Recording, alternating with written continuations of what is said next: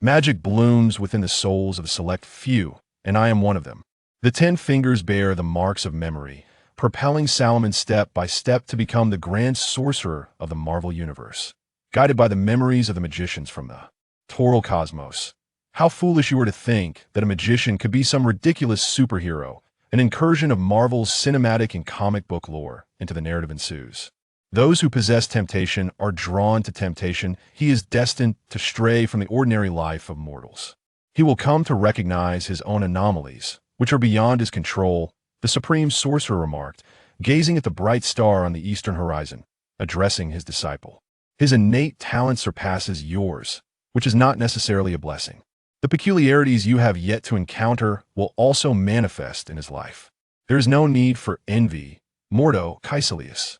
I shall impose responsibilities upon him that do not rightfully belong to him. He will suffer for it. Jezebel endured unbearable pain. Feeling abandoned, perhaps it was she who had abandoned herself. In the vast expanse of New York City, she was utterly alone. When she fled her homeland to escape an arranged marriage orchestrated by her father, she had but a few dollars, which she had now surrendered entirely to the smuggler. Had it not been for the small hammer she discovered aboard the vessel, she might have lost her purity. Yet, she harbored no regrets, despite the cramped quarters of the smuggler's boat, where even the act of relieving oneself was a challenge, and sickness frequently claimed lives, resulting in bodies being discarded overboard. She had never regretted her escape from that country. She had no desire to wed the decrepit neighbor, Kohler, who was already balding. From the age of 10, whenever Kohler's lecherous gaze lingered upon her, Jezebel trembled. By the time she turned 19, when Kohler proposed a dowry of 100,000 new shekels to her father eagerly accepted, not merely because her brother, who had never served in the army, required a sizable dowry for marriage, but also due to the financial needs of their numerous siblings, not to mention the substantial funds required for a pilgrimage to Jerusalem. She longed to scream families as impoverished as hers were becoming increasingly rare. Yet, their neighborhood was populated by the destitute, where the men merely nodded and recited prayers, while the women's toil was the sole source of income. Her family could not afford to educate her in mathematics or the natural sciences.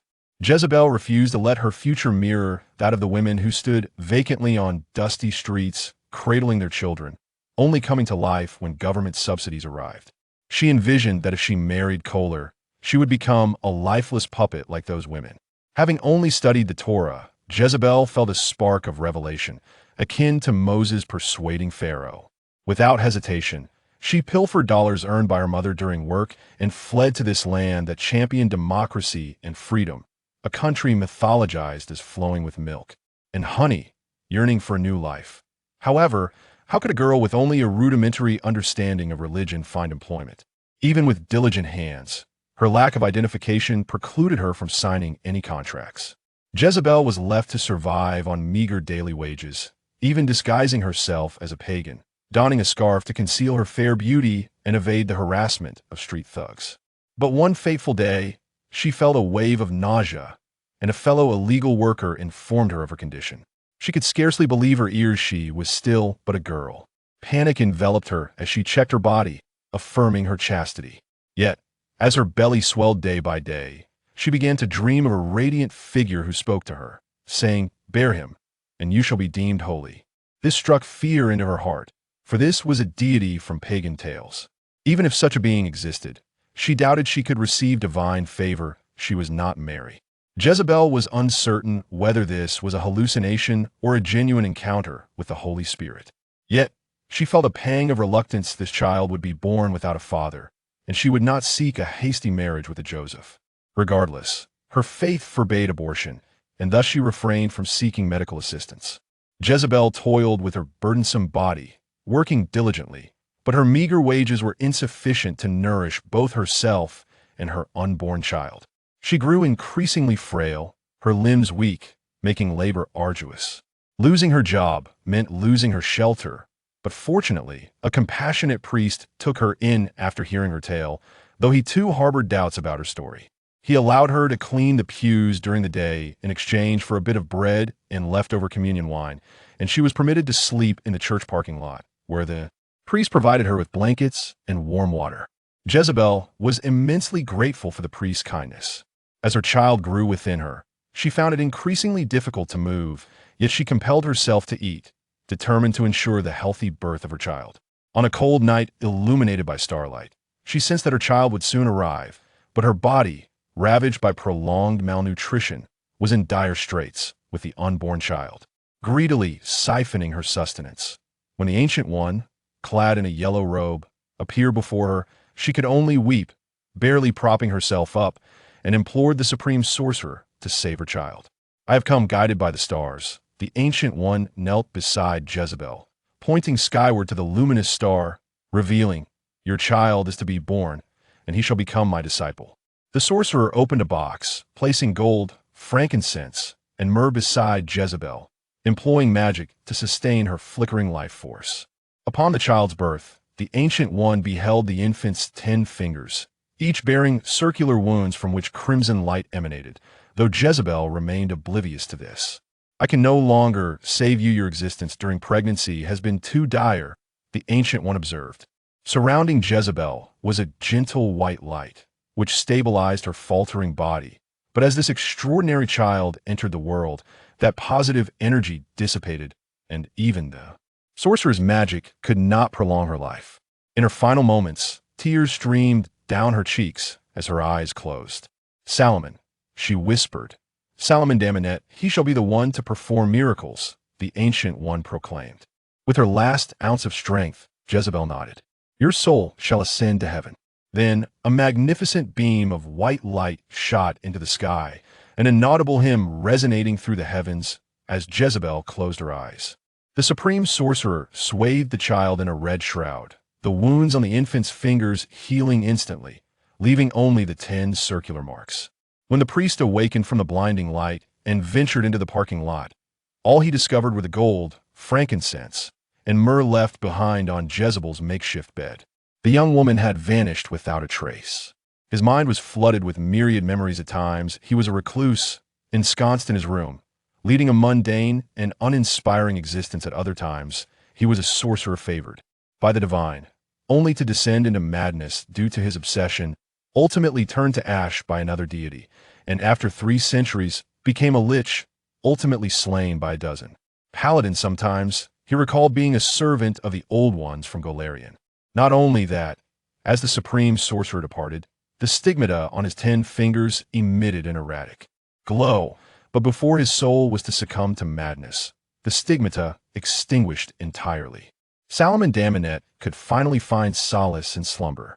Chapter 1. Innate magic. "This is the tale of your birth, Salomon," Master Ancient One remarked, gently tousling the 5-year-old Salomon's fluffy, curly locks. Throughout, the master had been exceedingly pleased with Salomon's demeanor, for he never exhibited the capricious weeping typical of children. Instead, she often found him deep in contemplation. Salomon Daminet was truly extraordinary, for he possessed a modicum of magical power without the need to forge a pact with the Vishani. This ability manifested when he was merely 5 years old, coinciding with the turn of the millennium, leading to some minor complications.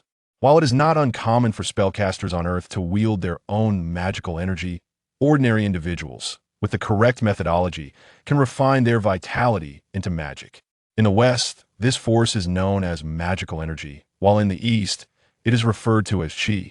Regardless of the nomenclature, it remains the essential energy that propels magic. However, those who refine their vitality are typically not exceedingly powerful. Aside from a few exceptionally gifted mystics, they're often mere hedge magicians. Conversely, those who are born with magical energy possess a unique status, often linked to other dimensions.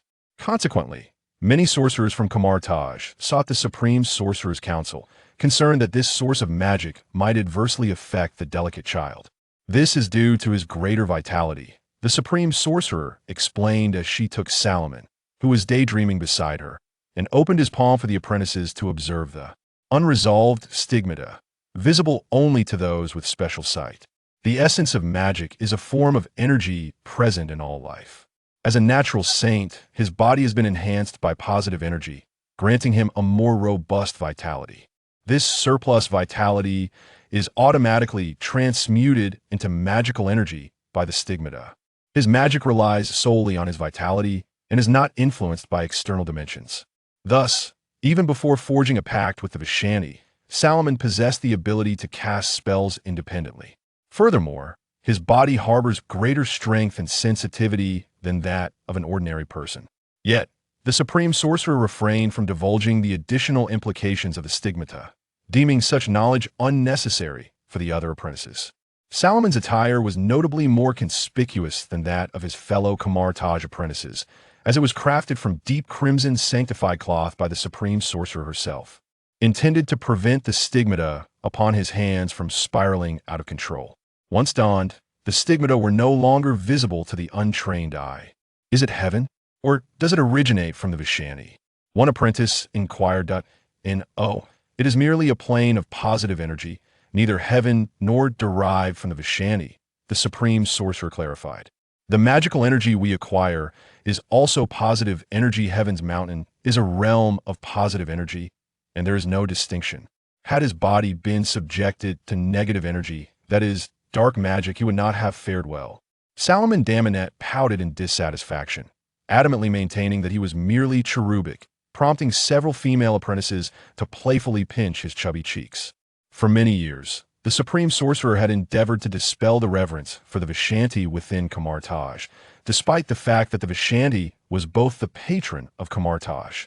In her own sovereign point, one reason Kamartaj could draw magical energy from the Vishani rather than other magical entities was due to the intervention of the Eternal One of the 5 deities of the universe. It was under the Eternal One's guidance that the Ancient One was able to forge a pact with the magical entity, the Vishani.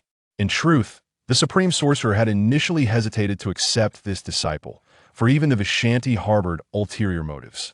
While the Supreme Sorcerer stood under the auspices of the Eternal One, it was the Vishanti who provided the magical energy, and the Vishanti had already designated the next Supreme Sorcerer. The Triune Agamotto, Ashtar, and Hogarth sought to reclaim control over Kamartaj, which had effectively slipped from their grasp, aiming to select a Supreme Sorcerer who would be sufficiently compliant. However, the Ancient One was exceedingly powerful, with an intimate connection to the Eternal. The Vishani could not guarantee that should they terminate the pact, the Ancient One would not be propelled towards Dormammu, becoming their adversary. They could not afford such a gamble, and thus chose to await the Ancient One's natural demise. The birth of Salomon Daminet ignited new hope for the Supreme Sorcerer, a hope that he could ensure Earth's autonomy before the new Supreme Sorcerer matured, preventing Kamartaj from descending into mere subservience to the Vishani. She also recounted the tale of Jezebel, attempting to instill in Salomon a sense of humanity, conveying that his existence was a continuation of Jezebel's love. I merely wish to reheat some soup. I am engrossed in reading the Book of Rogiel, and I do not have time to dine, so I intended to finish the soup I did not consume last night, Salomon said, raising his hands in innocence. And he was indeed speaking truthfully. In fact, from the moment he gained self-awareness, he encountered the Ancient One, recognizing his surroundings, yet due to his remarkably unassuming nature, he could hardly muster surprise. Then came the golden fingers. The 10 stigmata on his fingers not only endowed him with extraordinary physical prowess, but also bore the memories of 10 deceased sorcerers, encompassing vast magical knowledge and personal histories. He could easily discern the origins of these memories, be it Farron or Greyhawk, Ibrinis or Kryn. Even the inner sea world was not exempt. However, he couldn't help but grumble about the abundance of necromancers among the memories he received. Was it merely because they were so malevolent that they met their demise? Furthermore, why did his golden fingers seem to operate similarly to the soul gem of a demigod lich? Did this imply that he was destined to become a lich in the future? These golden fingers, while constituting a physical characteristic, also bore certain side effects. When unraveling the stigmata to acquire knowledge, he would be inundated with a deluge of information, for these sorcerers were all beings of long life, while he was merely a reclusive homebody. His soul strength was insufficient to absorb all the memories. A vicious cycle ensued. Thus, Salomon must begin learning the spells of Kamartaj to elevate his soul's essence, enabling him to harness the magic contained within the stigmata. After receiving foundational education, he was permitted access to select magical tomes in the library. The book he chose, known as the Book of Rogiel, was a translation of the so-called Key of Solomon, entirely unrelated to King Solomon, but rather penned by medieval sorcerers. The text advocated for blood sacrifices, embodying quintessential dark magic. However, due to its nonsensical content, devoid of any useful information, it was relegated to a corner of the library, serving as one of the terrifying instructional materials for novices to understand dark magic, thereby allowing Salomon to peruse it. The authentic tome, chronicling the knowledge of the angel Rogiel, the Book of Enoch, was strictly off-limits to the present Salomon. This situation resembled the parental scare tactics employed to coax children into sleep, warning them that if they remained awake, a great wolf, witch, or some strange entity might come to seize them, purely a method of fear-based education. Nevertheless, Salomon found the book utterly captivating, for he had only just begun to absorb snippets of magical knowledge. He had yet to engage with the formal mysteries. That Salomon's innate character, combined with the excitement from his memories of wizards first dabbling in magic, compelled him to experiment with magical tricks to heat soup in a realm devoid of spell slots and magical networks. He could only recite an extensive series of incantations to manipulate the output of his magical energy. However, not only did he fail to transform the cold soup into a warm one, but he also unleashed a flurry of sparkling flames that erupted from the door, much to the alarm of the wizards practicing their spells nearby, thus leading to the initial scene. The supreme mage patted Salomon's head once more, fully aware of his extraordinary origins, yet she had no intention of divulging this information to anyone. She even refrained from utilizing the eye of Agamotto to glimpse into Salomon's future. Although she had obtained the eye from the Eternal One, it was difficult to assert that the Vishani had not left their own mark upon it. The elder appeared to be deep in thought, pondering that a single source of magic could only sustain one system of spells. For instance, the cultists of Dormammu could not learn the portals of Kamartaj. The elder recognized that the holy marks would impart knowledge, yet Salomon's magical energy seemed capable of sustaining the operation of those spells. Salomon felt a surge of emotion as he gazed into the encouraging eyes of the supreme mage and decided to follow her guidance. Then, the supreme mage produced a straw, inserted it into a cup, and wandered away with the frosted vessel. Salomon rolled his eyes, realizing that the supreme mage was somewhat different from his initial expectations. Initially, he envisioned the supreme mage as an exceedingly dignified and benevolent wizard, akin to the esteemed Dumbledore next door. Yet, who among mentors would utter a plethora of touching words merely to coax their apprentice into casting a spell to chill a beverage? Chapter 2. The Art of Magic.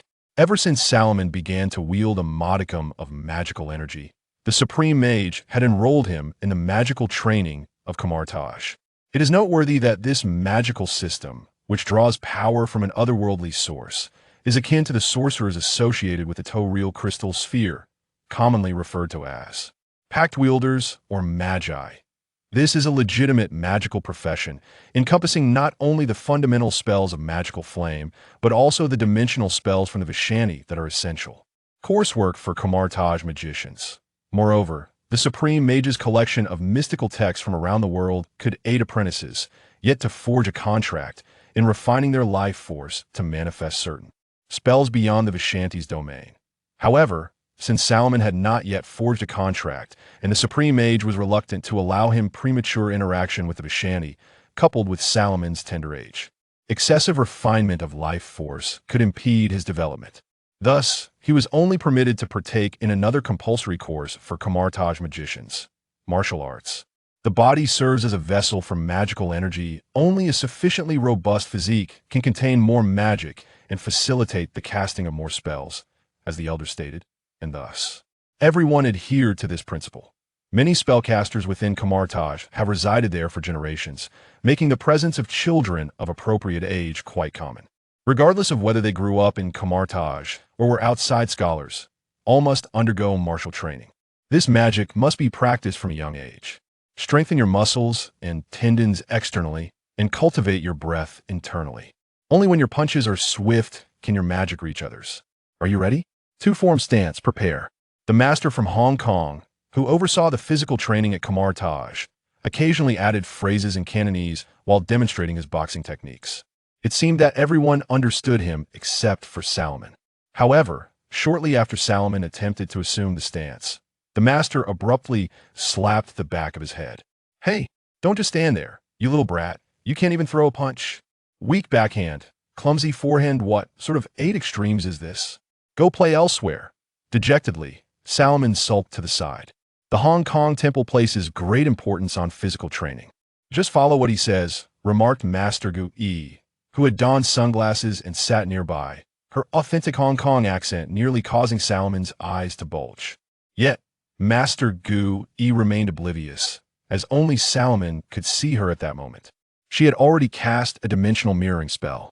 "If you don't want to practice 8 extremes, then learn Wing Chun." "Ah, young ones should learn as much as they can." Master Gu Yi shook her head.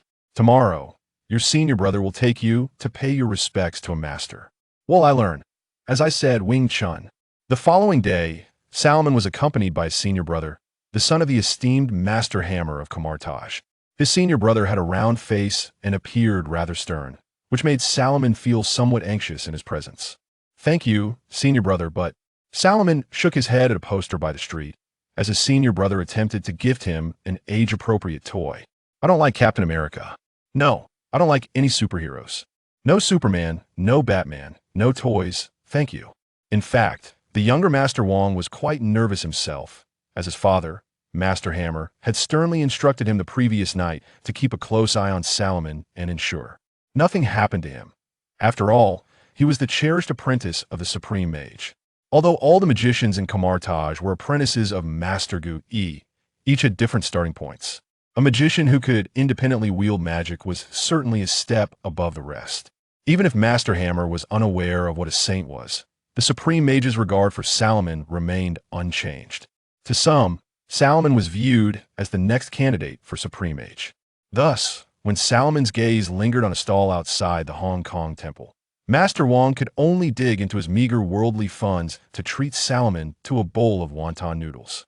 Salomon skillfully picked up his chopsticks again, and Master Wong paid little mind, for the fare at Kamartaj was a hodgepodge, featuring dishes from all corners.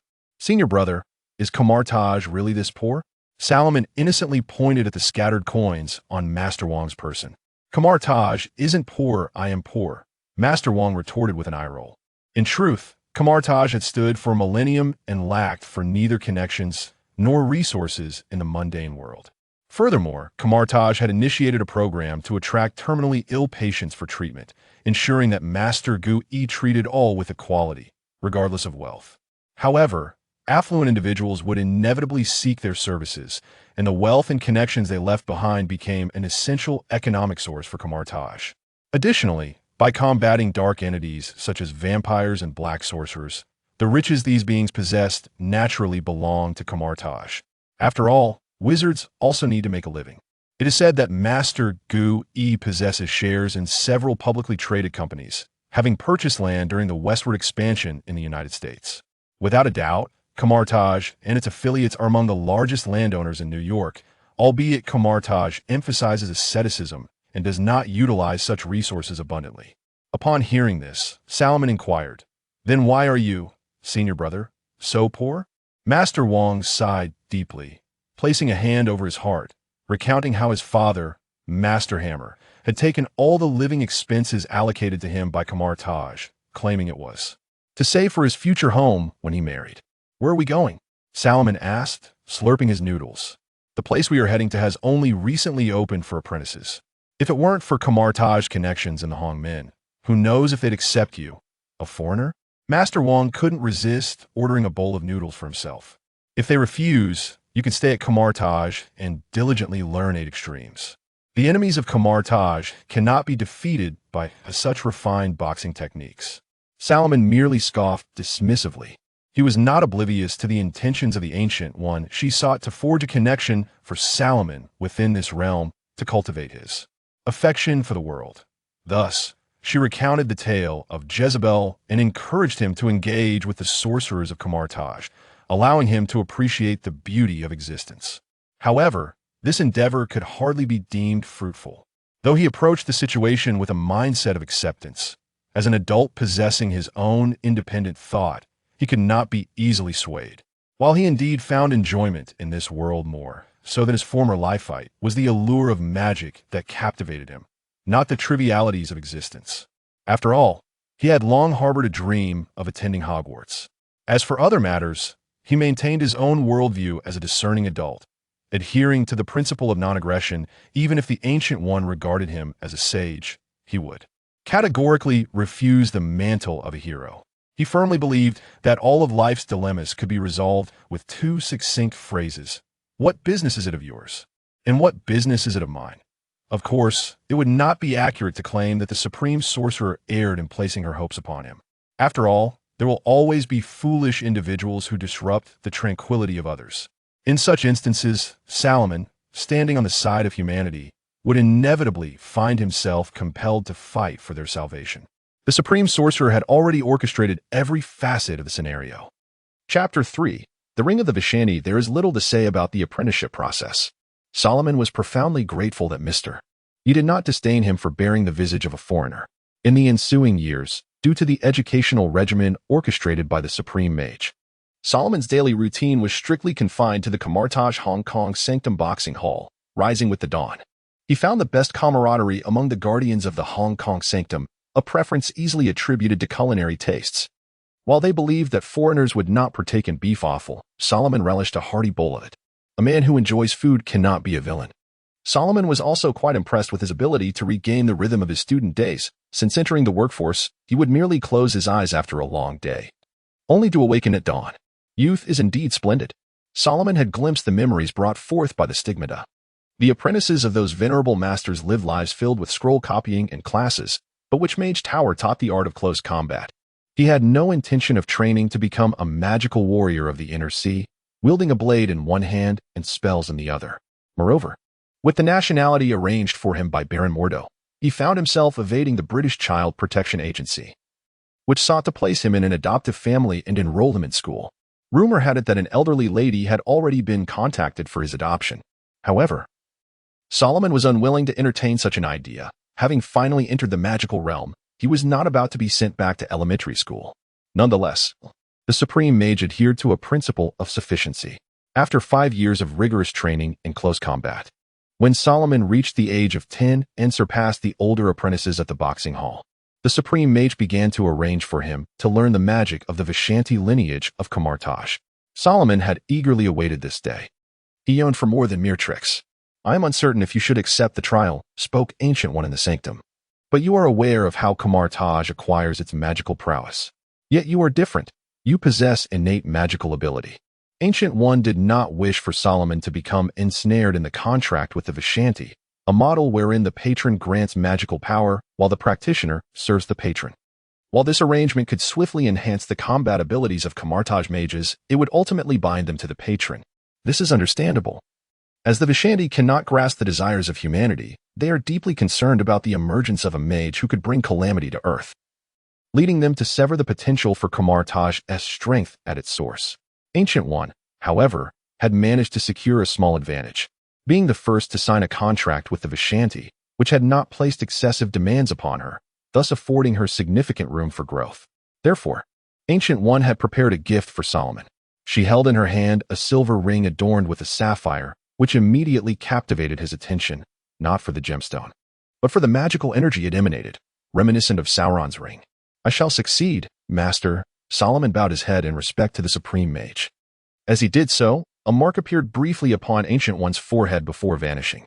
"Commence now. Don this ring of the Celestial first," commanded the Supreme Mage. Salomon nodded, cautiously lifting the ring with the tips of his thumb and forefinger. There was no sense of abnormality, no burning sensation. Everything seemed quite ordinary. He then placed the ring upon the index finger of his right hand, and to his surprise, the ring adjusted its size, snugly fitting his finger. Ancient One did not breathe a sigh of relief. She swiftly extended her hand, unfolding a mirrored space that enveloped the entire Kamartaj situated on the mountainside. "Thief!" A thunderous roar echoed from the sky as a colossal tiger's head materialized in the void, its eyes emitting blinding light.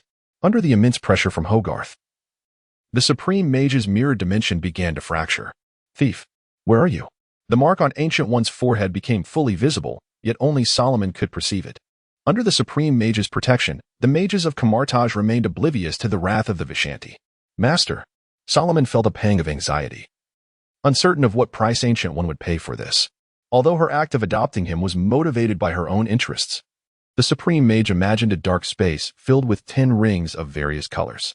Solomon did not deliberately arrange the positions of the 10 rings, but simply ordered them from lowest to highest. He envisioned the first ring, the one at the lowest position, emanating light, a self-hypnosis to initiate the stigmata. In his imagination, the ring gradually radiated hues of orange, yellow, olive, reddish-brown, and black, the latter being the absence of color, while in the external world, a surge of magical energy ascended from his body, ultimately coalescing within the ring. The Supreme Mage gradually sensed a diminishing of her burden, not due to the Vishani's anger abating, but because Solomon was progressively taming the magic within the ring. The unique magical attributes derived from the stigmata were continuously countering the intense heat produced by the Vishani's power. Without the stigmata, Solomon would have been rapidly reduced to ashes. Hogarth surveyed the surroundings, failing to detect the thief who had pilfered the Vishani's magic. His agitation grew, despite having ascended to the trinity of the Vishani. He remained fundamentally a large cat, a magical cat, endowed with ample patience. Upon realizing that the fluctuations of magic within the ring were subsiding, he relinquished his pursuit. After all, there were still 2 more rings. The thief would inevitably resurface. The Supreme Mage wearily opened her eyes, observing Solomon awaken from his meditation. How did it go? Ancient One inquired. I am uncertain, but when I activated the first stigmata, the magic within the ring began to tame itself. In truth, Solomon was somewhat perplexed. He had initiated the stigmata merely to counteract the ring's burning sensation and was prepared for the ensuing memory surge. Yet, this time, he was able to explore those memories gently, savoring and absorbing them, while his own magic suppressed the power of the Vishani's ring. It appears my conjecture was not mistaken. Solomon, the Supreme Mage remarked, you indeed possess the 10 rings. Chapter 4. Astonish and Gossip. What are the 10 Commandments? Solomon inquired, perplexed. Are you familiar with the tale of King Solomon? I have heard bits and pieces. It is said that King Solomon commanded 72 pillars of demons, and the initial construction of the Temple of Israel was attributed to his endeavors. However, it is speculated that the process of building the temple likely involved the assistance of these demons. The 10 rings serve as the divine acknowledgement of wisdom, as well as the means to command angels and demons. The Supreme Master remarked that Solomon performed his miracles only once, ultimately relinquishing the ring back to the heavens through his own will. But what does this have to do with my stigmata? Under the disapproving gaze of the Ancient One, Solomon turned away. He indeed had not encountered any explanations regarding the stigmata. So, does that mean you are uncertain whether I can tame this ring? Solomon stated with a face full of resentment. I am not averse to such an experiment, but I would appreciate a prior notice next time. Shuh. The Ancient One glanced aside. After all, nothing too significant has transpired, so do not take offense. The Supreme Master also mentioned the whereabouts of the other 2 rings to Solomon. But the Ancient One had always believed that Solomon was not yet ready to withstand the trials brought forth by the remaining rings. Why? Solomon asked. Because there is more than one magical force on earth, Solomon. Not all sorcerers derive their power from Vishandi, the Ancient One explained.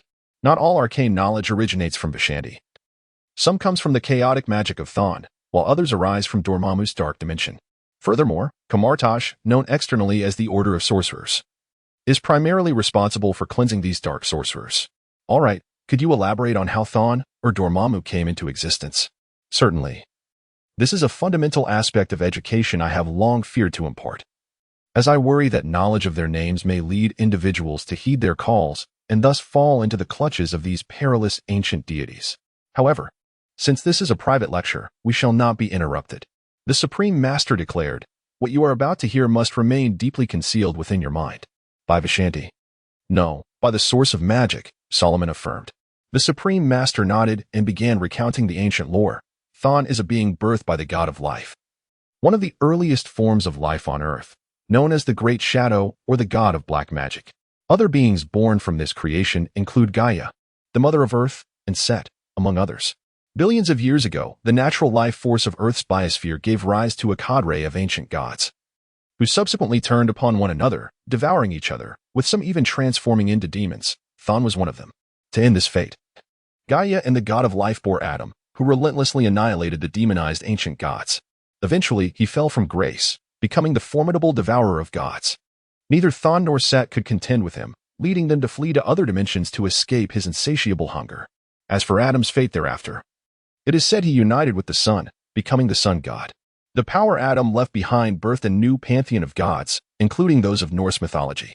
Odin, endowed with immense Odin force, waged wars, ruled over Asgard, and created Yggdrasil, the world tree, which divided the cosmos into 10 realms. Concurrently, various deities emerged across Earth, including the Jade Emperor and other terrestrial gods. Additionally, Gaia, along with her other son Uranus, gave birth to Cronus, whose offspring included Zeus, the deity featured in the storybooks of Greek mythology. What transpired among them remains somewhat obscure to me. I cannot ascertain why the 10 realms of Yggdrasil transformed into the current 9 realms. Nevertheless, in the distant past, the celestial overseers created by the eternal god engaged in conflict with these new deities. Ultimately, these new gods departed Earth to varying degrees. Before the advent of human civilization, the Supreme Master paused, prompting Salomon to hastily pour tea for his teacher and magically keep it warm. The Ancient One nodded with satisfaction and continued, "Next, I shall speak of Agamotto, one of the Trinity of Vishanti, who was the first Supreme Master, specializing in foresight and truth. He unveiled the mysteries of the cosmos and forged the treasures of Kamartash, including the Eye of Agamotto, as well as the Agamotto Amulet and the Agamotto Crystal Ball. Hoggoth is an ancient and powerful magical entity, whose true form is said to be incomprehensible to most mortals. Thus, Hoggoth often manifests as a tiger before human sorcerers, and at times, he appears with a human visage. His creations, the Path of Hoggoth and the Hoggoth Mist, assist travelers in traversing the realms of nightmares, while Hoggoth's incantations can induce slumber and forgetfulness. Here is a little tidbit of gossip. Yes, indeed, Solomon, your magical prowess is advancing rapidly. The Ancient One lifted her teacup, appreciating the pleasant warmth, while lowering her voice and winking as if sharing secrets about others. It is said that Hoggoth hails from an ancient and mysterious race, of which he is the last survivor, existing for millions of years or even longer. One day, Hoggoth encountered Ashtar, who was exploring different universes. He imparted much knowledge to Ashtar and aided her in understanding the value of other lives. He subsequently continued his travels with Ashtar. Therefore, it is highly probable that Hoggoth is Agamotto's progenitor. Of course, such matters must remain undisclosed. Solomon's mouth fell agape in astonishment. Although the actions of these magical entities cannot be judged by human ethics, the situation transcended mere chaos within their circle. But, teacher, how does this relate to my trial? Solomon inquired. Of course, it is relevant, the Ancient One replied. While England basks in the twilight of the setting sun, it has plundered a plethora of artworks from around the globe, all housed within the British Museum. Unfortunately, these artworks are intricately tied to the terrestrial pantheon. Although these new gods have vacated Earth, remnants of their power linger within those artifacts. Even a trace of it holds immeasurable energy for mortals. If you are to retrieve a ring from there, it implies that you must confront the guardians of that power. This is no trivial matter for you at present. I believe it would be prudent for you to first master all the magic you can learn. The Supreme Master's tone turned serious. Remember, even if you acquire another ring, do not be hasty to don it before locating the remaining 2 and wearing them simultaneously. Such an act would grant you complete dominion over the magic of Vishanti. Chapter 5, the British Museum. Thus, when I acquired another ring, I required the presence of a hobbit to resist the temptation of donning it, Salomon inquired. Indeed. To wear all the rings at once would grant complete dominion over the magical essence of the Vishanti. The Supreme Sorceress nodded, stating that this experiment was to ascertain your capability to wield the power of the Vishanti. Therefore, I also need a good soul who does not utter my precious. I am well aware of that innate sense of temptation. Salomon discreetly rolled his eyes, reminded of the intense heat emitted by the Vishanti's ring upon contact with magic. But where could he find someone untouched by sorcery? Seemingly reading Salomon's doubts, Master Gui readily offered one of her apprentices. Master Wong had yet to forge a pact with the Vishanti. His current studies merely encompassed the arcane secrets of Kamartash, with no significant achievements in Vishanti spells, thus remaining untainted by its magic. Yes, even the Child Protection Agency wouldn't be able to locate him. Right. Quickly. Disconnect the internet in this room. The magical realm does not require connectivity. Well, for the time being, Salomon had already devised a plan. He intended to harness the power of the Vishanti to operate Toril or magic from other realms. It is known that the magical network provides the most fundamental true ether, also known as mana. As long as the spell structure is sound, any type of magical essence can be utilized. Of course, due to the Vishanti's overwhelmingly radiant power, Some necromantic spells would still necessitate his own magical essence for support. The reason Baron Mordo sought Salomon was to train him in the use of magical artifacts. The artifacts of Camartage may differ somewhat from others, such as the Scepter of the Court of Life. In truth, it bears little relation to the Court of Life. It is more akin to a whip. Then there are the Boots of Valtor, which are not called artifacts, for they enable feats beyond even the most dexterous demon. You have learned to combat with your body, have you not? Baron Mordo chuckled like a fox that had pilfered a chicken. Now you must practice wielding weapons in battle. We are not wizards from fairy tales, merely brandishing a wooden stick to cast spells. I see nothing wrong with that, Brother Mordo, as long as close combat suffices. Salomon attempted to evade this training, but Baron Mordo, having encountered many cunning children, firmly grasped Salomon by the back of his collar and lifted him as one would a kitten. This is a misguided notion, Salomon, Mordo said gently. Creatures from other dimensions will not afford us the luxury of reciting incantations. Salomon relinquished all resistance, though he could not discern the expression on Baron Mordo's darkened face. He understood that escape was futile. So, the Supreme Sorceress sent you here to retrieve a magical artifact, and you want me to be your hobbit? The increasingly robust Master Wong expressed his dissatisfaction. To be frank, Salomon hadn't anticipated that Master Wong would appear so aged. He remarked, "Do you believe I am Frodo? I rather think I resemble Sam. In terms of physique, indeed, my friend, yet you lack culinary skills." Salomon replied, "And I believe I require your fists." "You have finally recognized that fists are more effective than magic?" Master Wong exclaimed with delight. "You see, even without signing a pact with the Vishandi, I can still defeat you during training. If not for you taking advantage of my incantation." At this moment in 2007, 12-year-old Salomon had already studied a portion of Toril spells and Camartage incantations, mastering the fundamentals of magical flame manipulation. The two of them traversed through the portal from Camartage to the Temple of London, arriving in the city where it seemed to have recently rained. The cobblestone streets were slick, yet the rain appeared to have purified London's air, with a hint of ozone refreshing the atmosphere, though still inferior to the crisp, invigorating air of Camartage. It was far superior to that of many major cities. The only issue was that Salomon inadvertently stepped into a puddle, soaking the shoes provided by Camartage. Do not wear that expression, Salomon. Mordo has secured your British nationality. You must acclimate to this weather. Master Wong seemed somewhat gleeful, as the Supreme Sorceress apparently wishes for you to attend a mundane school here in England. To be precise, it is foundational education in logical reasoning. Most sorcerers who come to Camartage have attended school in the mundane realm. Salomon shook his head, lifting his leg to proceed forward, the soles of his shoes squeaking. Mathematics, physics, chemistry, the Supreme Sorceress has declared these essential disciplines. Yet, I have not studied them. It is quite likely due to your upbringing in Camartage. You do not even possess health insurance. However, I believe once you acquire magical power, Camartage will provide you with an identity. Salomon concealed part of the truth. The Supreme Sorceress instructed him to inform others that he had formed a pact with the Vishandi. No one would suspect that Salomon merely exploited the Vishandi's magic. The Supreme Sorceress was well versed in this approach, as he had similarly acquired Dormammu's powers, albeit now applied to the Vishandi. Moreover, this artifact must be held by someone with a lesser connection to magic to avoid backlash. Salomon glanced sideways at Master Wong, unsurprisingly. Master Wong was still somewhat troubled by his inability to forge a pact. "Do not fret," he reassured Master Wong. "The Supreme Sorceress surely has her reasons. Besides, you are already more capable than those who can wield spells, are you not? Are you referring to the aspect of not needing sleep?" That too. So, what shall we do?" Master Wong expressed his discontent. "First, we must enter." The moment Salomon and Master Wong stepped into the British Museum, located at Russell Square on the north side of New Oxford Street, they sensed an anomaly. The magical essence here felt significantly stronger than in other locations. "Have you discerned anything?" Master Wong, too, noticed something amiss, yet he scanned the surroundings and found nothing. "Look over there." Salomon pointed to the exhibits. There stood a bronze statue of Shiva, a wooden carving from the Nicobar Islands, a marble statue of the goddess Ambika, murals from the Parthenon, and a bust of Pharaoh Amenhotep III. Most importantly, there were the ritual artifacts from various pantheons, each represented. Although the Supreme Sorceress had previously mentioned to Salomon the divine powers lingering within those artifacts and relics, the sheer magnitude of this force still startled him. "You mean, we are to rob the museum?" Master Wong whispered. "Could the artifact be one of the items here?" "No, not precisely." Salomon lowered his voice. The two whispered anxiously to each other. "It is the Guardians here?" Did you not notice? Salomon's gaze shifted to the side, those ethereal beings.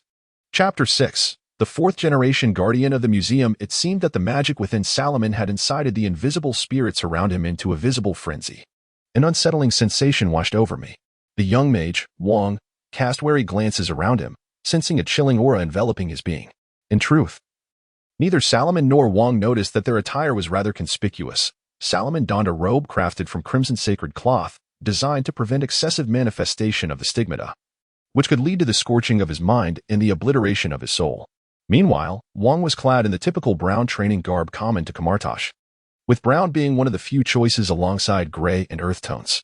Yet, in the 21st century, such attire had become obsolete, particularly as autumn approached. Even though the museum boasted air conditioning, maintaining suitable temperature and humidity was crucial for the preservation of its collections. Upon noticing a security guard approaching, Salomon hastily urged Wang to venture deeper into the museum, believing that their furtive demeanor had attracted undue attention, all the while oblivious to how his aesthetic sensibilities had been assimilated, given that nearly every mage from his memories wore robes. Navigating through the grand atrium adorned with 312 triangular glass panes, Salomon and Wang arrived at the Egyptian exhibit, home to numerous artifacts seized by the British from the French during Napoleon's ill-fated campaign in Egypt. Numbering over 100,000 pieces, and it was here that the magical energies were most concentrated. What are you staring at? Wang inquired, his agitation rising as he struggled to perceive that which should have been visible. Yet, Salomon firmly pressed him down onto a public bench, advising, enter a meditative state, and you will perceive those things. Admittedly, Wang's behavior was somewhat disruptive to public decorum, as sitting cross-legged on a bench was rather uncivilized. In an effort to correct this faux pas, Salomon distanced himself slightly from Wang. Don't look at me. I do not know that person. Upon reopening his eyes, Wang failed to recognize Salomon's peculiar demeanor. Rather, he was awestruck by the spectacle before him. Countless colossal, distorted spirits lingered around the artifacts. The power contained in a single piece would not suffice to attract these spirits, but the sheer multitude of artifacts plundered overseas by the British, exhibited by civilization, amplified the resonance of the same pantheon's powers, while the restless souls required sustenance to maintain their own strength. I see them, Wang stammered. Disbelief etched on his face as he reached out, yearning to touch the ethereal forms, sensing a force governing them. Salomon squinted towards the front, discreetly gesturing. Can you still throw a punch? We are about to confront them. What? Wang was perplexed. The elderly lady referred to the two visitors standing before an exhibit. While she remained invisible to them, only perceptible to Salomon and Wang. Before the spirits could make a move, a beam of positive energy shot forth, striking a spirit that lunged at the tourists.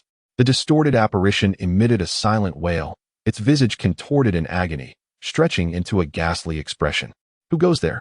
The lady's expression shifted instantaneously, her glare fierce. Although Salomon had previously instructed Wang to show no mercy, he hesitated. Are you certain you want me to strike an elderly lady? Certainly, but it is too late now, you foolish donkey. The opportunity for a surprise attack has vanished. Just protect me. Salomon rolled his eyes, reprimanding him. You squandered the moment to launch an offensive. Hey, ma'am. Wang attempted to greet her, only to be swiftly knocked to the ground by a spell emanating from the lady's ring. I smell the foul stench of foreign magic, she declared with disdain, as torrents of magical energy flowed from her ring to the ground, compelling the spirits to draw near. The newly risen Wang and Salomon could only retreat in haste. The lady stood her ground, proclaiming, I am Mage Toril, the fourth-generation guardian. These sightless passers-by cannot see, but I employ my secret arts daily to keep these perilous pagan spirits at bay, preventing sorcerers like you from awakening them. Her voice crescendoed, as if she were a deity upon Olympus, with Salomon as the hapless Tantalus facing impending punishment. Salomon continued to retreat, evading the encroaching magic and spirits, while Wang, regaining his footing, shielded Salomon in terror, raising his fists in a futile attempt to fend off the advancing specters. Fists will do little against them, brother, Salomon remarked calmly, producing a pouch of silver powder. As he recited an incantation, the powder enveloped Wang, transforming into white motes of light that surged forward to strip the lady of her ring. Now those spirits can no longer approach you. Are you certain it will work? Wang questioned, perceiving the gravity of the situation, yet after Salomon's spell, an inexplicable dread dissipated from his heart. He shouted, Miss Tuttle, we are not. It is Miss Tuttle. Very well, Miss Tuttle, we do not wish to awaken these spirits. Indeed, Salomon interjected, that is not our intention. You are not sorcerers? Mage Tootle had neither seen nor sensed Salomon's spell, as Wang's form obscured Salomon's incantation and gestures. Enough with the idle chatter, Wang. Her method of restraining these ghosts involves devouring souls, and souls originate from where? Salomon no longer hesitated, positioning the adversary in a malevolent light to prompt Wang into action, as their discourse teetered on the brink of collapse. Very well. Wang, undeterred, charged forth, deftly dodging the magical bindings, forcing his way through the spirits, only to be ensnared by the flowing magic on the ground. A tremendous force pulling him down to kneel. Mage Tootle had rarely engaged in earnest combat. Previous sorcerers who sought spirits in the British Museum were mere novices with scant knowledge of magic and a handful of spells, incapable of contending against one endowed with the vestments of the divine. With Wang immobilized, Mage Tootle reveled in her triumph, convinced that neither Salomon nor Wang would escape today.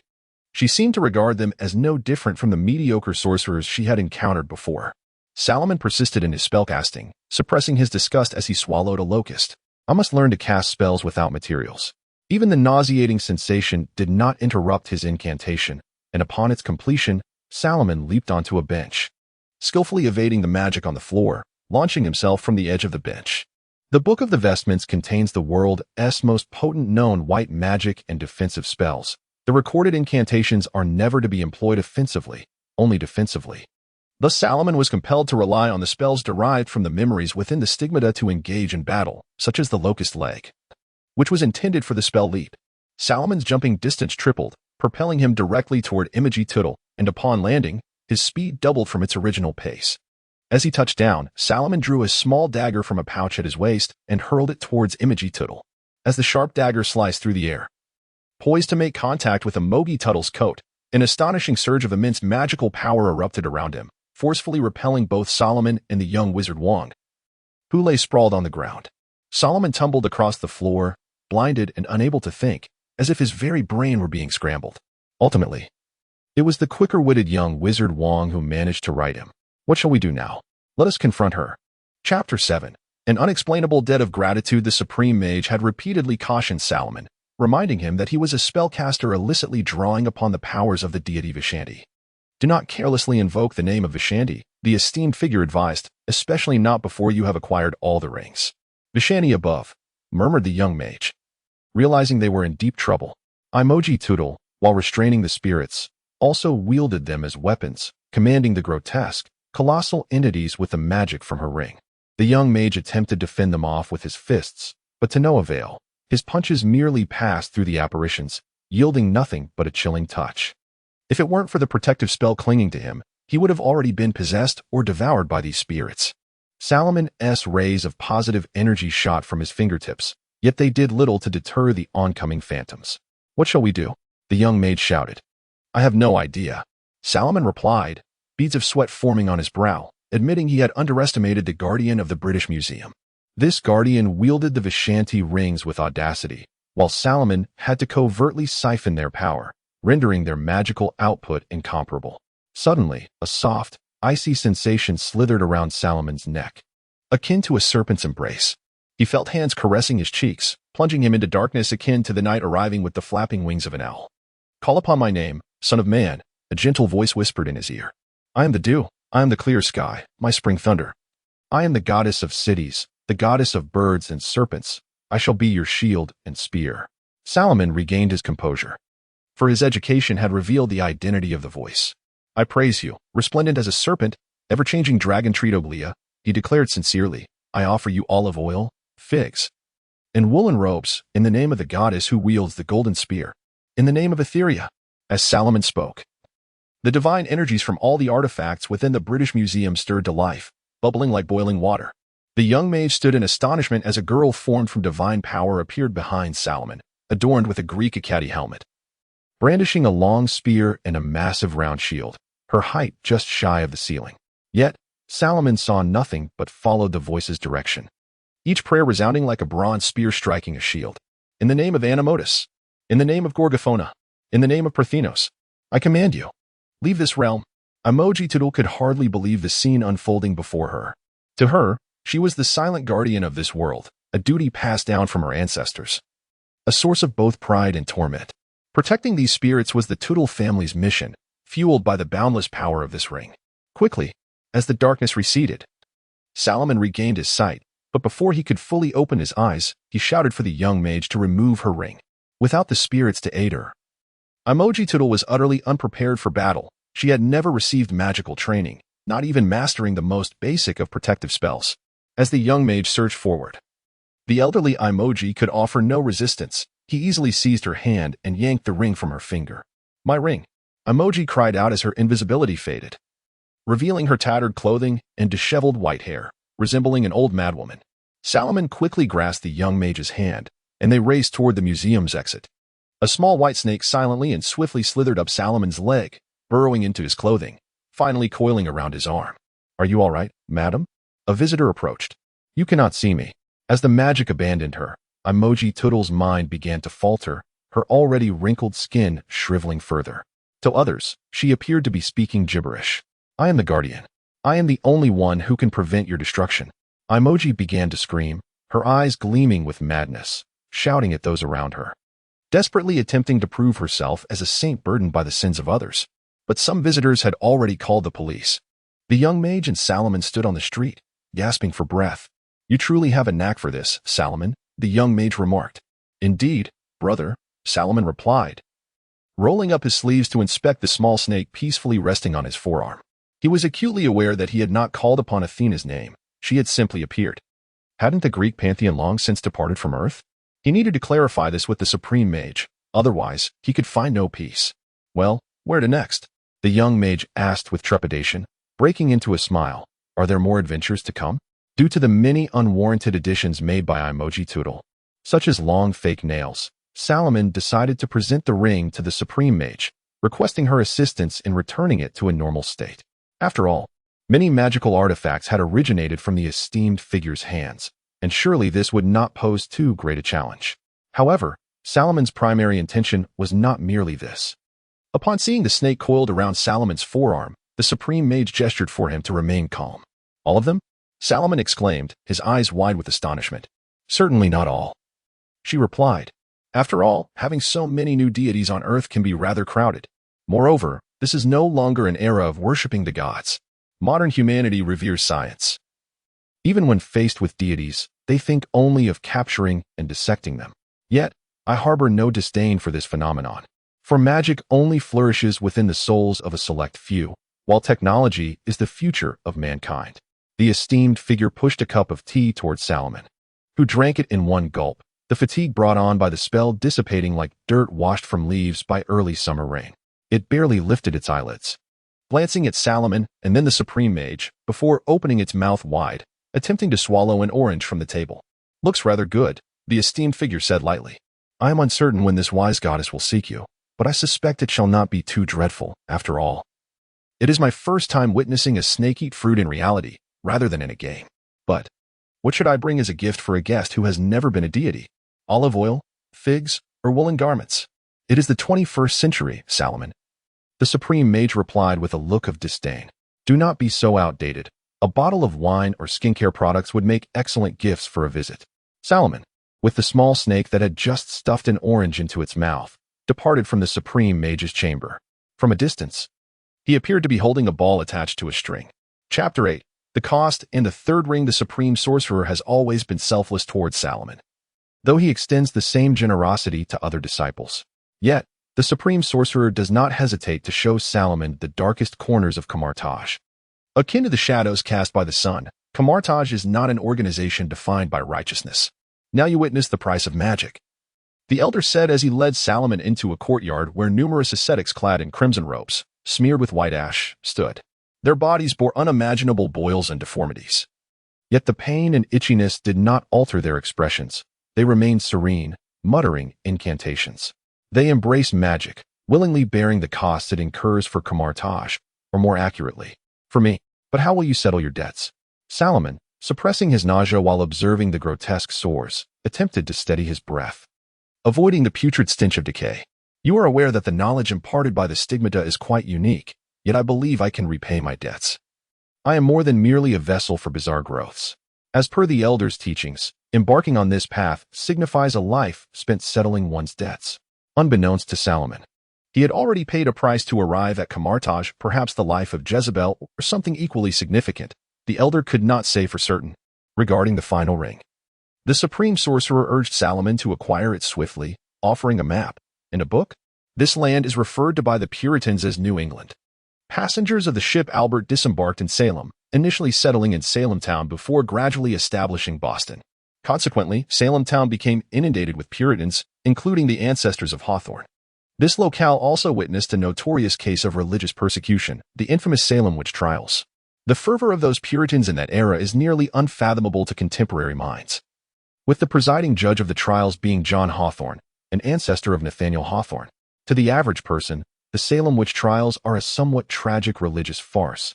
But for Salomon, they evoke an indescribable essence, akin to the foul stench of otherworldly magic. Perhaps there were ambiguities surrounding those trials. As this dark magic clings to the land, though it has faded with time, it may be that the two young witches who sparked the trials were not ordinary beings. Yet the innocent lives ensnared within the frenzy allow one to taste the nauseating zeal of the Puritans. Neither Salomon nor the young sorcerer attracted attention with their attire. As previously mentioned, the aura of mysticism here is palpable. The descendants of those once fanatical Puritans no longer cling to their beliefs. Daily, numerous visitors come to seek out witches, with a few even dressing as sorcerers, which is not particularly remarkable. So where's the ring that the elder spoke of? The young sorcerer scanned the surroundings, fixating intently on the rings of those present, trying to discern any peculiarities. Oh, it even moves? What moves? The map, of course. Salomon pointed to the map he had unfolded, which bore a small red dot indicating the ring's location. We must greet the descendants of those Puritans. Are you referring to those obstinate lunatics? The young sorcerer clenched his fists, recalling the elder's teachings to refrain from revealing magic to ordinary folk. Thus, a fist may prove more useful. You cannot even summon a Lagador ring at this moment. Were it not for the elder's creation of numerous spells utilizing one's own magic, you wouldn't even be worthy of being called a sorcerer. Salomon lifted his gaze, attempting to correlate the map's location with the physical structures around him, bearing in mind that others might possess firearms. After all, this is America. The Lagador ring, mentioned by Salomon, is one of Camartage's common spells, manifested as a magical shield in each hand, one orange-yellow and the other red, denoting a distinction in magical output. The structural differences in the spells are minimal, yet it is the first spell with a defined structure that sorcerers at Camartage learn upon acquiring magic. All right. What shall we do now? The young sorcerer's chubby cheeks quivered with impatience. Use magic, my dear Wang. We await the appearance of our target. Did you bring money? The supreme sorcerer's decision to have Wang accompany Salomon was not solely due to Wang's lack of a contract with the Vishani. He was one of the rare apprentices at Camartage who was not overly rigid. Other sorcerers would often react with hostility upon encountering wild mages. Yet their prowess rarely matched their bravado.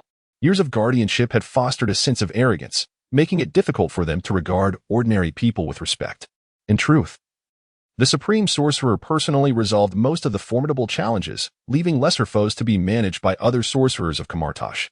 In simple terms, the supreme sorcerer is a legendary figure, while the other sorcerers likely do not exceed the 10th level. In an unexpected encounter, a single bullet could easily end the life of any sorcerer at Camartage, aside from the supreme sorcerer. He has recognized this issue. Humanity has progressed more in the past century than in the millennia prior. If Camartage fails to acknowledge the strength of ordinary people, it may face significant repercussions in the future. Wang is thus a key talent that the supreme sorcerer seeks to cultivate. Broadening perspectives is precisely what he and Salomon need to pursue. Chapter 9. The trick. Salomon's approach was straightforward yet crude, lacking in any significant cleverness. And their adversaries were not as formidable as the guardians of the British Museum, at least not on a magical level. Nevertheless, this time, their opponent was no trifling character.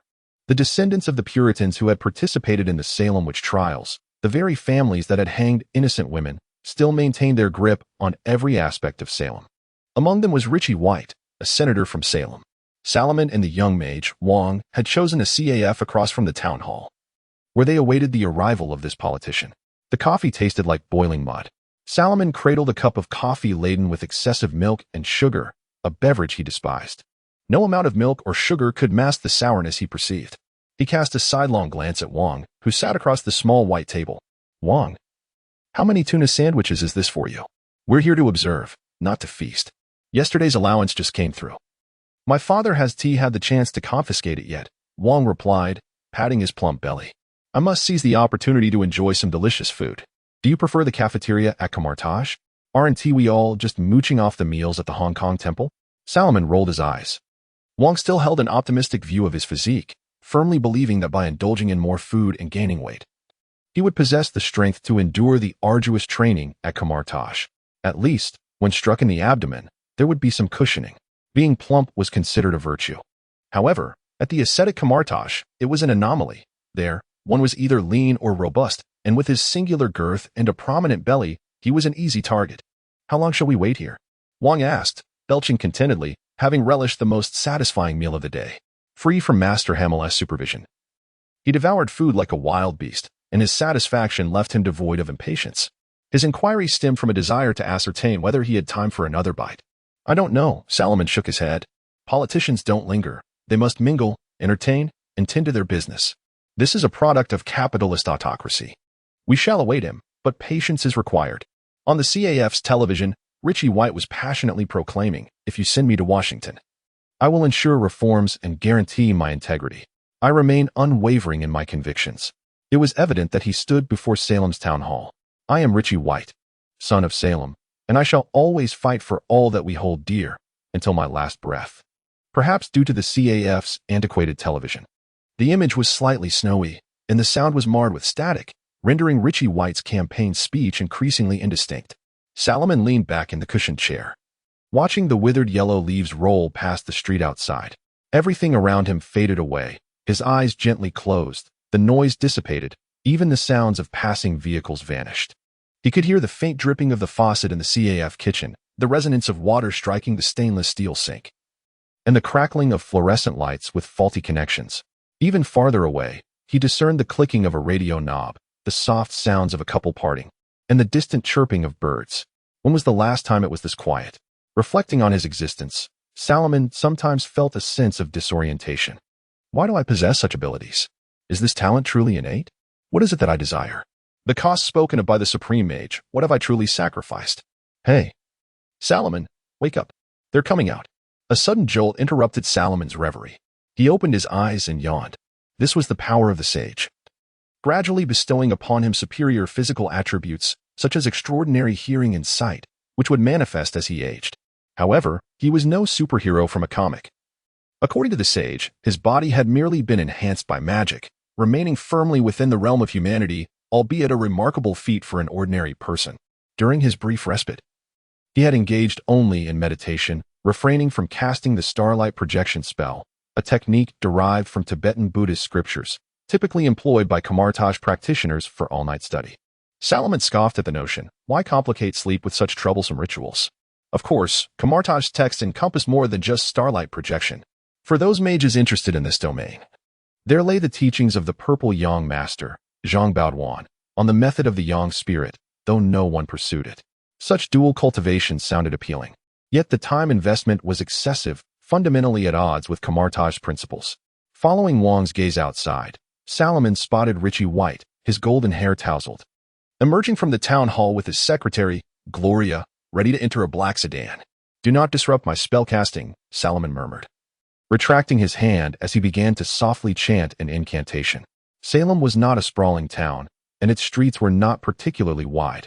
The buildings, mostly draped in somber gray, exuded a sense of coldness, as if the residents held little interest in urban development. Thus, the spell Salomon cast was within reach of his target. Wang watched in astonishment as Salomon pointed a finger, causing Richie White to tumble to the ground, his red-lined coat falling victim to the unexpected mishap. Upon closer inspection, Wang gasped. You pulled down his pants. What sort of magic is this? Who isn't tripped up by falling trousers? Salomon retorted. Richie scrambled to his feet, while his black-suited bodyguards swiftly shielded the senator from public view. After all, a senator's pants falling in public was far from desirable news. All right, we can proceed, Salomon declared, rising and continuing his incantation as he approached their target. The once imposing bodyguards, clad in black, bent at the waist, their pants cascading one after another to the ground, drawing the attention of onlookers. Salomon and Wang maneuvered through the crowd.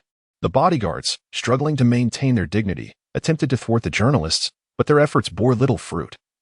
as the cunning reporters had expertly stepped on the fallen trousers, rendering them immobile.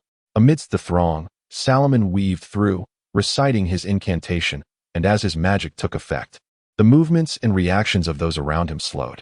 He raised a hand above his head, golden dust swirling above each person. "Close your eyes," he whispered to Wong, followed by a blinding flash akin to a flashbang. The onlookers instinctively shut their eyes, some shedding tears from the overwhelming stimulus. "Hurry. It's the ring with the pink gemstone." Chapter 10. The Ghosts of the White Family. Did you get it? Salomon inquired, glancing up at the out-of-breath young mage who was catching his breath in a secluded alley in Salem. Despite the stench emanating from the refuse and vomit strewn about the alley, he eagerly pressed the young mage for an answer. This is my first time stealing," the young mage stammered, repeatedly patting his chest as if trying to soothe his racing heart. The experience was too exhilarating for him. However, as he took a deep breath, he was once again overwhelmed by the foul odor surrounding them. "In fact, our actions lean more towards robbery." Salomon innocently blinked, gently patting the young mage's back. "I hope there are no cameras capturing this moment. Otherwise, you might find yourself face to face with the police next time you venture out. Given the racial implications, they may issue a mere warning before resorting to gunfire. Therefore, I suggest we prepare some protective spells before our next outing." "What? Me? Don't worry. I've been covering my face." "Oh, I regret choosing this place. It reeks terribly." Nearby, the crowd, just regaining their sight from the dazzling lights, continued to shout, while Ricky White began to scream. Even though his vision was obscured at that moment, the sensation of the ring being forcibly removed from his finger was all too vivid. He felt a plump hand seize his wrist, wrenching his palm open, and in an instant, his ring vanished. That ring was a family heirloom, ever since he donned it. He had never experienced misfortune, be it from sharpening pencils as a child or shaving as an adult. Not a single scratch marred his skin. Now, however, Ricky White's wrist bore a bruise, perhaps the most severe injury he had ever sustained. The gravity of a senator's public humiliation starkly contrasted with that of a robbery on the streets. The former could be laughed off as a political scandal, while the latter raised serious concerns about the safety of public figures. Consequently, the situation escalated rapidly, with the Salem police swiftly detaining everyone present, including oblivious journalists clamoring for press freedom. The officers firmly subdued these clueless fools. Salomon and the young mage narrowly escaped due to their earlier departure, but had they lingered in Salem, it would have only been a matter of time before they were caught. There it is. The young mage finally regained his composure, opening his palm and speaking in a deep voice. "Right here." It was a platinum ring adorned with a large pink gemstone, the gem's base intricately patterned with a grid-like design. "I think we can leave now. Let's put it in my pocket." Salomon nodded, aware of how to utilize the portal magic. Albeit humorously, they hadn't arrived through a portal, but rather a long-distance bus. This was a necessary compromise, for without harnessing ample power from the Vishandi lineage, many spells remained beyond his grasp. A chilling sensation crept up his spine, goosebumps spreading across his skin, prompting an involuntary shiver. This feeling was all too familiar. He had encountered it before while acquiring the ring at the British Museum. "I knew it wouldn't be that easy," he muttered, just as a deafening crash echoed behind him, followed by an irresistible force that sent him sprawling to the ground. As he scrambled to rise from the street, brushing leaves off his face, he noticed the once narrow alley had widened significantly, as if the stone bricks at the entrance had been shattered by some unseen force. This chaos persisted. Salomon ducked and dodged through the alley as bricks rained down from above, striking his body relentlessly. He could not afford to stop, constantly evading, for something formless in the air unleashed its fury, intent on demolishing everything in its path, including Salomon. Onlookers screamed in terror, and the police diverted some of their attention to this commotion. The young mage, undeterred by the surrounding chaos, shouted urgently, "Get out here. Salomon, come out." "No."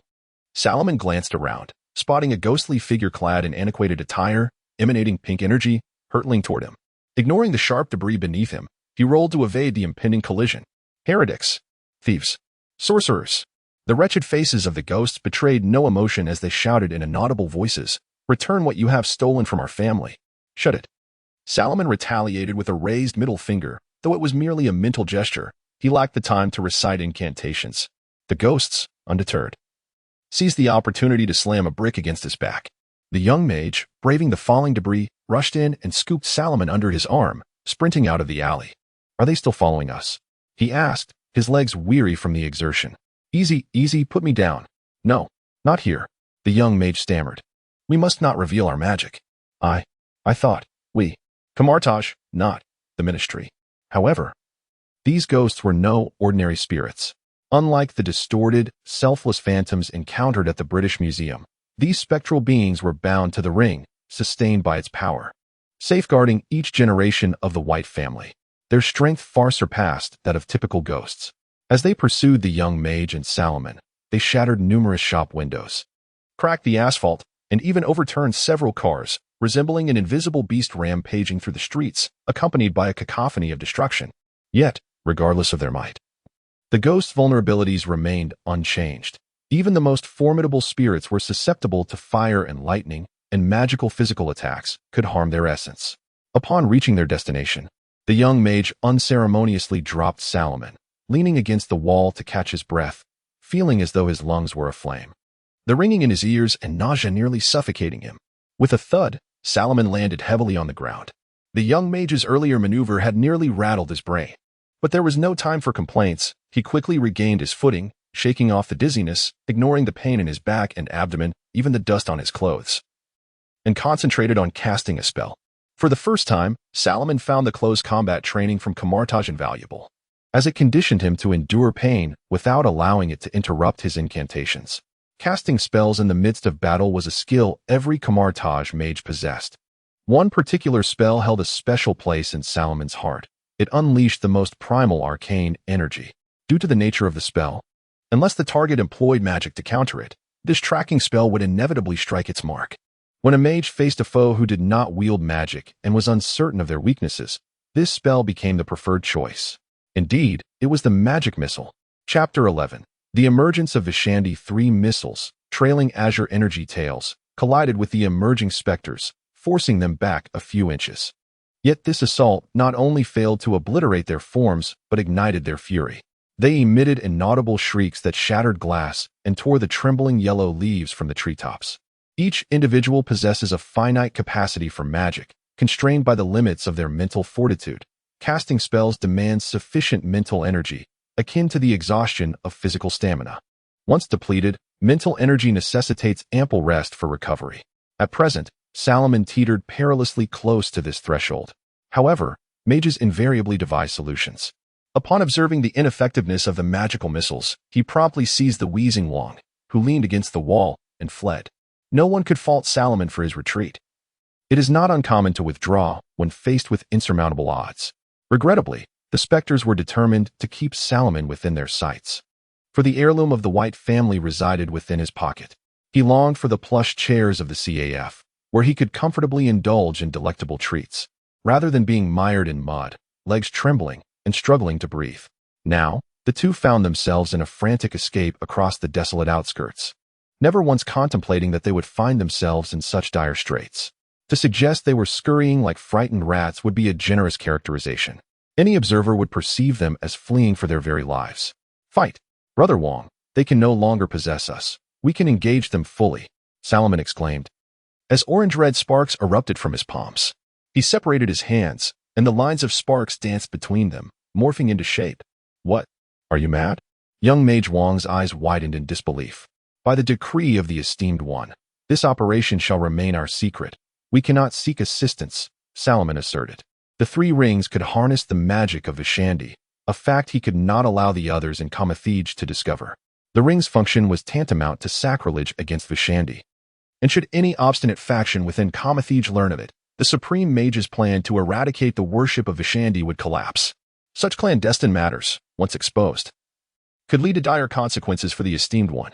Salomon was unwaveringly supportive of the Supreme Mage's scheme. The sect leader was not a deity, and the relationship between the Magus and the leader was merely transactional.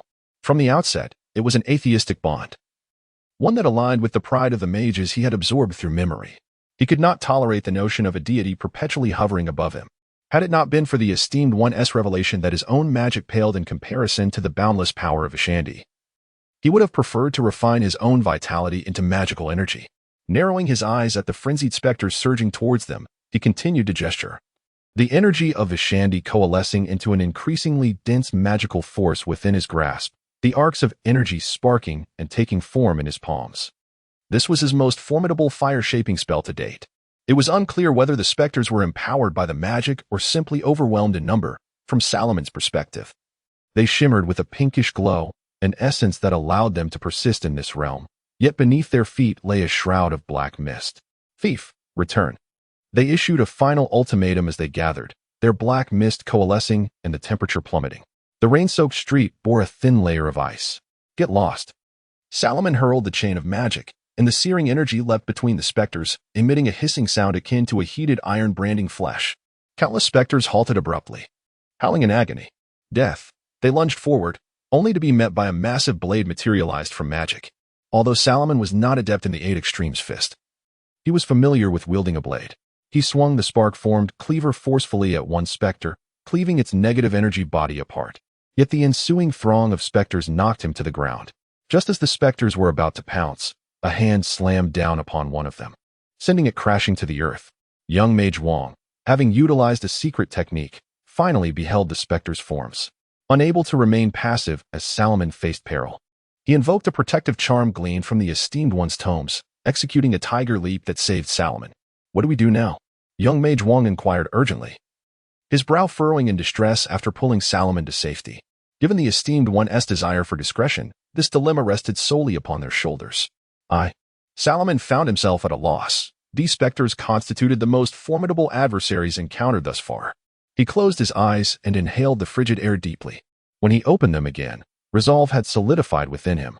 Hold them off for a moment. I shall deal with them, Salomon stated, extending his hand into his pocket. Upon touching the other two rings, the previously cold metal warmed to an intense heat. In an instant, the warmth escalated to scorching temperatures, clinging painfully to his fingers, prompting a cry of anguish. Salomon. Young Mage Wong turned in alarm. He saw Salomon collapse to the ground, engulfed in flames of magical energy. His robe's edges had already turned a charred yellow, and his long black hair twisted and singed. The horrifying heat expanded the air, forcing young Mage Wong back several steps. The specters became chaotic, as a torrent of magical energy effortlessly dismantled their forms, their skeletal ethereal bodies disintegrating into pure magic. Stay away from me, Salomon bellowed. But his voice was scarcely audible. The intense heat rendered his throat and tongue parched, the scalding air searing his lungs. With each utterance, he fought against retching, spewing forth thick, dark red liquid, only for his throat to dry once more, akin to rasping sandpaper. He could only produce incomprehensible utterances. His skin blistered, blood quickly evaporating, and the sweat from his brow vanished in an instant. His lips tightened, cracking and peeling. The heat intensified further, and Salomon let out another wail as parts of his skin began to char, the asphalt beneath him melting into a viscous mass. Severe dehydration and the oppressive heat plunged Salomon into a haze of confusion. Young Mage Wong observed as Salomon's skin turned a ghastly yellow, layers of it drying and flaking away, revealing bloodless crimson muscle beneath. Even so, Salomon instinctively lifted his head, though his vision had faded to nothingness. He sensed three faces emerging from the void where magic coalesced: a tiger, a man, and a woman, Hogos, Agamotto, and Ashtu. F-upsp, you, Vishandi, Salomon raised his hand, sensing the dry friction of bones and muscles, but the words he longed to utter remained unspoken. His vocal cords, coated in desiccated blood, and his tongue glued to his jaw, rendered him incapable of articulating even a single word. With his final strength, Salomon unfastened the clasps of the sacred shroud. Chapter 12. The Tree of Life. Salomon dreamed of an immense tree, born from the tranquil ocean, entwined by two colossal serpents. At the base of the tree's trunk, he beheld a magnificent circular ring crafted from crystal, adorned with shimmering hues of orange, olive, reddish-brown, and black. As his gaze ascended, the rings on either side of the trunk began to illuminate with vibrant colors. Yet his vision grew increasingly blurred with height. Struggling to perceive the highest ring, he discerned it was forged from diamond, enveloped by wings that glimmered with white light. Lowering his gaze, he caught a glimpse of the tree's reflection, shrouded in mist. The reflection was indistinct, yet it revealed a stark contrast to the tree above. Upon closer inspection, he noted that the rings and branches formed 5 distinct segments, corresponding to the pentagram created by the rings and branches of the towering tree. A soft whisper echoed in his ears, imparting the key to the realm of spirits. However, before Salomon could focus on the murmurs, he found himself distanced from the ocean. Have you awakened? Yet you still require rest, a serene voice reached Salomon's ears, and he realized he had emerged from the dream. Wearily, he opened his eyes to find the Venerable One seated beside him. The magical flames had vanished, and his lips no longer bore the marks of dryness. Salomon recalled donning all the rings, unleashing astonishing magical energy, but the events that followed remained a blank.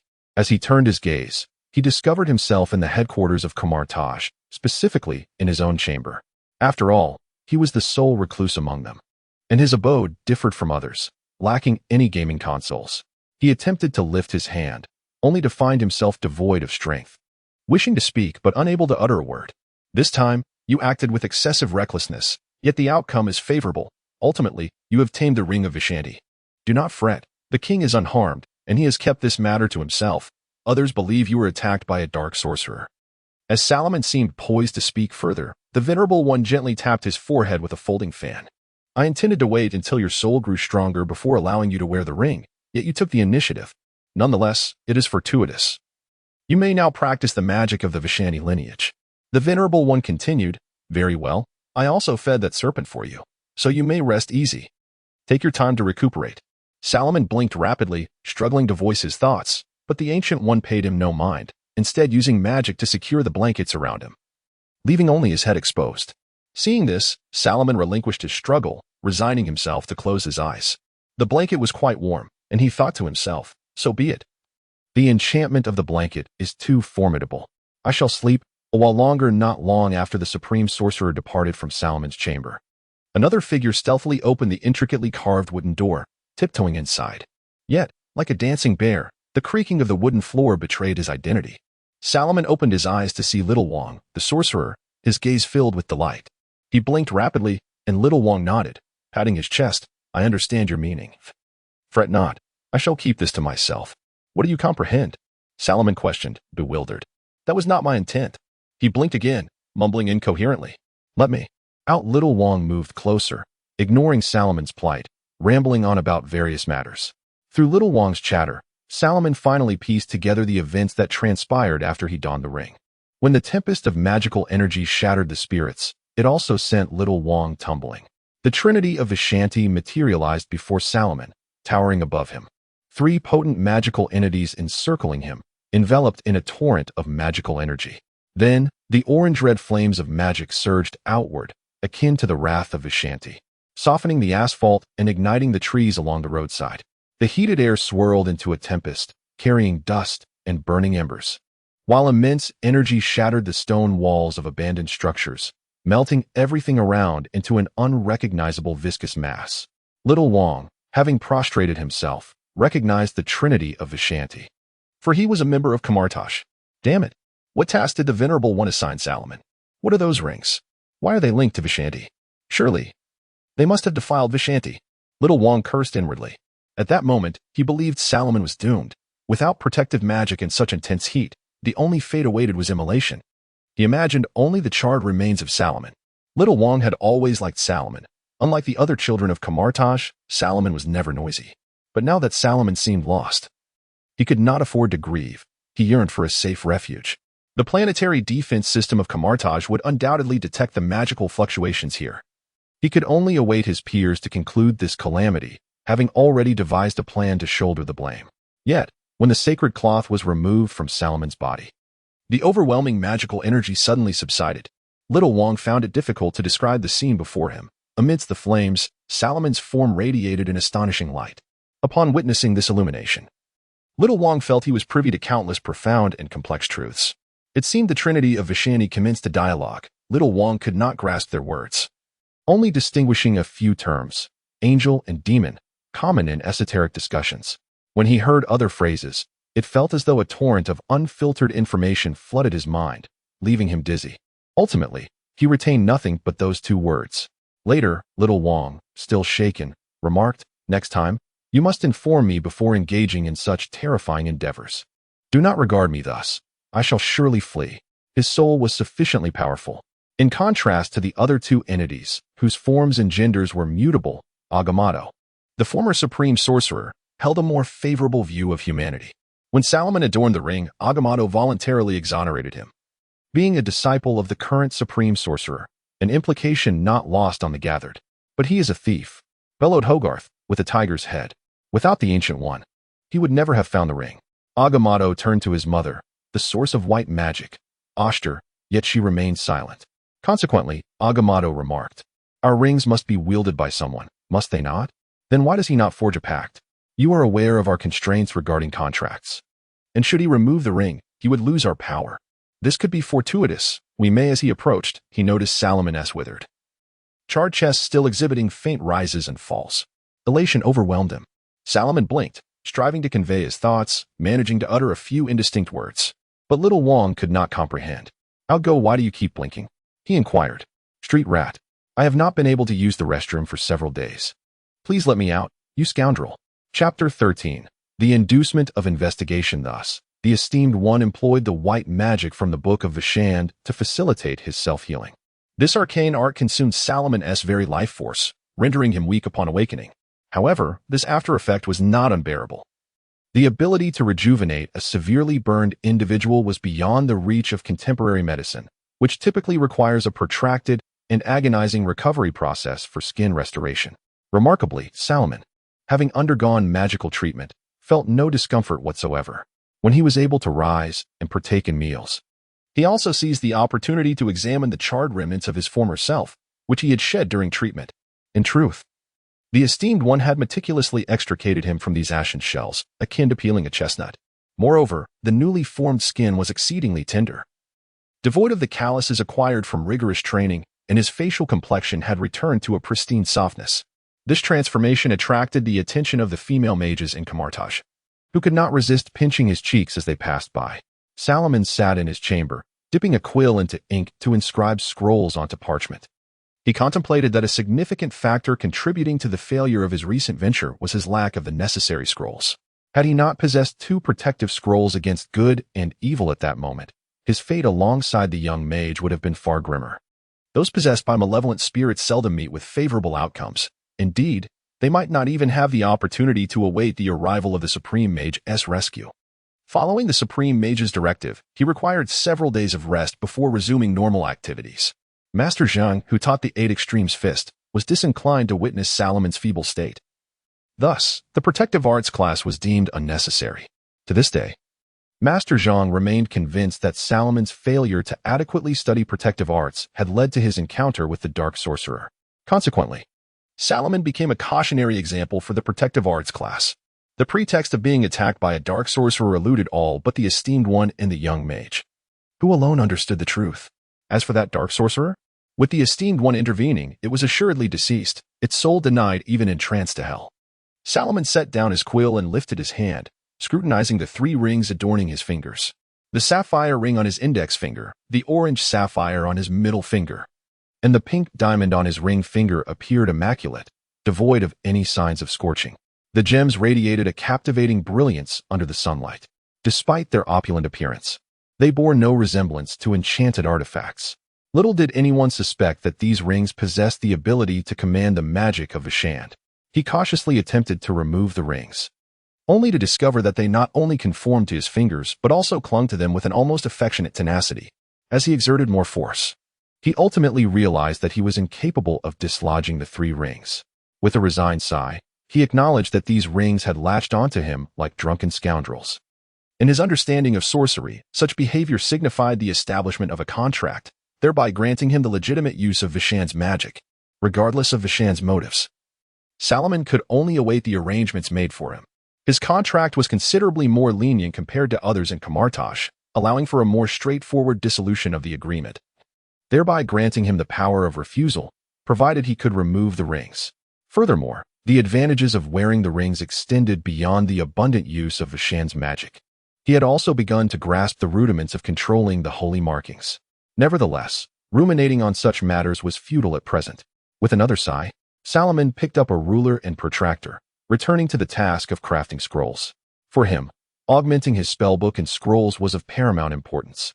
The events transpiring in Salem town would certainly attract the attention of certain organizations, and they promptly dispatched personnel to address the supernatural phenomena. Given the moderate scope of the disaster and its location on the outskirts, the incident did not warrant escalation to the World Security Council. However, due to protests from the senator of Salem regarding the mutant, potential terrorist attack, or mere accident, Coulson, clad in a black suit, accepted a tablet from a colleague.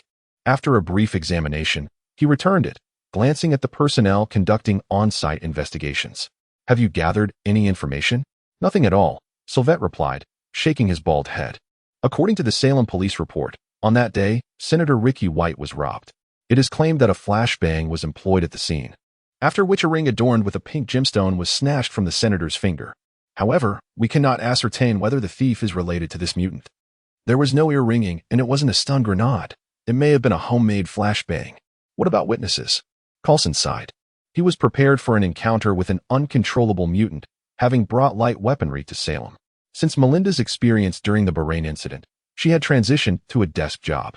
Had Melinda been present, Coulson would have felt considerably more at ease. The security offered by these weapons paled in comparison to the comfort of having her by his side.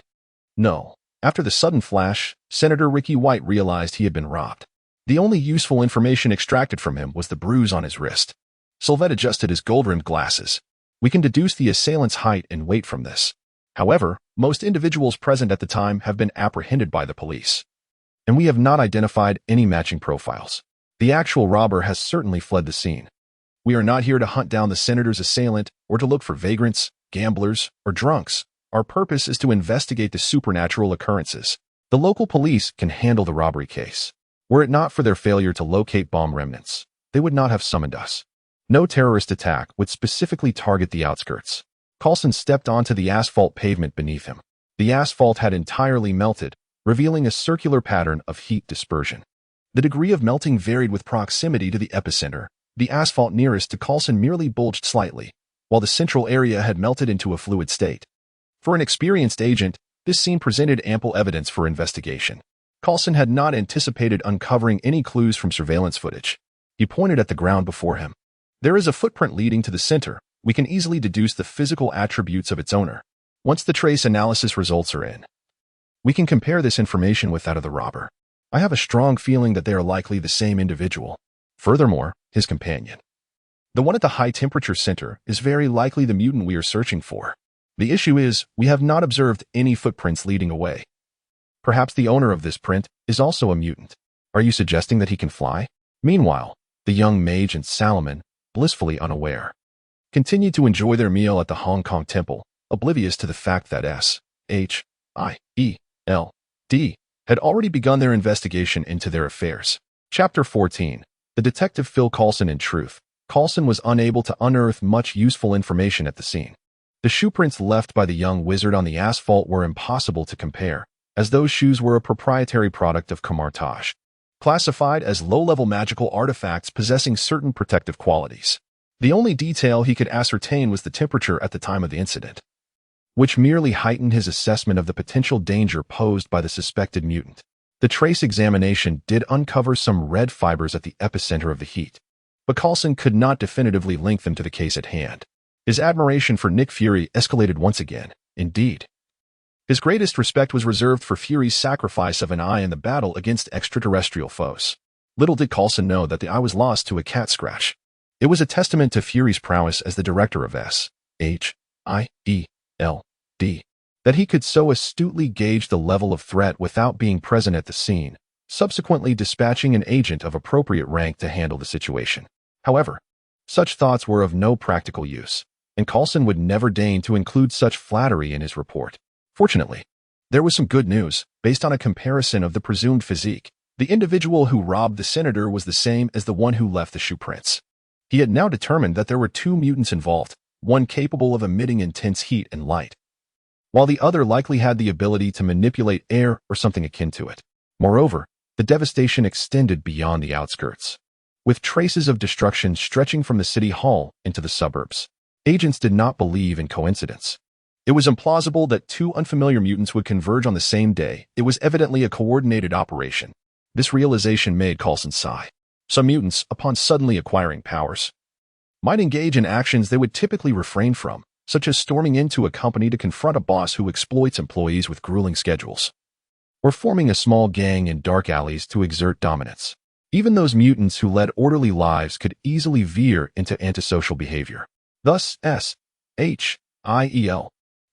kept a vigilant watch over those mutants who had yet to commit any crimes. This matter was undeniably intricate, as no one desired a neighbor armed with submachine guns or RPGs, regardless of assurances that they would not fire them. Therefore, while mutants yearned for peaceful existence, the exposure of their abilities often led to reports against them. Furthermore, SHIELD's monitoring system was notoriously harsh. Installing cameras and listening devices in the homes of targets had become commonplace. Very few mutants could endure the exposure and constant surveillance, and many lost their jobs due to SHIELD's scrutiny. They were left with no choice but to comply. Overall, however, this surveillance system proved quite effective. Coulson surmised that the mutants he was investigating were likely impoverished individuals driven to crime out of necessity, targeting members of the capitalist class with social standing. According to Coulson's findings, Senator Richie White belonged to the White family, which had participated in the Salem witch trials. The two mutants presumably had only recently acquired their powers and were inexperienced in their control, hence their foray into the suburbs to practice their abilities. They likely did not wish to harm others. Otherwise, the senator and his bodyguard would not have survived. With this thought, Coulson felt some degree of relief. They were individuals in need of assistance, and he felt confident in his ability to soothe their anxieties. The pressing issue, however, was that SHIELD could not locate them. The area was remote, lacking surveillance, and no vehicles were parked nearby to check traffic logs. Just as he was at a loss, a new lead emerged. Agent Sitwell had found a waitress at a CAF across from the city hall. The brown-haired waitress recalled two peculiar customers from the previous day. Her impression was particularly vivid because one was quite gluttonous, while the other possessed striking good looks. The CAF surveillance footage had already been transferred to SHIELD's computer. Upon arriving at the CAF, Coulson took the tablet and scrutinized the footage. A child? Though the footage was somewhat blurry, technicians had adjusted it, allowing Coulson to discern the height comparison between Salomon and others. And the captured face of Salomon confirmed his suspicions. One could only say that Salomon had overlooked a crucial detail. He remembered to conceal his face at the robbery scene but had forgotten to do so at the CAF, which was somewhat understandable, as he likely thought the operation did not require such brutality. The brown-haired waitress nodded, stating that the child appeared to be around 12 or 13 years old. Coulson nodded in return, relieved that he had not sought Melinda's assistance. Confronting a fellow child mutant might have rekindled painful memories of Bahrain for Melinda. While the title Iron Rider sounded impressive, it plunged her into a quagmire of guilt. What were they wearing? Coulson pointed to the footage, inquiring about the attire of the portly figure. He seemed to be dressed like an Eastern monk. I've encountered that martial monk before. And the child? A wizard? The waitress shrugged. As previously mentioned, Salem is a tourist town. Attire resembling that of a wizard is hardly unusual. Salomon's red robe further confirmed for Coulson that it was indeed he at the epicenter of the heat. Well then, thank you for your assistance. We shall not intrude upon your work any further. After dismissing the waitress, Coulson turned his attention to Sitwell. What? Sitwell blinked. But the light reflected in his eyes obscured Coulson's view of his expression. Request the surveillance footage to be compiled, Coulson sighed. He truly did not wish to take action against a child, but he suspected that neither of the mutants was particularly malevolent.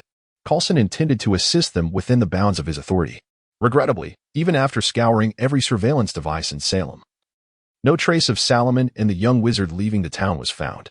This nearly led SHIELD to conclude that Salomon and the young wizard were locals or tourists traveling in a private vehicle, as no signs of them were present on any departing long-distance buses. We are utterly devoid of leads, Sitwell declared. Let's search the identity database for facial recognition. Coulson remained silent for a moment. Lifting his cup to sip the coffee, how was it even more acidic than instant coffee? A momentary distraction did not derail Coulson's thoughts. He ultimately nodded in agreement. The potential danger posed by these mutants was exceedingly high.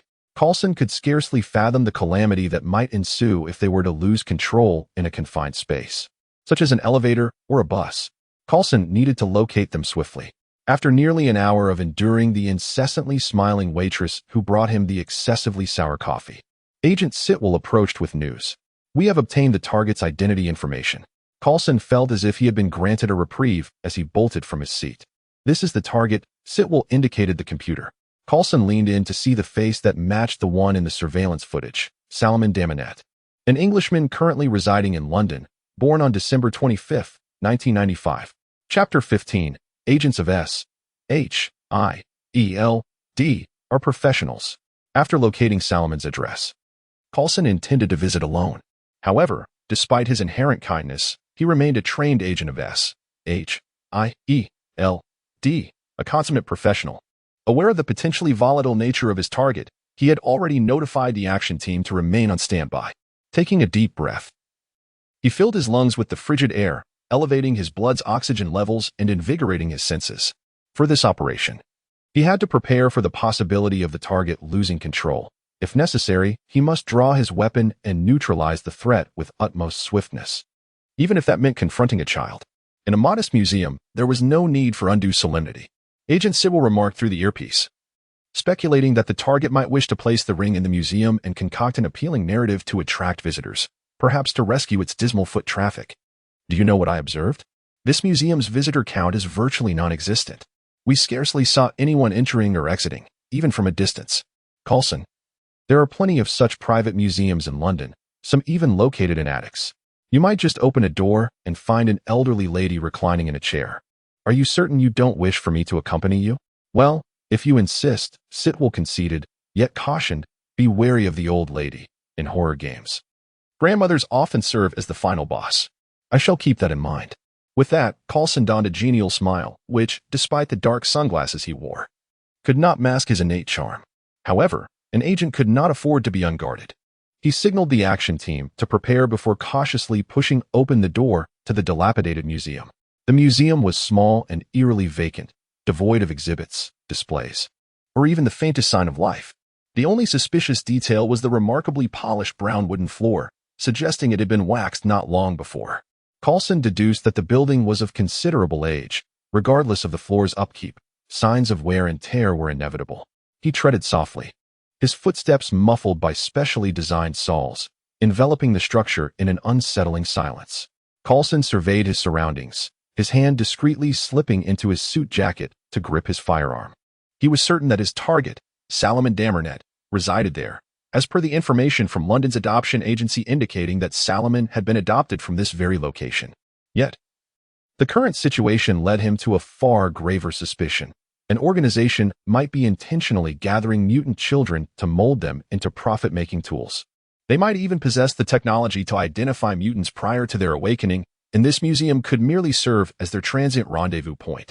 This hypothesis startled Coulson, especially since according to British government records, Salomon Damernet had been adopted, yet the adoptive parent's information was conspicuously absent. What did this imply? It suggested that this organization wielded significant influence within the British government. The decaying remnants of the once mighty British Empire reek of the old landlord class. Coulson felt compelled to investigate whether the Children's Rights Protection Agency in the UK was collaborating with these obscure organizations, thereby endangering more innocent children. In that moment, a sense of duty surged within Coulson. He resolved to pursue this organization relentlessly, for the sake of those already victimized and those yet to be. He thought of someone, perhaps saving mutant children might instill a sense of redemption in Melinda, aiding her recovery from the events in Bahrain. In the blink of an eye, Coulson's thoughts raced. He relaxed his vigilance slightly, still gripping his weapon, while pressing his other hand to the earpiece. Of course, he would not find Salomon here, presently. Salomon was wandering the bustling streets of Hong Kong, blissfully unaware that his actions had led others to view Camartage as a den of thieves. The street near the sanctum was one of the most vibrant places he could find, with food that perfectly suited his palate. Thus, the reasons for his preference over London or New York were evident. Those cities lacked the culinary delights he craved. Where in London or New York could he find bamboo noodles or shrimp dumplings or other delectable dim sum? Foreigners could never comprehend such treasures. More importantly, the guardianship of Camartage. In that moment, Salomon found himself at a loss for words. He could only gently pinch the cheek of Wu Guiyue's daughter, Alice Griever, who looked back at him with an expression of exasperation. As an introvert, he recognized this as the pinnacle of his existence. The absence of any visible individuals was easily explained. Upon opening the door, he had unwittingly stepped into a mirror dimension. The spatial manipulation magic of Camartage was unparalleled. And when non-members opened that door, they would automatically enter a pre-existing mirror space, which could be generated or dismissed at will. Designed to prevent unauthorized individuals from intruding upon the sanctum in London. It was as if the sanctum had two doors. Coulson had merely opened the incorrect one. S.H.I.E.L.D. would never grasp the essence of Camartage. Chapter 16. The first encounter with the dark dimension, the precise moment when humanity first conceived of a mirror, remains shrouded in mystery. Initially, humans gazed upon the surface of water, much like the ancient Greek Narcissus, who beheld his own reflection and thus recognized his visage. In numerous ancient cultures, the reflection in water was often regarded as the dwelling place of one's soul. Encountering one's own reflection was deemed a perilous affair. Consequently, when the first mirror was crafted, it was naturally perceived as an object imbued with magical properties.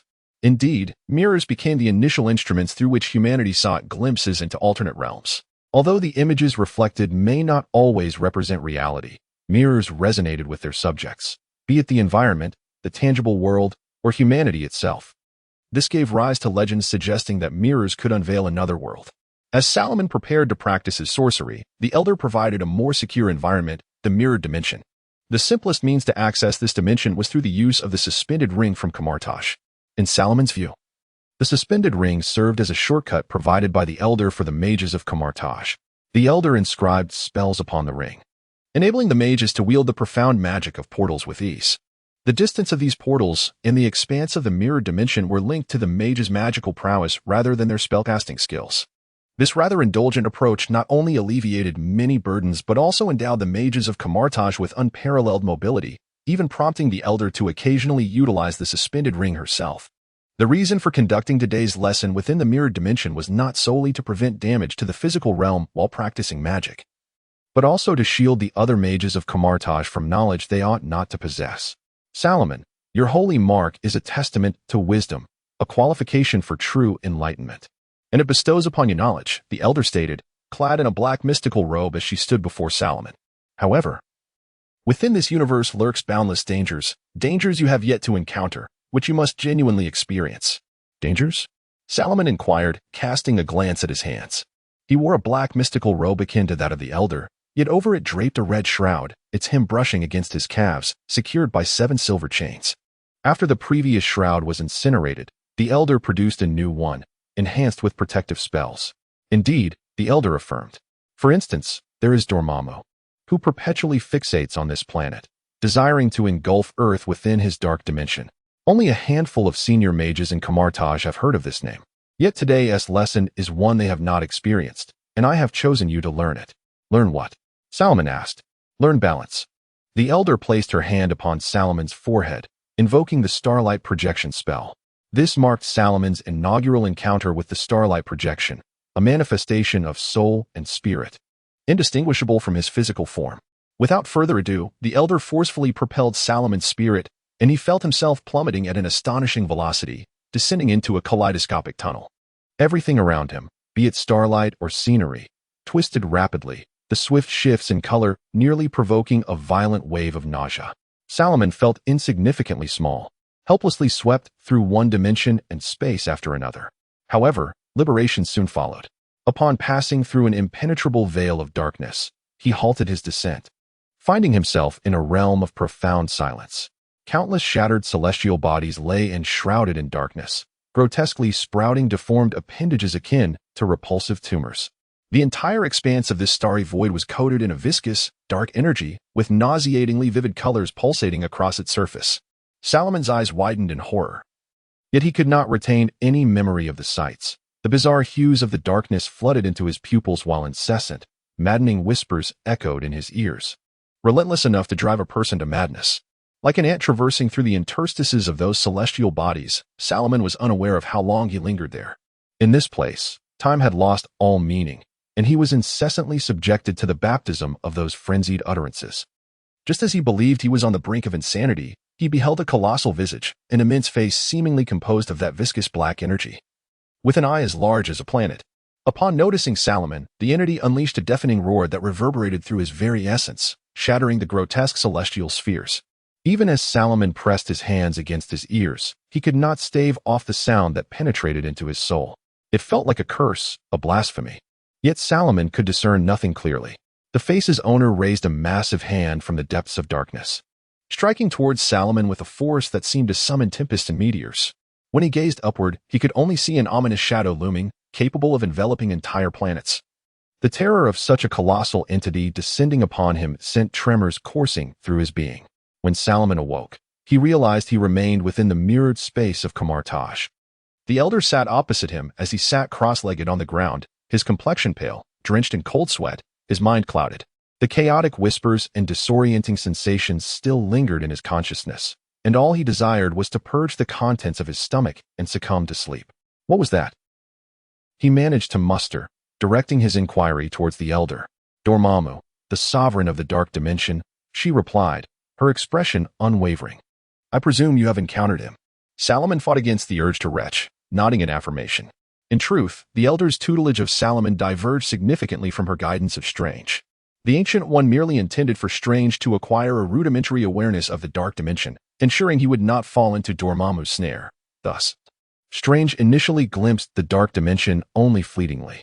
Conversely, for Salomon, the Ancient One chose to confront him with the dark dimension directly, wishing to impart all her knowledge of it.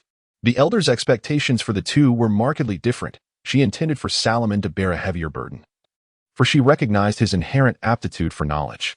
Even without entering Kamartaj, Salomon would likely become a sufficiently formidable mage. Hence, this weight was forcibly placed upon his shoulders. In this realm, some must bear the Faade while others must endure the reality. The Faade must remain unblemished, for any blemish or bloodshed upon it could lead to catastrophic consequences. To maintain appearances, one might treat another to a smoke, while the underlying reality might necessitate the removal of a life. If, in the future, Strange were to represent the Faade of Kamartaj, then the elder intended for Salomon to embody its hidden truths. The Ancient One not only drew upon the powers of the Vishanti, but also derived significant strength from the dark dimension, an abundance of power that rendered her far more formidable than ordinary mages, rivaling even the might of deities. This was knowledge unknown to Salomon, yet even if he were aware, he would harbor no grievances towards the elder. He was not the protagonist of a tale where everyone must unconditionally cater to him. Such notions were preposterous. Salomon never considered himself of great importance, and the so-called air of dominance was non-existent. He was acutely aware of his own laziness. If he could lie down, he would never choose to sit up. The Venerable One raised an orphan child with a purpose in mind, a fact that Salomon was acutely aware of. Indeed, even if the Supreme Mage did not guide Salomon in exploring the dark dimensions, his insatiable thirst for knowledge and curiosity about magic would inevitably lead him down that path one day. Having an experienced mentor at this juncture was undoubtedly beneficial.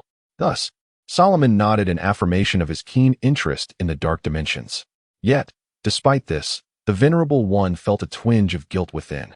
For she understood the perilous nature of the dark dimensions, yet she had thrust Salomon into their depths. Perhaps this was the reason for her unconscious favoritism towards him.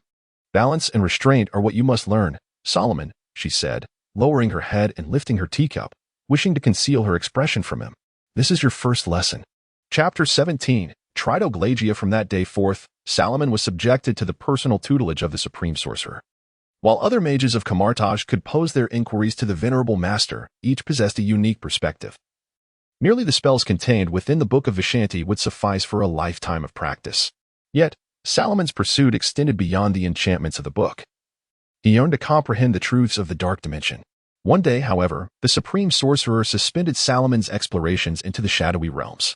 You must visit someone, or rather, a deity, the master instructed, gesturing towards the plump serpent resting on Salomon's desk. She has already offered you her assistance. Now, it is time to heed her terms.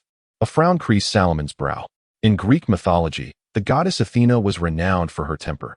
He distinctly recalled the tale of Arcane, transformed into a spider. Deities presiding over law and order were seldom accommodating. Though Athena was not a true god of the Toril universe, her possession of such a name implied a nature to match. Do you seek something from me? Salomon exclaimed in astonishment, for he could scarcely fathom a Greek deity beseeching a mere mage. Yet the Supreme Sorcerer saw it differently. Do not underestimate yourself, Salomon. You are extraordinary. Surely. She recognized your talents within the British Museum, prompting her to assist a mortal. Go forth without delay, bring a gift. The serpent shall lead you. As the Supreme Sorcerer elaborated, the present incarnation of Athena was known by her Roman name, Minerva. She had authored a tome titled The Hero's Journey, which intricately detailed the connections between fact and myth, though its sales were somewhat lackluster. To locate her, one must journey to Mount Athena in New York, where she operated an orphanage. At last, Salomon's heart was set at ease, recalling the esteemed reputation of the Ancient One. a reputation forged by his own prowess rather than that of Vishanti. According to the Ancient One, the Greek pantheon was among the most restless of deities on earth, intertwined with a race known as the Eternals, who had represented the Greek gods on earth. While Salomon was not privy to the specifics, he reasoned that both the Eternals and the remaining Greek deities had vanished from the earth, and by considering the timeline of the Ancient One's rise, he could surmise a fragment of the truth. He remembered how the Supreme Sorcerer had single-handedly vanquished countless entities from other dimensions seeking entry to Earth with the mutant Ragador's ring. Salomon believed that the so-called deities on Earth were no exception. The Ancient One was the most formidable sorcerer in the multiverse, and Salomon now brimmed with confidence in his mentor. Emerging from a secluded alley onto the bustling streets of New York, Salomon tucked the plump little snake into his sleeve. Although the cold, scaly texture coiling around his arm was somewhat disconcerting, he endured it, for the master had clearly indicated that this creature would be vital in locating Athena. He sensed the little serpent stirring beneath his sleeve, flicking its tongue to ascertain the direction. "Are you certain this is the way? Is your path a straight line?" Salomon inquired, gazing into the snake's round eyes, only to perceive a hint of disdain reflected back. Resigned, he muttered, "Little one, I possess no serpentine tongue and am not a druid. I cannot decipher your words." I had hoped a simple nod or shake of the head would suffice to resolve our dilemma. Many pedestrians were drawn to Salomon, captivated by his striking red robe, adorned with silver clasps that lent an air of opulence. Even more conspicuous was the serpent wrapped tightly around his arm, causing passers-by to recoil in trepidation. Yet, Salomon remained blissfully oblivious, his focus solely on the little snake, which served as an arrow on a digital screen, guiding him toward his destination. Standing before a white apartment door, he gently knocked, and it swung open to reveal a tall woman clad in a delicate white home dress. "Greetings, goddess of the founding arts, Tritoglagia, maiden of Athens. Salomon Daminet is at your service." As Athena accepted the little snake from Salomon's arm, he remained motionless, bowing respectfully to the deity. "I bring you a gift," he said, presenting a bottle of wine. "I know your name. Come inside," Athena replied with a smile, accepting the offering and ushering him into her abode. Whether due to her divine nature or not, Athena's apartment was adorned with exquisite marble sculptures evocative of ancient Greece, some gilded in gold. In the center of the living room lay an expansive white wool carpet, complemented by a matching white sofa, while a few apples awaited guests on the table, and a brown owl perched on the windowsill. "Why so timid?" Athena inquired after pouring him a glass of water, observing Salomon's reserved demeanor as he sat on the sofa. "Do you truly believe in those mythic tales? Surely your teacher has advised you against such humility." With a chuckle, she added, "You are one destined to inherit the Supreme Sorcerer's legacy. Naturally, I require your assistance, though not at present, rather, in the future." Chapter 18. Pegasus. The true legacy of the Supreme Sorcerer? Salomon's expression was one of uncertainty. Ever since he traversed the dark dimensions, he had ceased to naively believe that the true legacy of the Supreme Sorcerer referred to the spells of the Vishanti lineage. The Book of Vishanti was prominently displayed on the shelves of the library, accessible to any mage of Camartage for perusal. Camartage was not Hogwarts. Bound by the constraints of final examinations, the extent to which one learned magic was a personal endeavor. The elder had openly shared the spells of the Vishanti lineage with all members of the Mage's order, leaving no secrets concealed. The hidden knowledge pertained to the dark dimensions, and Salomon was acutely aware of the dangers associated with that knowledge. Although the library contained some information on how to communicate with Dormammu, the more arcane secrets were fiercely guarded by the elder. Noticing Salomon's somewhat unnatural expression, Athena chuckled, remarking that even the Supreme Sorcerer appeared youthful before her, nearly over 1,000 years old. The dark dimensions held no great secrets for one of her existence. Salomon felt an urge to flee. He could hardly fathom how the Supreme Sorcerer faced such immortal beings. Their extensive lifetimes rendered all human secrets transparent to them, and Athena, as the goddess of wisdom, undoubtedly possessed formidable magical prowess. Yet, Salomon respected the Supreme Sorcerer's strength, recognizing her as an equal to the All-Father. Even seated elegantly upon the sofa, Athena exuded the vigor of an Amazonian warrior. Despite her alluring charm, her words bore a potent offensiveness. She stated, "I adhere to the covenant." But that does not imply that the other Greek deities share the same enthusiasm. They are merely compelled to bow before the Supreme Sorcerer's magic. Have you not considered why the Supreme Sorcerer, having achieved immortality through magic, would still endeavor to nurture you? You mean? Salomon narrowed his eyes, contemplating a multitude of thoughts in an instant. The elder's plan to relinquish her corporeal form had long been in motion. For over a millennium, she had borne the weight of Earth's safety upon her shoulders, a burden that had begun to weary her.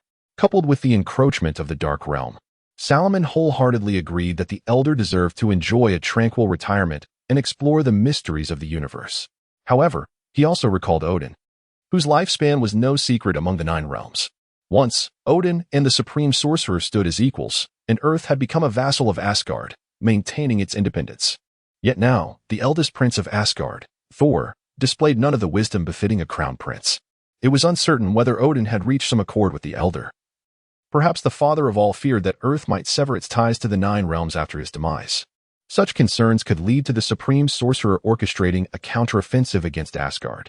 Hence, it was plausible that the Elder's plans for departure coincided with Odin's mortality. Otherwise, it was difficult to predict whether Odin, in the twilight of his life, might target Earth as an example of Asgard's might. Moreover, for titans like Odin and the Elder, corporeal death did not signify the end of existence. Simultaneously, Salomon began to understand why the Elder had chosen him to delve into the knowledge of the dark dimensions. Beyond the mark of sanctity, Salomon's inherently lazy disposition and desire for little made him an unpredictable candidate. Should Dormammu attempt to tempt him with power, Salomon would scarcely acknowledge it. In fact, if Dormammu whispered in his ear, he might retaliate with a torrent of foul language, disregarding even the female members of Dormammu's lineage. Countless times, while traversing the dark dimension, Salomon had been discovered by Dormammu. Aware of his inability to resist, he would still unleash merciless mental assaults upon the Lord of the Dark Dimension, for their fates were irrevocably entwined. Why bother with politeness? Yet, in response to the Supreme Sorcerer's reproach, Salomon could only feign ignorance, attributing his words to phrases he had seen online. As for the brief internet outage at Kamartaj, that was not his concern. Athena's words lingered in Salomon's mind. When the Elder finally set aside her burdens, the multiverse would undoubtedly take note.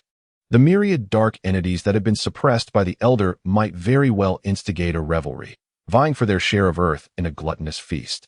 Meanwhile, the new Supreme Sorcerer had yet to fully mature, necessitating Salomon to uphold the facade of Kamartaj as the Elder had once done. Salomon, with the utmost malice, speculated on the Greek pantheon's attitude. It was difficult to ascertain whether they harbored resentment towards the Supreme Sorcerer. In such a scenario, whether Zeus or Hades, both would likely experiment with the reconstruction of Olympus on Earth. The youthful mage regarded the golden-haired goddess with skepticism, unable to discern the nature of Athena's relationship with the other Greek deities. It was hard to say that Athena did not harbor a grudge against the Supreme Sorcerer. Indeed, your perceptions are not misguided, Athena acknowledged, observing the change in Salomon's demeanor, though she could not read his thoughts. The light of wisdom allowed her to deduce with considerable accuracy. I hope you will continue the Supreme Sorcerer's mission, keeping those deities at bay from Earth. I believe that is insufficient motivation for you to extend your assistance to me at the British Museum, Salomon replied, his expression impassive. He did not trust any seemingly innocuous aid, as hidden blades often lay beneath such gestures. I still require your permission to live in the future. And this is merely a transaction. Athena spread her palm, revealing a small white sculpture fitting within her hand. It depicted a remarkably lifelike winged horse, adorned with intricately gilded reins upon its head.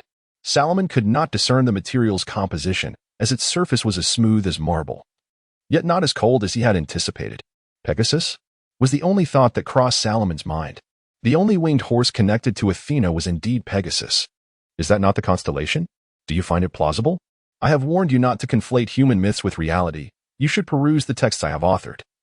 For therein lies the truth, Athena replied, somewhat displeased. However, out of respect for the Supreme Sorcerer and Salomon's apologies, her expression softened. Even Zeus lacks the ability to arrange the stars, and the notion of the Pegasus constellation is mere folly. Pegasus is simply my personal summon creature. I once lent this horse to Bellerophon to aid him in vanquishing the Chimera. Now, I bequeath it to you for the duration of your life.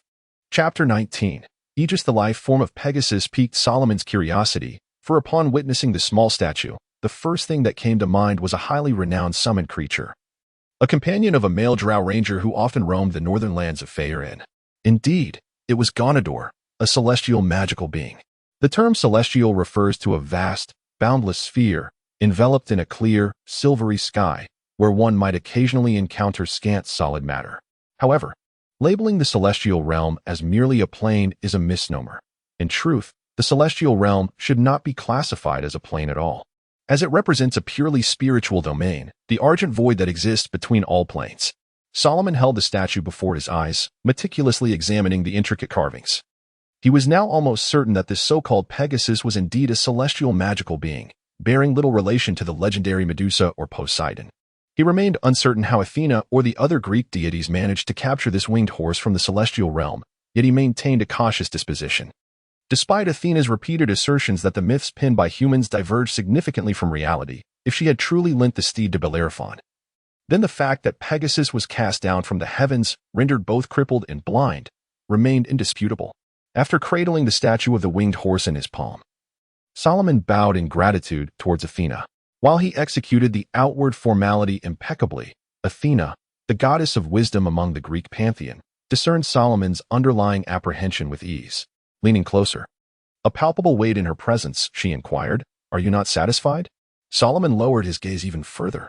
At 12 years of age, he was at a developmental stage, and Athena's attire was decidedly loose. After stealing a furtive glance, he dared not look again, for it was indeed rather ample, in both form and size, even in color. The effects of puberty rendered this scenario excessively stimulating for one of his age, far beyond the realm of thought's control. Athena, noticing the issue as she inclined her head slightly, did not immediately straighten up, but instead drew even closer. In contrast to the ancient Greek decor of the room, her attire resembled a blend of Cretan Mycenaean styles and the garments of local Greek women. Her waist was slender, cinched with a metallic belt, and her lower half was adorned with a beautifully layered, conical skirt. Yet, to adapt to the times, her upper garment was akin to a flowing, spacious chiton, with slender ties replacing the traditional pins, and the material transitioning from sheepskin to soft cotton. As a member of the Greek pantheon established since the Cretan era, Athena bore no psychological reluctance towards exposing her form. Rather, she embraced it as a weapon of her own, believing her beauty worthy of admiration and pride. This was indeed the case, as Salomon felt himself nearly retreating behind the sofa. Although Athena was a virgin goddess, she did not shun the admiration of men, preferring the veneration of heroes to mere affection. Thus, she nurtured young heroes, earning her the title of Mother of Heroes. Perhaps she might even have the opportunity to instruct Salomon in the art of combat with spear and shield. Surely, the supreme mage would not decline such an offer. Athena's thoughts raced. She was solely focused on establishing a connection with Salomon. Despite detecting the scent of the dark dimension emanating from him, she had not witnessed the expected crystallization reaction, indicating that Salomon had indeed withstood the trials of the dark dimension. How could such an individual not ascend to heroism? If Salomon were aware of Athena's thoughts, he might have laughed aloud at the absurdity of becoming a hero. He would merely fulfill his obligations. The adage "with great power comes great responsibility" had always struck him as nonsense. The truth lay in the notion that with greater power comes greater responsibility. He would protect what he desired, driven by the privileges he enjoyed and the benevolence of the supreme mage. Confucius had long asserted that one should not meddle in affairs outside their purview, and Salomon intended to adhere to this.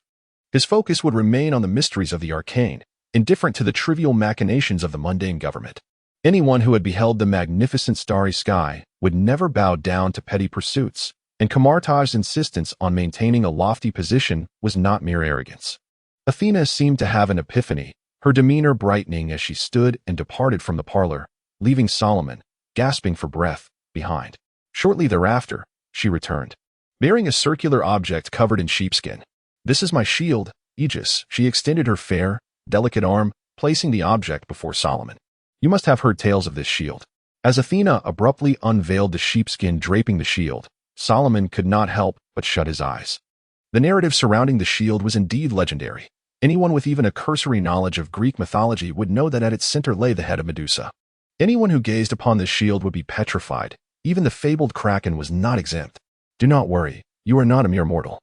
As long as you do not wish for Medusa's head to take effect, no one will be turned to stone." Upon hearing Athena's voice, Salomon cautiously opened his eyes, scrutinizing the shield. It was crafted from bronze, glimmering with hints of gold, and its circular surface bore 4 diamond-shaped markings.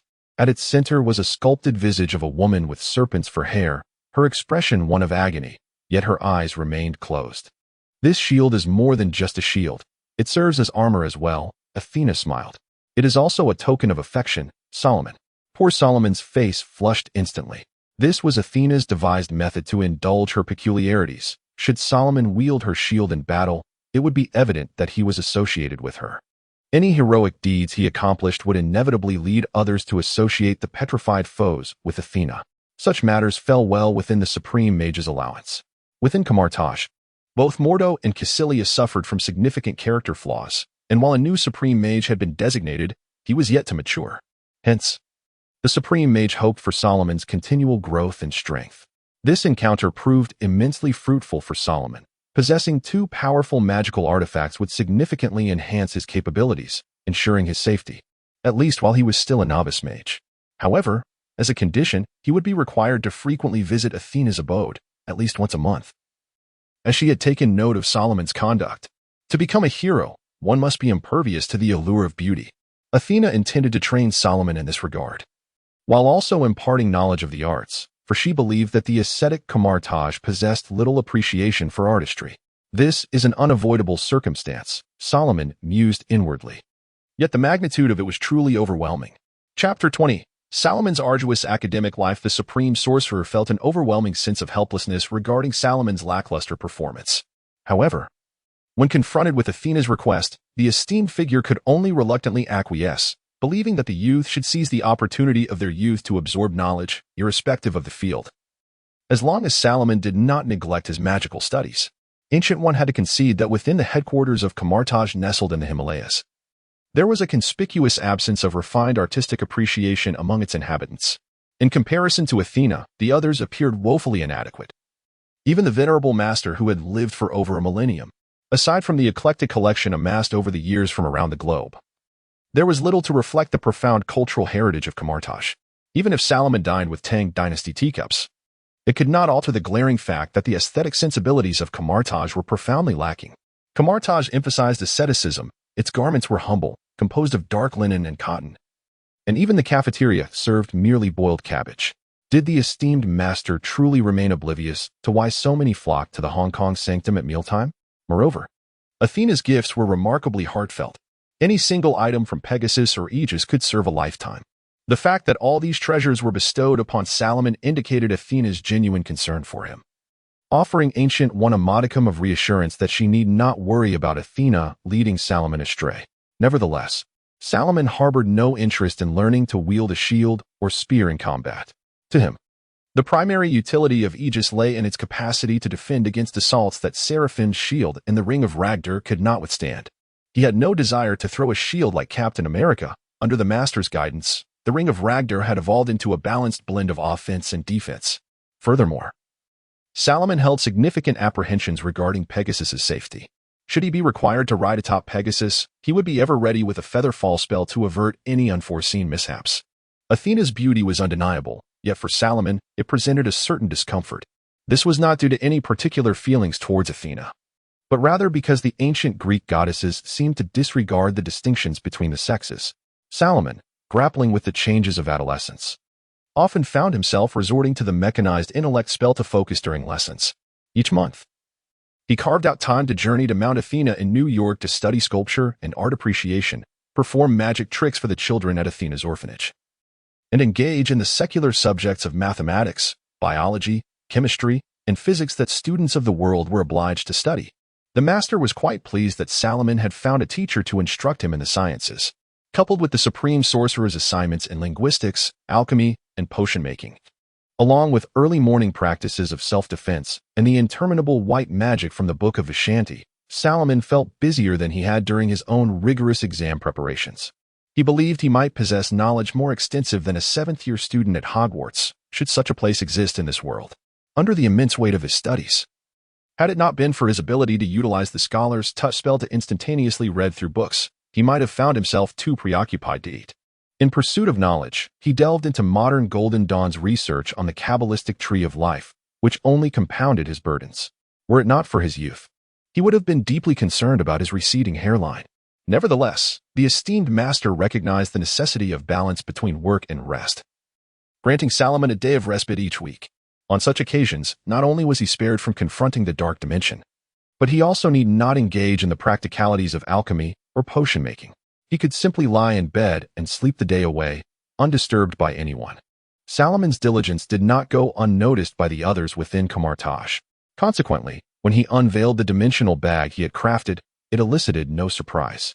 Although the magic differed, it was not dark sorcery. Rather, it was a form of magic that simply lacked the capacity to enhance combat prowess. To retrieve items, one merely needed to don the suspension ring and utilize the portal. The Supreme Sorcerer, however, was immensely pleased with Salomon's achievement, not solely because of the exquisite embroidery on the leather satchel, but because Salomon had not fixated on destructive or defensive magics. His interest lay in the broader spectrum of magic, rather than merely in its martial applications. This represented two distinct attitudes toward the study of magic, leading to varying degrees of accomplishment.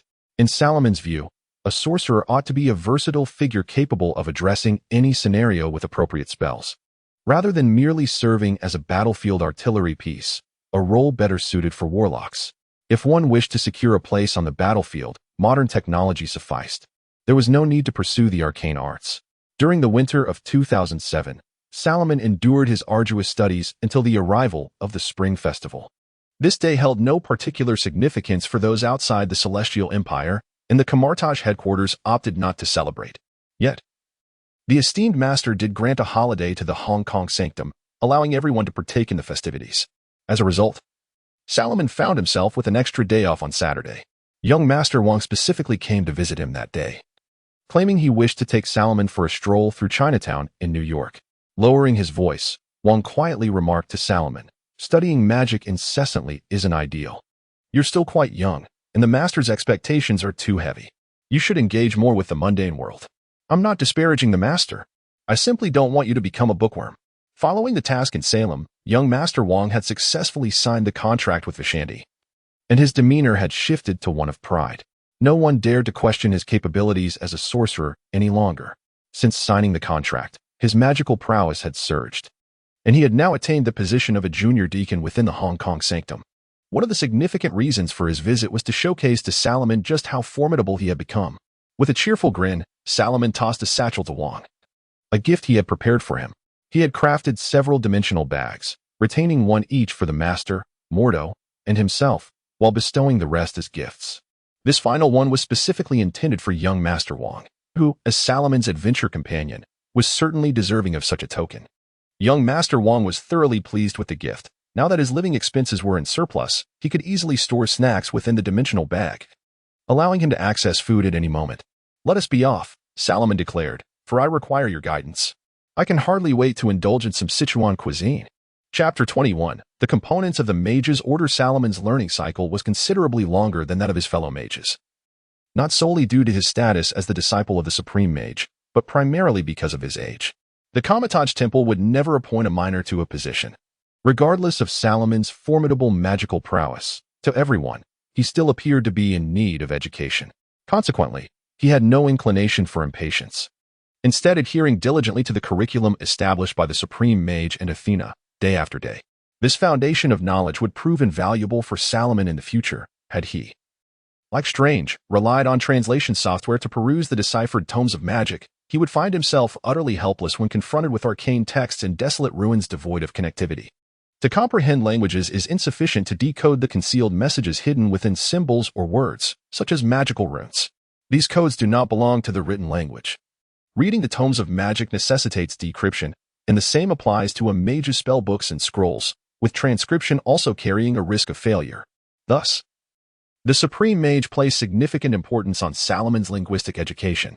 Moreover, to ensure Salomon gained an understanding of contemporary society, given the Supreme Mage's perception that Salomon was solely versed in magic and oblivious to science, Master Ancient One arranged for Salomon to be enrolled in a school affiliated with the London Temple, where he would eventually sit for examinations upon reaching the appropriate age. Never before had a minor immersed themselves in the study of magic as thoroughly as Salomon, who seemed unfazed by this almost reclusive existence, finding joy within it.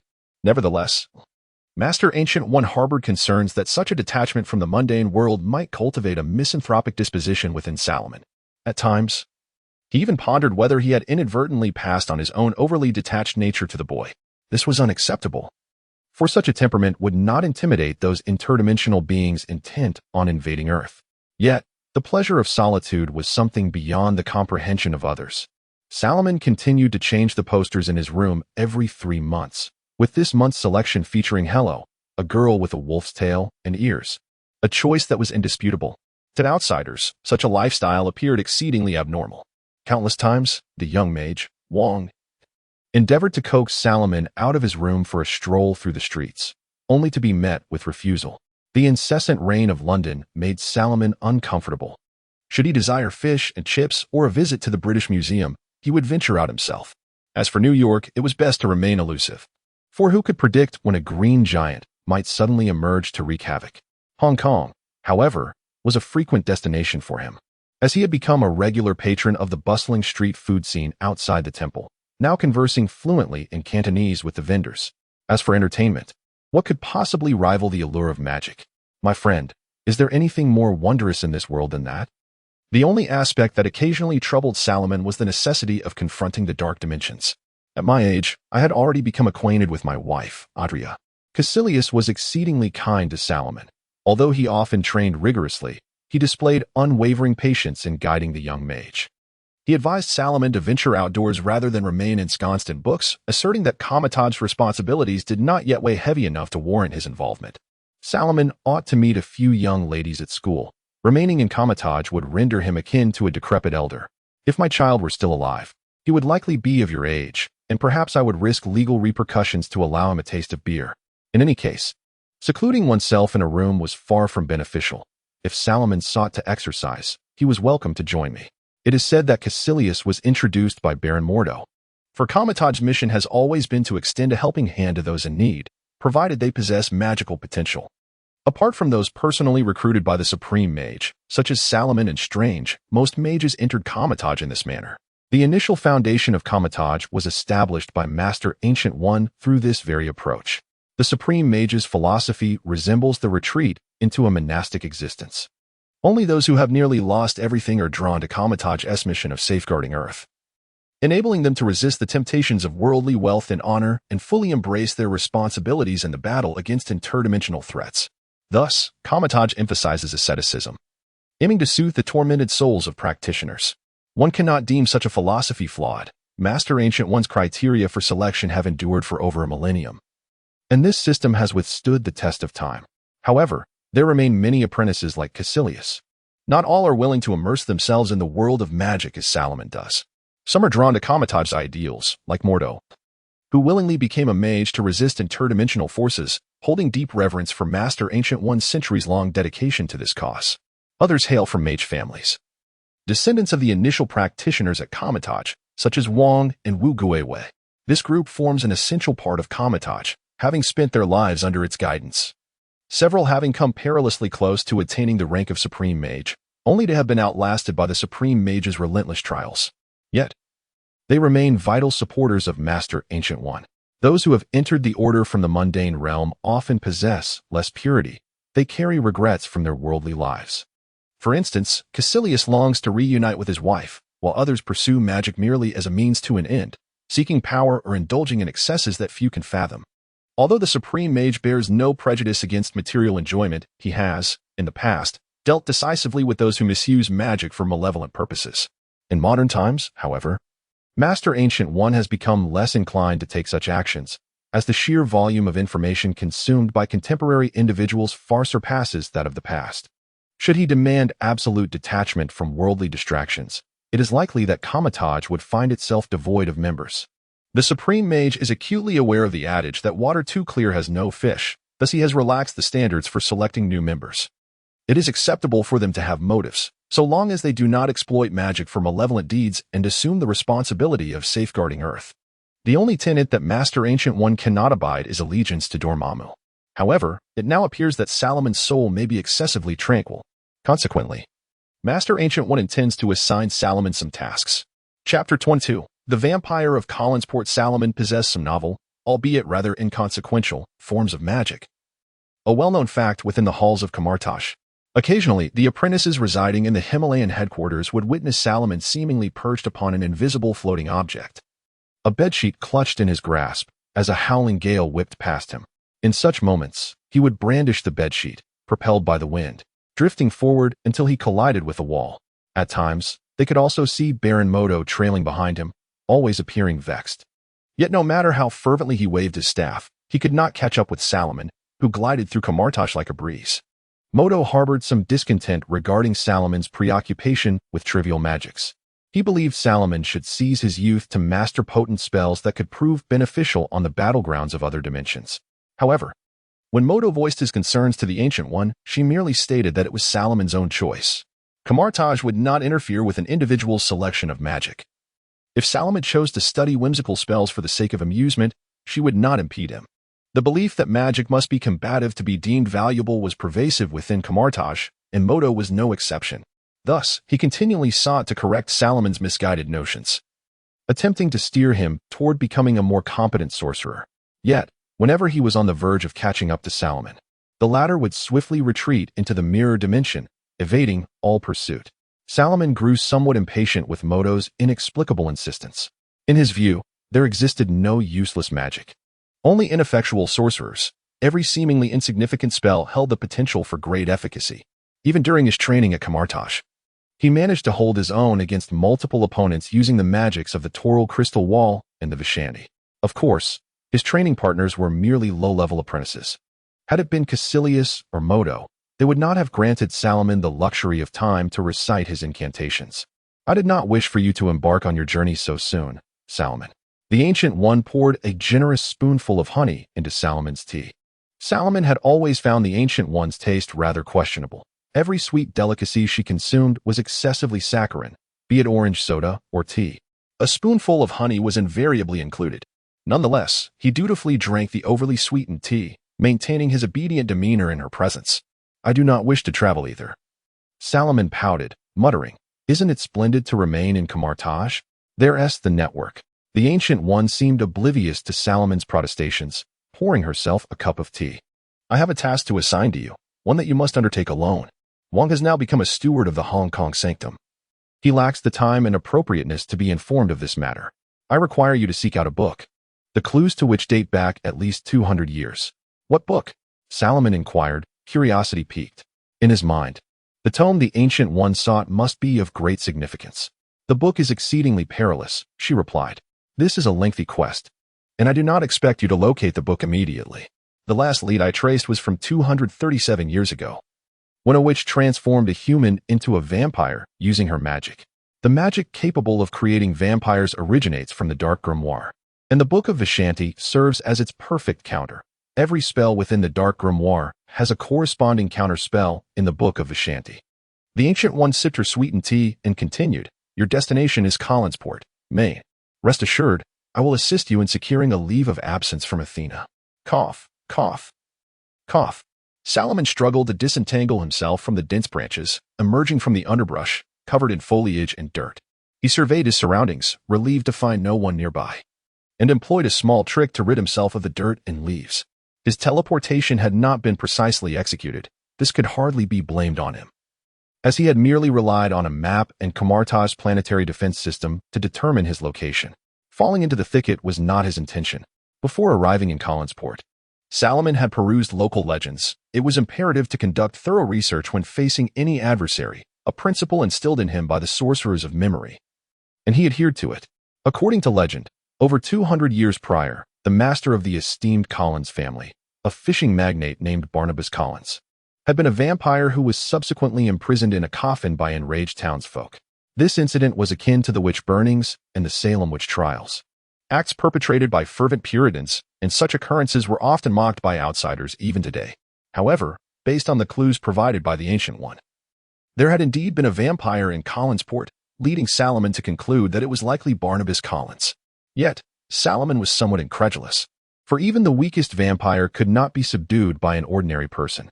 The mention of the witch heightened his vigilance. His objective was to find her, for if she possessed the power to curse someone into vampirism, she must have had dealings with the Dark Grimoire or knowledge thereof. Salomon had also heard that the Collins family estate had burned down in 1972, and the current Collinwood Manor was a reconstruction, which sparked his suspicion.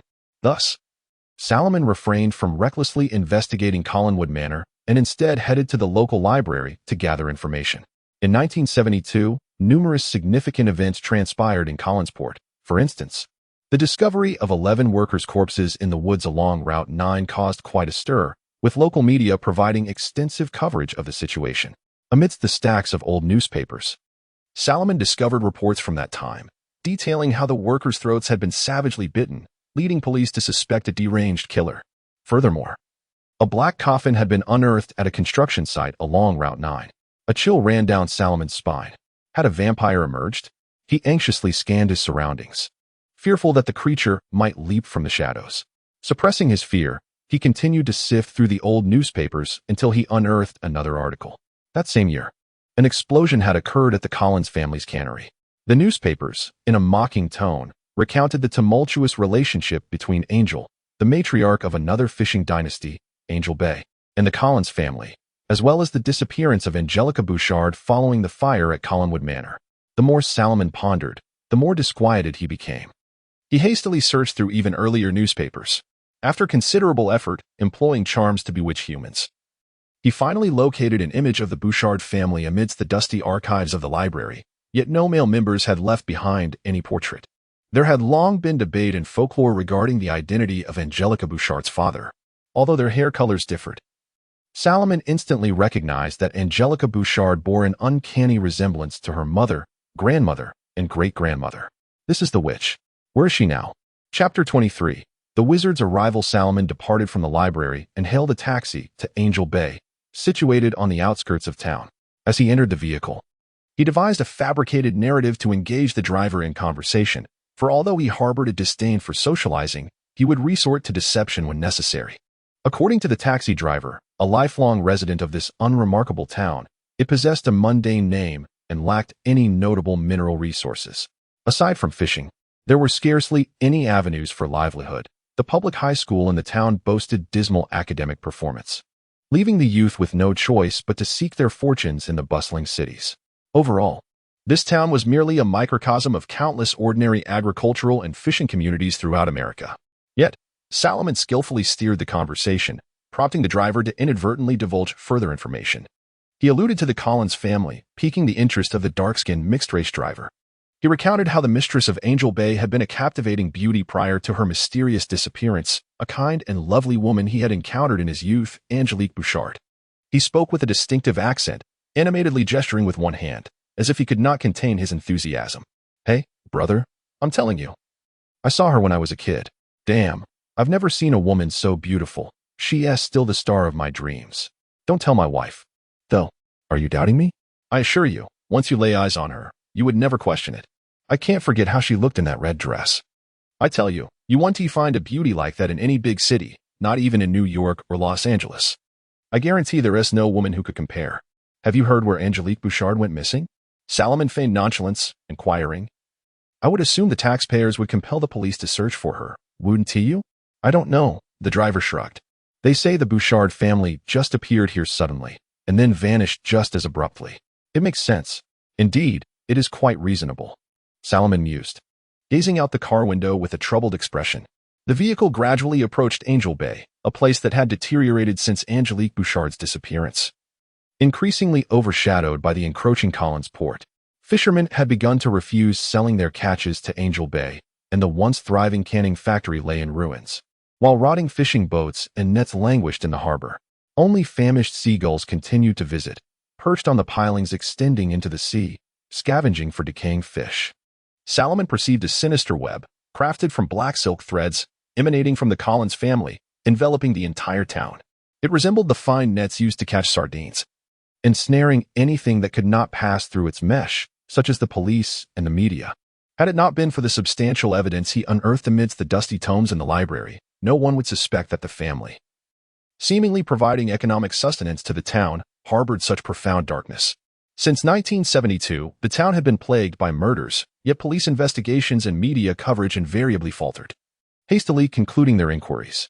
Initially, some expressed interest in discussing the gruesome fates of the corpses, but as time passed, apathy set in, and no one cared for the victims with crushed throats. There, the driver awaited him. Collinswood Manor.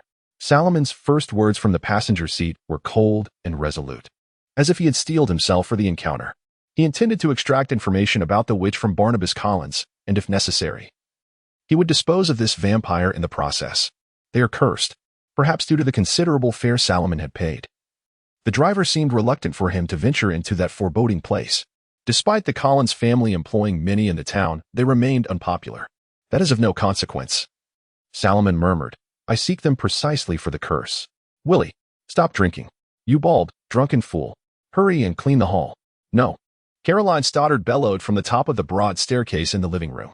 Even in daylight, the heavy black velvet curtains were drawn tightly, allowing only a few beams of light to filter through, while the remainder of the room remained shrouded in shadow.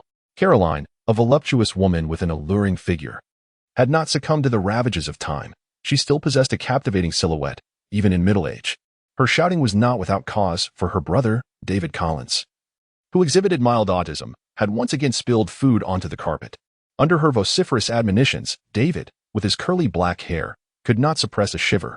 Calm down, Caroline. A silver-haired woman seated on the sofa interjected after moving a chess piece.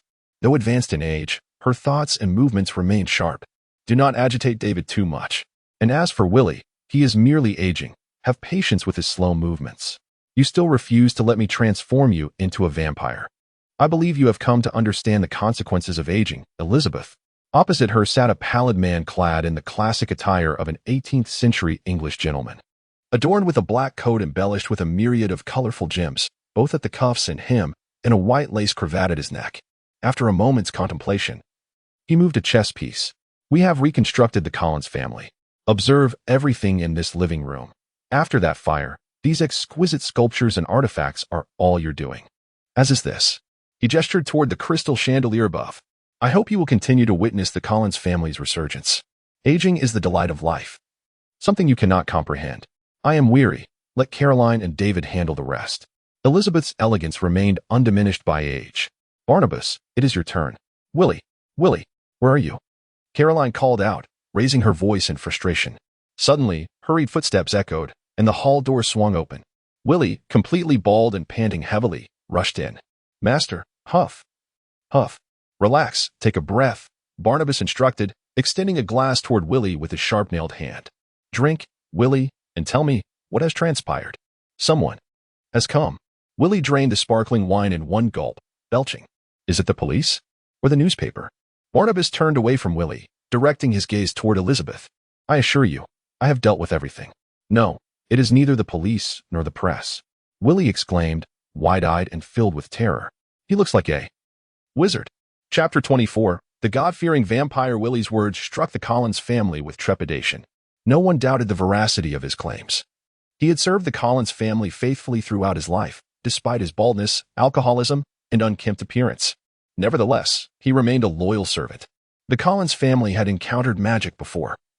Barnabas Collins had been transformed into a vampire due to a witch's curse, and that very witch had previously caused significant trouble for the family. Leaning on his cane, adorned with a brass handle, Barnabas's fingers, sharp and claw-like, fidgeted restlessly. Very well, Willie, Barnabas declared. Shall we invite the sorcerer in? Perhaps he merely passes by. I suspect he might be amiable enough. After all, a mere iron door would hardly deter a wizard.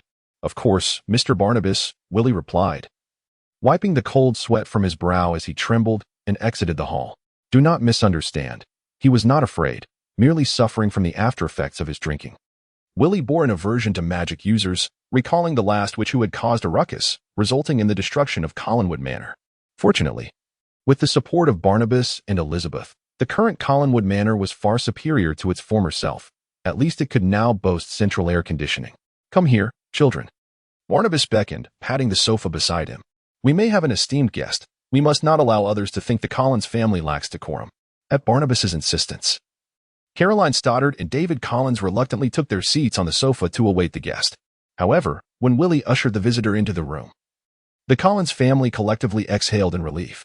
Salomon, however, did not feel at ease upon encountering the man with short black hair. The moment he stepped into Collinwood Manor, he sensed something was amiss. The once lush shrubs were now withered and half dead, their twisted branches adorned with thorns. Perhaps this signified the gardener's inebriation. But Salomon noted an alarming abundance of mice in the garden, far exceeding those in other locales. His investigations revealed that the Collins family's dwindling numbers meant the discarded food could not sustain such a multitude of rodents. The phenomena he observed were characteristic of a vampire's lair, reinforcing his belief that Barnabas Collins resided within Collinwood Manor. The vampire cast a sidelong glance at Salomon, now realizing that this oddly attired little sorcerer was no lost child, but rather possessed of a purpose.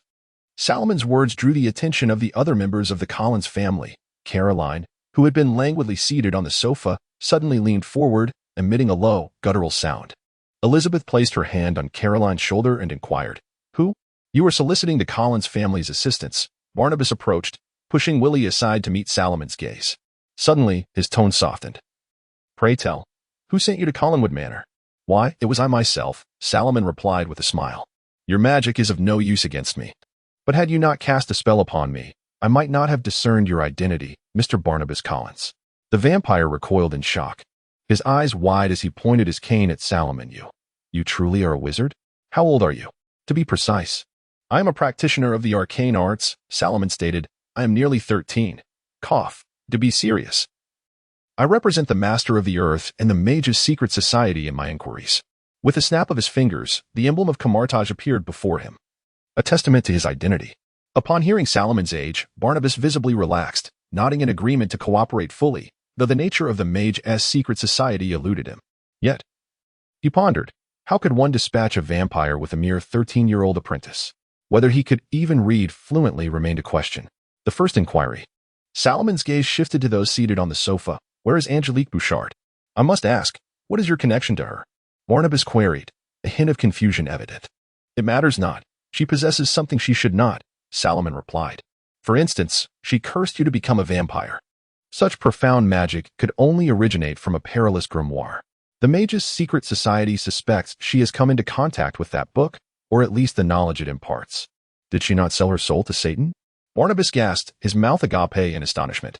Acquiring knowledge from that book indeed leads to selling one's soul to a dread entity. "Though not to Satan, but to another," Salomon stated, taking a seat on the sofa as Caroline eyed him with ill intent. Yet, Salomon disregarded her, focusing intently on Barnabas until the vampire settled opposite him. "Who?" the vampire asked, gesturing with one hand to form an M. "Is that not the mark of Satan? Now, please tell me, where is Angelique Bouchard? My magic can utterly counter her dark sorcery. She shall pose no challenge." "Do you mean to say you can transform me back into a human?" Barnabas Collins leaned forward suddenly. "You claim you can counter her magic. Thus, you can lift my curse?" "Indeed, but this relates to my second question." "Thank God." Barnabas interrupted, his impatience palpable. "Thank God. I shall finally be free of the need to consume blood." Yet, the vampire who now faced him with such fervor, expressing gratitude to the heavens, kneeling in prayer? Was he not deranged? How had this vampire not turned to ash? Chapter 25. The Tale of the Witch Mr. Barnabas. "Lord Jesus, please reveal to me the essence of my prayers. Touch me with your hand, and grant me strength and courage in all matters. Mr. Barnabas, you are the source of my salvation, filled with joy and hope. Even as I walk through darkness, your light ever shines." Salomon felt disheartened. He suspected that the vampire before him might be somewhat unhinged. If local legends and his investigations were not mistaken, this vampire had been entombed in a coffin for 2 centuries, and it was only natural for his mind to be somewhat disturbed. He glanced at the Collins family seated across from him, who displayed no reaction to the vampire's behavior. Instead, they offered Salomon cookies. And even the wild-spirited Caroline seemed to relax, preoccupied with her nails. Only young David Collins attempted to halt Barnabas's actions, yet he too was drawn into the prayer. "Young Master David," the vampire said, "I have sold my soul to the devil. Now only prayer can elevate me to heaven." "Does he often do this?" Salomon declined the sweets offered by the Collins family, gesturing to his head as he inquired. "Frequently. Whenever Victoria is absent, he does so." Elizabeth, with her mane of silver hair, took no offense at Salomon's refusal of food. She gravely informed him, "Before your arrival, many have visited our home, claiming they could assist us in breaking the curse.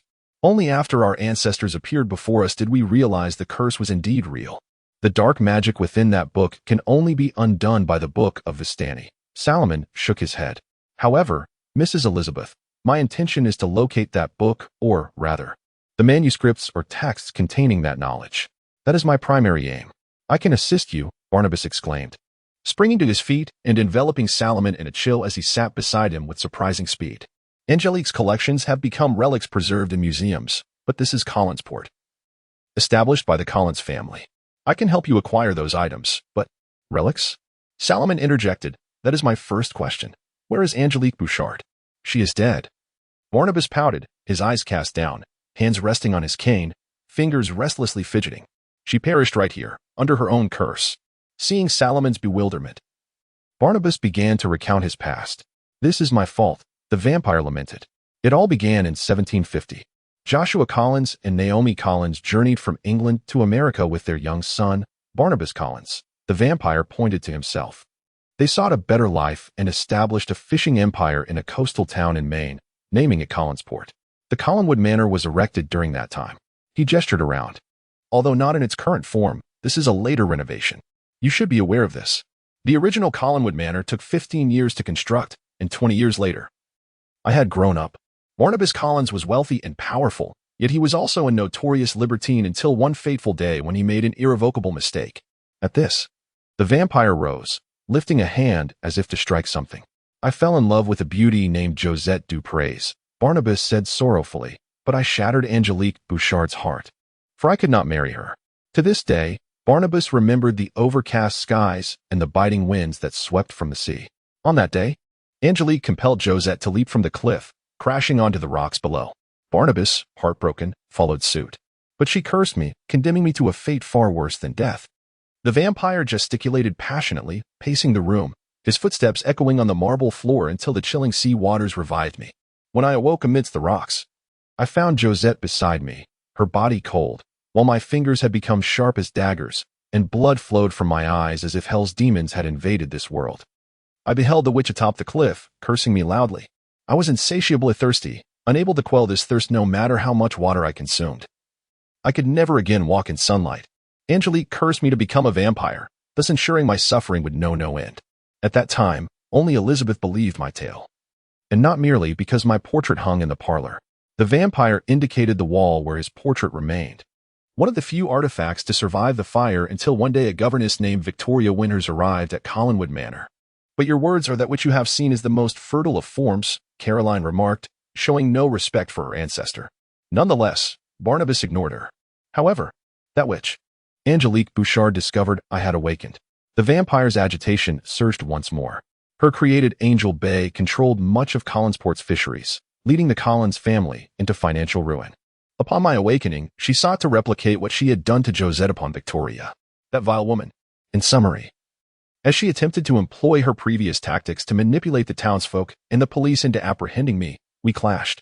Her skin shattered like glass, igniting a conflagration at Collinwood Manor, incinerating the Collins family's most significant asset. But she is dead, Salomon remarked, and you stand here. Indeed, she extracted her heart. A heart akin to pink glass, riddled with cracks, Barnabas mournfully stated. I witnessed her heart shatter into fragments. She became as motionless as a doll. What a fascinating tale. Mr. Barnabas, Salomon said, subtly heightening his vigilance as he retrieved several sheets of printed paper from a pouch at his waist. He smiled at the vampire and asked, now, could you tell me which murders you have committed? Chapter 26, All our villains do not misunderstand. Salomon is not a hero eager to dispense justice. Those who have perished are beyond redemption, and tardy justice holds no value. His sole desire is to acquire certain information he deems necessary. It is essential to recognize that while vampires belong to the realm of the undead, they possess the capability to procreate. They can bear offspring in a manner akin to humans and can also transform humans into new vampires through the act of embrace. This act of embrace constitutes a blood covenant, an unbreakable magical contract that courses through the veins of vampires, passed down through generations. Barnabas Collins holds a particularly unique identity. He is a vampire directly transformed by the magic within the dark grimoire. Perhaps he himself remains unaware of the extent of his stature. Years ago, the so-called pure blood and mixed blood vampires that once plagued Detroit would bow in his presence. The esteemed one recounted to Salomon how he found those summoning the so-called blood god to be a mere jest. However, Salomon can no longer witness those vampires, as they were eradicated by a being known as the Blade Warrior. At present, Barnabas is still quite youthful in the context of vampires, and has yet to amass considerable power. Otherwise, Salomon would not dare approach him so recklessly. Salomon merely wishes to ascertain whether Barnabas has proliferated like a rat, as this would reveal the number of vampires inhabiting this small town. I admit, concerning the incident at the construction site on Highway 9, I had just been unearthed and was exceedingly parched, Barnabas stated, his voice tinged with a strong Southern English accent. He pinched a printed sheet of paper between his fingers, holding it at arm's length. After scrutinizing it, he remarked, and this, a band of hippies. Their blood has become exceedingly vile due to their consumption of that dreadful substance. Is that all? Salomon maintained a facade of cheerfulness, though he noticed the Collins family opposite him growing impatient. Caroline's demeanor darkened again, and David subtly withdrew, the air thickening with tension. Yet, Salomon seemingly remained oblivious to any disquiet. He inquired, I wish to confirm one matter. Mr. Barnabas, have you transformed any humans? You mean the embrace? Only one. The vampire shook his head vehemently. Forgive me, sir. I neglected to inquire your name. Damonet. Very well, Mr. Damonet. The vampire clasped his hands over his heart. I once contemplated transforming Elizabeth into a vampire, but she declined. Liz, the nickname for Elizabeth, revels in aging. As for Victoria, she did not escape the clutches of Angelique. So there are two vampires here. Salomon rose, pushing the remaining printed pages toward Barnabas. So, is it your wife Victoria who is responsible for these deeds? Are there other vampires in the vicinity? Salomon paced the living room, deliberately distancing himself from the Collins family. Please, Mr. Barnabas, consider whether you have transformed another human. The bite marks on those corpses are unmistakable. Based on your account, I do not believe that which would transform another vampire. She is already sufficiently enamored. The vampire paced the living room, head bowed, his cane tapping rhythmically against the marble floor as he muttered to himself. Nevertheless, he was certain he had only transformed Victoria. In truth, the Collins family had investigated those cases through the police multiple times, yet they had yielded no results.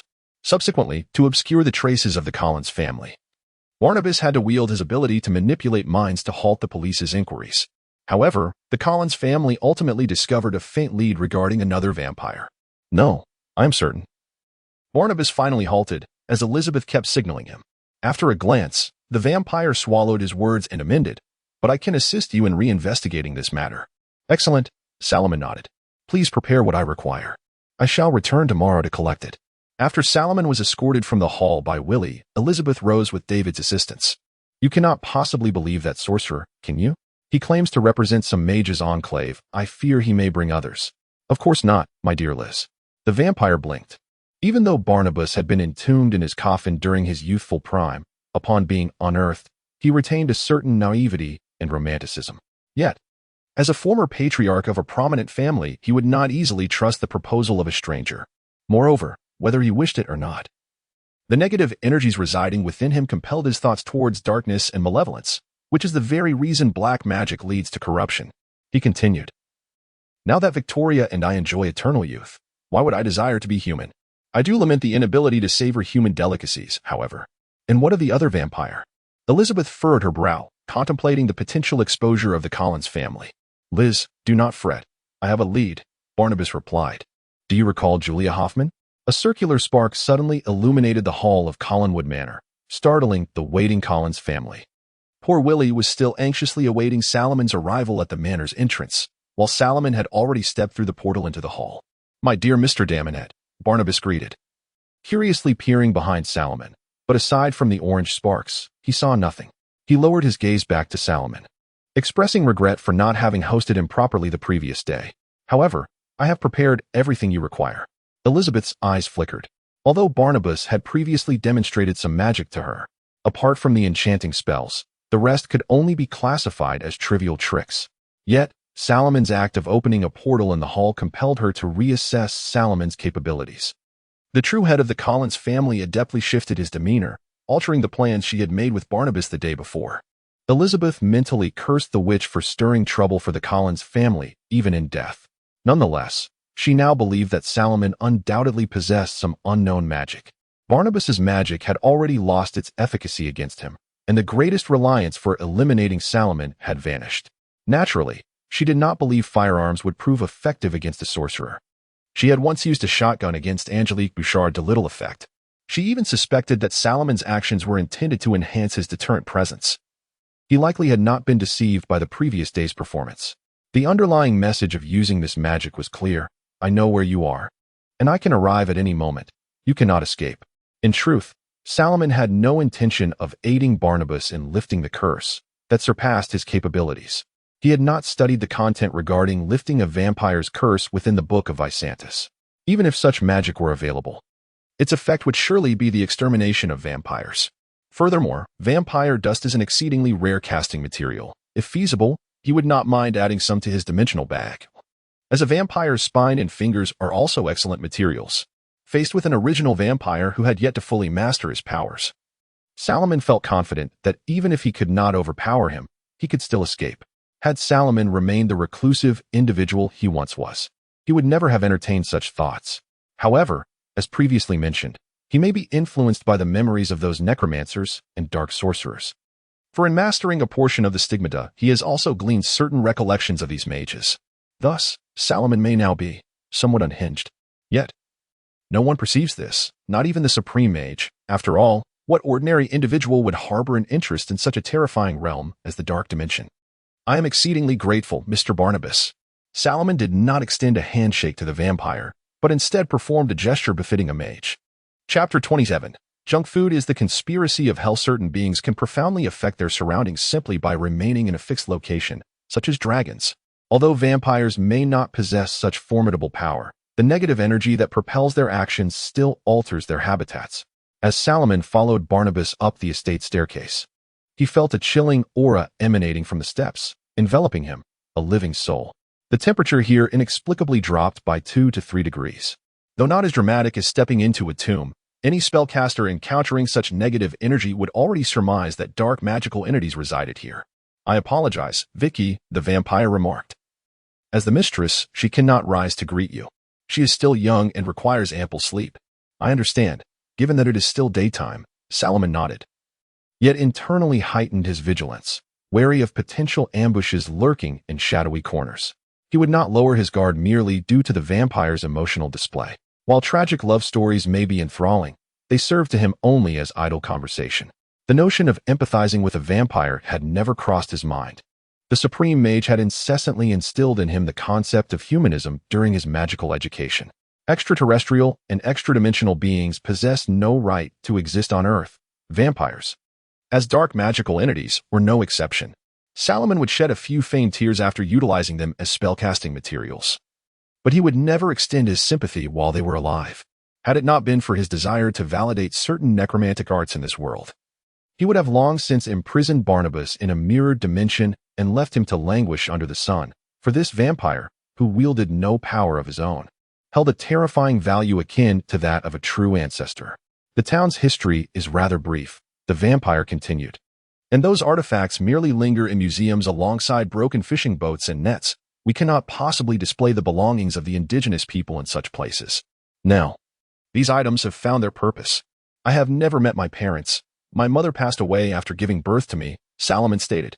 I am sorry, the vampire responded, turning at the corner, offering a slight bow of apology. It is of little consequence, Mr. Barnabas. I was adopted by the Supreme Mage at birth and have lived as a disciple of the Master in Camartage. It is an honor to learn from Earth's most powerful sorcerer, a dream many aspire to fulfill. However, the expectations placed upon me by the Master are rather high. I do not believe I can vanquish beings that have crossed over from lower dimensions to Earth. Lower dimensions? Barnabas inquired with curiosity. What does that mean? Barnabas suddenly perceived that this young sorcerer might be more troublesome than anticipated. If the wizard or witch were alone, the Collins family could easily erase this individual as existence. But if they were backed by a formidable organization, that would pose a challenge. Moreover, from Salomon's discourse, it appeared that the Supreme Mage was deemed the world's most powerful magician, and Barnabas was reluctant to invite trouble. The vampire presently wished to expedite the transfer of the books and send Salomon on his way. For even if he could eliminate Salomon, it would be of no consequence. Salomon's presence indicated that someone had taken notice of the Collins family, rendering Elizabeth's plans utterly ineffective. Yet Barnabas yearned to ascertain one matter. What was his organization's stance on vampires? If they could not tolerate their existence, could they truly transform a vampire back into a human? Barnabas was determined not to allow his relationship with Victoria to entangle the Collins family, which was the true treasure.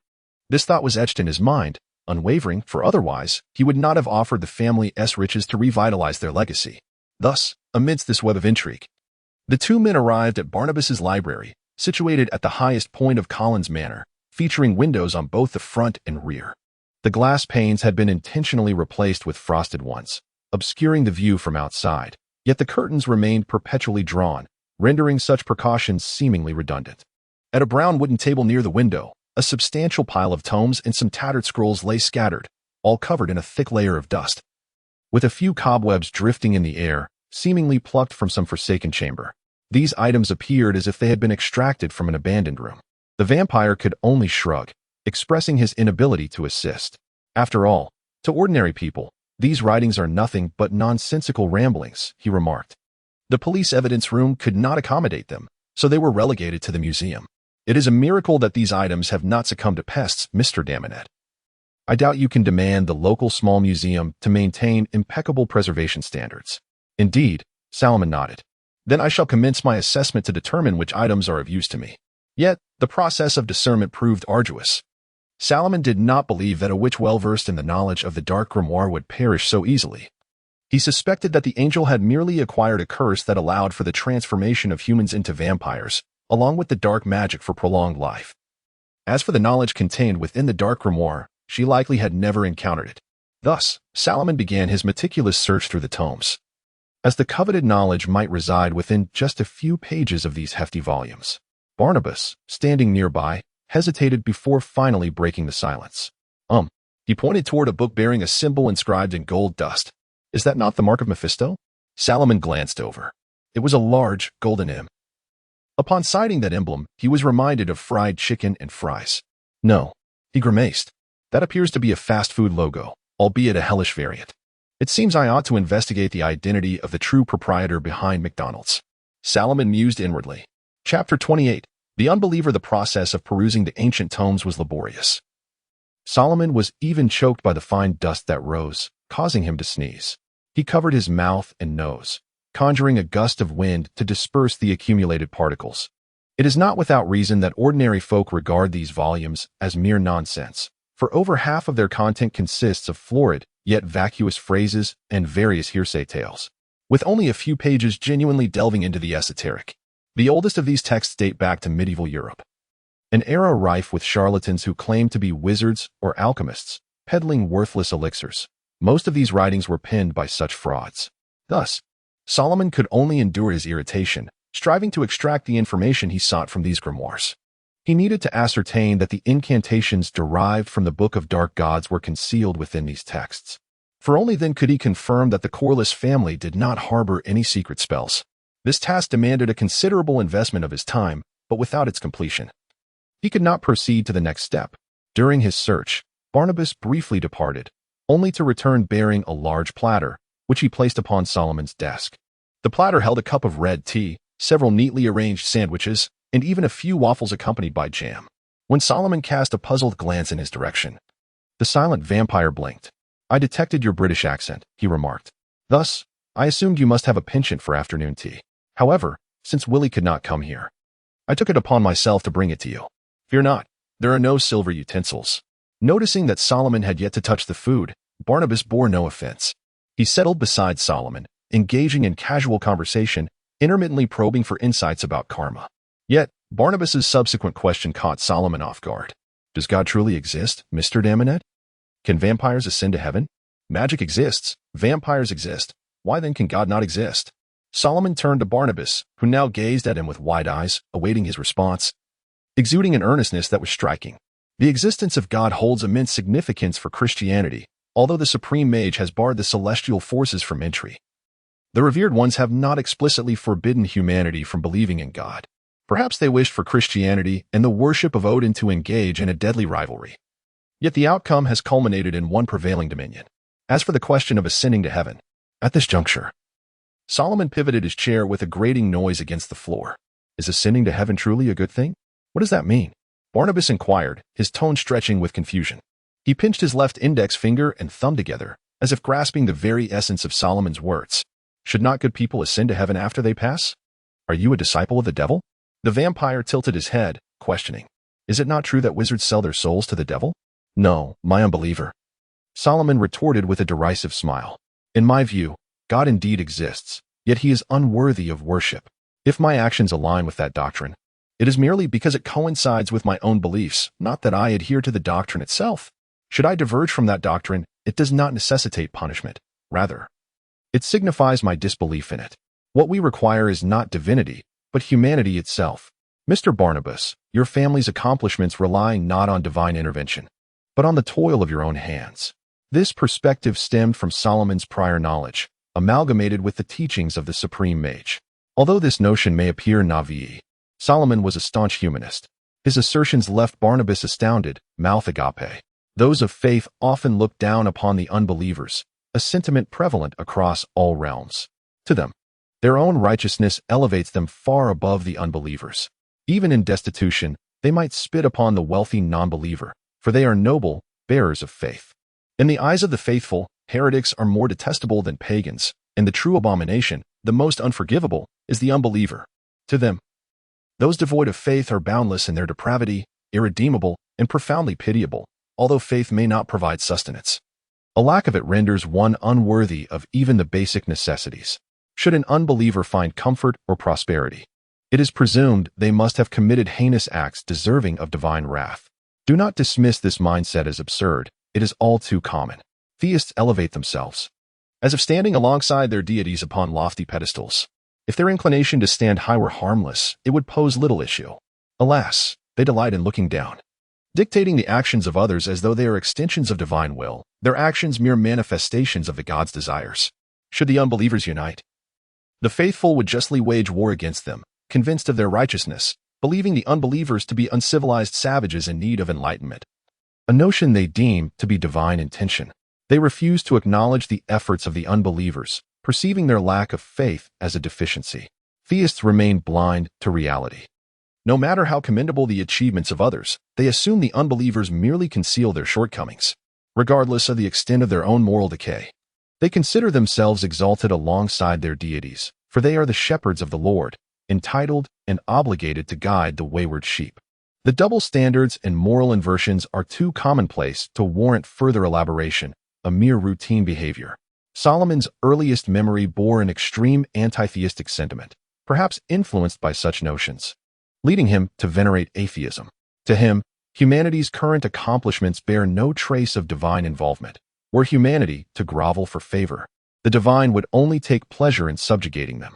Without the Ancient One, humanity's current state would not surpass that of the lambs. His thoughts aligned with the supreme Mage's aspirations, an unbeliever, equipped to confront the outer dimensional demons. Barnabas, clearly taken aback by Solomon's radical stance, raised a finger, forcing a smile. I believe Victoria is waking. Chapter 29. The hunt begins. Theism has long held great sway in the Western world. Although, with the advancement of technology, the Roman Church can no longer excommunicate kings or meddle in their marriages, as it did in the case of Henry VIII, nor can it organize crusades against heretics. And the Puritans in England can no longer indiscriminately initiate witch hunts. Religion continues to pervade every aspect of secular life. This influence is particularly pronounced in the United States, the foremost technological power of the world. For instance, witnesses are required to place their hands on the Bible to swear an oath. Otherwise, their testimony lacks legal validity. Presidential candidates must receive the blessing of a pastor through prayer, and upon election, they must also place their hand on the Bible to take office, with the president appointing a White House chaplain. In the military, a chaplain must accompany the troops, without prayer from the chaplain. Soldiers may even be reluctant to go into battle. Even esteemed universities host divinity schools, which boast admission standards comparable to those of certain scientific institutions. As previously mentioned, theists proclaim themselves as shepherds of God. Americans consider themselves warriors of the Almighty, engaging in wars they deem just, liberating the ignorant, and saving humanity. Believing themselves to be divinely favored and the epitome of righteousness, with others expected to follow their example. Whether anyone discovers that the motives for waging war stem from oil or other interests depends on how politicians deceive the masses. Presently, at least half of Americans believe that religion should influence science and politics, which is one reason for the prevalence of anti-intellectual behavior in theistic nations. In Solomon's view, it would not be surprising if one day these Saxon barbarians wielded syringes to inject disinfectants into their bodies. When the living Athena appeared before him, Solomon did not offer his faith. He did not even believe in the Vishani, so how could he possibly believe in God? He perceived God as a being of a similar caliber to Odin, while the Vishanti were magical entities existing within the multiverse, clearly more powerful. Not to mention the true deities of the cosmos, the Eternal One being the greatest ally of Kamartash. Even regarding the Eternal One, Solomon expressed only a modicum of respect. Solomon concluded that, in the absence of divine bestowal of magic, religion holds no utility for the advancement of humanity. However, Solomon would not interfere. Western society has already dulled the scientific spirit of the Renaissance, yet this world remains fraught with turmoil. As successive alien invasions will make humanity aware of its solitude in the universe. To survive in this cosmos, humanity must advance technology, and religion will naturally be rendered obsolete. Solomon need do nothing to witness the decline of theology. When Solomon shared his conclusions with the supreme sorcerer, she expressed great satisfaction with his thoughts and rewarded him with a bottle of soda. In her understanding, Solomon's birth was fraught with uncertainties, that stigmata likely originated from heaven, granting him magical talents beyond the reach of ordinary mortals. As the supreme sorcerer who had led Solomon to Kamartash, she wished for her disciple to remain untainted by the influence of extraterrestrial beings. Only a saint who does not believe in God could safeguard the earth until a new supreme sorcerer emerges. Now, while poring over materials in the upper levels of the Corwin Manor, Solomon harbored disdain for Barnabas. Having become a vampire, he should abandon the hope of ascending to heaven. Was becoming a worshipper truly so appealing? Judging by the standards of Judaism, Anglicanism, Orthodoxy, or Catholicism, very few in modern society could possibly meet the criteria for heavenly ascension.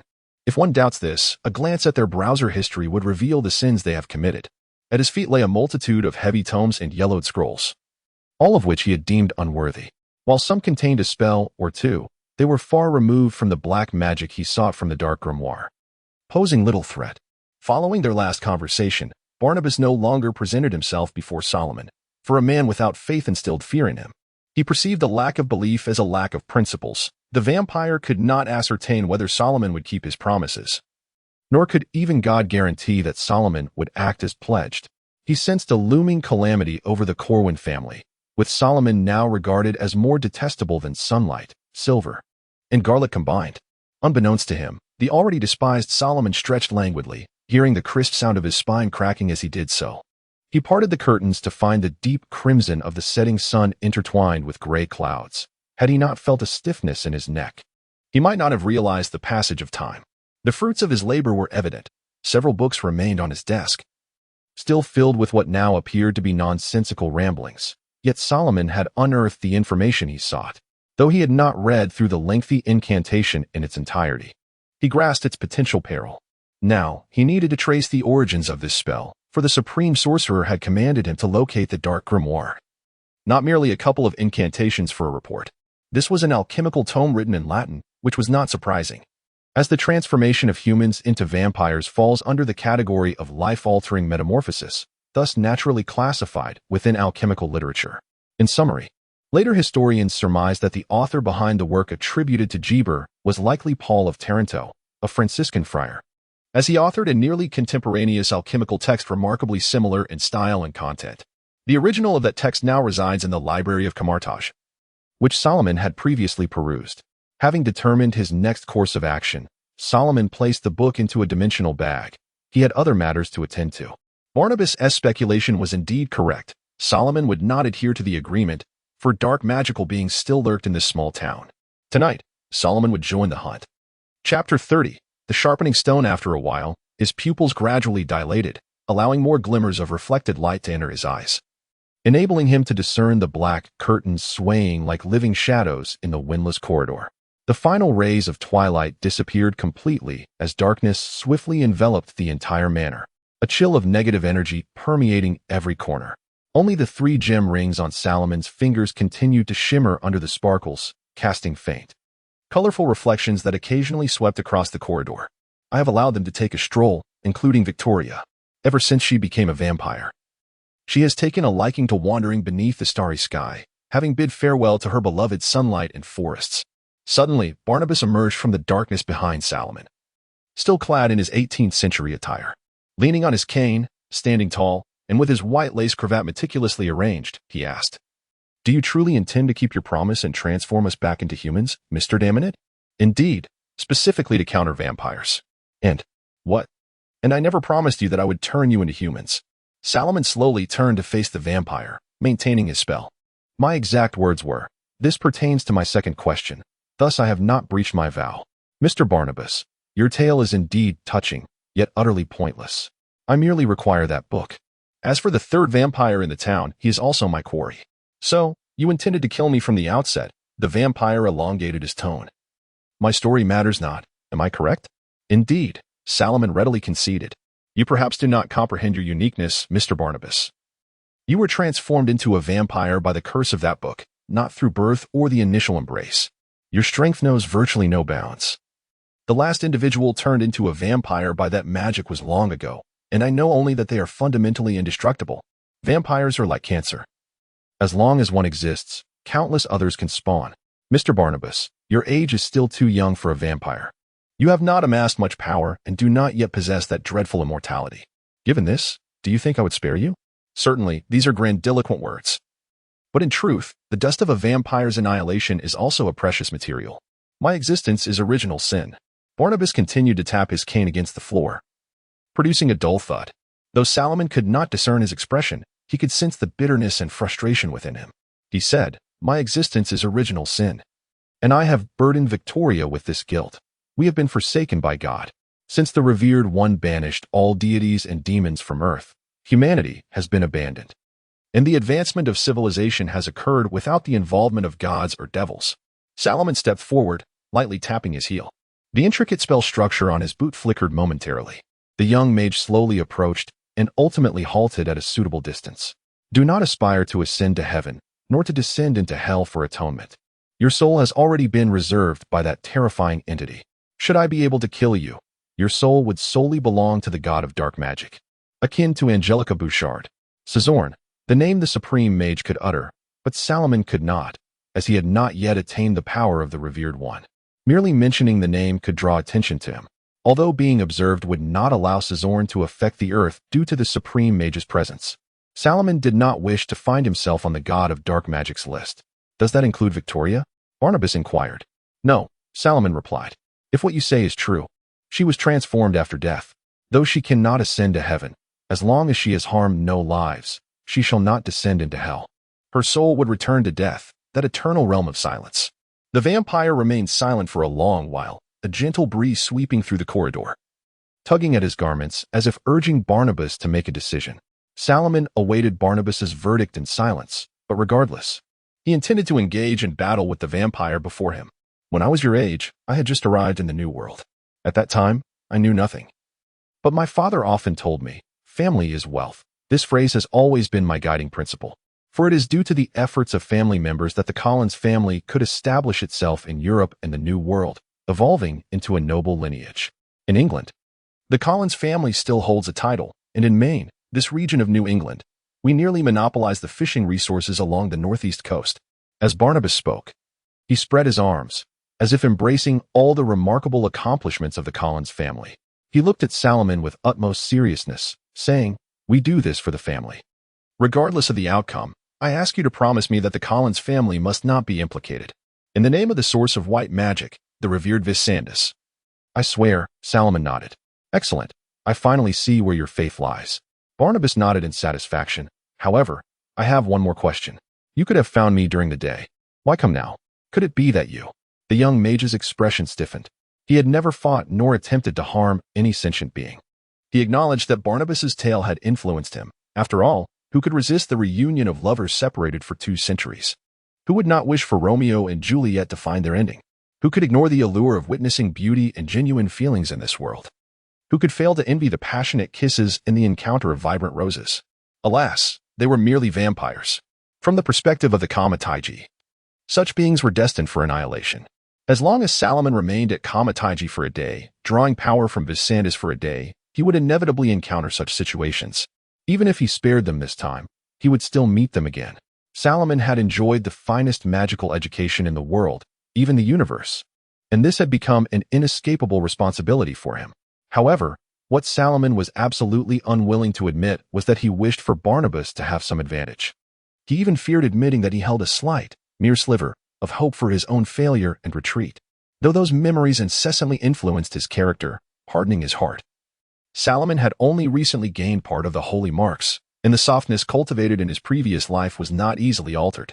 Perhaps the supreme mage sensed this and thus tasked Salomon with this mission. A young vampire like Barnabas would undoubtedly fall to any high-ranking steward of the temple if they exerted their utmost effort, perhaps without even summoning the temple guardians. Yet Salomon's seemingly indifferent demeanor was far too lethargic. He needed to bear something. This was what the revered one had told Mordo. The burden Salomon was to carry was but the lightest of his sufferings that did not belong to him.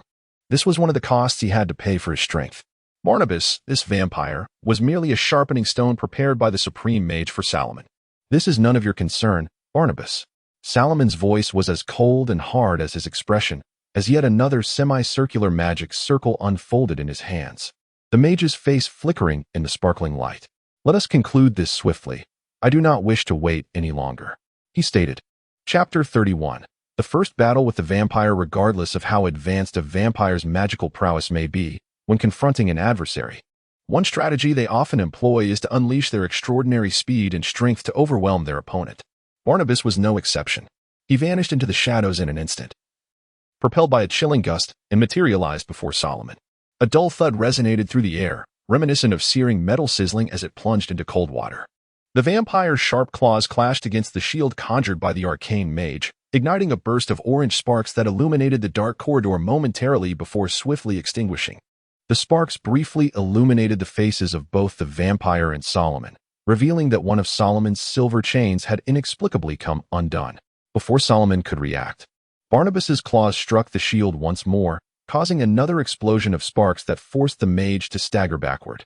Salomon withdrew his right leg, quickly regaining his balance, and raised the ring of Lagador above his head. Sparks erupted from the shield again, and the immense pressure, akin to a hammer's relentless blow, made the wooden floor beneath him creak ominously. The boards suddenly splintered, exposing a jagged, yellowed surface, and one of his legs became ensnared in the gaping hole. In a sudden motion, Salomon crouched low and rolled forward, narrowly evading the descending claws. Although the darkness obscured Barnabas's every movement from his view, Salomon's honed reflexes, developed through years of training, enabled him to counter the vampire's tempestuous assault. Despite Barnabas's elevated status, his lack of formal training made his attack patterns easily predictable.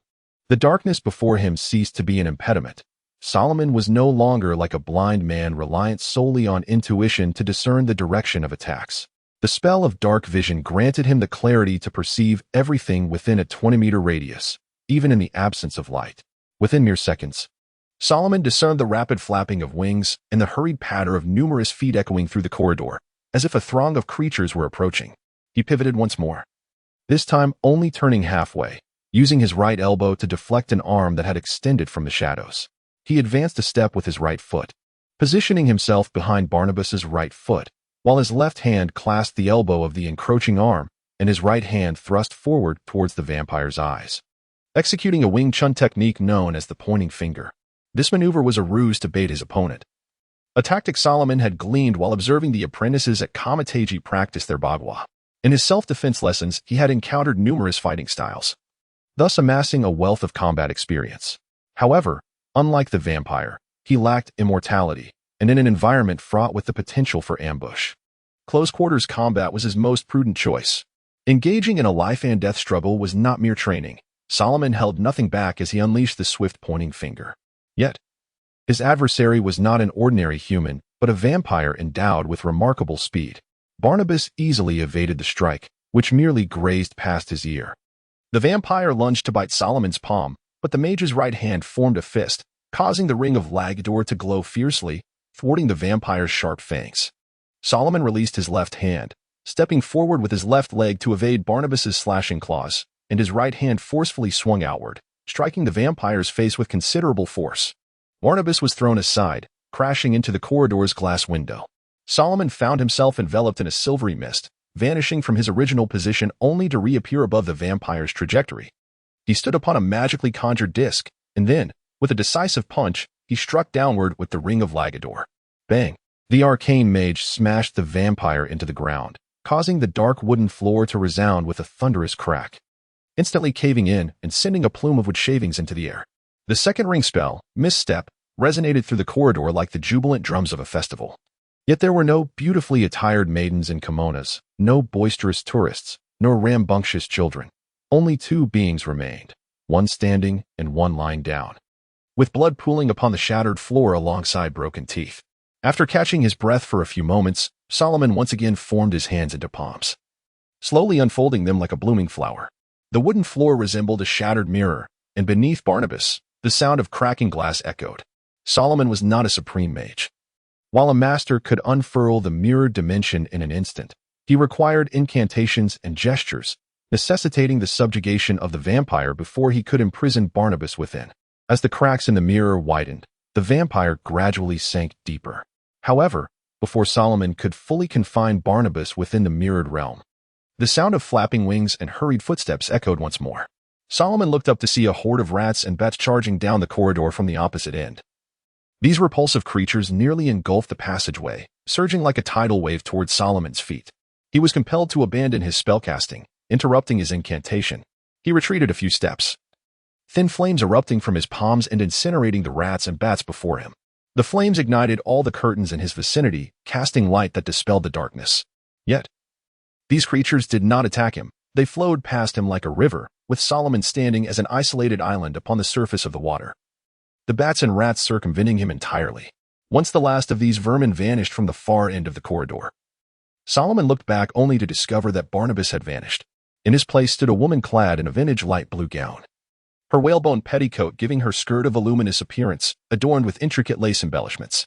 In the flickering firelight that illuminated the corridor, Salomon discerned her features, and behind her floated a specter that bore an uncanny resemblance to her. Chapter 32. The second battle with the vampire. Salomon scrutinized the woman standing before him. With his keen eyesight, he discerned the faint redness in her eye sockets, the densely veined eyelids of a deep black, reminiscent of congealed blood. Her hands, crossed before her abdomen, bore sharp black nails, and even the flickering orange flames could not alter her pallor. Her pale cheeks accentuated the vividness of her crimson lips. Floating behind her was a specter that not only mirrored her appearance but also donned identical attire. Even without having previously encountered her, Salomon could surmise her identity, for Barnabas had recounted numerous tales that featured her prominently. This woman was none other than Victoria, who had been slain by Angelica and later transformed by Barnabas. And the specter was undoubtedly Josette. Although both women were deceased, their visages had not diminished in beauty, which explained Barnabas's enduring obsession with Josette. Nevertheless, Salomon mused that Angelica Bouchard possessed a beauty that surpassed theirs, the golden-haired which had an exquisitely proportioned figure, leaving him perplexed as to why Barnabas had not accepted her proposal. Victoria regarded Salomon with a gaze that was as frigid as it was seething with hatred and fury, an embodiment of rage towards her murderer, a pent-up loathing for the living, and an insatiable thirst for warm blood, all projected onto Salomon. She could drain his blood in a mere 4 seconds. Had Salomon not been a master of the arcane, such a look would have instilled terror within him. Victoria's hatred was not without cause. Upon witnessing Salomon's fists relentlessly striking Barnabas's face, her heart shattered, as did Josette's beside her. Thus, she chose to employ a power she had independently discovered to abduct Barnabas and confront Salomon alone. She sought vengeance, as did Josette. The curse that had transformed Barnabas into a vampire, cast by Angelica Bouchard, was now a thing of the past. This youth before her must die. No one could survive after harming a member of the Collins family. Flames crept up the velvet curtains, scorching the wooden ceiling, while the corridor filled with the acrid scent of charred flesh and the rich aroma of slightly charred teak. Yet, Victoria exhibited no signs of panic, as if she were indifferent to Colin Manor. She harbored no desire for conversation. Instead, she crouched to retrieve the cane that Barnabas had left on the ground. Gripping the cane's tip firmly, she wielded it like a short staff, angling the brass head towards the floor. Though she wished to remain silent, Salomon initiated the dialogue. "I had intended to kill him before seeking you out," he stated. "I shall return him to the place he belongs, and your soul will descend into eternal slumber. However, I find that my list of targets has increased by 1. As Salomon spoke, his hands remained in motion, producing a small piece of tan leather and a glass vial filled with silver powder, casting protective spells upon himself. But Victoria was uninterested in dialogue. She lunged at Salomon with ferocity, her long skirt, supported by whalebone petticoats, hindering her not at all, while the specter followed closely behind, claws bared. "You are no match for me," Salomon declared, though the two undead entities paid him no heed. The vampire and the specter moved with remarkable speed. Had Salomon not gained some mastery over the stigmata, he would scarcely have been able to perceive their actions, particularly that of the flickering specter. This was the nature of the ghost. capable of traversing the ethereal realm and the physical world with ease, leaving inexperienced individuals vulnerable to ambush. Salomon adeptly evaded the specter's attack, Josette's hand grazing the protective barrier surrounding him. Victoria's cane came crashing down in quick succession, and Salomon extended a hand, swiftly closing the distance, the brass head of the cane colliding with the protective sigil he had conjured. Another forceful impact followed, yet the barrier remained unbroken. Undeterred, Victoria raised her cane, attempting to strike downward with all her might. Salomon stepped forward, narrowly avoiding Josette's claw strike. He crossed his arms to block Victoria's wrist, then flipped his left hand, supporting her cold wrist with his thumb, as his right foot advanced, knee bent in a bow, right arm raised. Elbow driving upward into the vampire's chest. The resounding impact drowned out their creaking footsteps, and Victoria hurtled like a cannonball, colliding with the wall at the end of the corridor, beyond 3 rooms. She shattered the wooden barrier, crashing into the chamber beyond, and Salomon could hear the sound of furniture being toppled. 8 Extreme's fist, elbow strike. This maneuver not only allowed Salomon to deflect the powerful strike of the cane, but also sent Victoria sprawling, preventing her fangs from finding purchase upon him. Along with the brass cane that vanished into the shadows of the room, Salomon harbored no concerns about Victoria emerging immediately. Even a vampire must adhere to the principles of ergonomics. Whether her spine or ribs were injured, Victoria would surely be incapacitated for the time being. Suddenly, a visage of unspeakable horror materialized before Salomon. The face bore skin barely clinging to decaying muscle, crooked and missing teeth, with maggots writhing beneath the surface. Half-rotted eyeballs bulged from their sockets, oozing yellow pus, and sparse dark hair failed to conceal the damaged scalp and the blackened brain beneath. A worm joyfully wriggled out from the brain, raising its head to greet Salomon. Yet, a surge of power from within steadied Salomon. He clenched his left fist, an orange-red ring expanding in layers, pivoting to the left and delivering a swift blow to the specter's face with the ring of Lagdor. Before Salomon could distance himself from the specter, the hurried scurrying of rodents and the rapid flapping of bat wings echoed from the opposite end of the corridor. He stood firm, reciting an incantation as a tempest surged towards the corridor's far end, thwarting the approach of the mice and bats, sending them sprawling to the ground. Seizing the moment of their chaotic squeaks, Salomon leaped backward, crashing into the space behind him, which shattered like a broken mirror. Josette followed suit, and the fractured mirror subsequently vanished from the corridor. The flames grew fiercer, licking the dry ceiling, as the burning wooden structure collapsed onto the floor, scattering a shower of fiery embers, with thick smoke seeping through every crevice, escaping through the window gaps, carrying with it fiery sparks that rose towards the darkened sky. In the garden of Colin Manor, a circle of sparks materialized, coalescing into a ring as Salomon emerged from within. He had left Josette in the mirrored dimension, intending to deal with the specter last. His primary objective now was to locate Barnabas and eliminate him. This vampire was his foremost target. Tonight, the hunt would continue. Here, a brief explanation. Salomon's fighting style is exceedingly orthodox. The DD Mage, in their lower levels, does not enjoy the glamorous image often imagined.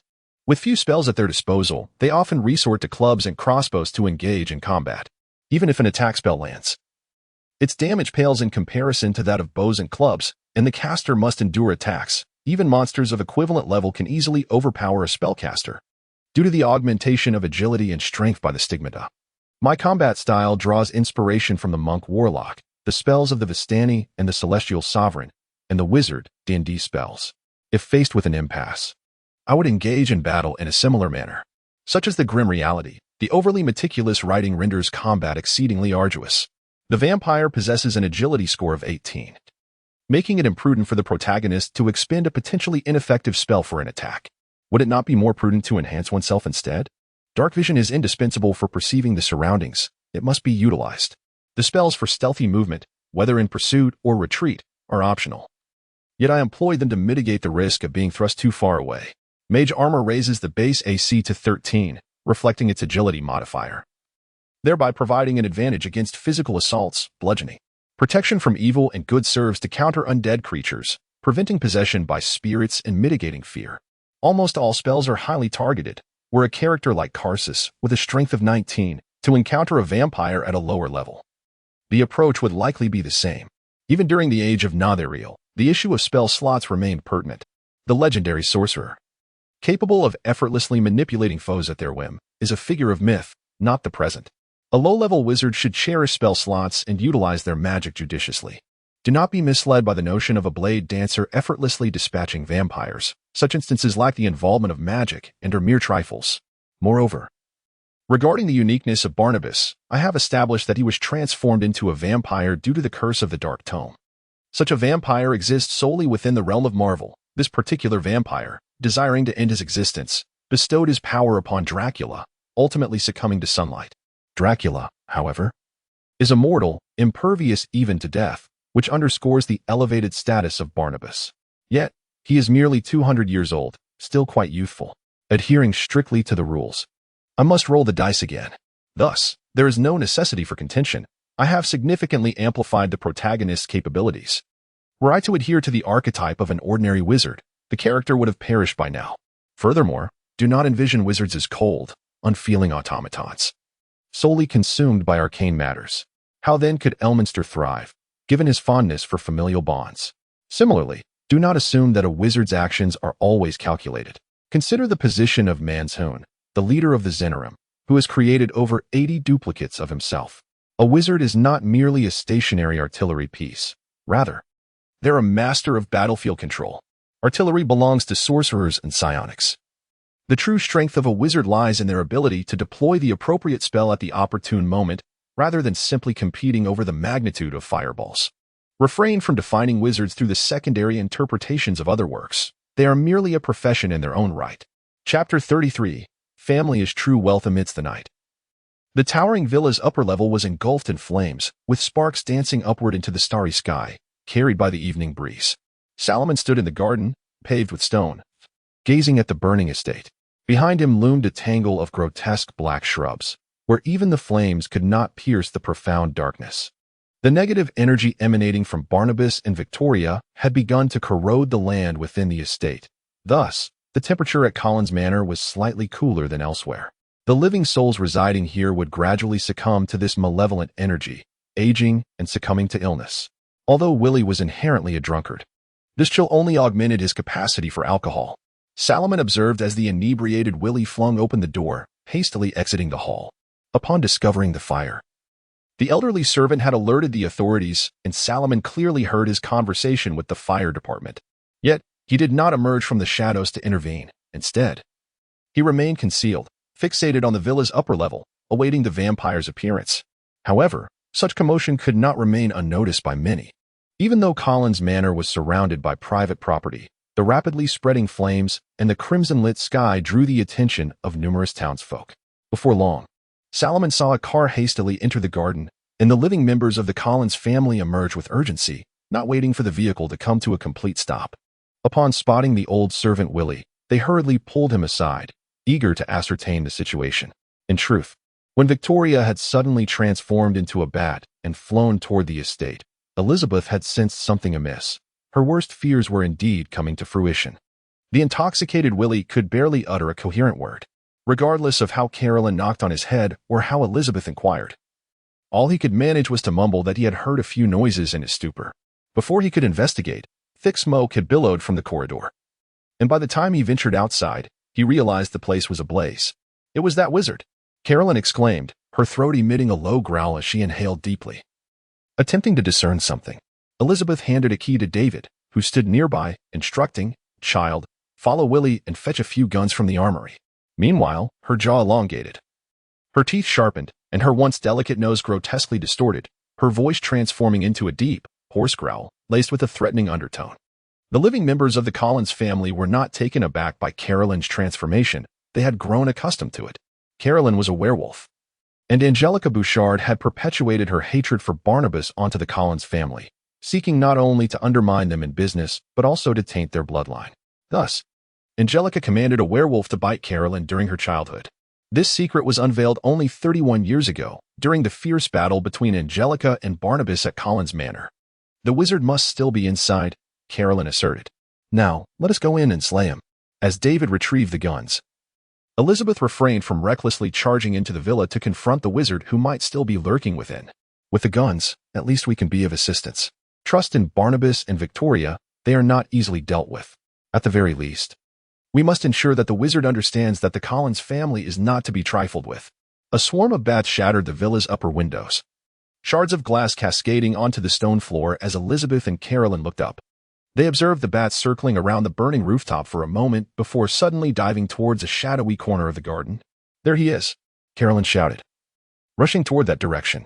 "You must learn to fight," Elizabeth said to David as she loaded her weapon. "I am no longer young, and you are the last of the Collins family. Carolyn is a werewolf, which is why she has never married. The family still needs you to carry on. Be brave, David. Regardless of whether we survive today, you must fight. Remember, David, remember that family is true wealth." Salomon clenched his fist, employing the Ring of Lagder to shield himself from the oncoming swarm of bats, feeling the impact wash over him like ocean waves. Calmly, he extended his fingers, and spectral blades sliced through the air around him, cleaving several bats in two. Yet, this did not deter the others. As the bats once more swooped down from the night sky, he opened his palm, unleashing a deafening clap of thunder that resonated even 30 meters away. Reaching Elizabeth and David, lightning materialized around him, striking each bat, which plummeted from the sky, accompanied by the acrid scent of charred fur and their anguished cries. In the next instant, a barrage of tiny steel pellets collided with the Ring of Lagder, erupting in a shower of sparks and toppling Salomon onto the grass. Before he could retreat behind his shield, another gunshot rang out, and several pellets pierced his lower leg. Intense pain clouded Salomon's mind, rendering him incapable of maintaining his spell. The Ring of Lagder flickered and extinguished. His leg felt unbearably heavy, as if seared by fire, blood gushing from the torn flesh. Yet this agony paled in comparison to what he had endured when donning the ring. Taking a deep breath, Salomon forced himself to regain composure. He rolled over, his body littered with grass, and barely managed to rise from the blood-soaked ground. A soft white light enveloped his hand as he pressed it against his calf. Spellcaster, Celestial Sovereign, First Circle, Healing. Elizabeth raised her shotgun, racking the slide as she approached, aiming the barrel at Salomon, who knelt on the grass. Victoria appeared behind Elizabeth, accompanied by a swarm of bats, glaring at Salomon with venomous intent. "You are doomed. No one can save you," she spat. Chapter 34. Dilemma. Under the dim glow of white light, Salomon's wound gradually healed. The positive energy worked wonders on his injury. Within mere seconds, the bleeding ceased, and fresh flesh slowly began to regenerate, forming new muscle and skin. "I fear I can no longer uphold my promise, Mr. Barnabas," Salomon stated, disregarding Elizabeth's gun and Victoria's threats. Remaining in his kneeling position, he continued, "Unless you let them leave now, I assure you I will not harm them. Are you not coming out, Mr. Vampire?" His trump card had remained hidden until this moment, granting him confidence to threaten the vampire. This was a decisive move. Yet the potential collateral damage was far too great. He had no desire to involve the living members of the Collins family, who were merely seeking to protect their loved ones. Salomon understood their sentiments completely. Were he in their position, he might have acted even more drastically. Elizabeth's restraint in merely pointing her gun at him rather than pulling the trigger was commendable. Previously, Elizabeth had managed to strike him due to a surprise attack. But now that she was in plain view, Salomon was confident that even without employing defensive spells, he would not be hit again. "Silence!" Victoria exclaimed furiously upon hearing Salomon's threat. "You have injured him so severely." Bang! Elizabeth fired immediately, but it merely sent a spray of dirt and grass flying. Salomon had vanished without a trace. "Where is he?" Caroline shouted, while Victoria and Elizabeth anxiously scanned the surroundings. David, with his hands clutching his pistol, directed it towards the ominous thicket, feeling a disquieting sense that something might leap out at him. He was relieved that he had already sent Willie away from the estate to meet the fire brigade. A drunken old man was ill-suited for such a perilous situation, and no one would be foolish enough to arm him. After a considerable pause, just when they thought Salomon had departed, a circle of orange-red sparks suddenly erupted on the gray stone path behind them, and Salomon emerged from that circle. Perhaps those with a sensitive intuition might have a clearer sense of the situation. David's instincts had not led him astray. Salomon had indeed been lurking in that thicket, where he had opened a portal to retrieve an object that he now held in his hand. It was a copper shield gleaming with a hint of gold, its surface adorned with patterns resembling serpentine scales. Each side of the shield featured a diamond-shaped emblem, while at its center was a copper casting of a woman's head, from which snake-like hair extended outward in a menacing display. Without hesitation, Elizabeth fired again. The rapidly dispersing metal pellets were effortlessly blocked by the shield raised before Salomon, the deformed bullets sparking as they ricocheted, failing to leave a mark on the copper surface. She fired once more, yet the result was the same. Even the kinetic energy of the shotgun pellets could not force Salomon to budge. This was the Aegis, the shield of Zeus, the shield of goatskin, the shield of Medusa. Regardless of its various names or the legends surrounding it, its most formidable power stemmed from the Medusa's head, which, since being severed by Perseus and mounted upon the shield by Athena, possessed the ability to petrify anyone who gazed upon it. Salomon snapped his fingers, and 4 bright, white orbs of light began to orbit the shield. He bowed his head and silently recited the incantation Athena had taught him. In the shadows, the anguished visage of Medusa suddenly opened its once closed eyes, which now seemed to ride with life, darting about as the snake hair broke free from the constraints of the shield, thrashing wildly and spewing venom. He heard screams, cries of names, Victoria calling for Barnabas, Elizabeth shouting for Caroline, and Caroline calling for David, voices intermingling in chaos. But soon, the cacophony ceased. Salomon remained unmoved, head bowed, until some time later. He finally lowered the shield. 4 exquisitely crafted statues stood in the night, their faces etched with vivid terror and disbelief. Victoria attempted to rush towards Salomon, but Elizabeth shielded her daughter Caroline, who in turn pushed David aside, wanting to distance him from the impending doom. Yet, regardless of their actions, the sight of Medusa's head on the shield would inevitably petrify them all, their clothing, and even their firearms falling within the petrifying radius. It was a process nearly irreversible. They needed to cast a spell, or they would remain statues for all eternity. This was more accurately described as a curse than mere petrification. When Salomon revealed the shield, he hesitated for a moment. After all, the Collins family had committed no wrongdoing. They were merely protecting their kin. Was this truly the right course of action? Ultimately, however, he resolved to raise the shield before the Collins family, for they now stood between him and his objective. It is difficult to assert that Salomon's thoughts were unaffected by the memories of the stigmata. As he absorbed those memories, the cold notions incessantly influenced him, altering his perspective and compelling him to make certain decisions, dragging him from a sheltered existence into a bloody battlefield. For instance, at present, as the other members of the Collins family assailed him, he abandoned his previous notion of sparing them. As long as they obstructed his path to his goal, he would adopt a hostile stance. In the past, the elder had told him that walking this path would exact a price. He had once believed that such costs could be mitigated with magical materials, but now he understood that the price referred not to material wealth. Just as the elder had mentioned the old wizard who saved the maiden, it was a matter of sacrificing life to save life. This was the most straightforward and brutal form of cost, and as a primary subject of the elder's teachings, Salomon had far more to relinquish. What, then, is the price I pay? Mused Salomon. Is it my conscience? Or my empathy? When he sought to rationalize his actions, he found that no explanation he could provide would suffice. He knew that in certain contexts, his actions could be framed as a battle between a wizard and an evil vampire. After all, Barnabas had indeed slain innocents in pursuit of blood, and the Collins family were complicit in that wrongdoing. However, he could scarcely convince himself that the vampire deserved punishment. His stance was one taken from the perspective of Kaecilius, while the other members of the Collins family were blameless. David, for instance, was still merely a shy young man. This was a quintessential moral dilemma. In the past, Salomon could stand on the sidelines, pointing fingers with a smartphone in hand, but when faced with such a situation, he realized it was perhaps the most arduous task in existence, for every choice he made seemed inherently flawed. To eradicate the vampire necessitated action against the Collins family, while foregoing the extermination of the vampire contradicted his principles. Yet, having made his decision, there was no room for regret. Now, he yearned only to hear the elder's perspective on this matter. The immortal Archmage had undoubtedly encountered such dilemmas more than once. She would surely provide a perfect answer, one that could dispel his confusion. Salomon quickly cast aside his chaotic thoughts and turned towards the source of the voice. Yes, he nodded impassively. It was all my doing. Why?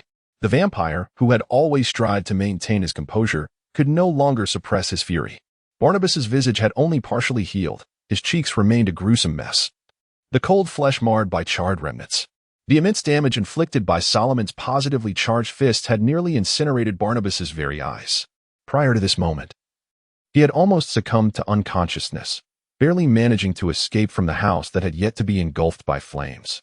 Only upon the complete regeneration of his eyes and the echo of Victoria's cries guiding him, when the firefighters, trailing behind Old Willie, rushed into the estate, all that remained was the smoldering villa, with nothing else in sight. Chapter 35, The Necessary Sacrifice. In the training square of the Comitage headquarters, 5 lifelike statues stood. Yet the apprentices of the protective arts training did not find their presence surprising.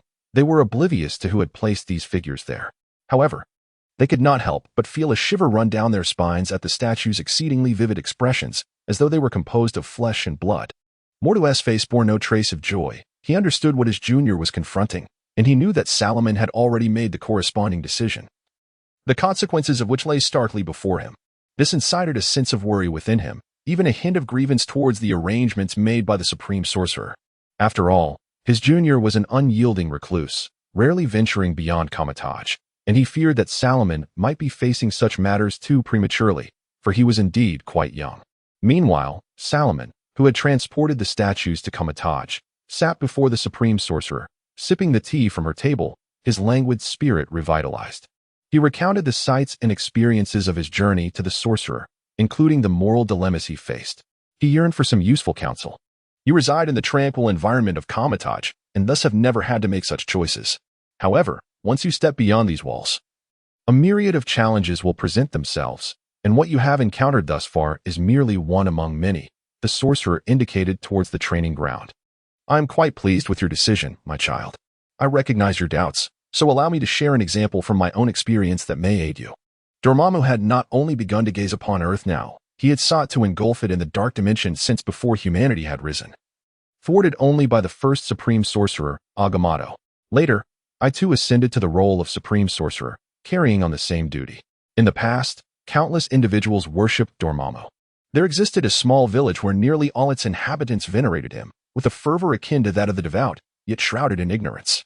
They were unaware that they worshipped an evil deity, yet their lives had indeed improved, livestock thrived, crops yielded bountiful harvests, and no one faced starvation. Soon, they held a feast, inviting many merchants and villagers from nearby settlements with their surplus grain. At that time, the planetary defense system had only recently been established, and they easily summoned Dormammu with the magic he bestowed. I detected this occurrence through the planetary defense system. Just as Dormammu was on the verge of being summoned, I appeared. The Supreme Sorcerer paused, turning to Salomon. What do you think I did? Salomon shook his head. Had he been in such a scenario, he truly would not have known how to act. The followers of Dormammu were guilty, even if they were unaware of the nature of their worship. But what of the other villagers and passing merchants? The answer was simple. As Dormammu was about to descend, I summoned burning meteors, which fell from the sky, slaying all present. The sorcerer stated that this included not only Dormammu's worshippers but also the nearby villagers and merchants. Do you understand my reasoning? She inquired. Salomon shook his head once more, unsure, because I could not discern who among them was a follower of Dormammu and who was not. Yet, Dormammu would soon arrive, and if I delayed to distinguish the innocents, Earth would have already been consumed by the dark dimension. The simplest, swiftest, and most effective solution was to eliminate all present, thereby interrupting the summoning ritual. It is akin to your encounter. You must slay the vampire while ordinary people protect him. If you insist on pursuing this course, you must inevitably harm those innocents as well. The sorcerer's tone was grave as she continued, but you have no surplus choices, Salomon. No one can guarantee that those two vampires will not, out of thirst for blood, regard humanity as mere sustenance. You cannot place the safety of the other townsfolk in the hands of the vampire's conscience. That would be exceedingly irresponsible. We are safeguarding humanity as a whole, not merely individual lives. I believe you are now aware of Barnabas's standing. The emergence of another Dracula upon Earth is absolutely intolerable. Otherwise, it would spell disaster for humanity. In light of the collective safety of humankind, certain lives may be sacrificed. This notion is well understood by every sorcerer of Kaecilius, though cold-hearted. It is nevertheless the correct choice. The planetary defense system had already been established, allowing Kaecilius to monitor magical fluctuations across the globe. We often intervene at the onset of summoning by Dormammu's followers or other malign entities. Yet, even so, we must regularly confront such dilemmas. Salomon bowed his head, contemplating the Supreme Sorcerer's words. From the perspective of the Supreme Sorcerer of Kaecilius, and indeed of the protection of all humanity, this approach was indeed justifiable. Should those dreadful beings be summoned, it would lead to the demise of countless innocents. Seeing Salomon lost in thought, the Supreme Sorcerer felt satisfied.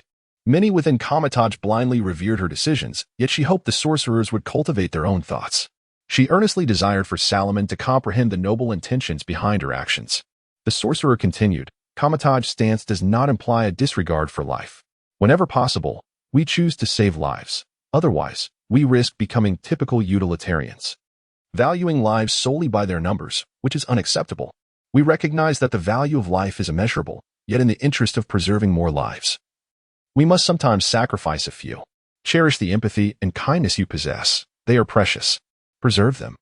For only then can you avoid undermining the value of life when faced with decisions. Only then can you wield those lives more judiciously when necessary, including your own. I am sorry, Salomon. This burden is not yours to bear. It is mine.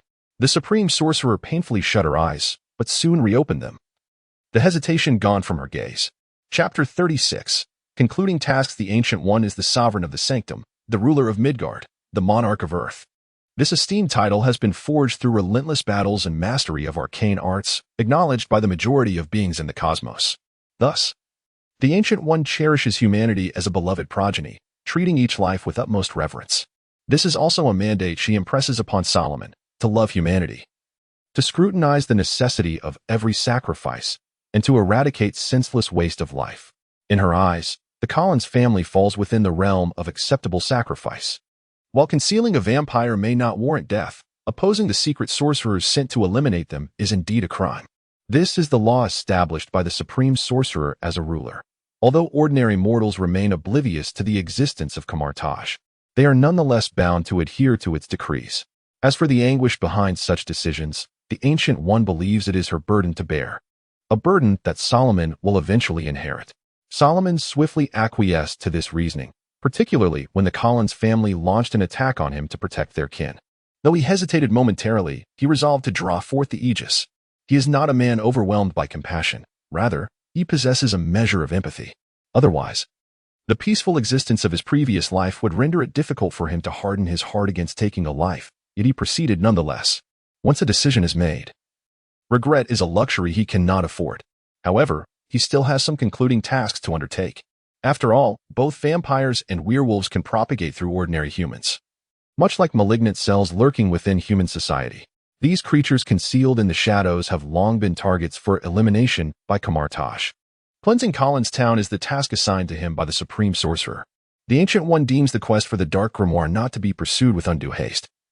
The tome Salomon discovered was penned by an Italian alchemist from the Middle Ages, and even if Salomon were to arrive there, the Dark Grimoire may very well have been relocated. Should it be read at this moment, chaos would inevitably ensue, and Camartage's planetary defense system would certainly not overlook it. The Ancient One harbors no concerns regarding any dangers Collins Town may pose to Salomon. Thus, she encourages him to visit the town for some respite and to hunt werewolves and vampires as practical training. However, the Collins family has not provided information about other vampires residing in the town, compelling Salomon to commence his search anew. Yet this grants him time to hone his magical abilities, for mere brawling in the training grounds will yield no advancement. Each night, fresh seafood is available at the Camartage headquarters. The Ancient One turns a blind eye to the fact that the headquarters has only been serving plain cabbage, a tradition adopted by past apprentices over the centuries, leaving her uncertain if it is a blessing or a curse, compelling her to let it be.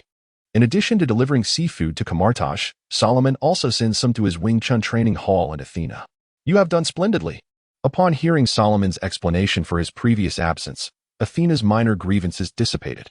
To her, a young hero ought to emerge, slaying a monster or two to create the great deeds that future bards will sing of. As for the ordinary folks of the Collins family, she remains indifferent.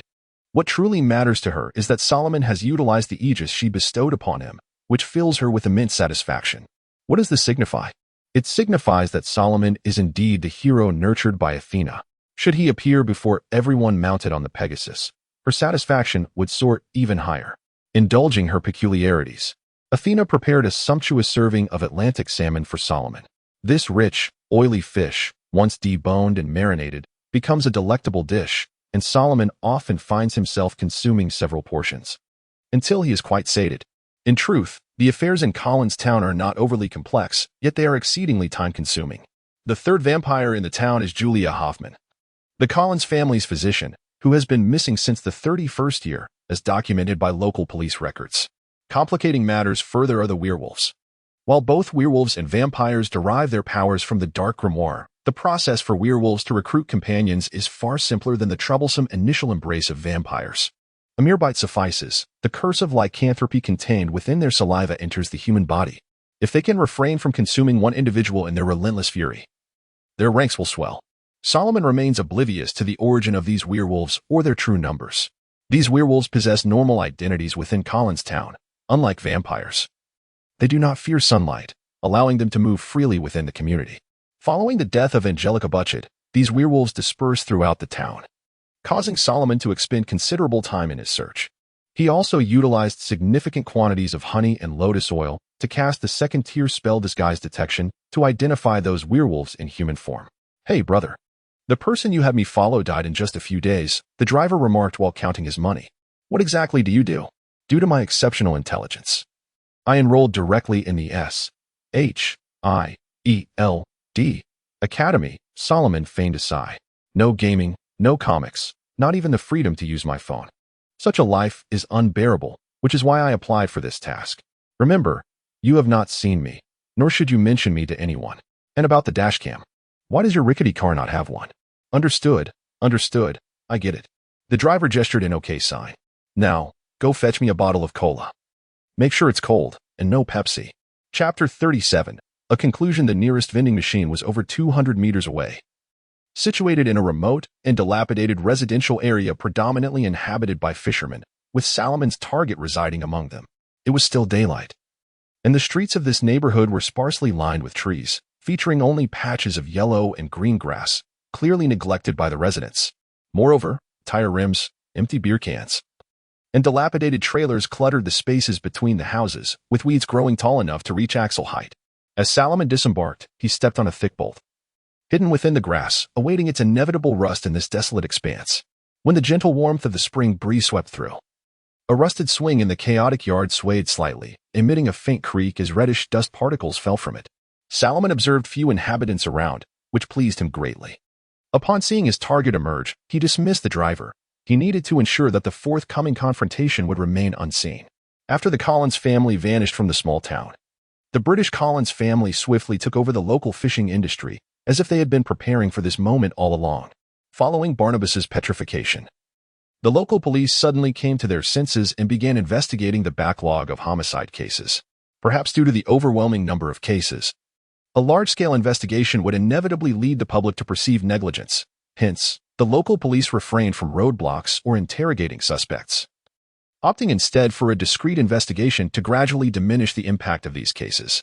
However, Salomon's actions against vampires and werewolves had attracted some attention, prompting him to enlist the help of a local taxi driver to navigate the streets and alleys, thereby avoiding unnecessary gazes. He kicked the bolt beneath his feet aside and calmly followed the werewolf ahead. The werewolf was a typical fisherman, with graying hair at the temples, sun-kissed skin, and clad in a wrinkled dark plaid shirt that mirrored the creases of his face. Wood habitually walked against the wall, even as he descended the stairs from his home. Perhaps out of professional instinct, as he prepared to leave the neighborhood, Salomon's unfamiliar visage piqued his interest. Not to mention, Salomon's attire was far from ordinary. Any discerning observer would recognize the 7 silver chains adorned with sacred cloth that draped around him as a mark of distinction. And Wood was indeed that discerning observer. Upon realizing he had been spotted, Salomon ceased his pursuit and approached openly, but before he could speak, the werewolf initiated the conversation. He squinted. His eyes reddened from years of exposure to the sea breeze, scrutinizing the young mage from head to toe. "What brings a young master here? There is nothing entertaining in this place. You don't belong here." "I wish to speak with you," Salomon replied, gesturing toward a secluded corner. "Follow me." Without waiting for a response, he strode away. The werewolf glanced around, hesitated momentarily, then followed suit. Salomon's vintage attire reminded him of the wizards from fairy tales. After Angel's disappearance, he had severed ties with his former companions. Otherwise, he might have noticed the dwindling werewolf population in town. "Spit it out, kid," Wood urged, growing impatient as they reached the back of a house. "I have work to do. I don't have time for games." "You cannot leave, Mr. Wood." After ensuring they were alone, Salomon continued, "I'm afraid I cannot allow any werewolf to leave alive. A mere drop of your filthy saliva could bury the curse of lycanthropy beneath the skin of an ordinary person. With the full moon's approach, a new werewolf would emerge, perpetuating this cycle. This is intolerable." "You're a wizard? Damn. I knew it. Wizards are all freaks," he exclaimed, irritation evident in his voice. "Listen, I haven't been in touch with other werewolves for ages, okay? I didn't choose to work for Angel. What could I do? I was born a werewolf. My father was one too. My grandfather as well. If I don't work for her, I'll die. Angel has been missing for 31 years. I barely broke free from them. Now, I'm just an ordinary fisherman. I go out to sea to catch fish and support my family, saving money for my kids' education. I haven't done anything. I'm sorry, Mr. Wood. Regardless of your circumstances, the existence of werewolves in this world is a sin. Salomon stated impassively. I cannot guarantee you won't bite someone, nor can I assure you that your children won't become werewolves. The werewolf panicked, raising his hands in surrender. Hey, listen, I've never bitten anyone, I swear. My children aren't werewolves, I promise. I'd rather sell my soul to the devil than have my kids turn into werewolves. According to their own elders, Angelica had lived for 200 years, maintaining her youth and strength throughout. Wood suspected that this wizard before him was similarly ageless, appearing youthful yet having lived many years. I'll verify this myself. Salomon remained unmoved by the werewolf's pleas, but you must die here. I'm not one of those wild mages like Angelica. I hail from Kamartosh. Your existence violates the laws of the supreme sorcerer. FCK. I haven't done anything. He cursed, stealthily inching closer to Salomon. Magic requires incantation. The quickest way to disrupt a wizard's spell is to approach them rapidly. This was a strategy conceived by his forefathers when they sought to rebel against Angel, though he never had the chance to betray her before he went missing. Now was the time for this tactic to be put to use. Suddenly, a dull thud echoed as the werewolf's head was forcefully slammed against the grass, then bounced back, only to be driven down again, creating a shallow pit in the ground. The unexpected blow left him dazed, nearly unconscious. He hadn't even transformed before being knocked to the ground. Salomon's fierce technique had rendered him concussed, and Wood saw everything around him shake and blur, with a buzzing filling his ears. Despite his efforts to breathe, he couldn't even lift a hand. All sins shall be borne by me, Salomon declared, stepping forward to place his foot on the werewolf's neck, using his toes to pin the werewolf's jaw, preventing it from lifting its head to bite his ankle. The mage leaned down, pressing his palm against the werewolf's temple, uttering, "Farewell, Mr. Wood." "Farewell, Mr. Wood," he reiterated.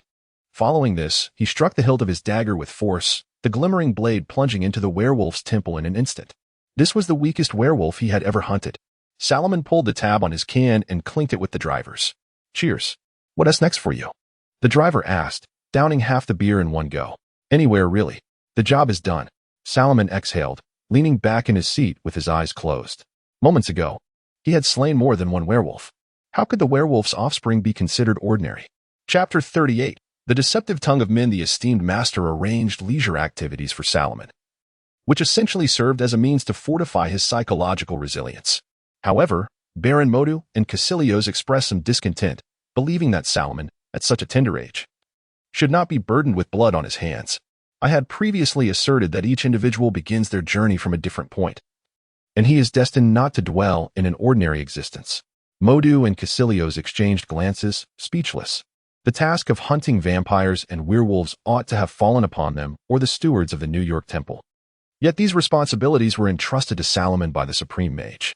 "Relax," the master observed their thoughts. "Do not assume Salomon's performance in the self-defense class demonstrates his true capability. He has been holding back for your sake. If Salomon were to unleash the holy mark and engage you in combat, you would stand no chance against him." "What, may I ask, is the holy mark?" Kaecilius pondered for a moment before posing his question. "I believe the holy mark upon Salomon differs entirely from the conventional understanding of a holy mark, especially considering the anomalies surrounding his birth." "You are correct, Kaecilius," the master affirmed. "That is precisely why I was present. We must not allow any external dimensional forces to interfere with Earth." "But what if Salomon betrays humanity?" Mordo furrowed his brow as he inquired. "The figure in the Bible did as well, and I am quite concerned." "No, he will not," the Supreme Mage reassured. "Salomon is a genuine human, albeit rather unique. He is an unbeliever, which is significant, and I am quite pleased that he possesses such a conviction, a trait lacking in the majority. They often regard those with great power as gods and believe that worshipping these extraterrestrial entities will grant them salvation. This foolish notion remains widely accepted even today, including you, Mordo, and Kaecilius, even after realizing that God is also an extraterrestrial being and ceasing to worship him. Faith has carved a void within your hearts, a void that yearns to be filled, and this desire grows ever more urgent. There have never been omnipotent deities in this world. If there were, it would undoubtedly be a lie.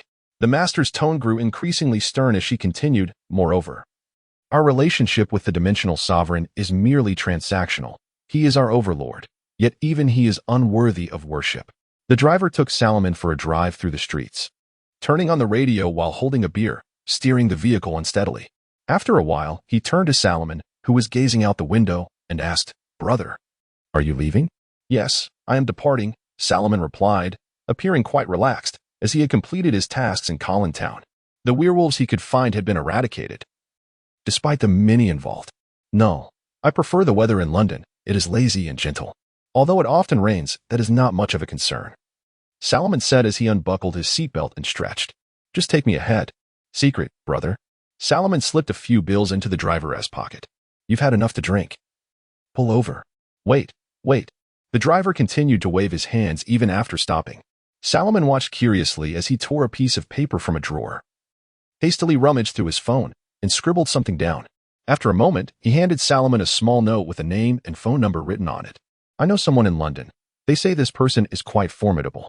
You can contact him for your next mission. Salomon stared at the name on the note, his mouth agape in astonishment. Recently, fires had been rampant in Collintown, and most bodies had been incinerated by Salomon. Only a scant few of the werewolves he tracked down in the wilderness would meet their fate cast into the sea. Salomon's actions had left local law enforcement in disarray, as they struggled with a backlog of unresolved cases while new murders occurred, leaving no survivors. The media relentlessly highlighted the incompetence of the local police, creating a tense atmosphere in the town. Yet, this did not significantly impact the residents' lives. It merely added a modicum of gossip for their meals, for this was America, where one could be shot merely walking down the street. The only one privy to the truth was the driver. It is known that some people, after a few drinks, enjoy boasting. The more they drink, the larger their tales grow. Presently, news of S.H.I.E.L.D. agents visiting the town was widely known among the older male population, even reaching the ears of a bedridden 90-year-old fisherman, for no seafaring man could do without his drink, even if confined to a wheelchair. In the local tavern, everyone could vividly describe the appearance of the S.H.I.E.L.D. agents, as though they had witnessed them firsthand. There was a balding middle-aged man in a suit with a high hairline and a warm smile, alongside a completely bald man with an eye patch dressed in leather. Some even claimed that the deceased were actually killed by foreign spies, and after a few more whiskeys, the culprits would escalate to extraterrestrials. Exaggeration knew no bounds, and the quality of stories varied greatly with the price of liquor. Of course, this group of older men comprised a significant portion of the local police force. This left the Collintown police perplexed and aggrieved, prompting them to send a letter of protest against S.H.I.E.L.D.'s overreach. The methods of these murders were strikingly similar, suggesting a single perpetrator. In truth, such a serial killing spree should have been reported to the FBI, yet the Collintown police had failed to inform federal authorities, let alone S.H.I.E.L.D. For over 31 years, murders had occurred annually in the town, yet none had ever been solved. This was precisely why the police chose to suppress all cases. If the media were to learn of past incidents, the waste of taxpayer money would be exposed, jeopardizing the mayor's electoral prospects and the police department's funding. Deception is a universal practice, easily mastered by any politician. No one wished for the town to be overrun with pesky journalists, fraudulent mediums, and half-dead television crews. Maine had long been associated with misfortunes, and Collintown was hardly noteworthy. However, the protests of the Collintown police were in vain, for S.H.I.E.L.D. answered not to the federal government, but to the World Security Council. Upon receiving the Collintown police's letter, S.H.I.E.L.D. was left bewildered. Their lack of agents in Collintown could only imply that someone had assumed false identities. As a result, a recently returned agent was dispatched to Collintown to investigate the matter. That's right. I saw him, dressed in a suit, a high hairline, and a kind demeanor. An elderly man with sunglasses and a head full of white hair shouted, leaning on a cane. Old man, you were standing. Huh? Chapter 39. The left eye and the right eye. Agent Coulson swiftly identified the source of the rumor, a dark-skinned taxi driver. Initially, the driver resisted the inquiry, but soon he stammeringly confessed. Based on his description of Salomon, Coulson could not help but recall the melted crater on the road in Salem, coupled with the frequent fires in Collintown. Indeed, the The criminal organization collecting mutants had resumed its activities. The mutant they dispatched was none other than the pyrotechnic youth from Salem. Now, all clues pointed towards Salomon Daemont. Unfortunately, Agent Coulson could not linger in Collintown for long. He had to report the matter to his superiors, for there were more pressing affairs at hand. More importantly, the renowned capitalist Tony Stark had gone missing. In the grand scheme of things, the capitalist took precedence over the organization trafficking mutant youths, and S.H.I.E.L.D. had no choice but to focus its attention on Tony Stark. At that very moment, Salomon brushed past Agent Coulson, engrossed in a game within his quarters at the headquarters of Kamartaj. He planned to take a few days off before hastily heading to Europe to continue his pursuit of the Dark Tome. However, the Ancient One mentioned that she had a familiar in Europe who could assist. The same individual to whom she had entrusted some of Kamartaj's tasks regarding the defense against extra-dimensional entities. This individual remained largely unknown to the majority within Kamartaj, as the Ancient One had deliberately erased their whereabouts from the planetary defense system. Her actions were prompted by the individual's unique nature, a quintessential demonic sorcerer endowed with the power to control demons, specializing in hunting angels to feed the demons. Were the obstinate sorcerers of Kamartaj to discover this, they would likely call for the individual's demise. Yet, in the Ancient One's perspective, both angels and demons are extra-dimensional beings. Regardless of who perishes among these invaders, Kamartaj stands to gain. Yet, are angels not the messengers of God? Does heaven still wish to intervene on earth? Salomon found himself questioning his own origins, for according to the Ancient One, the omens surrounding his birth mirrored the arrival of a celestial being. Could his presence here be the handiwork of heaven? In response to Salomon's inquiries, the Supreme Sorcerer patiently elucidated. Angels are not merely messengers of God, Salomon. They are entities of the positive energy plane, not exclusively linked to any deity. Upon their inception, they seek powerful beings of the positive energy plane to serve, which include deities, God being one of them. The angels described in the Bible are simply beings of positive energy serving God. However, heaven and I have a pact. As long as I exist, heaven cannot enter earth. The angels invading earth serve a different deity. The reason angels belonging to God do not invade earth, while those serving this other deity do, is rather simple. This deity has fallen into slumber, and no entity can represent them to contract with me. This slumbering deity is known as Jubilius, a name too profound for human tongues to utter. It is said to have fragmented following the death of a god known as the chaotic god Acer. The chaotic god disintegrated at the dawn of humanity. After death, part of its essence ascended to the positive energy plane, becoming Jubilius and many angels. Another part fell into the abyss, transforming into a demon lord and spawning numerous demons. You must understand, the eternal God would not approve of such events. As for why these beings invade Earth rather than assault the abyss for power, it is because the two most critical aspects of the chaotic god Acer's power have descended into the mortal realm. According to the Ancient One, those who possess the left eye are termed shadow witches, while those with the right eye are known as the luminary sages. Before the Ancient One's emergence, these two factions referred to themselves as observers of history, maintaining balance as they watched over the world. However, this equilibrium shattered 5 centuries ago, as the left-eyed faction conspired with demons to hunt angels, while the right-eyed faction allied with angels to hunt demons, resulting in an eternal, unyielding conflict. Their final confrontation was catastrophic, lasting nearly a century, culminating in the disappearance of the left-eyed witch. Even so, upon the witch's return after 5 centuries, she remained resolute in her mission, as did the sage.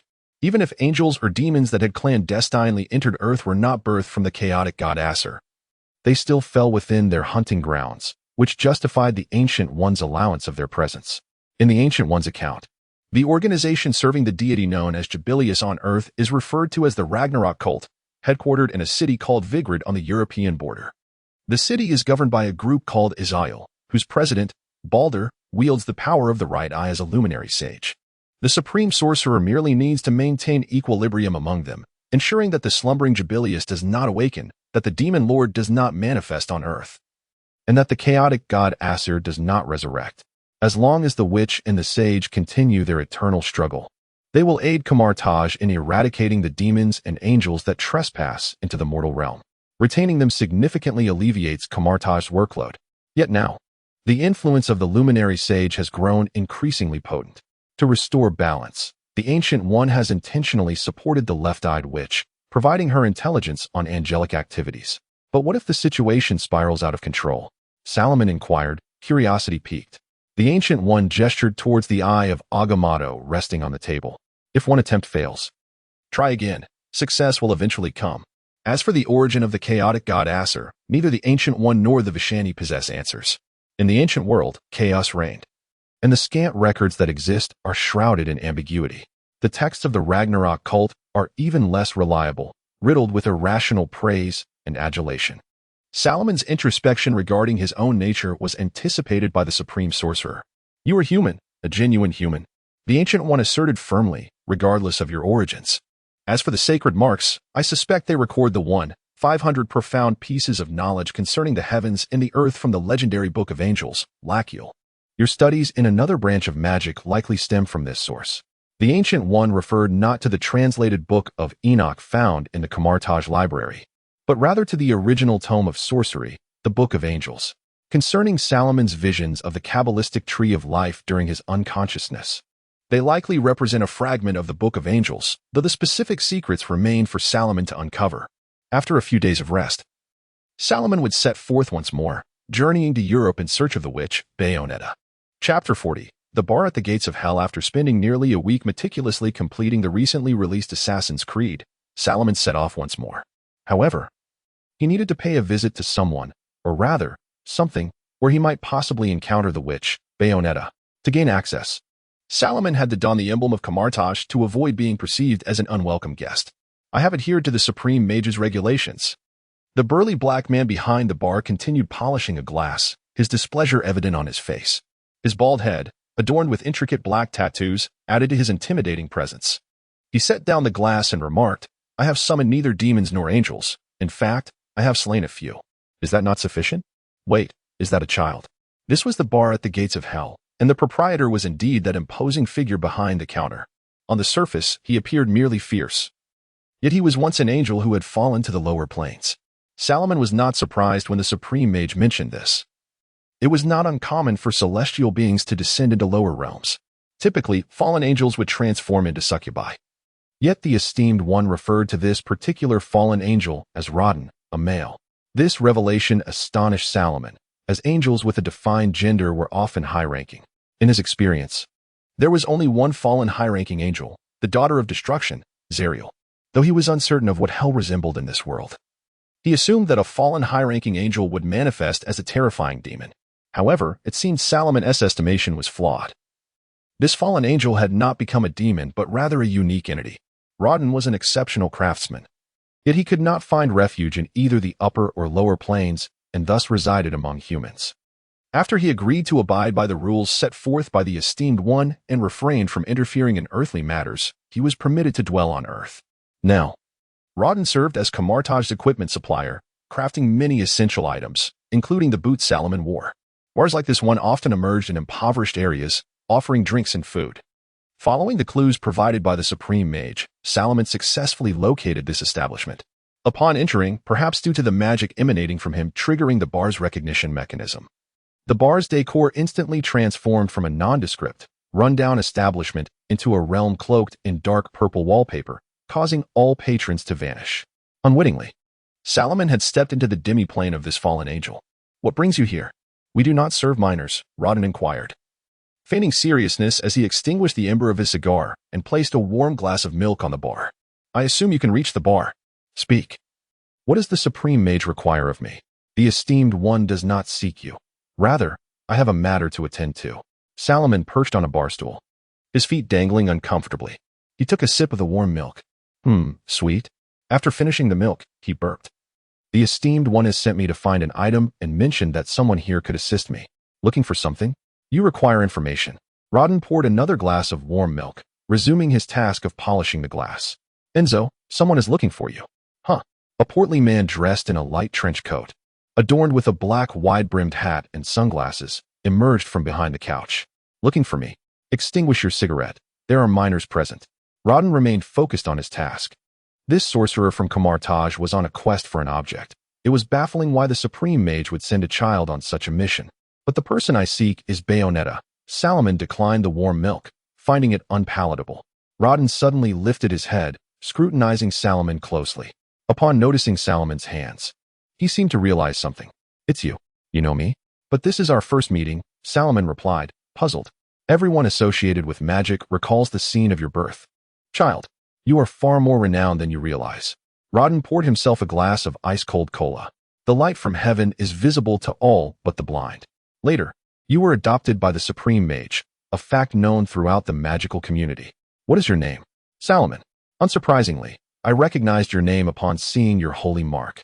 Rodden nodded, perhaps due to Salomon's youth. His tone softened.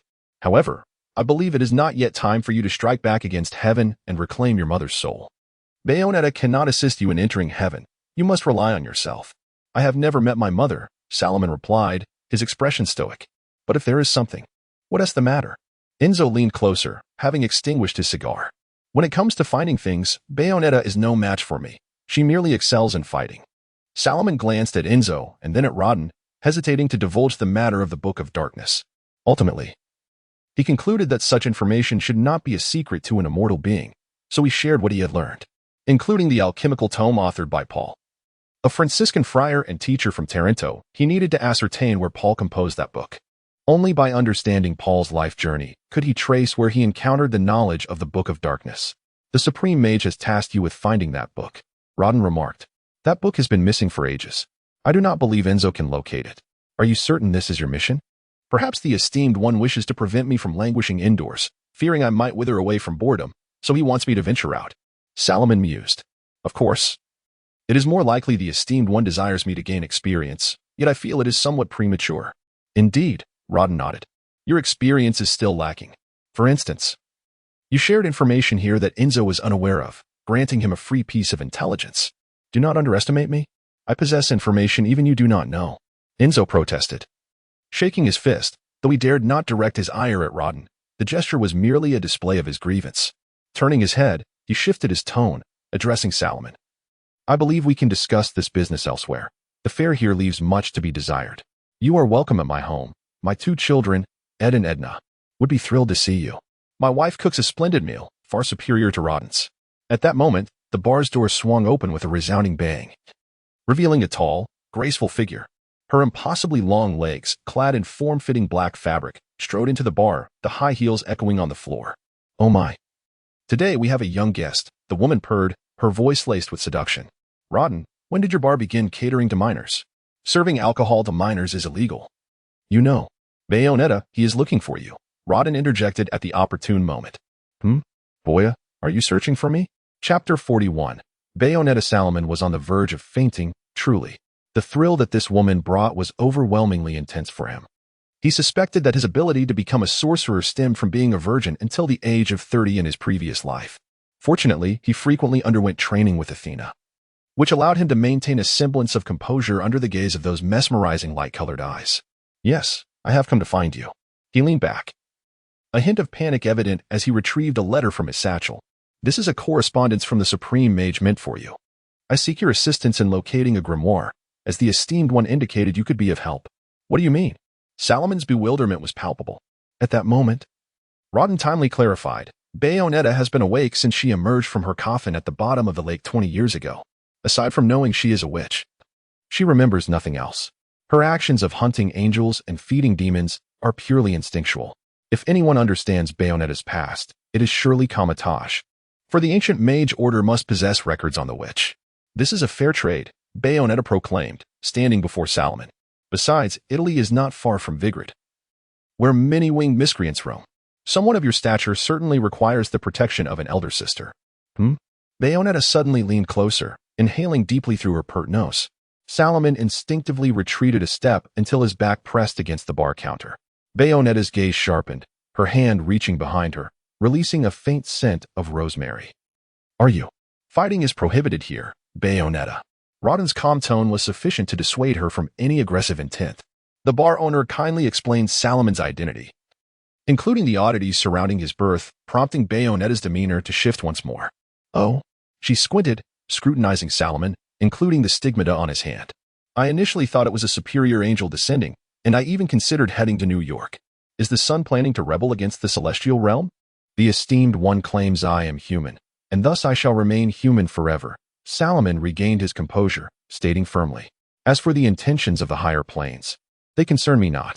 Our objectives align, Bayonetta, particularly with regards to any extra-dimensional beings. Ah, so you can still fight? Bayonetta's tone prompted Salomon to straighten, indignantly exclaiming, "Do not underestimate me, witch. I have received training." "Very well, let us depart at once." Bayonetta nodded, grasping Salomon's hand and leading him outside. "But I haven't eaten yet. We shall dine at Enzo's place." "Slow down, slow down, slow down. Too fast," Salomon muttered incessantly. He found himself seated on the back of Bayonetta's motorcycle, the rapid speed compelling him to cling tightly to her slender waist. Yet, his pleas did not cause Bayonetta to relent. Instead, she accelerated further. Thus, Bayonetta sped away with Salomon in tow. Had it been an ordinary motorcycle, Salomon might not have been so alarmed, but Bayonetta's bike moved with an agility akin to a spider's web, racing across any terrain.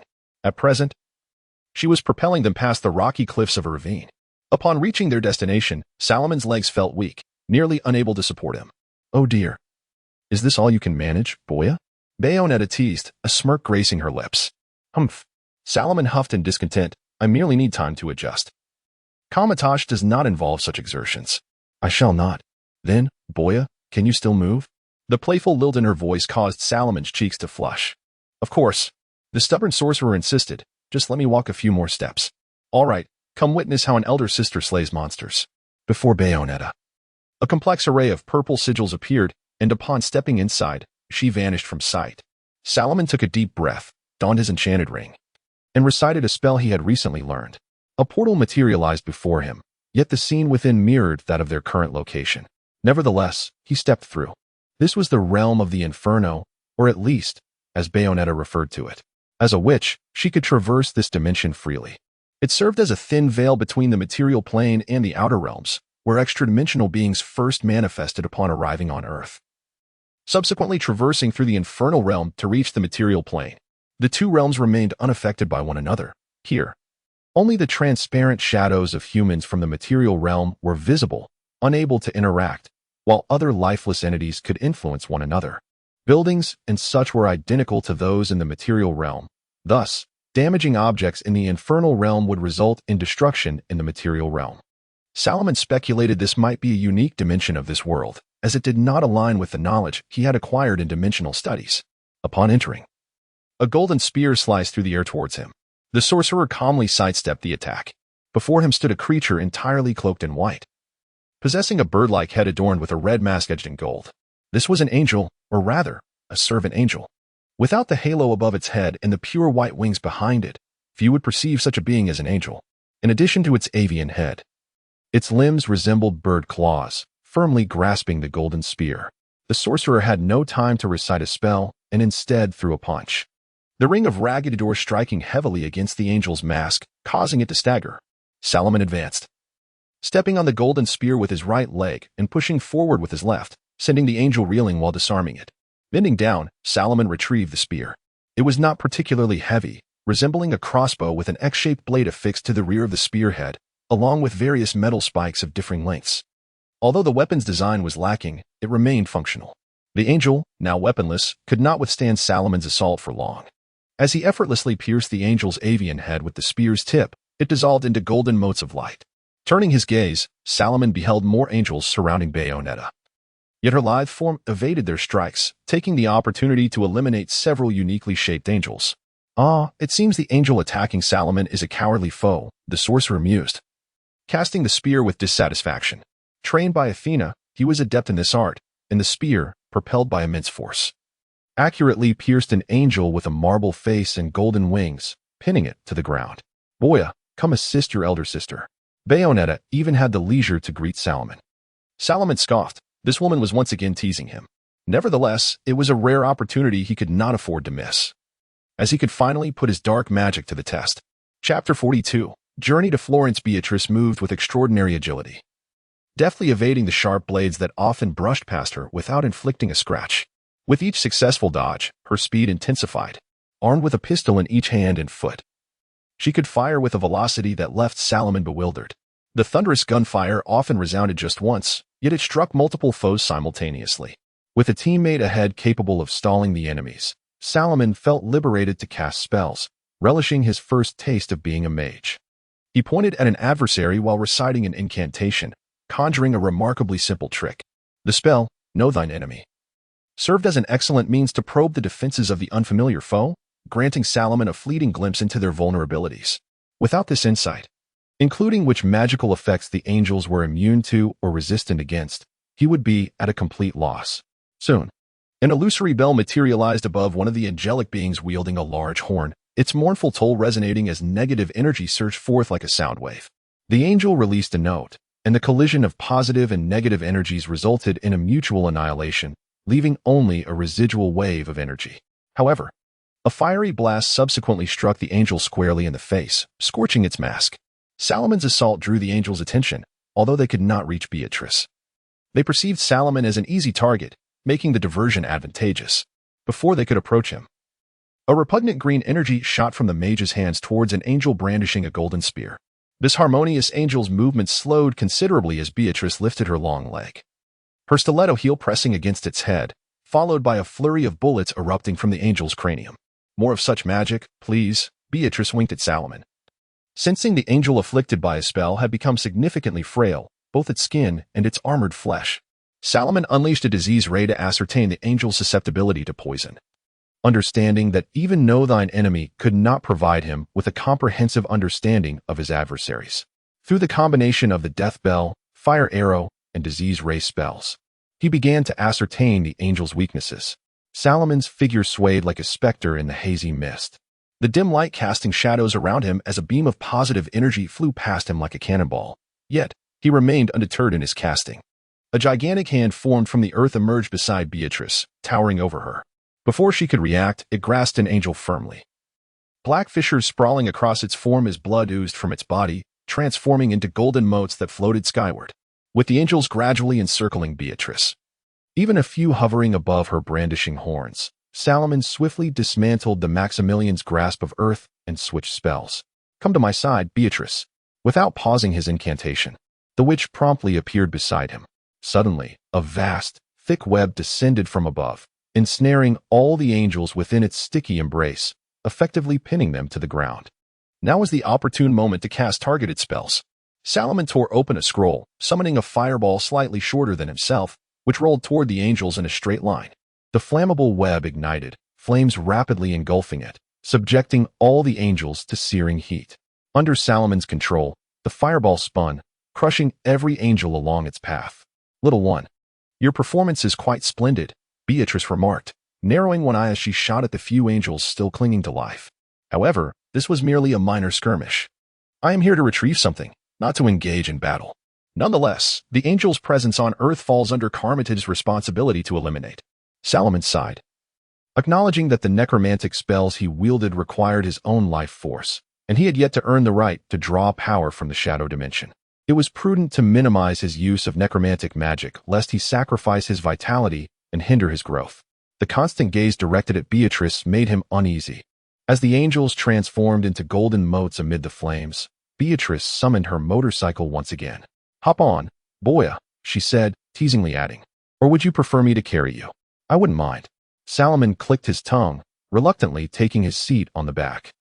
He wished to avoid any physiological reactions during such a hormone-driven moment, as experiencing social embarrassment in front of this woman was the last thing he desired. Hold on tight. Or are you feeling shy? Beatrice's voice rang out once more. Shut up, witch, Salomon retorted, his cheeks flushed, but he obediently wrapped his arms around her slender waist. Drive. Drive. If you say another word, I shall become enraged. Beatrice chose the vicinity of a castle named Finciglia for their battlefield. Located in the southern part of the Fiesole region, just south of the hills of Sedignano on the outskirts of Florence. It was said that Da Vinci had once conducted flight trials atop Sedignano. To the south lay a road leading westward to Florence, but due to the late hour, Salomon's intended destination, the Basilica of Santa Croce near Leonardo da Vinci's former residence, was already closed. Thus, Beatrice drove westward, planning to spend the night at a resort called Country Puppet. Not far from the inn was a restaurant known for its exceptional Italian cuisine, which she was eager to sample.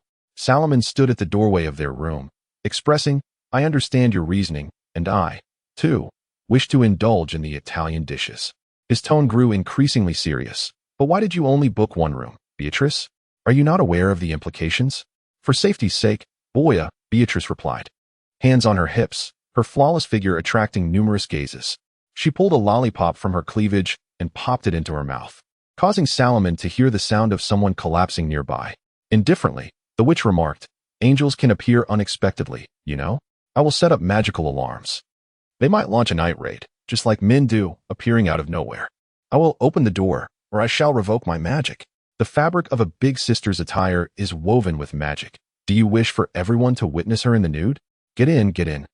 We will purchase clothes later. Chapter 43. The destination of souls. Salomon arranged for a reservation through room service, booked a taxi, and even procured an exquisite outfit for Bayunida while she indulged in a bath.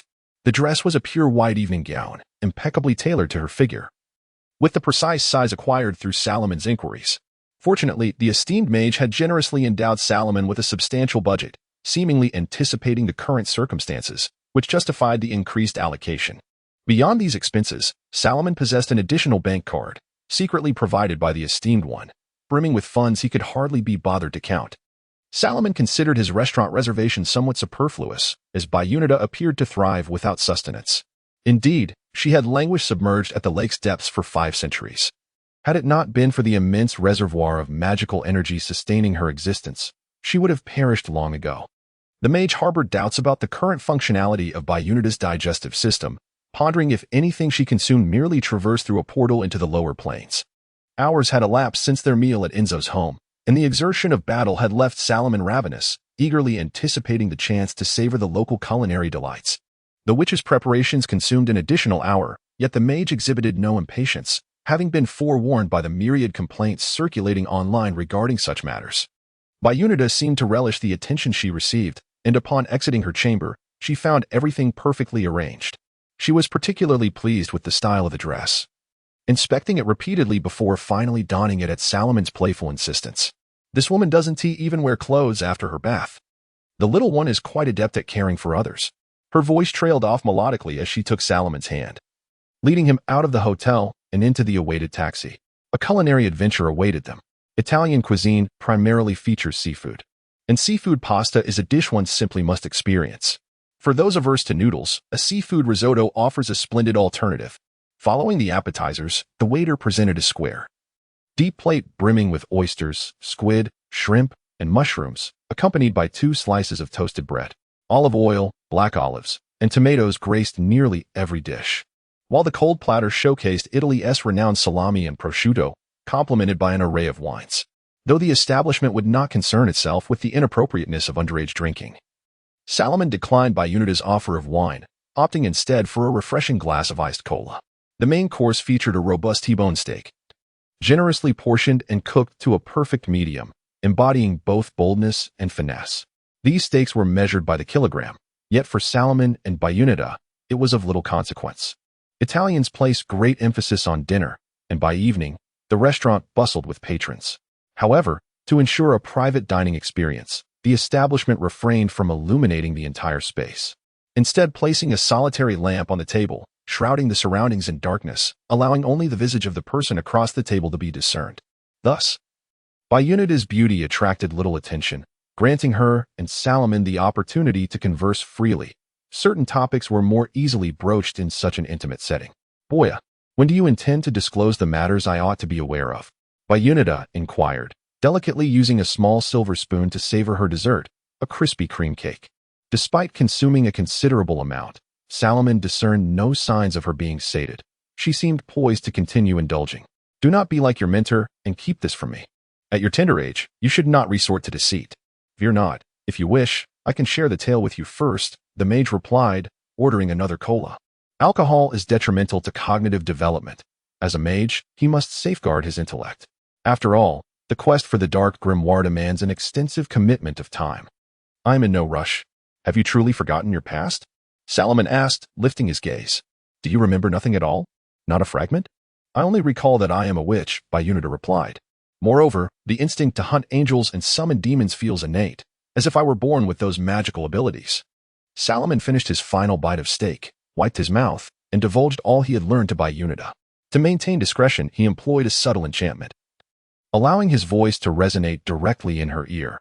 Others merely observed his lips moving, oblivious to the words being exchanged.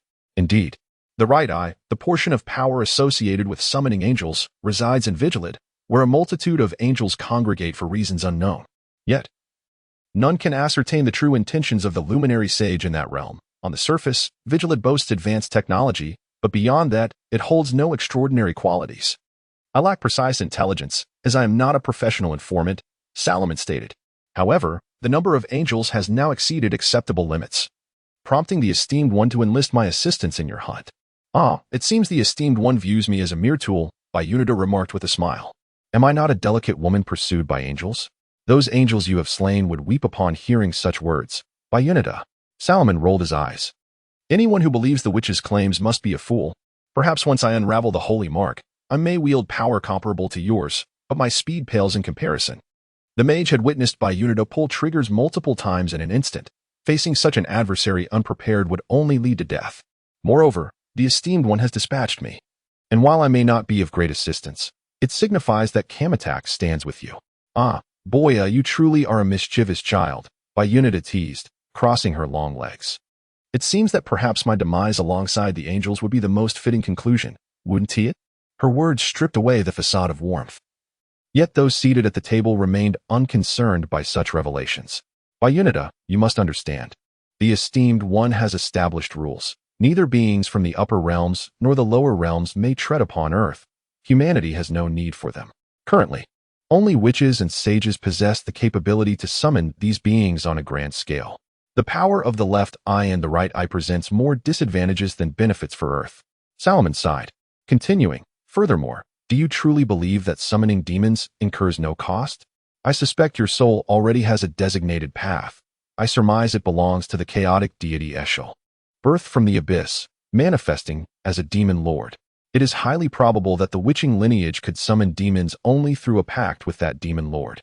Yet, all comes at a price. Your death signifies the moment your soul is drawn into the abyss. Oh dear, how terrifying! Bayunida exclaimed, wrapping her arms around herself. Little one, do you possess any means to prevent this? Chapter 44, Conversation and Initial Cooperation. I possess little knowledge of the history of your witch clan. Salomon gently shook his head. However, contracts are not solely established through ink and signatures. They can also be forged through poetry, through dance, through sacrifice, and through various seemingly unrelated rituals to bind oneself to a demon. I am not familiar with the methods of your clan's contracts, thus I cannot hastily draw conclusions.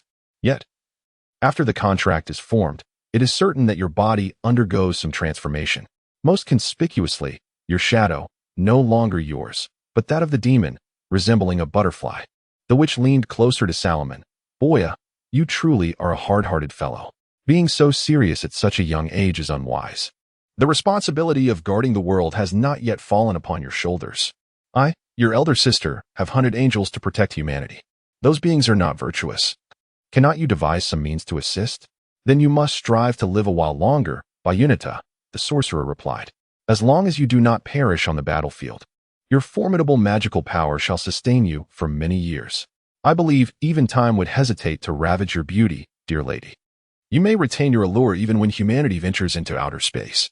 You are quite the charmer, little one. Bayunita was not concerned about the fate of her soul, for that was not her immediate concern. At present, she yearned to unravel the mysteries surrounding her. Among these was the lipstick inscribed with arcane symbols, a possession she had taken with her to the grave. To this day, she remained uncertain of its purpose. Yet she instinctively felt its significance and carried it with her at all times. However, she now had a singular objective, Vigrid, in legend. The witch clan corresponds with the sage clan. If Salomon speaks true, the sage possessing the right eye surely knows something.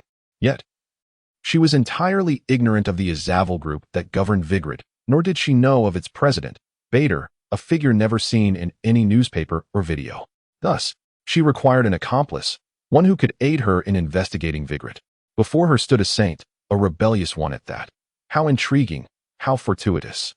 Upon noticing the stigmata on Salomon's hand, she had anticipated his potential, for he was destined to perform miracles upon the earth. With one hand resting on the table and the other propping her chin, she spoke in a mellifluous tone. Your elder sister is willing to assist you in reaching the heavens. Would you not lend a hand to her? In the future tense, Bayunida. The present tense does not suit me. I do not wish to be associated with the heavens now. That is a matter for later.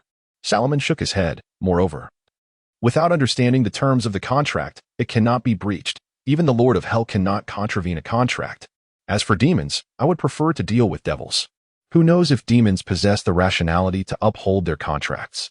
A slender hand, adorned with sharp crimson nails and bearing a distinctly inhuman, slightly bluish hue, emerged from the shadows and struck the table with considerable force, causing the silver cutlery to dance in the candlelight. Salomon nearly leapt from his chair. In an instant, the unearthly hand vanished back into the darkness. The sound of the slap resonated distinctly in the atmosphere filled with hushed whispers and flickering candlelight. Salomon glanced around and whispered to Bayunida, "Was that you?" "No," Bayunida replied with a smile. "You have indeed provoked the wrong demon, Boya. Not all demons are chaotic madmen. At least, the demon lord with whom I am contracted does not appreciate such remarks." Salomon coughed lightly.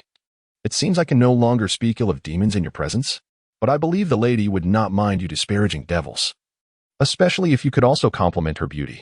Bayunida winked. "However, what troubles your elder sister is something else. Do you not wish to hear about it?" "Of course not," Salomon retorted. "It is merely about your origins, is it not? I surmise you will seek answers in Vigrid. But my current abilities are insufficient to navigate places teeming with upper-tier angels. I need to learn, to train. My magic is not instinctual, Bayunida. I must construct intricate spell formations to wield magic." "What a pity." The witch appeared unsurprised by Salomon's rejection. "But have you not considered why the Supreme Mage would send you to accompany me? I do not believe I can aid you in locating a book that no one knows the whereabouts of. It is merely practical experience and adventure. While the Book of Dark Gods is indeed significant, I have ample time to seek it." The sorcerer shrugged. "I feel it is somewhat excessive to throw me into a swarm of winged beings. Even if I were to escape, I would surely sustain severe injuries. Shouldn't the novice village consist of simple errands? I excel at finding cats and dogs. Do not expect me to unleash all the stigmata, otherwise my mind may well be cooked before I slay my enemies. You are not a mere child in need of nurturing. It is rather ludicrous to claim weakness when one can slay angels." Suddenly, the witch diverted the topic to an unrelated matter. "It is said that the Supreme Mage can foresee the future. One could say that. However, more details remain undisclosed." Salomon pushed the desserts that the waiter had just brought back toward Bayunida. The variety of confections was abundant, and he had no objection to sampling them.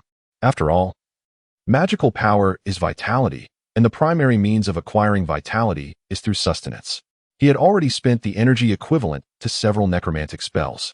To promote his growth, Salomon opted to indulge a bit more. It was certainly not out of gluttony. May I then presume that everything occurring on Earth is within the Supreme Mage's foresight? That interpretation would be accurate. So, the Supreme Mage foresaw our conversation in the past, yet still permitted you to seek me out, indicating their approval of our collaboration? Agreed? Bayunida extended a hand. "Of course, I shall not place you directly in the midst of a multitude of angels. I merely wish to gather some items while I engage in battle. You assist me? I assist you, mutually beneficial, or perhaps more." Salomon gazed into Bayunida's pale eyes. Letting out a resigned sigh, agreed. He took her hand. Tomorrow morning, he would be directly teleported to the hotel where Bayunida resided. For he could hardly bear to remain in this place any longer. This was an uncontrollable physiological reaction. Though it was not his intention, Salomon felt a tinge of embarrassment. Chapter 45. Secrets of the Santa Croce Church. The Santa Croce Church, designed and constructed from 1294, reached its preliminary completion in 1443, while its full construction was finalized in 1863. This magnificent edifice, exemplifying the Tuscan Gothic style, has long been the largest Franciscan church in Florence.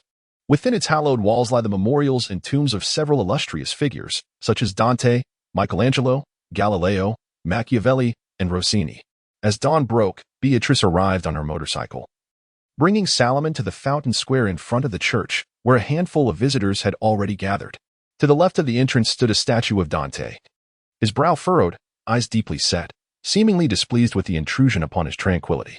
Suddenly, the deep chimes from the bell tower resonated, drawing the attention of the awaiting visitors upwards. Admission was priced at €8, accompanied by a finely crafted booklet, which Salomon procured from a fellow visitor. Though the church SFA remained closed, Salomon, utilizing his arcane abilities, discreetly unlocked the grand door and slipped inside unnoticed.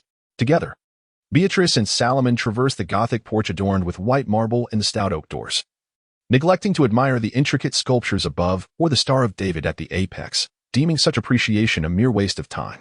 Upon entering the chapel, Sunlight poured through the stained glass windows, casting a kaleidoscope of colors upon the interior. Yet, the church bore no opulence. Its structure was relatively simple and austere. Devoid of adornment, a hallmark of the Franciscan order.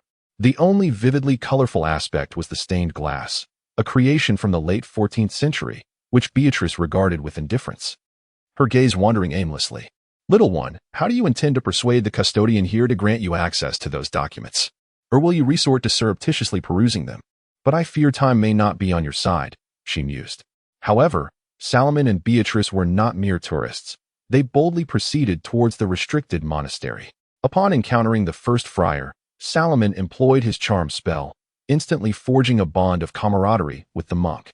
The two engaged in spirited discussions about the frescoes of the Renaissance, and this friar, eager for his newfound friend to experience the rich history of the church, contravened the monastery's regulations to lead them stealthily past his brethren to a small library within the cloister. This repository was replete with manuscripts from various Renaissance artists, and he believed that these invaluable texts would greatly benefit his cherished companion, particularly in terms of artistic enlightenment. "Do you see?" Salomon gestured with open arms. "An exceptionally amiable individual. I dare say even the demons of hell would be moved by his sincerity. So, Beatrice, why do you intend to render him unconscious?" The sorcerer seized the friar's legs, dragging the now completely incapacitated monk behind the shelves. "I mean quite literally a headache. I hope he does not perceive it as a temptation from the devil." "Oh well, whatever, I actually quite like him. Where did you acquire such artistic knowledge?" The witch inquired, observing Salomon as he busily rummaged through the shelves. "I would think the study of magic would consume most of your time. Where did you learn all this?" The manuscripts housed within the Santa Croce Church not only contained notes from numerous Renaissance artists but also encompassed alchemical studies sanctioned by the church. The Franciscan order had long been at the forefront of alchemy, with Friar Roger Bacon being a notable figure. Invited by Pope Clement IV, he authored 3 significant works on alchemy, which contained robust arguments advocating the enhancement of knowledge and the strengthening of Christian nations through the study of language, mathematics, natural philosophy, and alchemy. Bacon posited that human alchemy was not inferior to nature. This line of thought has persisted to modern times, forming the foundation of contemporary chemistry.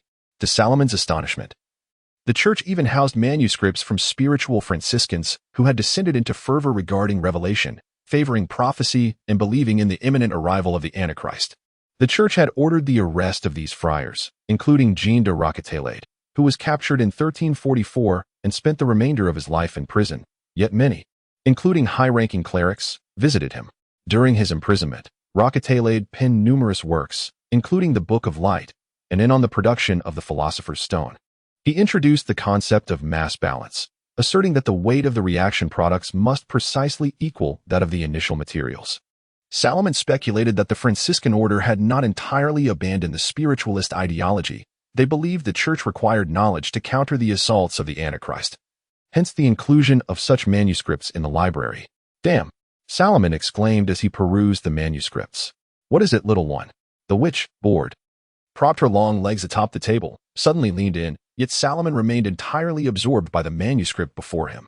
On the yellowed parchment lay a hand-drawn design, a circle resembling a shield, emblazoned with a soaring eagle. Salomon glanced back and discovered the manuscript's owner, Leonardo da Vinci. Chapter 46, The Brotherhood of the Sacred Shield and Alchemy. "What is this?" Bayonetta inquired, pointing at the emblem. "The Brotherhood of the Sacred Shield." Salomon inhaled deeply.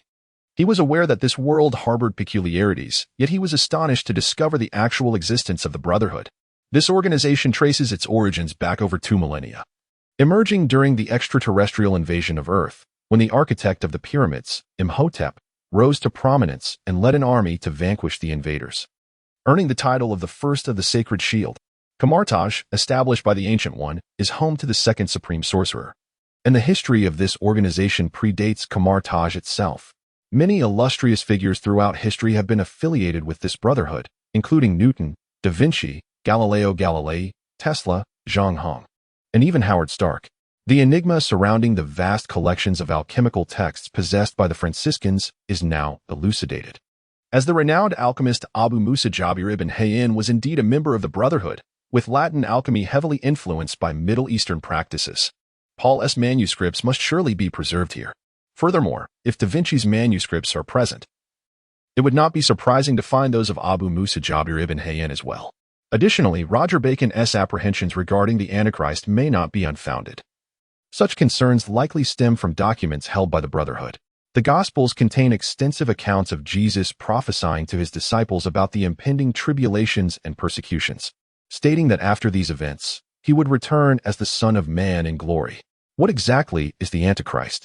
What calamity looms ahead? The arrival of the Son?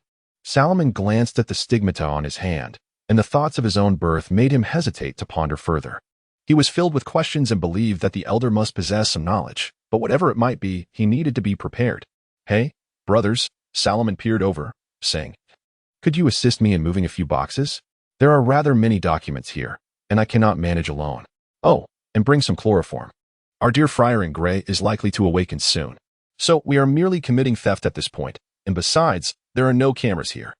Salomon patted the witch's arm. "Relax. I believe the items I seek are within these boxes. Good afternoon, Brother Mordo. I am 5 hours ahead of you. Just in time for lunch. What are you doing?" Mordo's eyes widened as he looked at Bayonetta standing beside Salomon. "Where did you find these things? What did the elder send you to do? Who is she?" Bayonetta impatiently adjusted her glasses with her pistol, her high heels clicking assertively against the floor. Salomon quickly waved his hand, and all the manuscripts that had yet to be relocated began to levitate as he slipped through the portal. Even with the help of Kamartaj's apprentices, it would take at least 20 minutes to transport all these documents.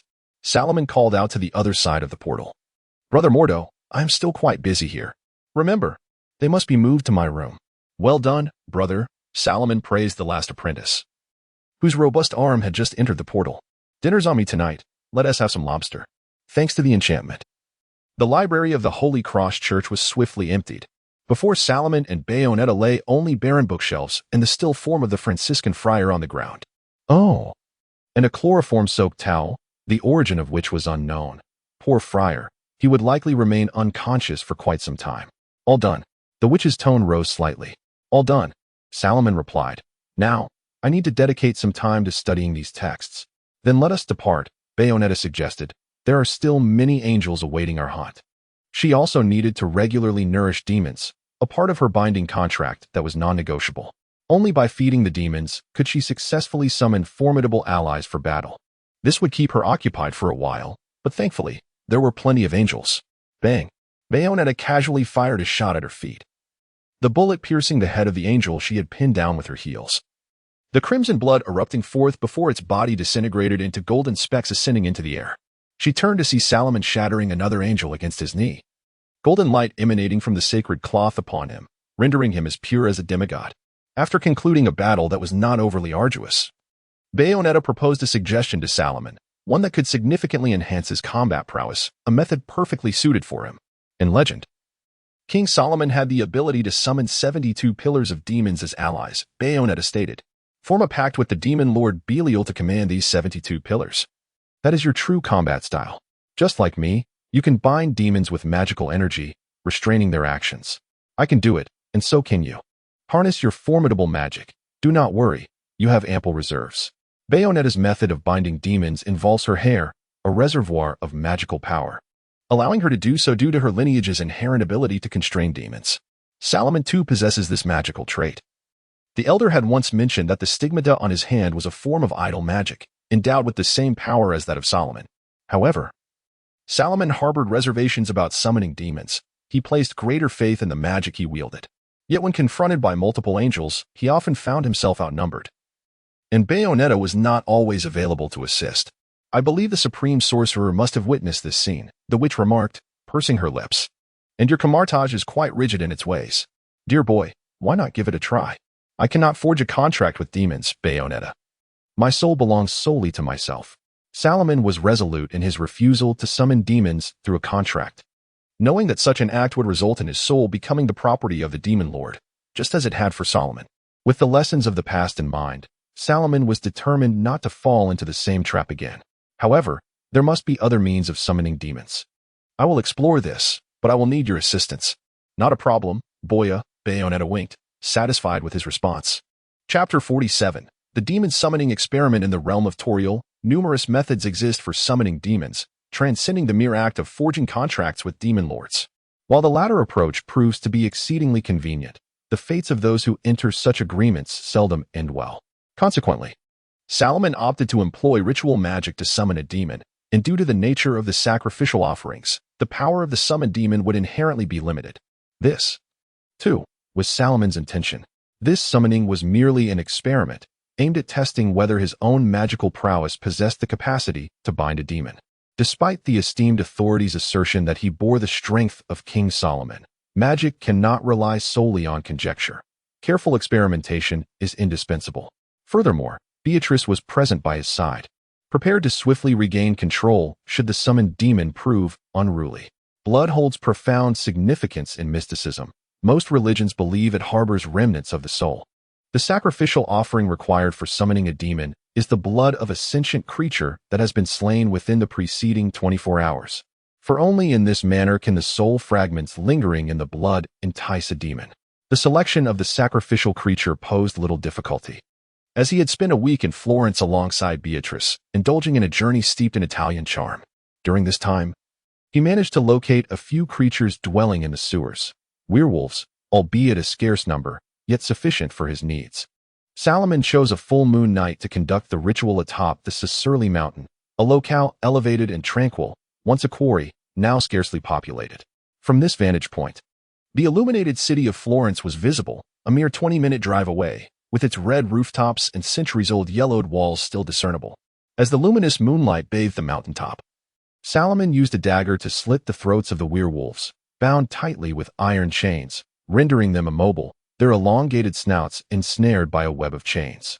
Had they been able, they would surely have cursed Salomon as a Venetian, for Florentines traditionally scorn their Venetian counterparts. These werewolves were the fruits of Salomon's travels, and the magical essence he and Beatrice exuded was akin to a delicacy for these beings. Thus, the mage felt justified in accepting these sacrificial offerings that had come to him, to ensure they lacked the strength to struggle during the ritual. Salomon provided them with several exhilarating free falls from great heights, without safety cords. The subsequent mess did not concern him. He believed the demons he summoned would be equally indifferent. The werewolf's blood flowed along the magic circle etched upon the ground with acacia oil, filling the hexagram and completing the incantations inscribed within the circle. These were directional words indicating which tier of demon from which plane he sought to summon. Unfamiliar with the lower planes of this world, Salomon relied on Beatrice's knowledge to guide him toward the abyssal layer. Once the blood filled the magic circle, he cast aside the lifeless werewolves. Additionally, he inscribed 2 extra magic circles beside the summoning array, employing the magic of the Visandi lineage, should the summoned demon prove disobedient. He could utilize these 2 circles to bind and attack it. Rolling up his sleeves to the elbows, he glanced at the intrigued sorceress beside him. "I shall commence," Salomon declared. "I can hardly contain my anticipation," Beatrice replied, urging him to proceed. As he extended his hands toward the magic circle, the stigmata upon his fingers glimmered softly, and he intoned the incantation carefully. Almost immediately, the mixture of acacia oil and blood ignited within the magic circle, and the air surrounding him grew increasingly humid. He could detect the acrid smoke and sulfur scent, combined with the salty, briny air that enveloped him. Beatrice, becoming more vigilant, brandished her firearm, prepared to confront the summoned demon. Flames erupted violently, and a spider, towering as high as a man, materialized within the magic circle. Its carapace was adorned with scarlet embers, and as it rubbed its forelimbs together, sparks of sulfur danced into the air. This creature remained still within the circle. Not a formidable demon, but merely a beast of the abyss with minimal intellect. Salomon had anticipated the weakness of the summoned demon, for this was merely a Tier 2 summoning spell. However, to summon such a diminutive demon using werewolf blood left him somewhat disheartened. "Predictably so," Salomon remarked, observing Beatrice as she relaxed once more. "Yet, it is too feeble. I suspect its compliance stems from my magic rather than my own power." No sooner had he spoken than the magic circle erupted into flames once more, and another abyssal spider emerged, colliding with the first. "Oh, too. That is somewhat acceptable." Then yet another appeared, causing the circle to become increasingly crowded. 3 spiders? Is someone conducting a thorough cleansing in the abyss? Boom. 4. Might I inquire if you require domestic assistance? Clap. 5. You are all piled together.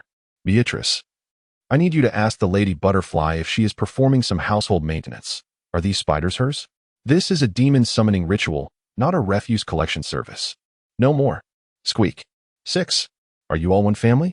Suddenly, A massive scythe erupted from the magic circle, piercing through all 7 stacked spiders, and a being with metallic horns, radiating a blue sheen, stepped upon the carcasses of the spiders, standing atop the magic circle. Well, it seems we have found our domestic staff, evidently. This is the demon we sought to summon, and those spiders are its handiwork. I presume its mood will not be particularly cheerful, considering it is at work. Salomon shrugged and turned to Beatrice, inquiring, "What kind of demon is this?" "Ugly," Beatrice replied nonchalantly, "a common demon." The demon surveyed its surroundings before lunging at Salomon. Yet, 2 whips of sparks materialized, ensnaring its arms and securing it firmly within the magic circle. Very well, now I must test whether my magic is indeed effective. Salomon extended his hands toward the magic circle, channeling his power as the burning acacia oil gradually extinguished, replaced by a golden aura. Soon, 3 radiant shackles, gleaming like bronze, manifested upon the demon's hands and neck, fastening themselves despite the creature's struggles. The mage relaxed completely, dispelling the additional magic circles, while the demon remained obediently within the summoning array. The shackles represented the essence of Salomon's magic and were not true restraints, yet they sufficed to dominate the demon. Suddenly, the golden magic within the circle dissipated, supplanted by a deep crimson energy, and a hand, sharp-clawed and crimson, stretched forth from the magic circle. Oh, for heaven's sake! Do modern demons now expect to pay their own transportation fees? Chapter 48. Legal consultation services despite the summoning circle being suffused with another form of magical energy, and an unknown demon extending its palm, Salomon exhibited no sign of panic, although this demon had paid the cost of its own summoning. The circle etched by Salomon was merely a second-tier summoning spell, allowing no formidable demon to escape through such a narrow conduit into the material plane. The grotesque demon that managed to breach the summoning circle was already at its limit. Any slightly more powerful demon would not tolerate the sensation of squeezing through a pipe. Unless, of course, this demon was named Mario, hailing from the abyss known as Nintendo. Salomon disregarded the trembling, misshapen demon that had been shoved aside by that hand and extended his right hand adorned with 3 rings. As he spoke, the sapphire, orange sapphire, and pink diamond illuminated in succession.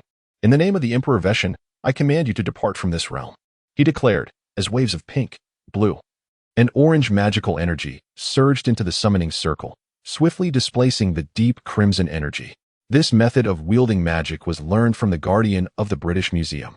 Salomon invoked the limitless power of Emperor Veshan directly, bypassing his own physical form. Although this approach may seem crude, it proved exceedingly effective in the current situation. As the power of Veshan began to envelop the summoning circle, the grotesque demon shrieked in agony, its exterior charred and blackened. The deep crimson hand hastily waved, signaling its non-resistance.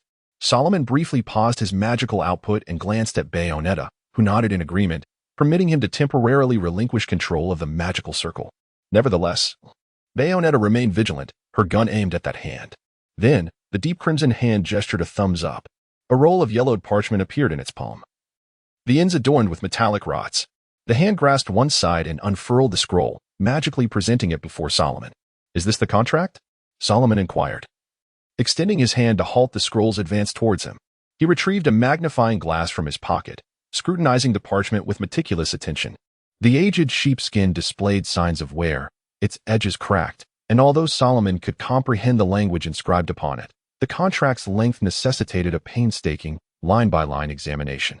He had to ensure the document bore no inappropriate ink blots, decorative borders, nonsensical punctuation, typographical errors, annotations, or overlapping pages. As Salomon meticulously scanned the parchment, he found no trace of deceit.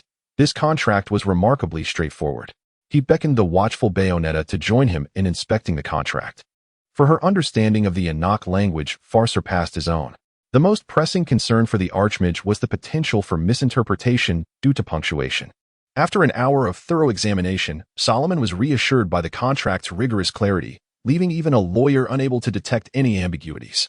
However, the deep crimson hand remained patient, still gesturing shadows of animals under the moonlight, only raising a thumb when Salomon glanced its way.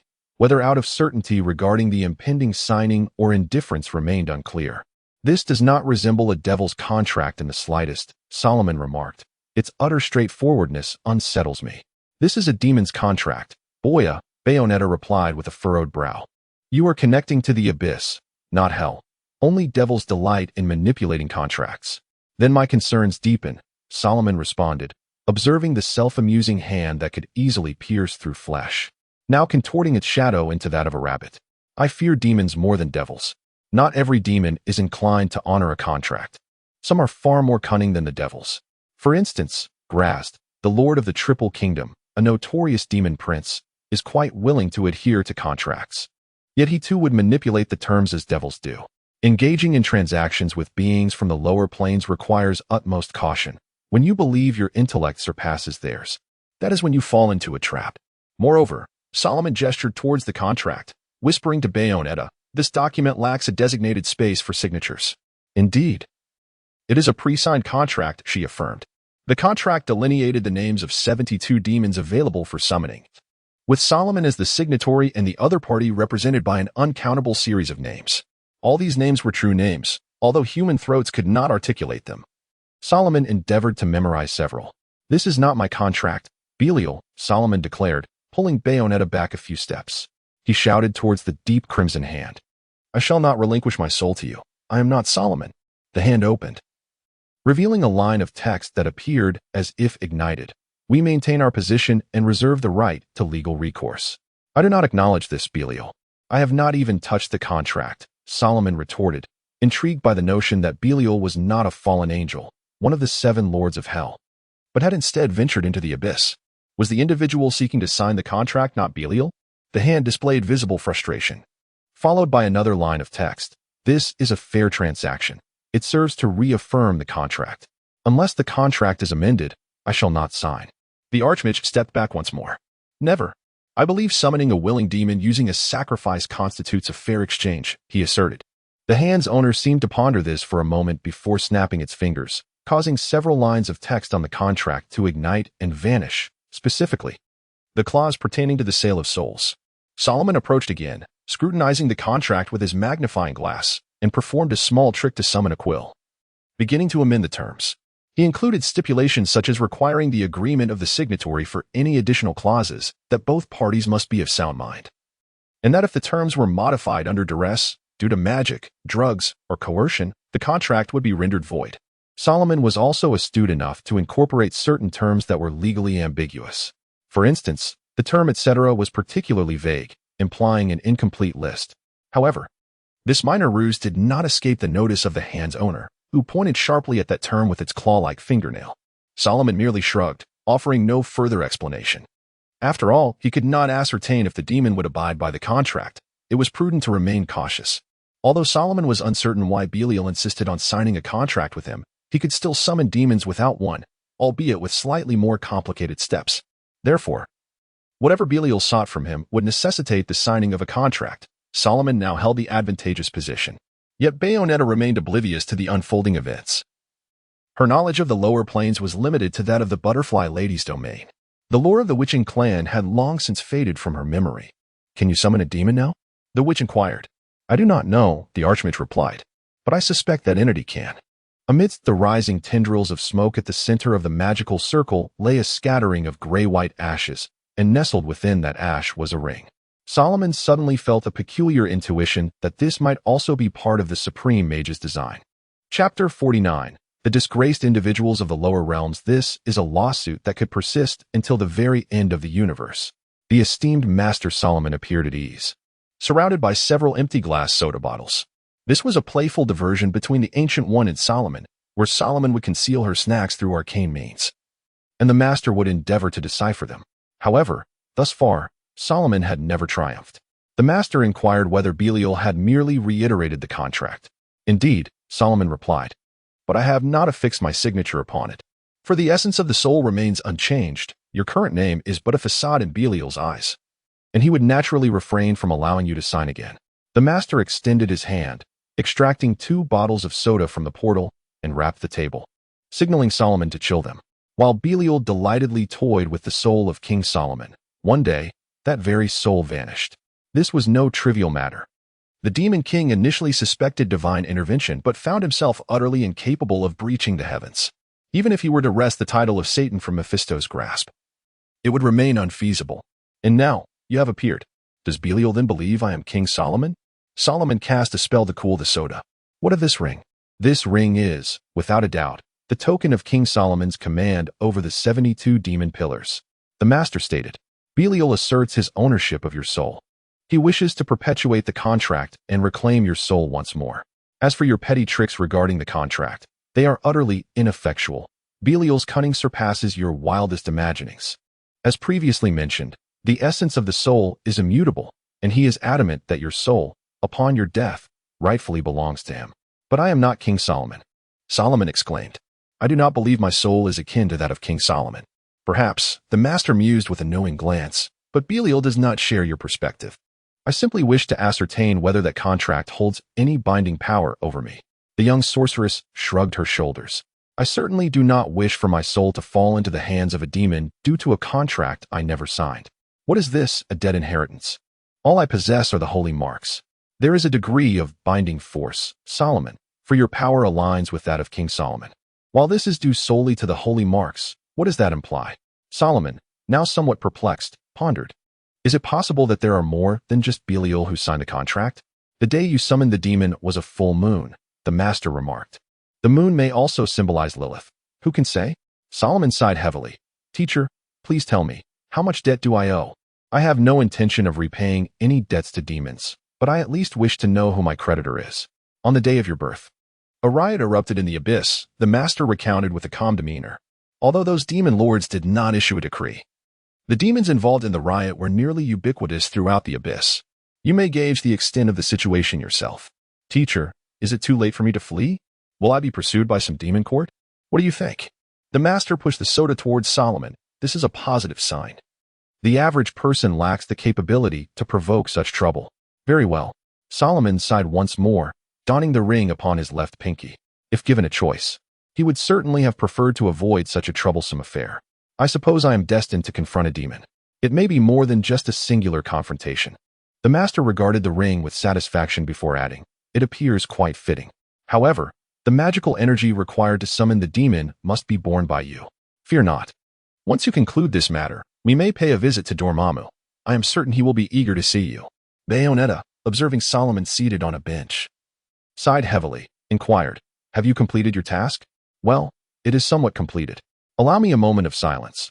I have consumed far too much soda. Solomon raised his left hand, displaying the ring on his pinky.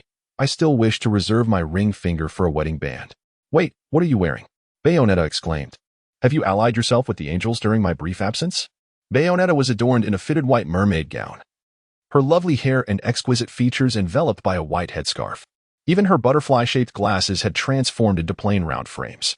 Were it not for the beauty mark at the corner of her lips and her unmistakably distinctive voice, Solomon might have struggled to recognize the sorceress before him. Sister Bayonetta seemed to harbor mischievous intentions, declaring, This is a commonly employed hunting tactic, Boya. Although this method typically proves ineffective, it will undoubtedly work this time. The Ragna cultists have taken their own lives, and the angels will surely come to collect their souls. Behold, the benevolent elder sister is organizing a funeral for those fools. By now, night had fallen, and Bayonetta and Solomon found themselves within the Ragna Cathedral in Naples. As the day of the creator Jubilius, whom the Ragna cultists revered, approached, many Ragna adherents from all corners of the world were conducting resurrection ceremonies. Fanatics even took their own lives to glorify the creator's arrival. And the church housed the bodies of these suicides. Enzo had taken on the responsibility of conducting the funerals for the Ragna cultists, a task that naturally required Bayonetta's assistance. The sorceress intended to lure forth some heavier-weight angels, for the scattered weaker angels would scarcely suffice to offset the magical energy she needed to summon a demon. Boya, do not snatch my prey this time. Gamera is positively famished. The sorceress winked, striding confidently towards the church. Solomon sighed again, rising from the stone bench, brushing off his crimson shroud, and following suit with a despondent demeanor. According to the master, henceforth, the task of monitoring the sorceress clan would be entrusted to him. As for why it was not assigned to another, it had been explained previously and required no further elaboration. Indeed, this prayer bears significant religious connotations. Only those who forsake all can find themselves unable to depart from their faith. Solomon nodded, perceiving that the architect of these prayers was quite the charlatan. The doctrines of the Ragna sect rivaled that of a pyramid scheme. Before Solomon, Bayonetta was reciting the prayer. As for when the angels would descend, that remained a matter of fortune. However, Bayonetta firmly believed that those angels would not abandon the souls of the Ragna cultists. If the angels did not arrive, then perhaps she would take her frustrations out on Enzo. It appeared they would have to wait. Hey, brother. Salomon patted the shoulder of a nearby individual. This is not a photo opportunity. Kindly return tomorrow.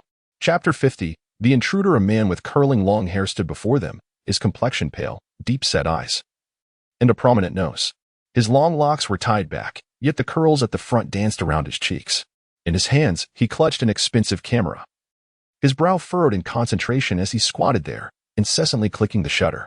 Although Naples was near the sea, the temperature varied greatly between day and night, perhaps explaining why the man wore a somewhat heavy, deep blue woolen coat, complemented by a red and blue checkered scarf around his neck. Salomon's voice startled him, nearly causing him to leap from his spot, but the hand of the mage pressed firmly on his shoulder held him in place. "Who are you?" he exclaimed, turning his head to see Salomon, slightly shorter than himself. Instantly, the tension etched on his face began to dissipate. "Cough, cough," he whispered to the mage. "This place is perilous. I believe it would be prudent for you to leave, as some events may transpire that are beyond the comprehension of ordinary people. Are you from the choir? Or perhaps a bishop's child? Do I resemble some damned deity's follower?" Salomon replied, glancing down at his attire, black mage robes paired with a deep red coat, which decidedly did not evoke the image of a clergyman. "Perhaps?" Salomon raised his head, stating, "For your own safety, I advise you to depart quickly. You possess no means of resisting those entities." Suddenly, the man felt the hand on his shoulder exert a newfound strength, an irresistible force pulling him backward, causing him to lose his balance and fall to the ground. "Leave? No. I have finally tracked her down." Despite his efforts to lower his voice, he quickly realized his mistake. "Those entities? What do you know?"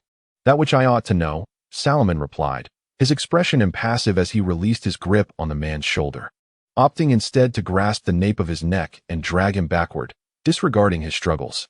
"You know everything." The man, feeling powerless against Salomon, attempted to rise.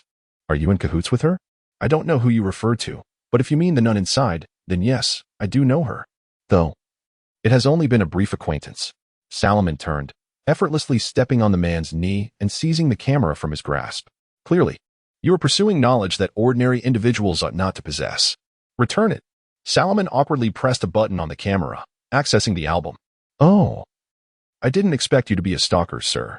After glancing at the album, he raised the camera before the man. "Florence, you actually tracked her there. Promise me. Keep your voice down. There are matters to attend to inside." Salomon insisted, "I wish to know where you hail from." Though the man agreed to lower his voice, he could not help but speak faster and louder. "I have been following her for a long time. 20 years ago, she murdered my father right before my eyes. You barely know her, so you certainly are unaware of her true nature. 20 years ago, she looked just like this, and 20 years later, she remains unchanged. You have encountered her. Tell me everything you know. I want the world to see her true face." "I investigated several disappearances in Florence, and Bayonetta was present at the time. She must be involved." The man's expression twisted as realization dawned. "I remember now. You were there too. Could it be?" "Indeed, sir." Salomon's expression shifted to one of uncertainty. "Those people did not simply vanish. They are dead, and I am the one who killed them." You seem so." The man gaped, pointing at Salomon, his eyes wide as he scrutinized the boy before him. "I never expected you." "Allow me to explain, sir," Salomon said wearily. "Those individuals were werewolves." "Werewolves? You expect me to believe your nonsense? Fine, I shall entertain this notion for the moment." He gasped for breath. "But you appear to be merely 13 or 14. Who taught you to kill? It seems you have been pursuing Bayonetta for many years. Shouldn't you be accustomed to supernatural phenomena by now? Magic exists, and thus, werewolves must exist too. Humanity is not as solitary as it appears," the mage replied. "As for killing, someone must bear the burden of things beyond the grasp of ordinary people, and I am one of those individuals." "I." The man's expression mirrored one Salomon had seen before, reminiscent of his brother's descriptions of those who had witnessed magic, the disbelief that followed a shattered worldview. Every practitioner of Camartage had undergone such a transformation. "Enough. I lack the time to reconstruct your worldview, sir." The mage's impatience grew as he pulled the man to his feet. "We must leave. Those entities will show no mercy to humanity." "Those entities? What entities?" "That which you ought not to know, sir. Some truths are better left undiscovered by ordinary folk." Suddenly, the candles on the altar extinguished.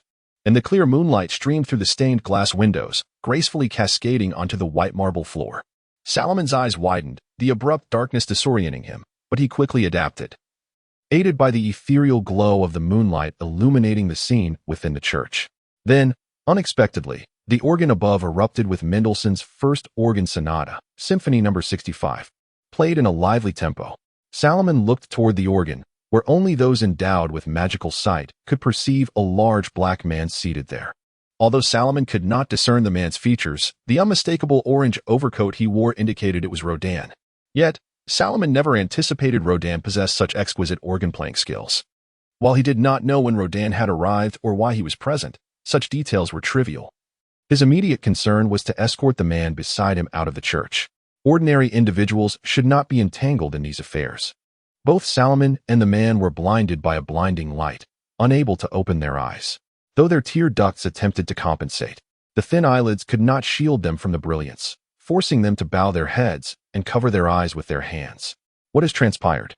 Why has the organ begun to play? Then, under the influence of gravity, she effortlessly twisted her arm as if wringing out a towel.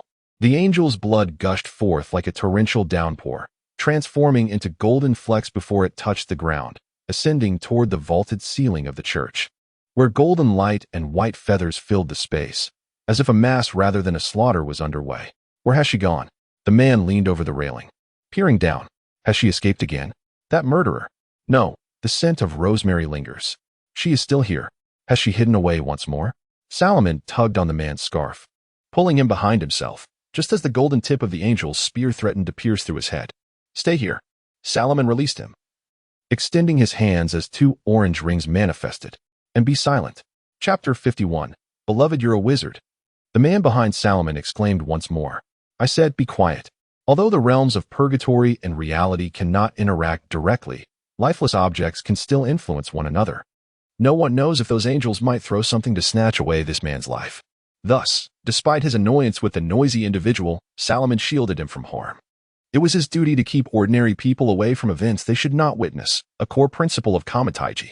Salomon need not worry excessively about the unfolding battle. The fitted white nun's garb did not hinder Bayonetta's movements. She executed a Texas slam, sending the angel wielding a long spear crashing onto the altar. However, the angels floating in the air, brandishing horns, presented a considerable challenge for the witch. She could only evade the energy attacks emanating from the horns, unable to retaliate, as she had deliberately disarmed her handgun for this ambush. The ordinary people, unable to see the purgatorial realm, could only witness the marble floor of the church erupting without understanding the cause. Bayonetta leapt onto the side of a supporting pillar in the church, her long legs propelling her toward the floating angels. Though she avoided the spear's strike, the sharp weapon tore through her white nun's outfit, revealing her fair skin beneath. The woman wore nothing beneath the nun's attire. The sorcerer could only partially cover his eyes. It was not his fault for witnessing what should not be seen. How impatient you are to ruin a perfectly good outfit. Though she narrowly dodged danger, the witch remained unflustered. Her black hair began to extend, flowing along her body to form a tight-fitting black leather attire. Bayonetta's clothing was not made of hair. Instead, her hair symbolized her magical power, which she had woven into her attire, including the clock on her chest, an embodiment of her magic. A crisp sound echoed as the witch landed atop the organ's brass pipes. At that moment, Salomon realized Rodin's true intention. He had come to deliver Bayonetta her knight. A dark purple magic circle appeared before Rodin, revealing 4 magenta handguns within. The Elven Knight, Rodin proclaimed proudly. These were his prized creations, worthy of the title of knight. As the 4 handguns flew toward Bayonetta, she deftly caught 2 in her hands and, suspended in midair, fired several shots. Deep purple magic replaced the gunfire, with each bullet infused with her magic, which was akin to poison for beings like angels. A single bullet striking a vital point would cause the lower-tier affinity angels to burst into golden motes, returning to their primal positive energy. The power of the new weapons far surpassed that of the ordinary firearms Bayonetta had previously wielded. Rodin's exceptional craftsmanship allowed these handguns to harness her magic and transform her power into tangible bullets. As long as Bayonetta had sufficient magic, she could fire without concern for ammunition. The barrage created by the alternating fire of the 4 handguns was beyond what the angels could evade. The witch danced along the church's walls, evading the angels' ranged attacks. She leapt, delivering a kick to the angel's crimson visor, which shattered upon impact. The handgun at her heel discharged with a sound, the muzzle at point-blank range, unleashing a torrential downpour of blood. Salomon could no longer bear to watch. If Bayonetta were to be injured by these lesser angels, she could never truly claim the title of witch. To Salomon, Bayonetta's actions were less a hunt and more a display of prowess, as if she sought to convey to the angels that sending these feeble beings against her was utterly insufficient. "I must send you away now," Salomon declared, dissipating the energy in his hands. "What is your name?" "Luca." The man replied, "What on earth are those things? It seems you do not comprehend the concept of relinquishment." Salomon said, pushing Luca towards the stairs. "Pursuing such dangerous entities could cost one their life. My father has already paid." Though Luca could not resist Salomon's strength and stumbled forward, his words persisted. "I am the same, even if danger lies ahead, even if it costs me my life. Furthermore, I did not ascend from here." Salomon found himself at a loss for words. There is an old saying, good advice is wasted on the damned. Faced with such a person, Salomon had no means of persuasion.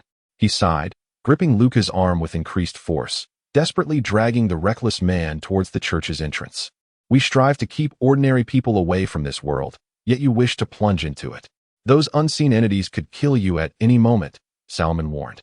"I will only save you this once, Luca. Mark my words, there will be no second chance. Next time, even if you perish before me, I shall not intervene, for it would be your own folly. I must know." All right, I understand your intentions," the sorcerer said impatiently, prying Luca's fingers from the staircase railing and forcefully pulling him downward. "Do not compel me to erase your memory." "Erase my memory? Physically?" Luca questioned, bewildered. "But you might not gauge the force correctly, and I could suffer a concussion." Before Salomon could escort Luca outside, a massive golden axe, imbued with tremendous power, cleaved through the stained glass window of the second floor.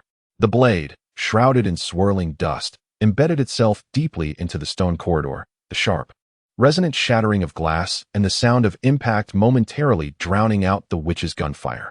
The scattered shards of colored glass fell like rain from the sky. Though unseen, Luca felt as if the church had been struck by a heavy hammer. He staggered, nearly losing his balance on the stairs. Without waiting for Luca to regain his footing, Salomon grabbed him and dashed outside, ignoring Luca's cries of inquiry about the nature of the threat. As they burst through the church's entrance, they beheld a colossal figure standing beside the edifice. This being was entirely white, adorned with a mark emitting a radiant light atop its head. Its face bore the visage of a marble sculpture, beneath which lay a hollow resembling a mouth. A golden ring encircled its neck, extending several twisted golden spikes shaped like rays of sunlight. Its stout limbs ended in golden claws, and each arm bore golden rings adorned with green stripes. This entity towered even above the church's second level. As it descended, a heavy tolling of bells resonated from an unknown source, and white feathers descended alongside golden light. This was the cherished angel. Yet, this angel brought not tidings of joy, but rather slaughter. It withdrew the mighty axe from the church, raising it high before bringing it crashing down once more. The church was engulfed in an explosion, the entire structure quaking violently, dust rising from the cobblestone square. Upon seeing this, Salomon hastily pulled Luca away. Remaining there was tantamount to seeking death. Even Luca, who had previously spoken bravado, followed Salomon without hesitation, disregarding the pain of being dragged along. "We must flee." Chapter 52. Almamora Salomon had anticipated that Bayonetta's target would be an honor-bound celestial being, perhaps a centaur-like angel or a lower-tier archangel to satiate the demons. However, he was taken aback by the arrival of a formidable entity. In the celestial hierarchy, angels are categorized into 3 tiers: lower, middle, and upper. The most frequently encountered affinity angels by Bayonetta and Salomon belong to the lower tier. Each tier encompasses various types of angels, including the peculiar clusters of beloved and ornamental angels. The angels of the lower tier ascend to the archangels and virtues of the middle tier. The colossal beloved angel was no mere affinity angel. It was a first-tier energy angel of the middle tier, a veritable behemoth of destruction, signified by the halo above its head. The golden axe it wielded stood 3 men high at its broadest, cleaving the stone corridor into fragments. Suddenly, a figure burst through the ornate stained glass of the church's facade, gracefully landing upon the stone floor, followed by an eruption of deep violet magical energy radiating from the beloved angel's form. Bayonetta, possessing the wisdom of experience, would not foolishly remain in the church to confront such a foe. Having encountered similar adversaries before, she shattered the glass and leaped into the plaza, seeking an opportunity to exploit the beloved angel's vulnerabilities. Acknowledging that the elf knights might prove ineffective, she understood that frequent attacks could still divert the angel's attention. "Come and retrieve it yourself, little pup," Bayonetta declared, sprinting forward. The beloved angel wasted no time in responding, effortlessly swinging its axe downwards. The blade descended with precision towards the witch's head, but with a powerful thrust of her thighs, she narrowly evaded the attack. Time seemed to freeze as she leaped toward the angel's right flank, firing several shots in rapid succession. It was only then that the beloved angel, as if roused from a stupor, pivoted and swung its axe in an attempt to cleave Bayonetta midair. With no solid ground beneath her, Bayonetta could not alter her trajectory. Yet she maintained her composure as the colossal blade approached. At the last moment, she deftly landed upon the axe's back, achieving an astonishing balance and speed, springing off to confront the beloved angel head-on. The scene appeared effortless, yet Salomon, observing from the sidelines, felt his heart race with trepidation. A momentary lapse in Bayonetta's stability could spell disaster, sending her crashing to the ground beneath the axe. "The creator's return is imminent," echoed a mechanical voice. "Apologies." Despite the perilous encounter, Bayonetta's tone remained unruffled. "It seems we are at an impasse." The beloved angel exerted all its might, raising the axe from the ground to strike again, but Bayonetta evaded it once more. "What is transpiring?" Luca murmured, captivated by the chaos. Previously, he had witnessed only minor skirmishes, yet now the stone-paved plaza appeared ravaged as if struck by an unseen force resembling a massive hammer. He could feel the vibrations beneath his feet. "Either I have lost my mind, or the world has gone mad." "This world has long since gone mad, Mr. Luca. Should you wish to confront what lies ahead, I shan't impede you," Salomon remarked, deflecting a shard of flying stone. "Regardless, your demise is imminent, and I need not cleanse your memory. You believe I shall perish? Do you think you can survive what is to come?" With each assault from the beloved angel, Bayonetta nimbly dodged and countered with her elf knights, firing shots at the entity's ambiguous visage. The angel's attacks grew increasingly frenzied and swift. Yet Bayonetta adeptly utilized the axe's leverage to close the distance and deliver powerful strikes. By the time the beloved angel sensed a shift, Bayonetta had already positioned herself upon its back. Beneath her feet lay a massive pink orb, half embedded within the angel's form, a stark contrast to its formidable exterior. With a decisive stomp of her high heel upon the orb, it shattered, releasing a fountain of crimson blood, while the angel's white exterior crumbled to reveal the flesh beneath, reminiscent of the shattered marble floor. All attacks ceased, the mighty axe clattering to the ground as the beloved angel instinctively straightened in response to the searing pain. Emitting an inaudible wail, Bayonetta sprinted along its spine and head, landing atop the axe's handle. "My companion in the abyss has informed me of his insatiable hunger. My apologies. It's the abyss, an expression I recently acquired." "Thank you, Boya." As if thunderous, Bayonetta radiated an overwhelming magical aura, chanting incantations while raising her hands above her head. The magical leather attire, woven from her power, suddenly disintegrated, revealing her striking form. Her long, dark hair surged upward like tendrils, extending infinitely to form a salmon plunging into the ground, embedding itself into a deep violet and black magic circle. From the shattered earth behind the beloved angel, a matching magic circle emerged, from which Bayonetta's hair ascended. A creature resembling a dragon emerged from her locks, with four crimson points of light flickering in its eye sockets, emanating a fierce glow. Its massive, curved horns were adorned with barbed protrusions, while its elongated jaws were framed by twisted spikes. And upon its crown rested half a blue human head, devoid of hair, yet crowned with menacing teeth. Yet before this demon could unleash a roar, Bayonetta's dark hair ensnared it, leaving only its horns, eyes, and gaping maw visible. This demon, named Amomora, drew its name from a city steeped in sin. The tale of Sodom and Gomorrah's destruction is chronicled in the book of Genesis, where the Lord rained sulfur and fire upon those cities, obliterating them along with their inhabitants and all that grew upon the land. Salomon regarded the demon with a contemplative gaze. He too could summon such beings, typically dwelling within the demon-infested John forest. However, he was reluctant to conjure such entities unless absolutely necessary. This reluctance stemmed not only from his aversion to allowing excessively powerful extra-dimensional beings to enter Earth, but also from the uncertainty regarding the magical energy required for such a summoning, which he knew the Emperor of Vaishon would not be able to provide. "What are you saying?" Luca inquired, perplexed by Salomon's words. "I cannot comprehend what you mean." "The demon, what you cannot see," Salomon gestured forward. "It's time for dinner, "Sweetheart," the witch whispered, following her words. Amalmor opened its vast maw and bit down upon the upper half of the angel. "Ah, I forgot to mention. I have another reason for hunting you," Bayonetta's voice echoed, though only Salomon could hear her. "I derive pleasure from witnessing your agonized visage." "Is that so?" The woman seemed rather unhinged. Chapter 53. The stalker Immer opened her mouth and sank her teeth into the beloved angel, as if the angel were a succulent fruit encased in a thick shell. The white exterior was pierced by sharp fangs, and strands of crimson blood spilled forth from the demon's maw. The world shall transform into what it is meant to be. Even as the demon's jaws clamped around her, the beloved angel continued to scream. "It is your face I speak of," said Bayonetta, her voice laced with anticipation. "Let me hear your wails." At that moment, the full moon hovered remarkably close to the earth, its silvery light lazily cascading over the shattered cobblestones of the square.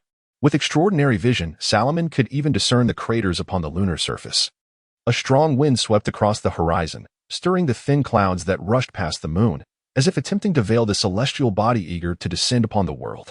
Under the moonlight, Bayonetta languidly stretched her body, reveling in the sensation of its glow.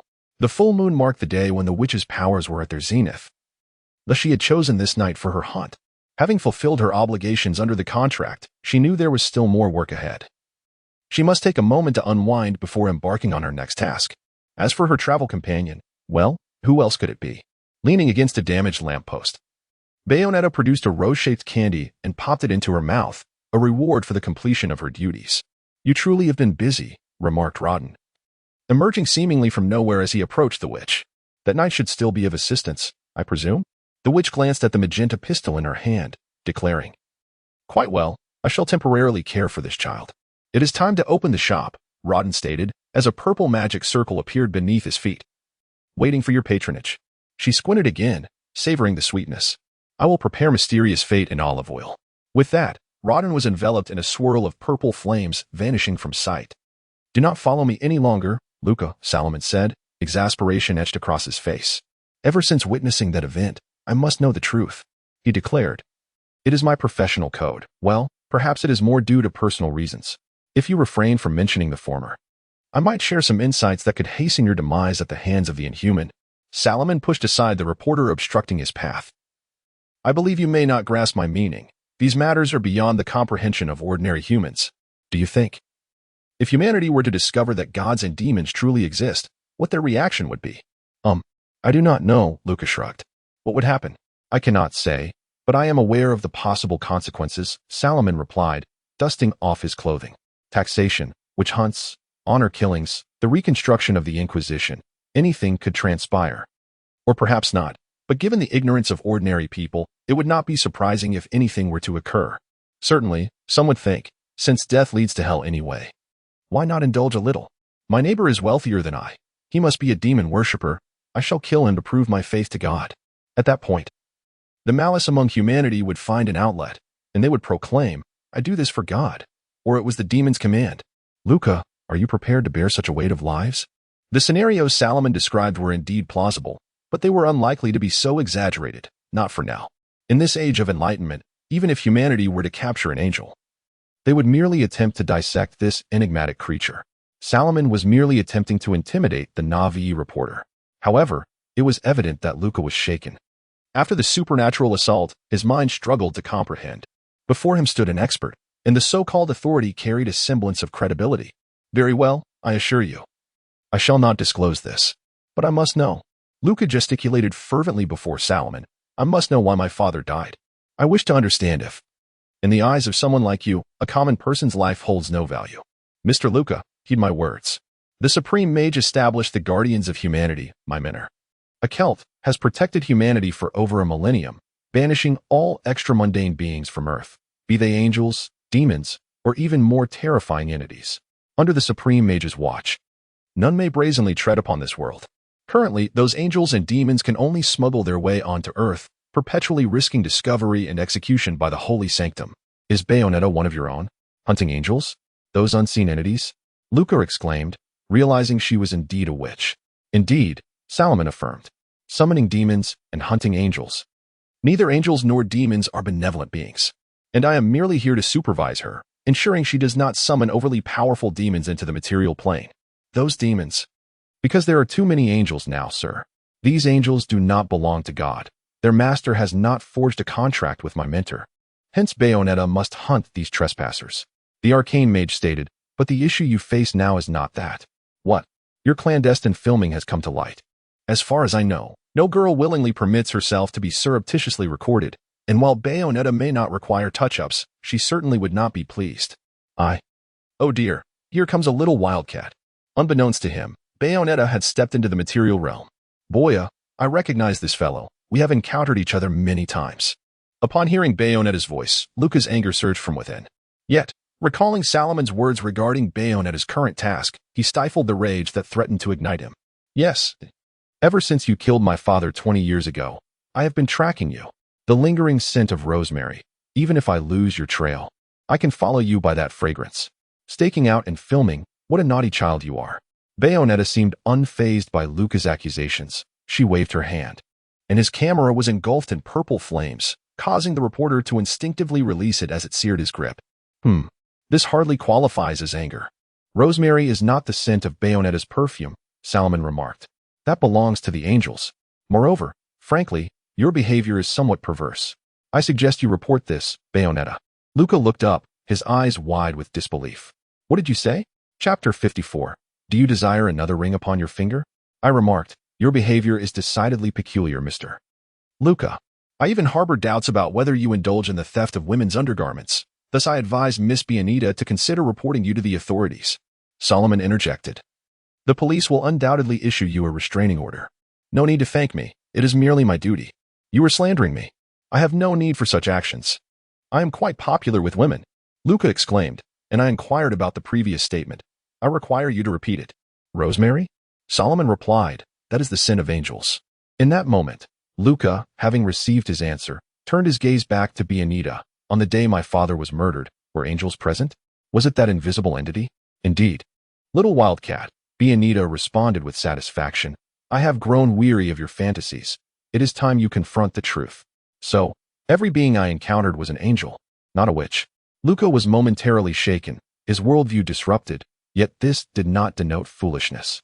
He mused that if Salomon spoke truthfully, then each entity he had pursued was indeed an angel. As for Bayonetta, hunting angels was her profession. My father devoted his life to unraveling the enigma of witches and sages, and he was torn apart before my very eyes. I must comprehend what transpired then, Luca declared. And who, indeed, killed my father? The unseen monster or you, Bayonetta? Cough, cough. Mr. Luca, Salomon felt compelled to interject. I believe your father's pursuit of the secrets of sages and witches was a grave misstep by the Mage Order. Otherwise, he would never have encountered such perilous matters. Yet, those who seek the mysterious ultimately meet their demise by it. I think your father ought to have been prepared for that. You. Luca's face flushed crimson, as if his rage could erupt at any moment. But Salomon swiftly interrupted Luca's impending retort, employing magic to stifle his voice, rendering him breathless. I advise you to allow me to finish. Though my forthcoming words may be harsh, they are necessary. The Mage Order's mandate is not to be dismissed with platitudes about journalists pursuing the truth. Truth must be tailored to its audience. Otherwise, why not report on the misdeeds of the CIA to the public? Ordinary individuals must not bow to extra-dimensional beings. Once they become aware of the existence of angels and demons, the chaos I previously mentioned will ensue, rendering my teacher's millennia of effort utterly futile. Humanity's current technology cannot possibly stand on equal footing with these extra-dimensional entities. The esteemed ones have labored to elevate humanity, not to see it kneel once more. Should you destroy these achievements, I shall ensure your ruin.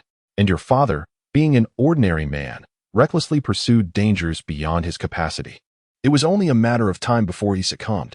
No one is tasked with safeguarding your father's life while he explores perilous matters, such as impossible. I care not by whose hand your father perished. However, had he miraculously survived and truly discovered something, attracting the attention of the ordinary world, it would have been the Mage Order standing before you. Your father might not die, but he could well be rendered a fool. The same fate could befall you. And it is quite possible that I would be the one confronting you then. Mr. Luca, the Mage Order is resolute in its commitment to protect the lives of ordinary people. We are prepared to sacrifice much, including the lives of innocents, even our own. My teacher demands this of me. Though I am still young and may falter, it is crucial to reflect upon the lives I hold in my hands. The blood upon my hands is not solely that of dark magical creatures, but also that of angels, and even ordinary individuals. Therefore, abandon your foolish notions. I lack Bianita's patience. Reality is not a whimsical tale like Bambi, the Lion King, or Saw 7.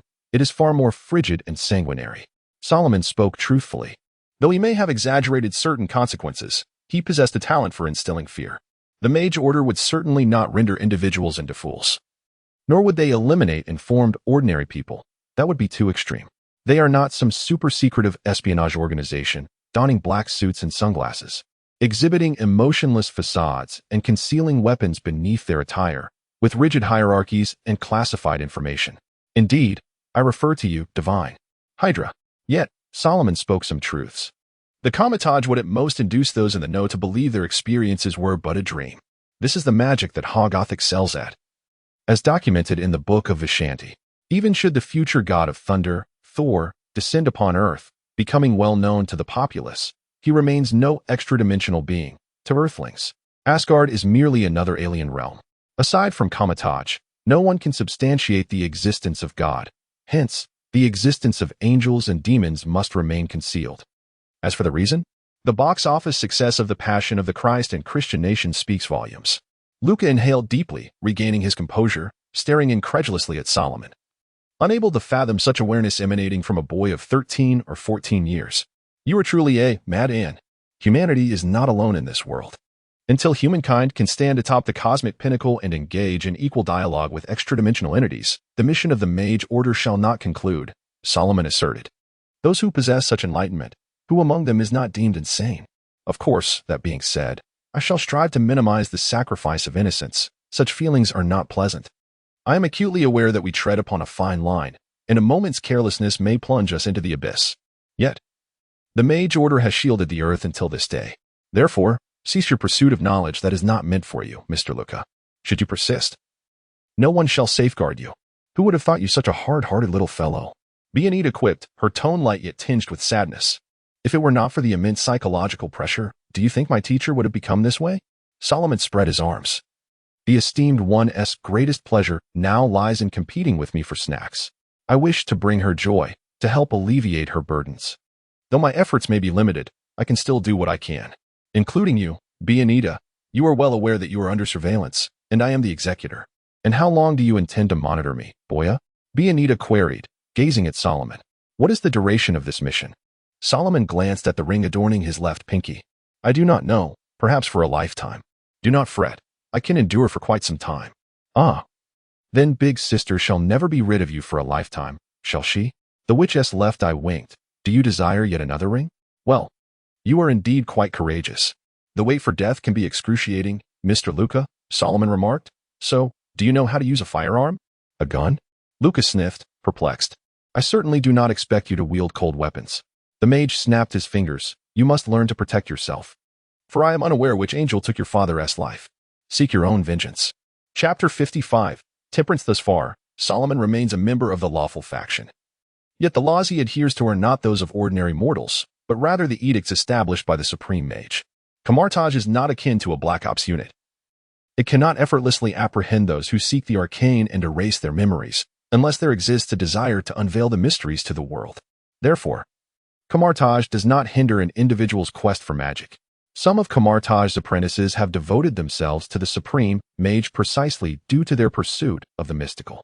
However, Luca's circumstance diverges significantly. As a victim's relative, he inherently possesses the right to know.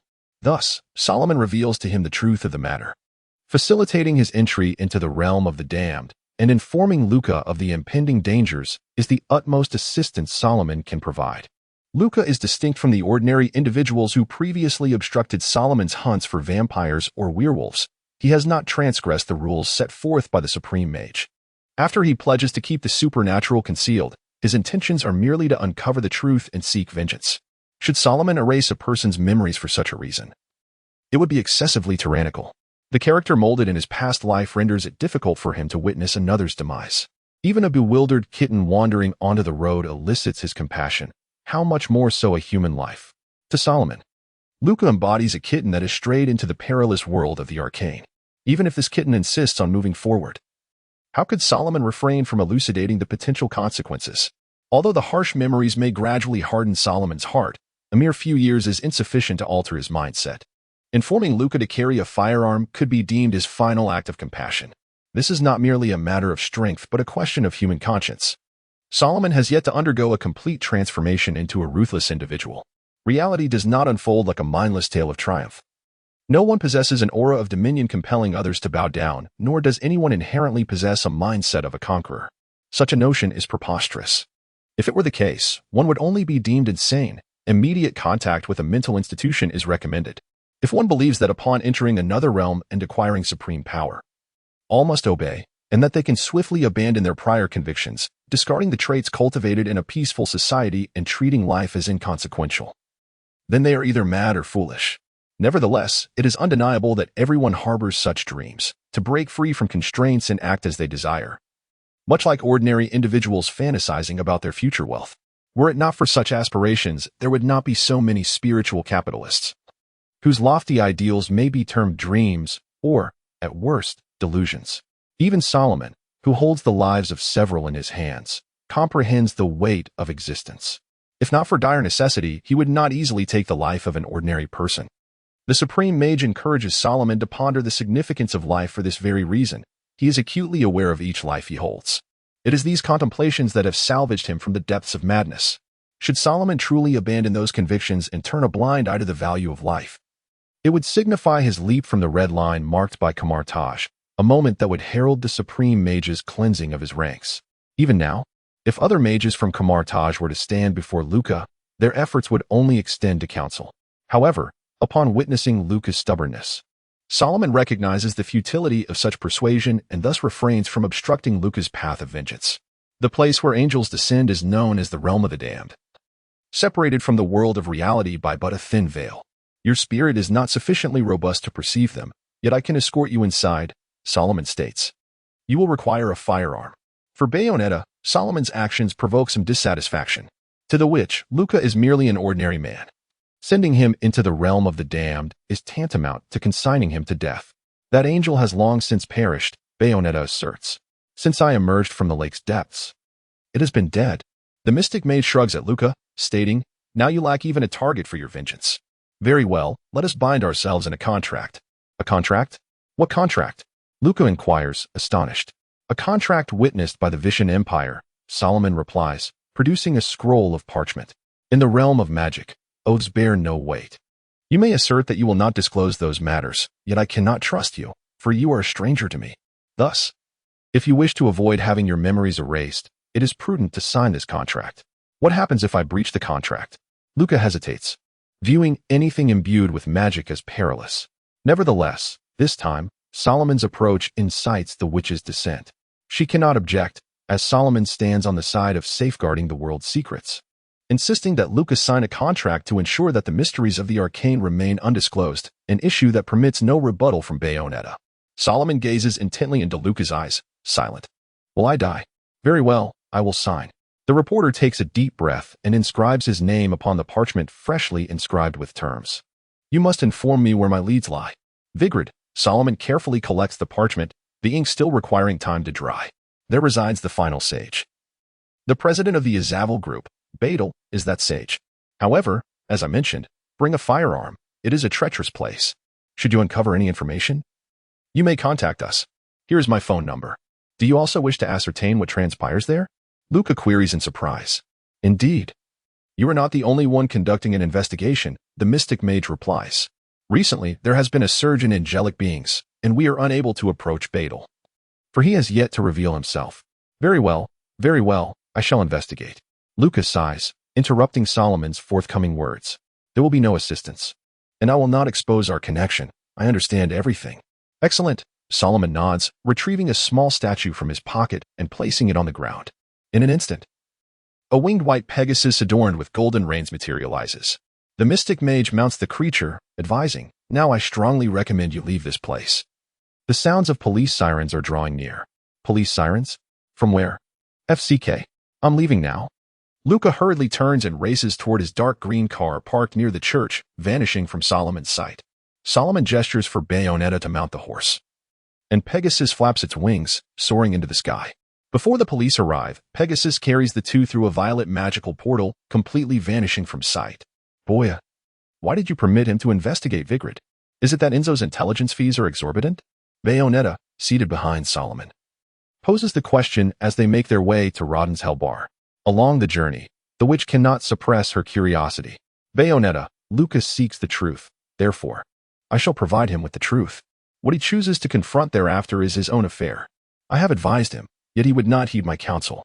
However, as long as he refrains from revealing such matters to ordinary people, he remains harmless, Salomon asserts. There shall be no memory erasure, nor will there be any abyssal yaza. We are not individuals addicted to murder. I suppose I did not misjudge you, soft-hearted fellow, the witch remarks. And what comes next? Then you have misjudged me, Salomon replies. Next we shall find Enzo at the bar of the gates of hell. The information he provides this time is fraught with complications. Chapter 56. Summon the Supreme Mage at once. I swear, it is certainly not the corpses of the Ragna cultists that have attracted that behemoth.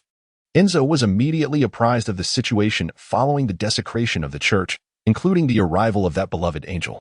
It has been previously noted that Bayonetta often entices angels by conducting funerals for ordinary individuals, thereby fulfilling her task of feeding demons. Hence, she possesses numerous white, form-fitting nun's garments. Occasionally, even Enzo struggles to find clients seeking a funeral, prompting Rodan to occasionally play the role of a corpse. However, due to his unique status, only the less intelligent lower-tier angels would dare to manifest, while intermediate and higher-tier angels would refrain from engaging with this individual. Thus, Enzo surmised that the appearance of this mid-tier celestial angel was indeed connected to Bayonetta. Moreover, Bayonetta had left the church in disarray, nearly costing Enzo his fee. This miserly fellow even contemplated evading payment for Bayonetta's services. Yet, faced with the witch's new weaponry, this portly informant had no choice but to comply. Indeed, as Bayonetta rode on the back of Pegasus toward the bar, she had already elaborated to Salomon on the intentions revealed by the celestial angel, specifically concerning the left eye and the resurrection of the Creator. For years, the angels serving Jubilius have sought the left eye to revive Jubilius, while Bayonetta, bearer of the left eye, had been sealed within a coffin for 5 centuries, only re-emerging 2 decades prior. The actions of Christian zealots have been far more outrageous. At least the Ragna cultists did not harm others, whereas the Puritans have a dark history of witch hunts. What preparations? Bayonetta inquired. The Eye of Agamotto.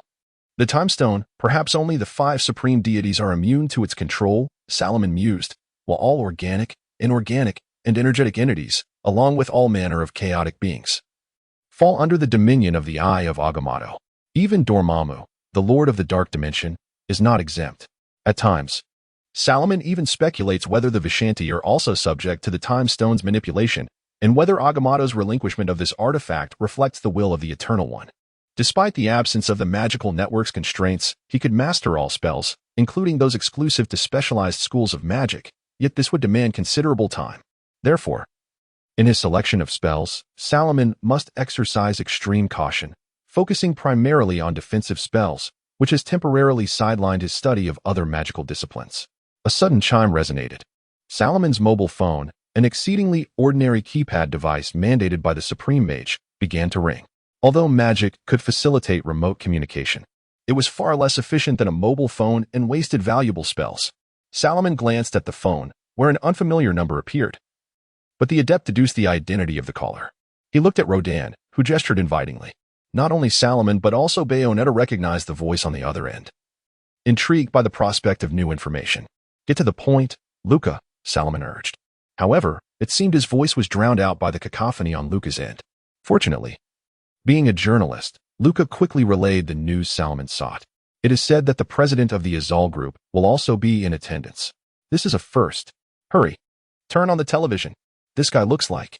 I can't quite describe it, but he certainly appears more like a wizard than you do. Chapter 57. The sage and the portly one Salomon could hardly fathom that just a few hours later, Luca would call. Yet, he held no skepticism towards the leads provided by the journalist, for this fellow was willing to do anything to uncover the truth. After hanging up the phone, he glanced at Rodden. Luca's voice was so loud that even Rodden, stationed behind the bar, could hear it. The bespectacled bar owner, after serving Salomon a chocolate sundae, reached for the remote control behind the counter, an area that was strictly off-limits to patrons, as dictated by the rules of the Gates of Hell bar. Salomon curled his lip in disdain. Faith is akin to poison. This was his sentiment, Thus, he could not offer his belief to anything, for he abhorred the notion of his mind being controlled. On the other hand, a steady stream of individuals had taken their own lives to exalt the arrival of the Lord.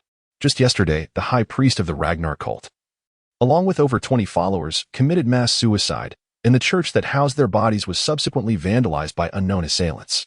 Nations deemed this incident an extraordinary occurrence, urging Ragnar followers to remain calm. The screen displayed the church that Bayonetta and Salomon had visited the previous night. However, due to the current deplorable state of the church, the footage shown was from a time when it still stood intact. "This is none of my concern. It was that big fellow's doing," Bayonetta remarked, resting her chin on her hands. "Did that little wildcat summon us to watch television for this?" Salomon shook his head. "Perhaps it hasn't aired yet. Even live broadcasts can experience delays. Maybe it's due to the poor signal in this half-dimensional realm." "Mr. Rodden, I assure you, I am not disparaging you. Please do not take away my ice cream." The president of the Azaval group, who truly wielded control over this religious city, made his first public appearance. Rodden timely pushed a glass of apple martini towards Bayonetta. "The stirrings of the human world are indeed quite significant." "Ah, so you are the one profiting from funerals? You are not a saint yourself." Rodden expressed his disdain for Enzo without reservation. Yet Enzo remained unfazed by Rodden's sentiments. In contrast, Salomon found great satisfaction in Enzo. Although this man was portly, greedy, and fond of ostentation, his spirit remained unshackled by religion. Thus, he was moved to order another sundae, chalked to Enzo's tab. Rodden welcomed this action, for Enzo had a penchant for accumulating barred debts, and this sundae could be considered interest. After all, Enzo could hardly recall the exact sum he owed Rodden, so a little extra would not matter. "I have always been a model citizen. As long as there is money to be made," the informant quipped, turning his head. The massive ruby ring on his pinky gleamed in the dim light. "Only a person devoid of conscience would wish to associate with those deranged cultists. Tell me, is what I do not charitable?" "Ha ha. Then you ought to donate to the church," Bayonetta replied, raising her glass. Rodden's drinks always suited her palate. "Now, pay me my due, Enzo." Despite Enzo's desire to protest, even attempting to deflect with the excuse that Bayonetta took pleasure in hunting angels, he had never succeeded, and this time was no exception. "Had you not wreaked havoc in the cathedral, my reward would be far greater. Consider my plight, Bayonetta." The usual clamor of the gates of Hellbar was abruptly interrupted once more by the sounds emanating from the television. Even though the volume was modest, the raucous cheers captured the attention of everyone within the bar. "It is he. President Bader of the Azaval Group has finally made an appearance." It would not be an exaggeration to assert that the immense wealth brought by the Azaval Group had bolstered the economic development of supporters like Vigrid, surrounded by cultists. Perhaps Bader could address these suicide incidents. The camera shifted to a building of unknown location, based on the decorative style, the golden, sunbeam-like ray motifs were unmistakably indicative of Ragnar's architecture. The shot then transitioned to a white platform resembling a dismantled armchair, adorned with golden lines. At the pinnacle of the platform were two golden rings and a semicircular ring, nested from smallest to largest. Numerous golden spears extended from the circular center, with the longest aligned along the X and positive Y-axis, while secondary angles formed by 45-degree rays adorned the structure, alongside variously sized golden spikes. A person clad in an opulent white robe stood upon the platform. Salomon squinted. Bader had indeed lived 500 years ago, for he was the luminary sage, endowed with the power of angels, a power sufficient to sustain one's life for 5 centuries. The figure on the television, with white hair slicked back and a golden mask adorning the left side of his face, was the esteemed Bader mentioned by the Supreme Mage. The Azaval Group possessed the most advanced technologies unseen within this ancient religious city, which the cultists regarded as miracles. Enzo's commentary continued. But the forthcoming revelations were already known to Bayonetta, such as Bader being the last of the sage lineage. Reiterated information held no value. This rendered Enzo's plan to defer payment yet again a failure. Was Bayonetta's compensation truly his responsibility? If that were the case, the church's events yesterday might have been a trap, and that angelic entity could have been dispatched by him. Salomon pondered, but Bayonetta remained unscathed. If the aim was to capture Bayonetta, should he not have dispatched someone far more formidable? "We are all in the dark regarding Bader's intentions," Rodden stated. "For now, we can only wait and see." Salomon nodded, sighing. The witch seemed to momentarily lose her composure, and then, with keen hearing, Salomon could even discern the sound of a pop as she retrieved a brass package lipstick from the depths of her plunging neckline. Bayonetta twisted open the lipstick, and a chill wafted through the air. "Is this what you brought with you upon awakening?" Rodden inquired. "Yes, indeed. I await you, my dear daughter." The witch appeared to be on high alert. Yet, everything on screen remained unchanged. It seemed that the man named Bader had not uttered those words. And it was merely an illusion conjured by Bayonetta. The others, equally engrossed in the television, noticed nothing amiss. Daughter? Why would Bader refer to her in such a manner? Salomon recalled that only one of each sage in which lineage remained, yet due to scan information, no one could ascertain whether Bader and Bayonetta shared a connection. "Are you not planning to pay today? Consider it a birthday gift from me." "Thank you, Rodden." Enzo swaggered towards the exit. "If there are any job commissions, I shall be in touch." Curse that insufferable fat pig. Ciao. Chapter 58. The little girl in the early morning, Viglid, gazing across the sea at Naples, was shrouded in a delicate mist, with only the towering spire piercing through the fog. Under the clear sky, the spire emanated a dazzling white light. It served as the headquarters of the Azal group and also as the lighthouse of Viglid, continuously casting light upon the world, much like the teachings of the Ragnar cult. This radiant entity was not merely a colossal bulb as the masses believed, but rather a luminous white sphere connected by golden metallic bands at the pinnacle of the spire, surrounded by two floating rings, one large and one small. This was magic, not technology. Within the vast chamber at the top of the spire, circular seating encircled the room. If filled, regardless of where one sat, the audience's gaze would converge upon a single point. Alongside the seats hung red banners draped from the columns, inscribed densely with golden scriptures. Absent of electric lights, the room overflowed with a warm glow, complemented by a subtle luminescence emanating from several large rings behind the expansive gold-red desk. These glowing rings nested within one another, the outermost dark ring etched with luminous runes, and the closer rings shone ever brighter, culminating in a massive golden disc at the center, devoid of any design. Each second, these rings rotated silently, devoid of any sound. Yet, this soft light was insufficient to illuminate the office. After a lengthy wait of 5 centuries, the moment was finally approaching. A hoarse and calm voice resonated from behind the desk. The voice belonged to Bedell, the president of the Azal group, who had recently graced television screens. His attire remained unchanged, and his visage had not regained its youth. He still adorned a half-gold mask, his hand gently stroking the live white peacock perched upon his shoulder. He mused, "That child will inevitably arrive here, will she not? Shall we repeat the mistakes of 500 years ago, or—" A woman with short white hair clad in a tight red leather suit stood before the desk, towering in stature. Her red leather coat was adorned with a black fluffy collar and a golden clock on her bow. Her high heels, reminiscent of Bayonetta S, or thick soles, with a black pistol tucked into the heel. Her legwear, however, was considerably looser, resembling a cheapao that revealed her fair skin and elongated legs. "The path for that child is singular. As the right eye, you have forsaken order in favor of chaos," she concluded lightly, her tone suggesting a disinterest in the unfolding events. "You are mistaken. Chaos reigns only now," Bedell retorted. "My daughter must join me as the eye of the world. Without unity among the 3 realms, true order and authentic redemption cannot be achieved."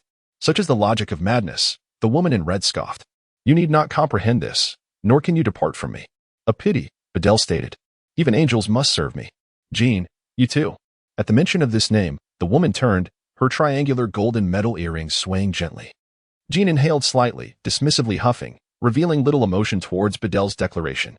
"I have awaited 5 centuries, and you too yearn for a reunion with that child, do you not?" Bedell continued. "But do not forget, everything we do is to prepare for the arrival of the Supreme Creator, Jubilius. As the time for the creation of a new world draws nigh." He looked upward, where the true source of light resided, a roiling mass of golden red energy, situated within a peculiar spatial realm, behind which heavy clouds of orange and deep red slowly drifted. Through the light, a vague, enormous humanoid figure could be discerned, enveloped by countless white feathers drifting downwards. However, the witch responded with a perfunctory agreement, seemingly indifferent, which caused Salomon to harbor concerns. When he relayed the entire matter to the Supreme Mage, the venerable figure exhibited no surprise. Salomon considered that perhaps the elder had grown accustomed to such occurrences. For in this universe, one was never devoid of observation. "I have seen it all, through the eye of Agamotto," the elder stated, "including the mistletoe in your dimensional pouch." "Well," Salomon conceded, "perhaps I have overthought it." "But, mistletoe?" he inquired. "That is lipstick. Mistletoe is merely a metaphor. In Norse mythology, it was mistletoe that killed Bedell, small and inconspicuous, the elder replied flatly. And that lipstick will serve as the mistletoe that brings about the demise of the luminary sage Bedel. Perhaps it is due to the shared name that fate has aligned their destinies. That lipstick was entrusted to Bayonetta by Bedel's lover, Rosa, and serves as the key to liberating sage Bedel. Rosa? Indeed, Bayonetta is the daughter of Bedel and Rosa. Rosa was the previous left eye holder, while Bedel held the right eye. It was their forbidden union that birthed Bayonetta, leading to the conflict between the Witch clan and the Sage clan. The elder retrieved the tome. Placing it before Salomon, it detailed how the Sage clan had initiated witch hunts in the name of Christianity since 1480. At that time, the Witch clan had triumphed in war, and the Sage clan, capitalizing on their exhaustion, incited the common folk's fear of witches, resulting in the decimation of the witch population. This blind witch hunt swept across Europe for over 3 centuries, even extending to the Salem witch trials. So Bayonetta is a Nephilim? Solomon's curiosity was piqued. It is said that Enoch was taken to heaven for a tour. Master, when you entered into a covenant in heaven, did you encounter Enoch? The supreme mage replied. The being with whom I made a covenant was not God, but Metatron, or perhaps Metatron. That may have been the prophet Enoch, but none can be certain, as I have never entered heaven nor seen God. The circumstances in heaven were exceedingly unusual. Had it not been for heaven's refusal to entertain outside matters, I would not have found it so easy to forge a covenant. Unusual? I suspect. God is no longer in heaven. Just as Solomon was about to pursue further inquiries, the supreme mage interrupted, stating, This is not for you to know. Such questions should be reserved for your future exploration. It would be best for you to focus on the present issues rather than heaven. I am not so impulsive, Solomon retorted, sticking out his tongue. Yet he obediently redirected his focus to the sage Bedel and the impending resurrection of the creator Kaecilius. What if that deity truly awakens? But we cannot always rely on the time stone to loop back. He inquired, Master, you have cautioned me about the dangers of manipulating the flow of time. I fear you may pay a considerable price for altering that being's temporal stream. Then go and prevent the occurrence, the elder proclaimed, pleased that Solomon was considering her welfare, and rewarded him with a bottle of soda from his fridge. Your objective is to have Bayonetta use this lipstick to eliminate Bedel. Your task is to aid her in evading the traps set by the luminary sage Bedel and ensure she does not perish along the way. As long as she can reach the final battle, she will be able to slay Bader. At that moment, the history of the witch and the sage clan will be utterly obliterated, and the world will no longer witness the summoning of interdimensional beings on such a grand scale. Teacher, do you mean to say Bayonetta will die? Solomon inquired cautiously.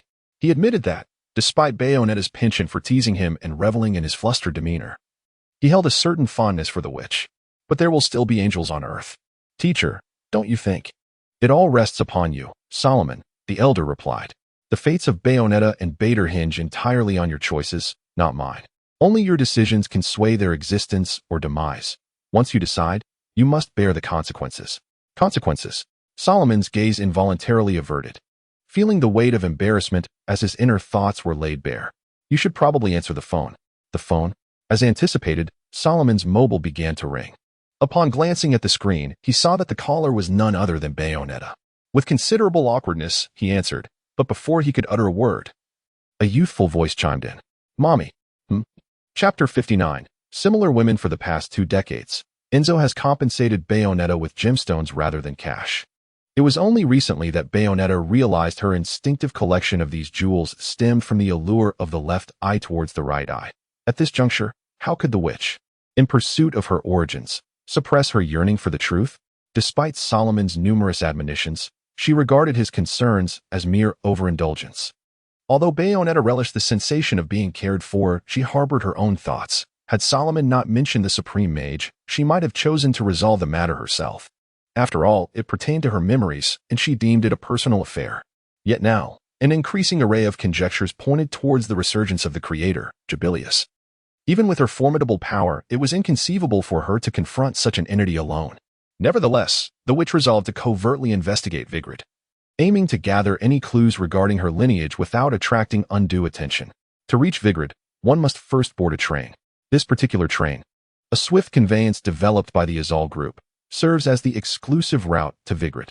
To board, one must possess a pass, which, naturally, Bayonetta lacked. Nevertheless, she managed to board by traversing the infernal realm, effectively evading the fare. The train journeyed through the snow-capped peaks of the Alps. With most passengers being Ragnar devotees en route to Vigrid, the carriage was lavishly adorned, its floor covered in light green wool carpets. Intricately patterned with deep green and white wool, the seats were wooden armchairs with thick blue cushions embroidered with golden sun motifs. And even the luggage racks were crafted from brass. Seated by the window, Bayonetta watched as the orange-red twilight bathed the black rocks, the snow-white summits reflecting brilliant light while shadows gradually ascended, devouring the last vestiges of daylight. Although the carriage appeared devoid of life, this illusion was merely a consequence of the witch's presence in the infernal realm, where the projections of ordinary people manifested as translucent phantoms. She intended to traverse from the infernal realm to Vigrid, confident that as long as she avoided a direct encounter with the right eye-wielding Bader, her existence would remain undetected. Perhaps a common person might sense something pass by, but such a notion was inconsequential. The protracted journey lulled Bayonetta into a stupor, and she drifted into a dream. In this dream, a raspy male voice beckoned her, urging her to awaken, "My daughter." Bayonetta found herself in a vast chamber, confronted by a colossal golden ring, its surface shimmering with golden ripples. A shadowy figure materialized within this golden circle. "Father?" Bayonetta found herself involuntarily uttering the words. "Yes, come closer." The figure extended a hand, clad in attire that struck a familiar chord within her. Suddenly, the distant roar of a motorcycle engine pierced her reverie, growing ever closer. This sound penetrated the glass window. Drawing her gaze outside once more, she beheld a motorcycle defying gravity as it navigated the steep black cliffside, enveloped by a bright purple spell. The slick snow between the rocks seemingly incapable of hindering its smooth, rapid advance, maintaining a relative stillness against the train. The rider, a woman with short white hair clad in a red leather suit, had previously appeared in Bader's office. As Bayonetta peered outside, the woman was gazing back into the carriage. Intrigued, Bayonetta noted that the woman's spell mirrored her own. She felt assured that her decision to venture to Vigrid was indeed fortuitous. With a twist of the throttle, the motorcycle surged forward, leaping from the cliff, executing several flips in the air before landing atop the train. Without hesitation, the rider charged toward Bayonetta's carriage, drawing two black handguns adorned with white peacock feathers from behind her. She unleashed a barrage of rapid gunfire toward the targeted carriage. Purple magic enveloped the bullets, cascading into the compartment like a torrential downpour. The rider paid no heed to the terrified cries of the Ragnar devotees. Her singular focus was Bayonetta. The witch's reflexes were equally swift. As she dodged a bullet that whizzed past her, the world around her slowed. This was witch time, a unique magic of the witch clan that heightened the senses of the recipient, allowing them to move at extraordinary speeds. Typically, this enchantment remained active during combat, automatically triggering when evading attacks. However, it could also be consciously activated depending on the caster's will. With both hands braced on her seat, Bayonetta fired her gun, shattering the glass. She leaped from the window, performing several spins in midair before landing deftly on the roof of the train, facing her unknown adversary. She had no intention of engaging in idle chatter. Instead, she swiftly drew her crimson handgun, aiming it at the unfamiliar foe. "Pardon me, but who might you be?" "Ah." The purple spell beneath the motorcycle flared anew, the engine roaring to life. Bayonetta fired, but both bullets were deftly evaded by the rider. The woman accelerated toward her, abruptly braking and swinging the rear of the motorcycle sideways, forcing Bayonetta to leap back to avoid the impact. In a quick maneuver, the rider swung the motorcycle around again, attempting to strike Bayonetta with the vehicle, but the witch nimbly evaded once more. Suddenly, Bayonetta leaped towards the cliff, her wide sleeves resembling wings unfurling in the wind. A purple spell illuminated beneath her feet, granting her the stability to remain suspended against the vertical rock face.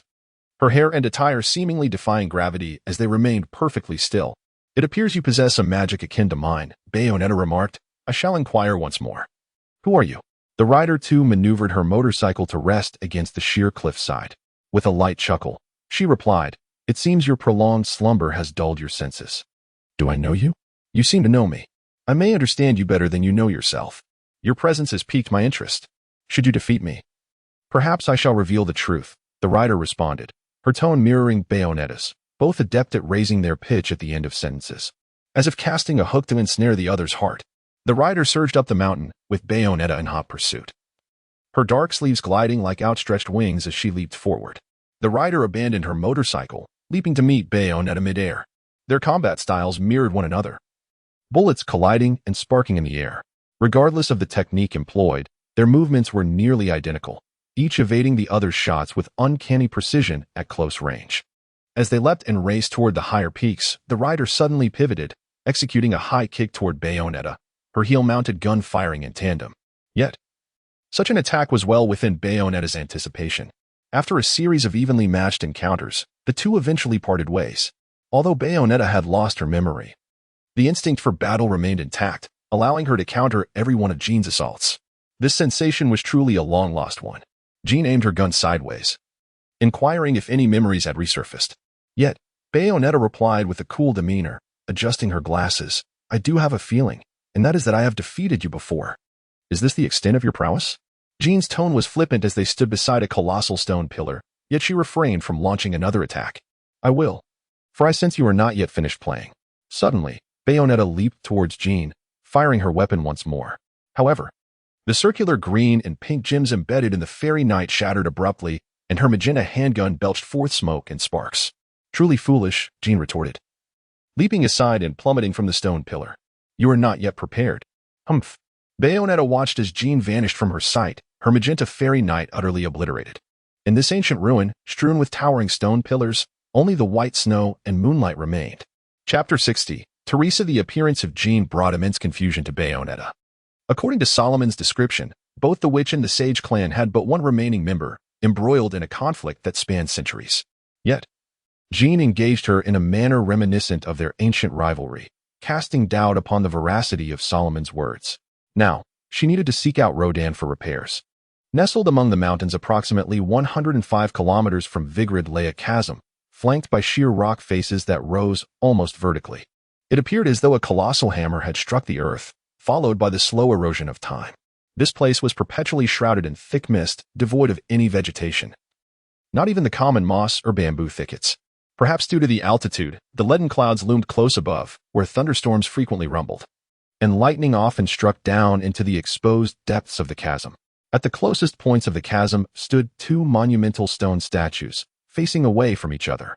Both statues bore similar forms, draped in loose robes with hoods, each wielding a long sword and displaying outstretched wings that created a platform behind them.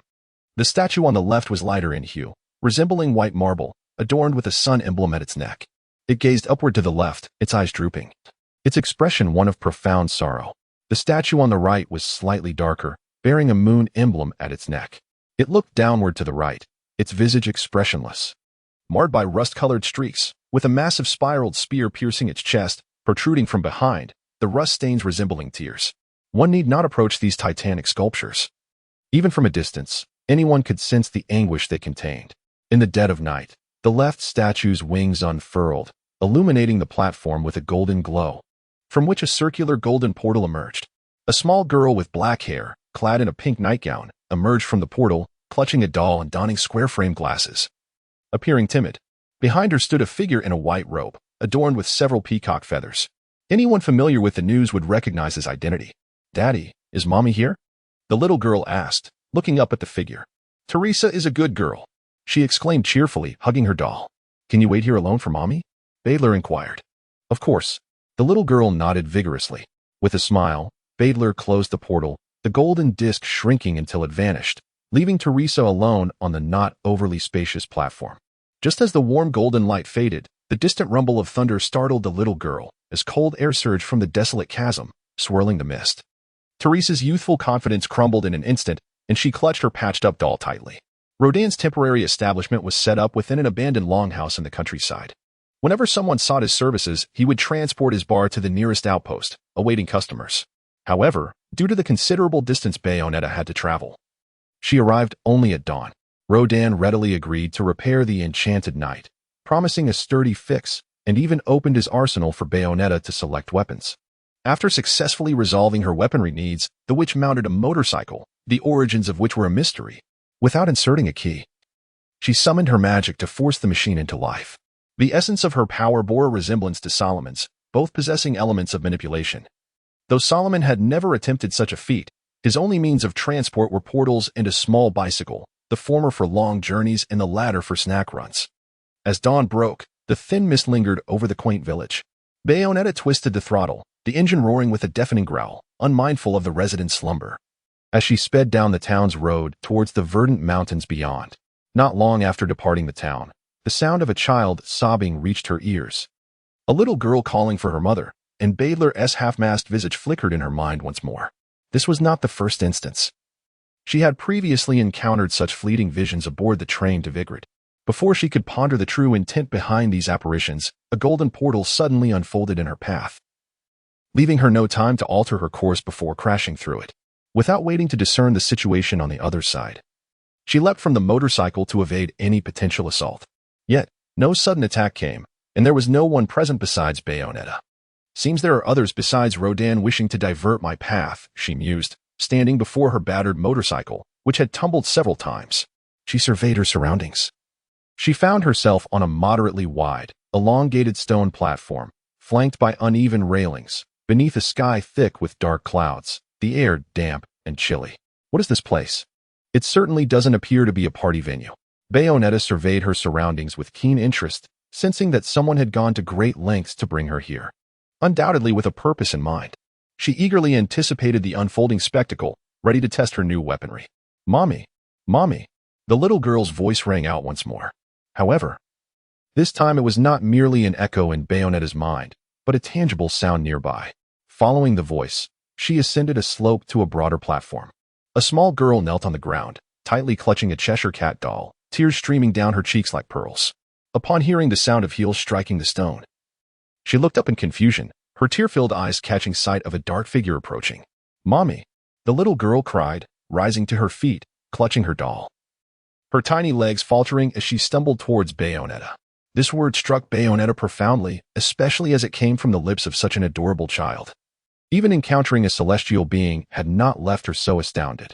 In her shock, she halted her steps. But before the girl could reach her, a golden warmth enveloped the space between them, accompanied by descending white feathers. The little girl gazed upward in bewilderment. "A monster? Can you see angels?" Bayonetta was equally perplexed. She was not in the realm of the inferno. Much like the little girl, they were both situated in the plane of reality. Yet this child could perceive the infernal domain and even the angels descending from above. This adversary was of a lower tier than the previous celestial beings, comprising only a few common affinity angels and a singular third-tier authority angel known as the Ardor. The Ardor angel donned resplendent red armor embellished with golden patterns, its visage identical to that of the affinity angels, complete with a beak, and its back adorned with 3 magnificent golden feathers. In its right hand, it wielded a formidable blade composed of numerous golden, single-piece feathers, while its left hand brandished a retractable metal-round shield, the edges of which gleamed with sharpness. At first glance, this angel exuded an aura of majesty and charisma. Yet, it was enough to frighten the little girl, who sank to the floor in panic, crying out in distress, which displeased Bayonetta somewhat. Although she relished in striking down her foes, delighting in tormenting her adversaries and summoning various instruments of torture and demons, she was also a nurturing figure, equipped with band-aids, embodying the essence of a homemaker. Confronted by several impetuous cherubic angels, Bayonetta extracted her new weapon from her hair, a katana shimmering with purple magic. In a manner reminiscent of classic Japanese samurai cinema, the duel commenced and concluded in an instant. Both opponents brushed past each other, standing back to back, each holding their weapon aloft, awaiting the sensation of fine blades slicing through flesh.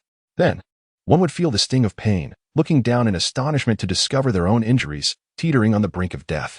In a heartbeat, Bayonetta accelerated to a speed imperceptible to the naked eye, charging forth through the violet magic circle, akin to the moment when the music crescendos in a film. And she suddenly appeared behind the cherubic angel. When the witch came to a halt, the air still crackled with the sound of slicing wind. Naturally, her combat style left no time for her enemies to realize their injuries. The head of the cherubic angel promptly fell away, exploding into a cascade of golden light that vanished into thin air. This blade, known as the Azura blade or the Rule blade, was a treasured possession of Rodan, and it certainly lived up to his expectations, as the witch effortlessly severed the head of the cherubic angel as if slicing through cake. The subsequent cherubic angels did not survive long against the witch's blade, but the deep crimson ardor angel merely stood protectively before the little girl, allowing Bayonetta to dispatch the others. Hearing the girl's startled exclamation, the witch then noticed a cherubic angel grasping the girl's collar, pulling her skyward. Bayonetta leapt over the Ardor Angel's obstruction, soaring into the air to cleave the cherubic Angel's arm, catching the falling girl in her embrace. "Mommy!" the little girl exclaimed with delight, and as soon as Bayonetta held her, her tears ceased, as if the hardships of waiting had never existed. "Do not cry anymore. Do you understand?" the witch said with a hint of impatience. "The two things I despise the most are crybabies and cockroaches. Also, I am not your mommy." "Okay, mommy." Upon hearing this, the girl's tears flowed once more, yet she sniffled and stifled her sobs. "Little one, you should hide," Bayonetta advised with a satisfied nod. She leapt aside while cradling the girl, and then, pulling a phone from seemingly nowhere, she dialed a number. "There are still angels here who wish to engage me. I will arrange for someone to look after you." "Okay, mommy." Before Salomon could comprehend the situation, Bayonetta instructed, "Find my current location. I know you can track it down. Hurry here now." The Supreme Mage extended a hand, and a portal materialized within the Zen room. "Remember to bring snacks," he added with a hint of amusement. "You will find them useful." Chapter 61. Taking care of the child. "Hello there, little one." As Salomon stepped through the portal, snacks in hand, he spotted a little girl clad in a pink nightgown with 2 braids, peering curiously into the portal. Her previously trembling short legs now stood remarkably steady. Clearly, she was quite familiar with this phenomenon, showing little astonishment. In her young mind, this glowing circular object from which people emerged resembled the one that had brought her here, albeit less luminous. She regarded them as the same. However, as Salomon emerged from the portal, the little one's demeanor visibly drooped, for the figure before her was not the one she had been eagerly anticipating. She hung her head, discontentedly tapping the ground with the rounded tip of her shoe. Even Salomon's greeting failed to lift her spirits. I was sent by that woman," Salomon said, gesturing towards Bayonetta, who was currently facing off against an angel. "Mommy." The little girl looked up, her soft voice asking, "Are you here to take care of me?" "Big brother? Mommy? When did Bayonetta have a child?" Judging by the girl's appearance, she must have been born in recent years. Salomon felt an overwhelming sense of embarrassment. Not only drawn in by Bayonetta's formidable prowess, but also because he had never cared for a child before. This pint-sized creature was unlike any he had encountered. The children of the sorcerer families training at the Kamatage headquarters were at least of comparable height to him, with a pile of snacks in his arms. The sorcerer fumbled with one free hand, attempting to explain. "Is mommy leaving me again?"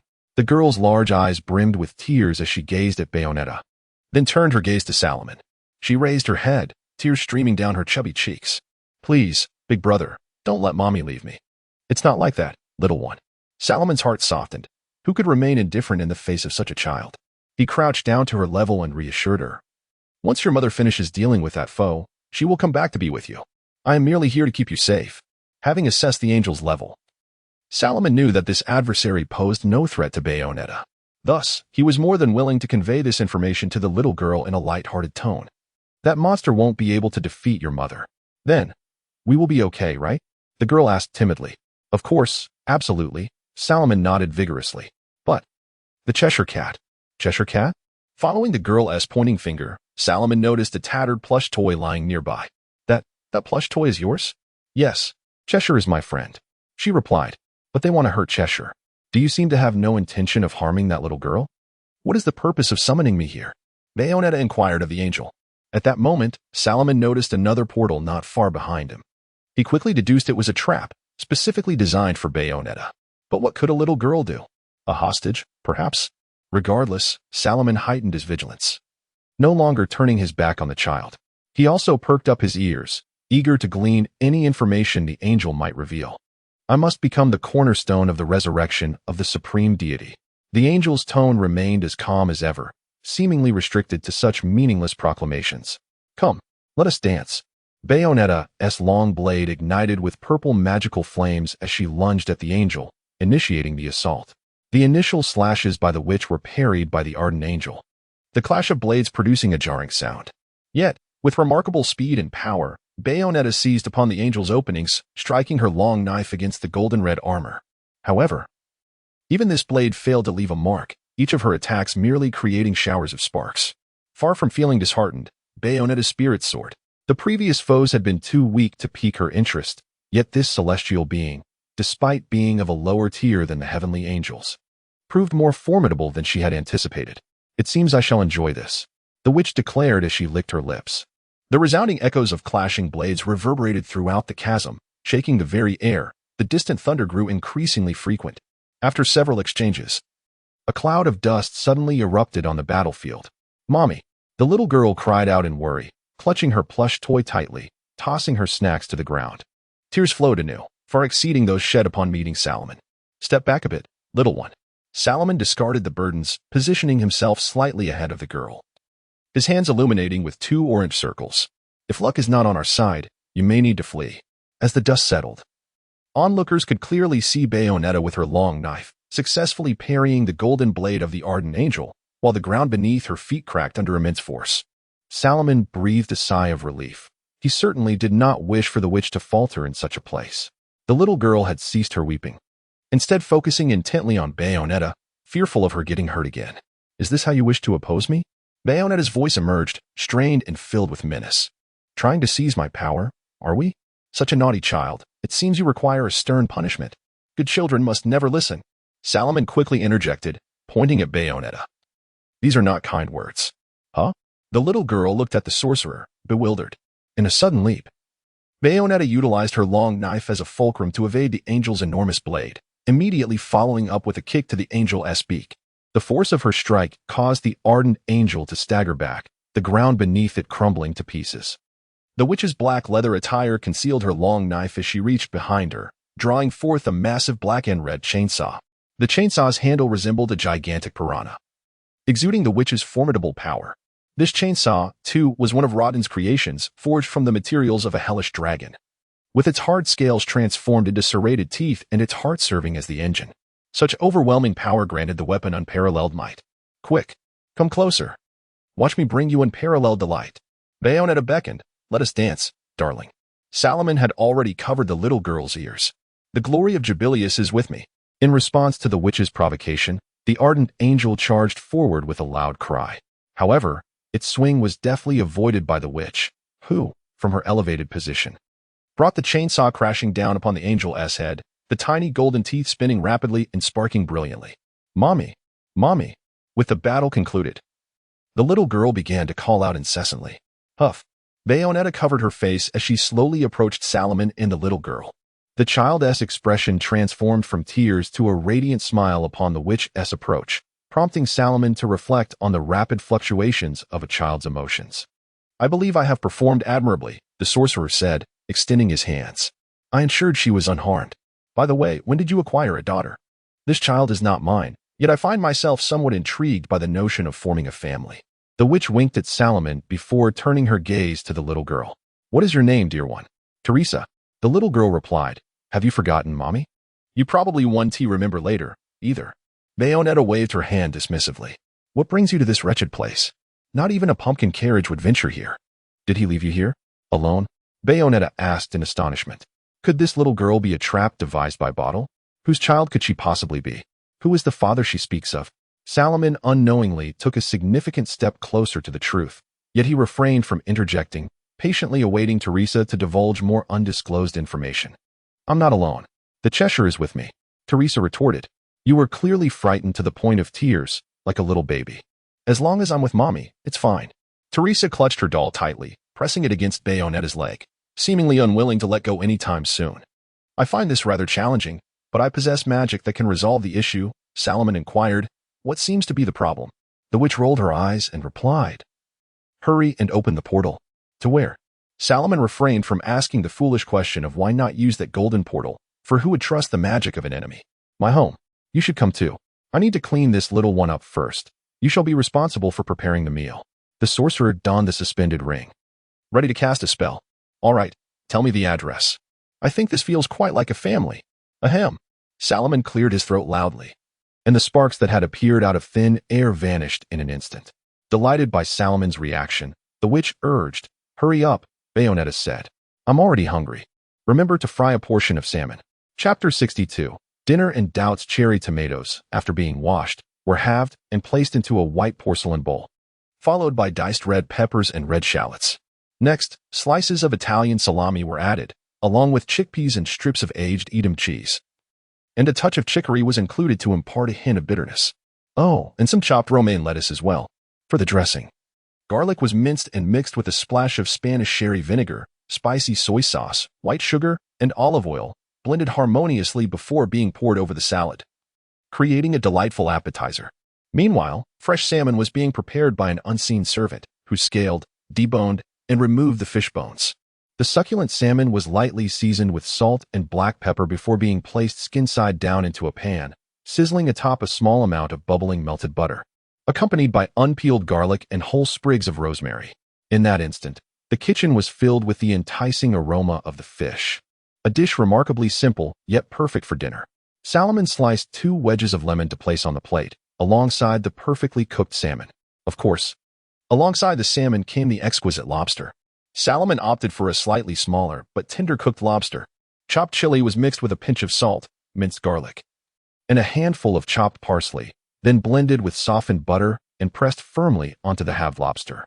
Following this, the lobster was frozen using a freezing spell, allowing the butter to harden again before being placed, cut side down, into a hot skillet. These delectable dishes promised to elevate the dinner experience. This marked Salomon's inaugural attempt at cooking, a rather peculiar sensation for him. Although he had memorized the steps after reviewing the recipe, he still found himself somewhat flustered when the moment arrived.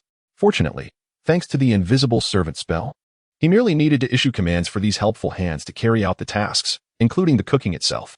Thus, for a mage, cooking was akin to conducting a magical experiment. He merely had to control the variables and adjust the parameters, such as the placement of seasonings, the arrangement of plates, and the quality of ingredients, to yield a perfect dinner.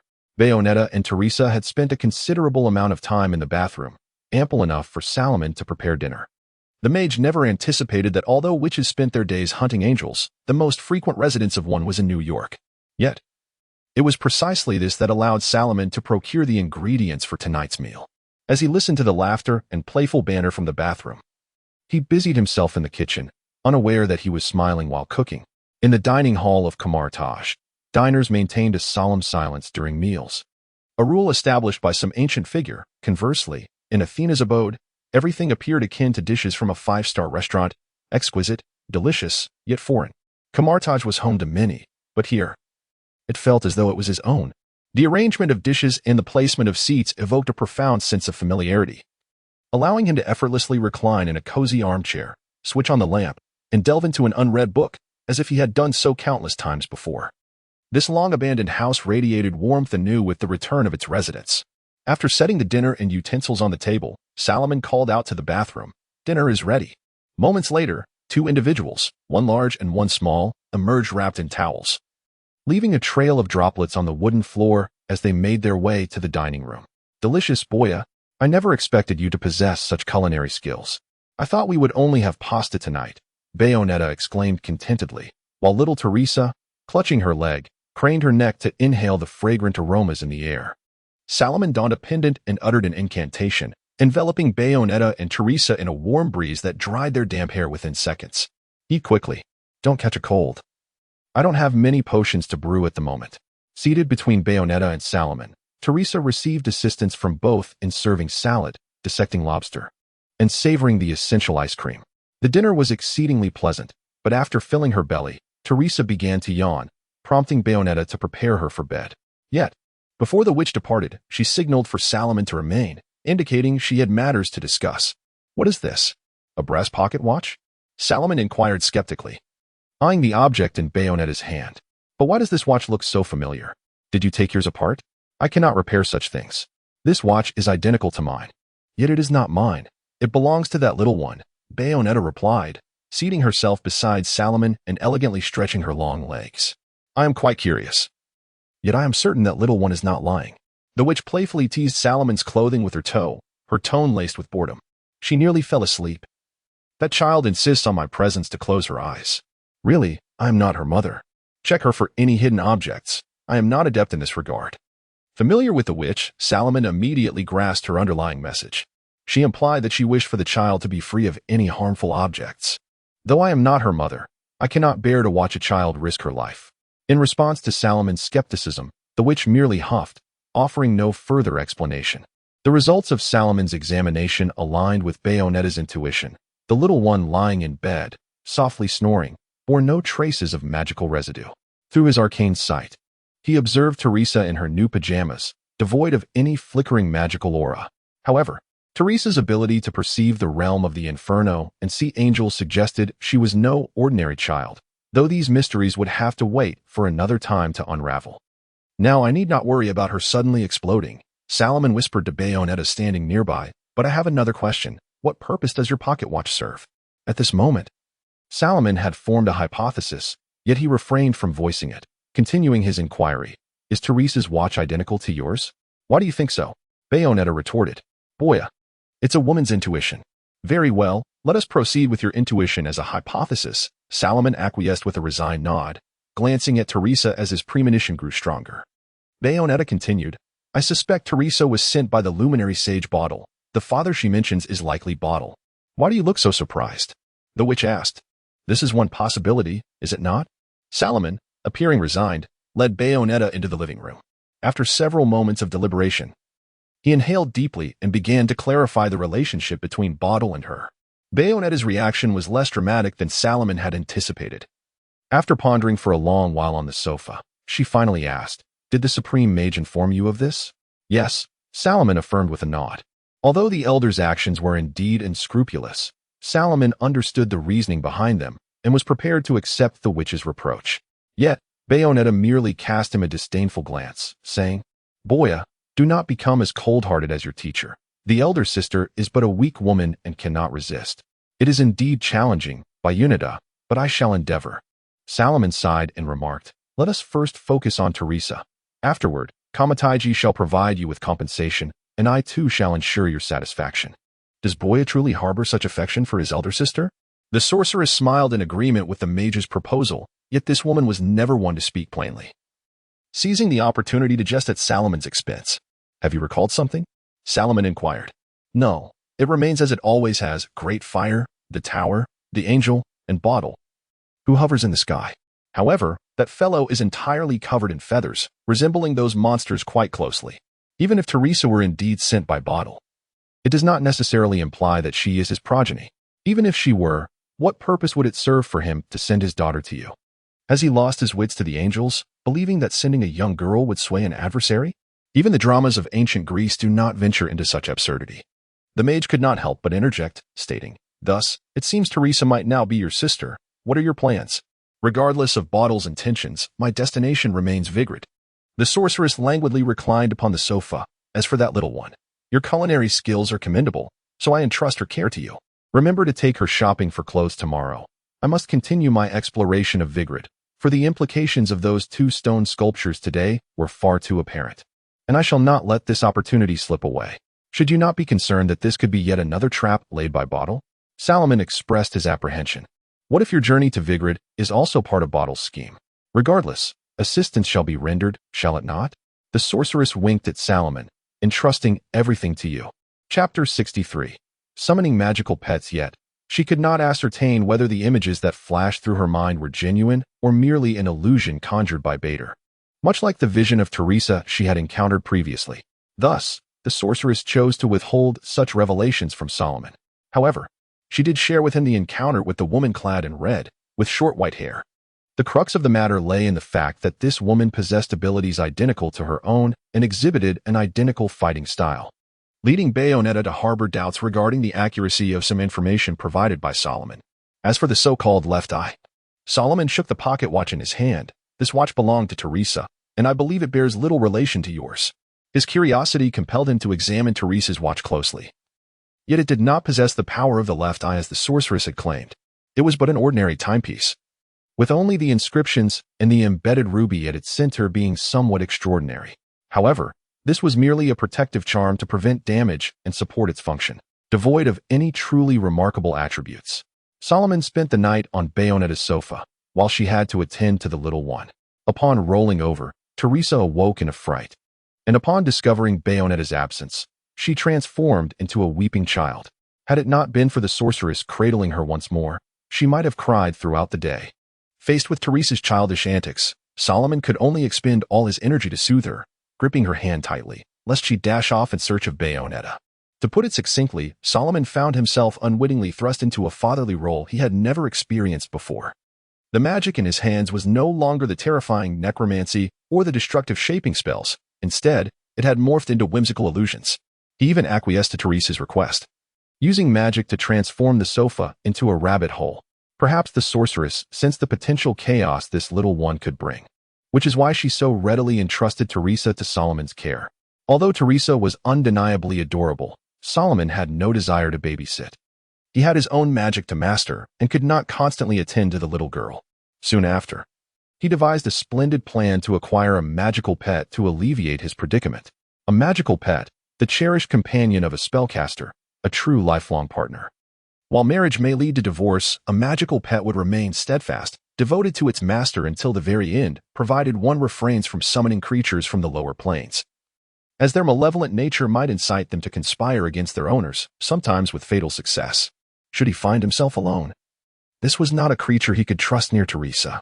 With wide, curious eyes, Teresa watched as Solomon placed a brass basin on the living room floor, gathering oak branches, fine charcoal, and various spices to fill the basin. He then ignited the materials, causing thick smoke to billow from the brass vessel, prompting Teresa to cough, though she clutched her stuffed toy tightly. "Sweetheart, I think you should step back," Solomon advised, carrying Teresa out of the living room. "Do you prefer cats or mice? Or perhaps frogs?" "Cheshire," she exclaimed. "Very well, then it shall be a cat. However, I fear I may not find a grinning cat."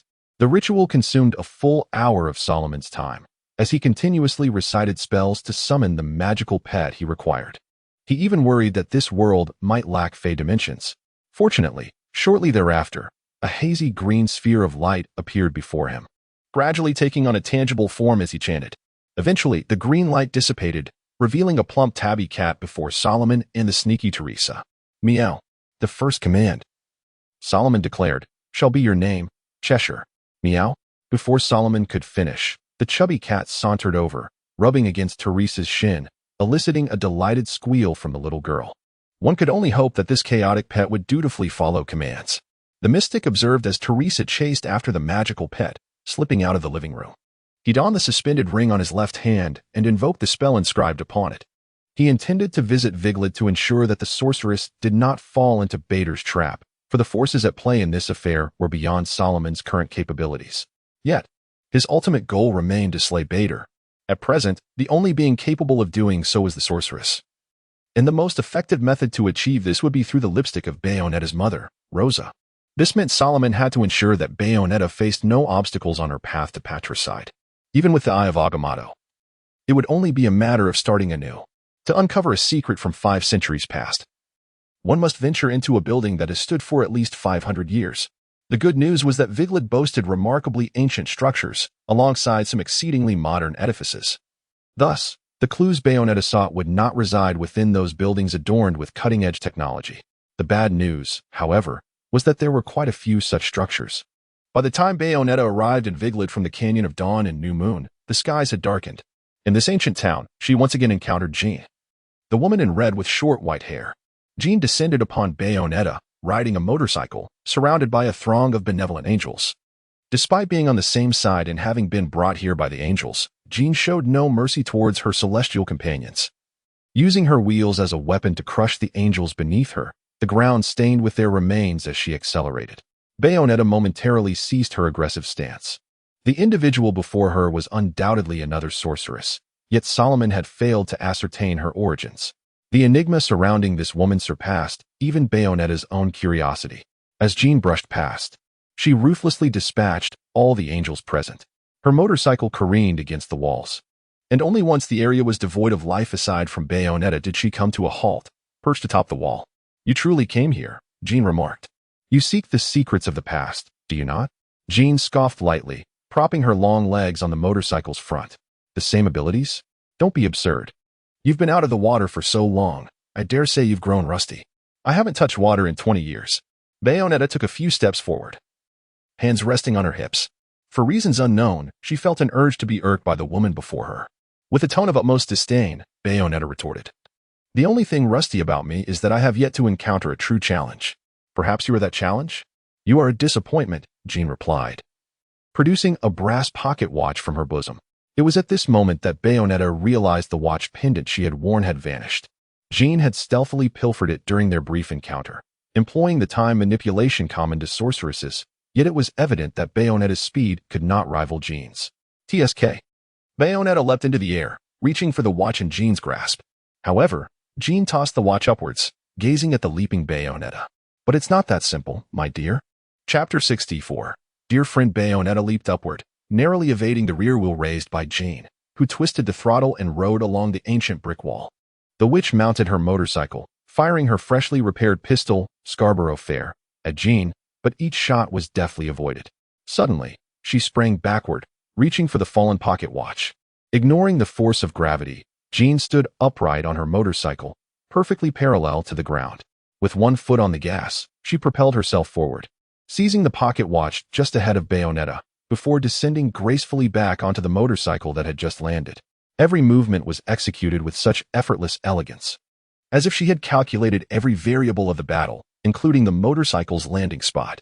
At that moment, Bayonetta had only just touched down on the ground.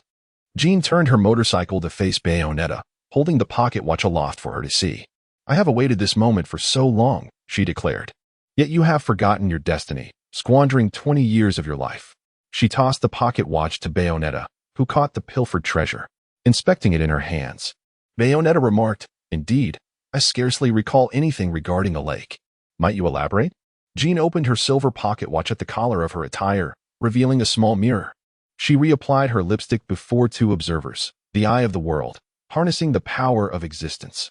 Jean, as the heir of the tribe. It is time for you to prove whether you're deserving of the title witch. Before the cloaked woman stood a girl clad in red garments. In an aged voice, the woman addressed the girl, You may choose your opponent. Anyone will suffice. Suddenly, a flying knife embedded itself into the wall beside Bayonetta, prompting her to turn. She beheld a girl with white hair, each foot adorned with a firearm, her vibrant crimson attire contrasting starkly with the surrounding somber black. Her long hair was fashioned into two tightly wound buns at her ears, adorned with golden chains embellished with golden flowers, a chain crossing her forehead, with three lily decorations at its center, resembling a diadem. Her neck was enveloped in a close-fitting black fabric, accentuating the three dangling lily-shaped pendants beside her hair. This individual. Bayonetta felt an unsettling sense of familiarity. The girl seemed indifferent to the opposition of the authority figure. Dismissing notions of impure lineage and the sacrilege of challenging her, this was not their first encounter. Ignoring the astonished leader, she boldly confronted Bayonetta. Shall we duel in this sacred place? She proposed. Is this not what you have longed for? All that resonated within her was a name, Jean. Surely, that must be her name. This small town harbored not only angels but also crows, its ancient streets and buildings nearly deserted, allowing these birds to perch freely upon the roads without fear of intrusion. An air of desolation pervaded the area, yet no weeds grew. The cobblestones, although uneven, remained remarkably clean, as if frequently tended to. A man clad in the robes of the Ragnar K cult, donning a white hood, raced breathlessly along the cobblestone streets, colliding with many passers-by in his frantic flight. Behind him loomed a formidable vigiled enforcement officer wielding a baton. Do you believe in fate?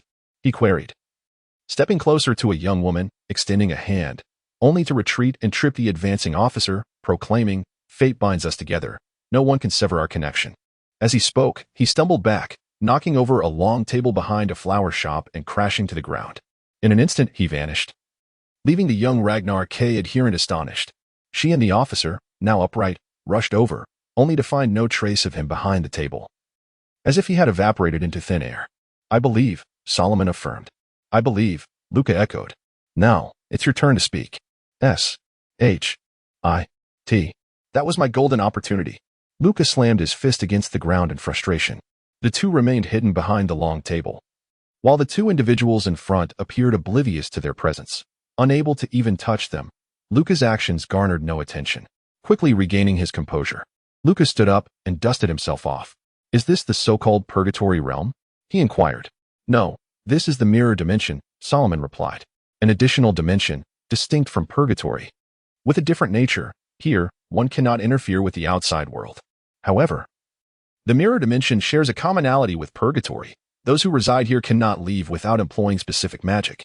You should be grateful I saved you. What brings you here? Luca asked. I just redirected a child's attention by providing her with a new toy, Salomon replied, his expression one of utter boredom. Finding you was all too easy. I doubt any individual could cause as much trouble as you. Chapter 65. The conspiracy of Isabel Mansion. The reason for Luca's pursuit was rather straightforward. Not long ago, he had disguised himself as a follower of Ragnar, attempting to infiltrate the headquarters of the Ragnar cult, Isabel Mansion. Unsurprisingly, this plan met with failure. Not merely due to the highly recognizable scarf he wore, but primarily because he could not contain his eagerness to take photographs as soon as he entered the mansion, even capturing images of the guards at the entrance. It is worth noting that the guard's photo was a subsequent shot, which was pivotal in his discovery. Perhaps the Ragnar cultists never anticipated an intrusion at Isabel Mansion, for those who entered Vigrid were either in possession of a pass or were Ragnar followers themselves. After a considerable time, Luca was ultimately spotted by the guards, yet he had already filled an entire memory card with photographs. Fortunately, upon reaching the entrance, the guards mistook him for a recent arrival. Indeed, Luca had purchased a new camera, this time on credit. Now, he found himself not only repaying a car loan, but also the debt for his camera and lens. Are you French? I can hardly discern your accent, but your demeanor, along with your choice to don a tie while wearing a scarf, raises questions about your nationality. Do the French truly hold such affection for Louis XIV that they would strangle themselves with a tie? Salomon remarked, incredulous that someone on the run would seek romance with a young lady, likening Luca to the foolish Pangloss from Voltaire's writings. This accusation is utterly outrageous. Just because I have read Candide does not mean I espouse Leibniz's optimism. Besides, wearing a tie is a statement of lifestyle, a privilege of adulthood. Clearly, you have yet to reach that age, Luca retorted. Furthermore, amidst this tense and exhilarating environment, to meet a young and beautiful maiden and seek joy in this cruel world teeming with grotesque creatures, do you not find that romantic? What is your nationality? British. Huh. I have no desire to engage in metaphysical debates with you, slave to consumerism. You can toil away repaying your debts. As for me, I see no necessity to work, even now that I am of age. Salomon scoffed. Currently, I cannot reach Beatrice, but I am aware she is here. I shall seek her out. Quickly. Let me see the intelligence you have gathered, the material that satisfies your sordid voyeuristic desires. Why are you so unkind to me, Salomon? Is this how all wizards behave? I suspect you are still enrolled at Hogwarts, under the tutelage of Professor Severus Snape. Damn purebloods, damn capitalists. By the way, I favor Gryffindor. Luca grumbled as he presented the camera to the mage. Remember your promise. Silence. I did not inquire about your preferences, you foolish lion. I shall certainly uphold my promise, provided you do the same. Salomon began examining the photographs on the memory card under Luca's guidance. Before long, he encountered something extraordinarily disturbing. Pointing at the image, he exclaimed, I never imagined you would delve into such depths. It seems I was not mistaken in my choice of companion. Of course, I am a journalist, Luca replied, swelling with pride. Feel free to shower me with further compliments. However, Salomon ignored his boastfulness and continued scrutinizing the images. The disturbing sight appeared quite ordinary at first, a coffin, vivid red and perched upon a massive column, exuding a metallic essence. A metallic spike protruded from the chest of this humanoid coffin, with a pipe connected to it transporting a deep crimson liquid. Numerous such objects existed. Yet Luca lacked the opportunity to investigate further. He had been oblivious to the nature of this item while capturing the photograph, but Salomon, with his extraordinary vision, discerned several tiny runes and immediately recognized its significance. Though enveloped in a veneer of advanced technology, the core operational principle was magic. And the deep red liquid was nothing other than blood. This must be the remains of the deceased witches, even after their demise. Their immense magical power remains ensconced within their souls. The purpose of these coffins is to imprison the souls and extract their magic, supplying power to Isabel Mansion or perhaps something else. This apparatus may have been functioning for centuries, and whatever requires such an enormous quantity of magical energy is certainly no trivial matter. Salomon furrowed his brow in deep contemplation, pondering what Bader was nurturing. How would he employ Teresa to achieve his ends? Was it some form of suggestion magic? Yet that little fellow could hardly grip a knife. How could he inflict harm? The mysteries surrounding Isabel Mansion troubled Salomon greatly. He meticulously inquired about the location of each photograph Luca had taken, which provided invaluable guidance regarding what lay ahead upon entering the mansion and the sequence of potential encounters. Despite his distaste for Luca's carefree demeanor, he acknowledged the young man's undeniable talent as a journalist, as his investigation alleviated much of the burden from Salomon's mission. Nevertheless, he needed to locate Beatrice first, to provide her with clear instructions for a definite route. In the uppermost chamber of Isabel Mansion, the ballroom, Within a peculiar space emanating warm light, an angel, originally towering at human height, appeared as diminutive as an ant fluttering its wings. The hazy figure enveloped in energy grew increasingly distinct. A colossal female visage, exuding a metallic essence, materialized, complete with an imposing golden coiffure adorned with chilling white human face decorations. The sage Bader stood beneath the warm light, his voice rising in intensity, as countless angels soared from that peculiar space into the realm of reality. The light surrounding Bader transitioned from an orange-red warmth to a blinding white brilliance, intensifying with the angel's approach. Ha! Bader raised his hands high, proclaiming, "Go forth, angels, sacrifice yourselves, and become the foundation for awakening the left eye. The glory of Kaecilius shall forever accompany you. Go forth, and let my beloved daughter recognize her strength. Let my darling understand the mission she bears. Spare no effort, and do not fear failure. Only through this trial will my daughter comprehend her true power, her purpose of existence. I love you dearly, my daughter. Join me in becoming the gods of this new world, Teresa." Chapter 66, Fortitudo Angel at present. Salomon was still uncertain about where to locate Bayonetta, yet he devised a plan. The witch surely did not venture to Vigrid with the intent of coexisting peacefully with the luminary sage, Bader. This realm was the heart of the Ragna cult. Rife with beings from the higher planes, it was highly probable that the witch was ensnared within the Inferno, perhaps executing a mission to hunt angels. However, the lifeless objects of the Inferno could also interact with the material world. Salomon had never encountered an ordinary person who did not flee upon witnessing abnormal phenomena. It was instinctual for any creature to seek safety and avoid danger. Therefore, all he needed to do was observe where the most commotion arose, where pedestrians fled in panic, and he would ascertain Bayonetta's whereabouts. The lipstick remained in his dimensional pouch, and he had to deliver it to the witch. Only through this means could he fulfill the future envisioned by the esteemed one. After departing from the mirror dimension with Luca, Salomon entrusted him with the task to call him at once should he encounter any unusual occurrences. The old city of Vigrid retained numerous ancient structures, sprawling extensively. Thus, they needed to separate to expedite their search for the witch. At the very least, they had to uncover traces of her destructive path. Luca excelled in such endeavors.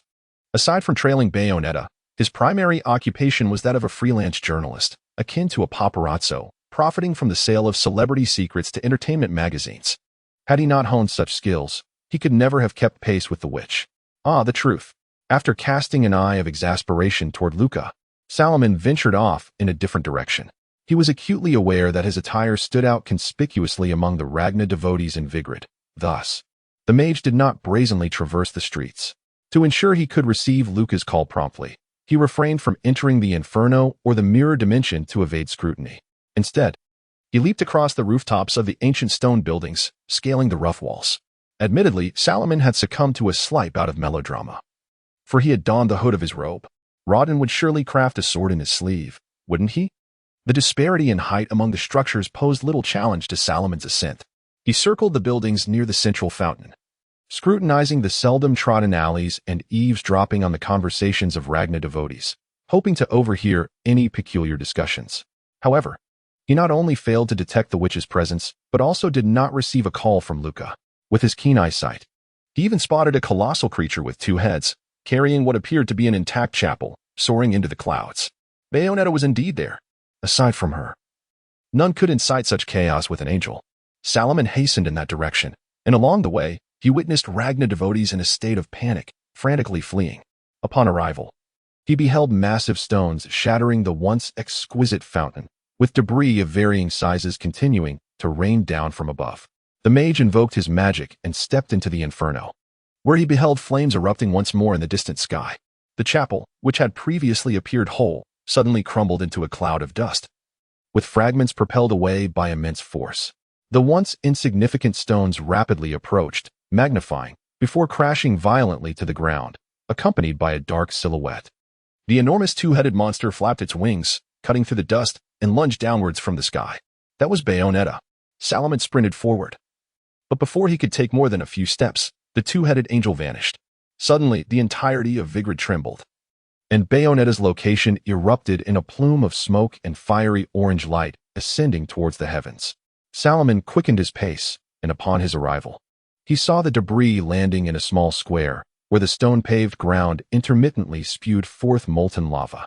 The lava splashed and cooled, resembling red-black scars clinging to the once aesthetically pleasing buildings. Here, benches, flower pots, and anything flammable had caught fire. The flames climbing along the clothing and furniture left behind by the residents, infiltrating their homes. Thick black smoke billowed forth. Toxic fumes mingling with the acrid scent of burning materials filled the square, expanding outward with the rising hot air. He covered his mouth and nose, navigating through the inferno in search of the one he sought. However, the tremors of Vigrid grew increasingly frequent, and the surging lava became more ferocious.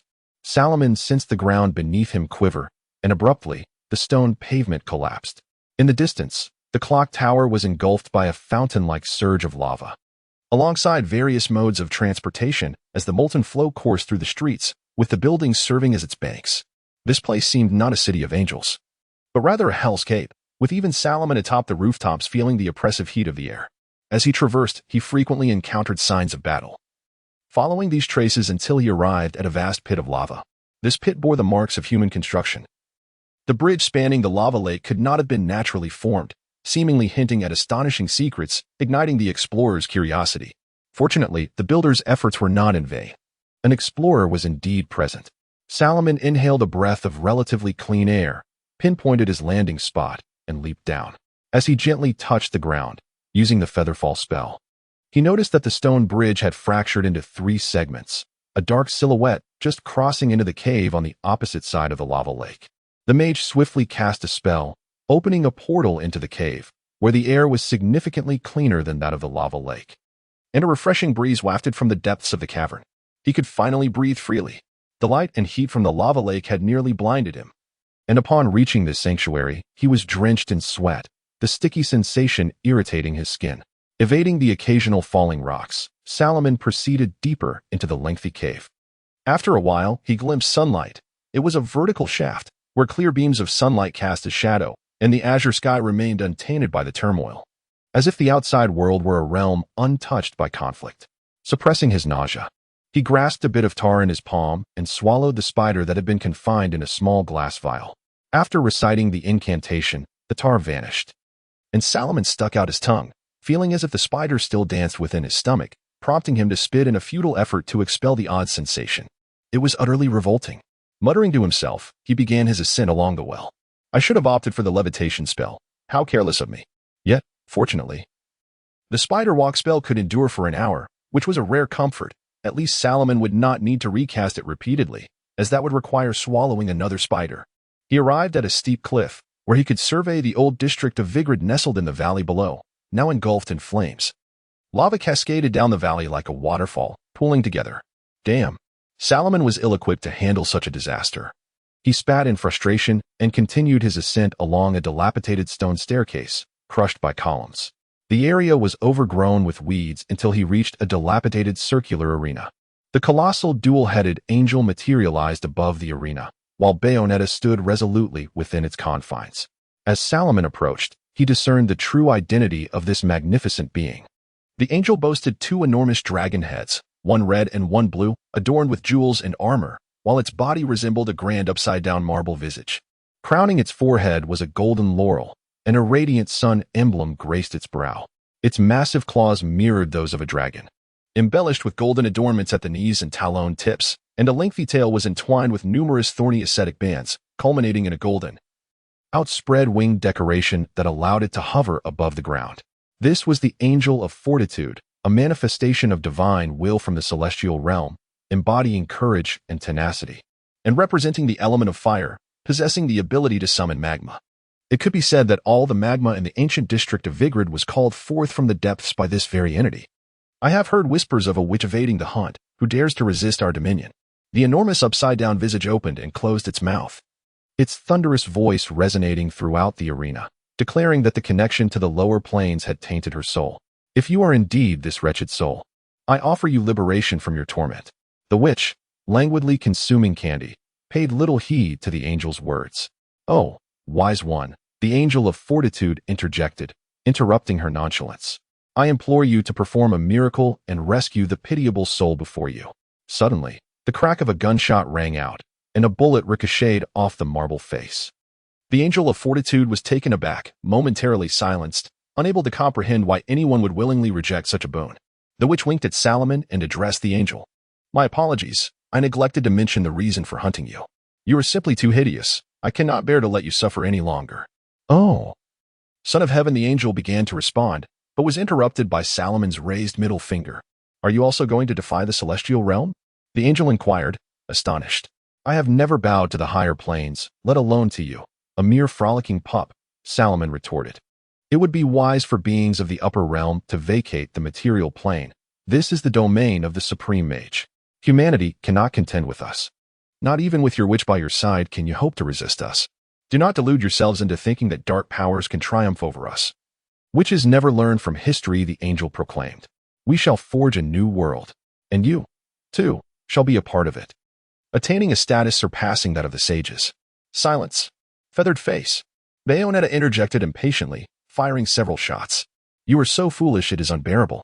Chapter 67.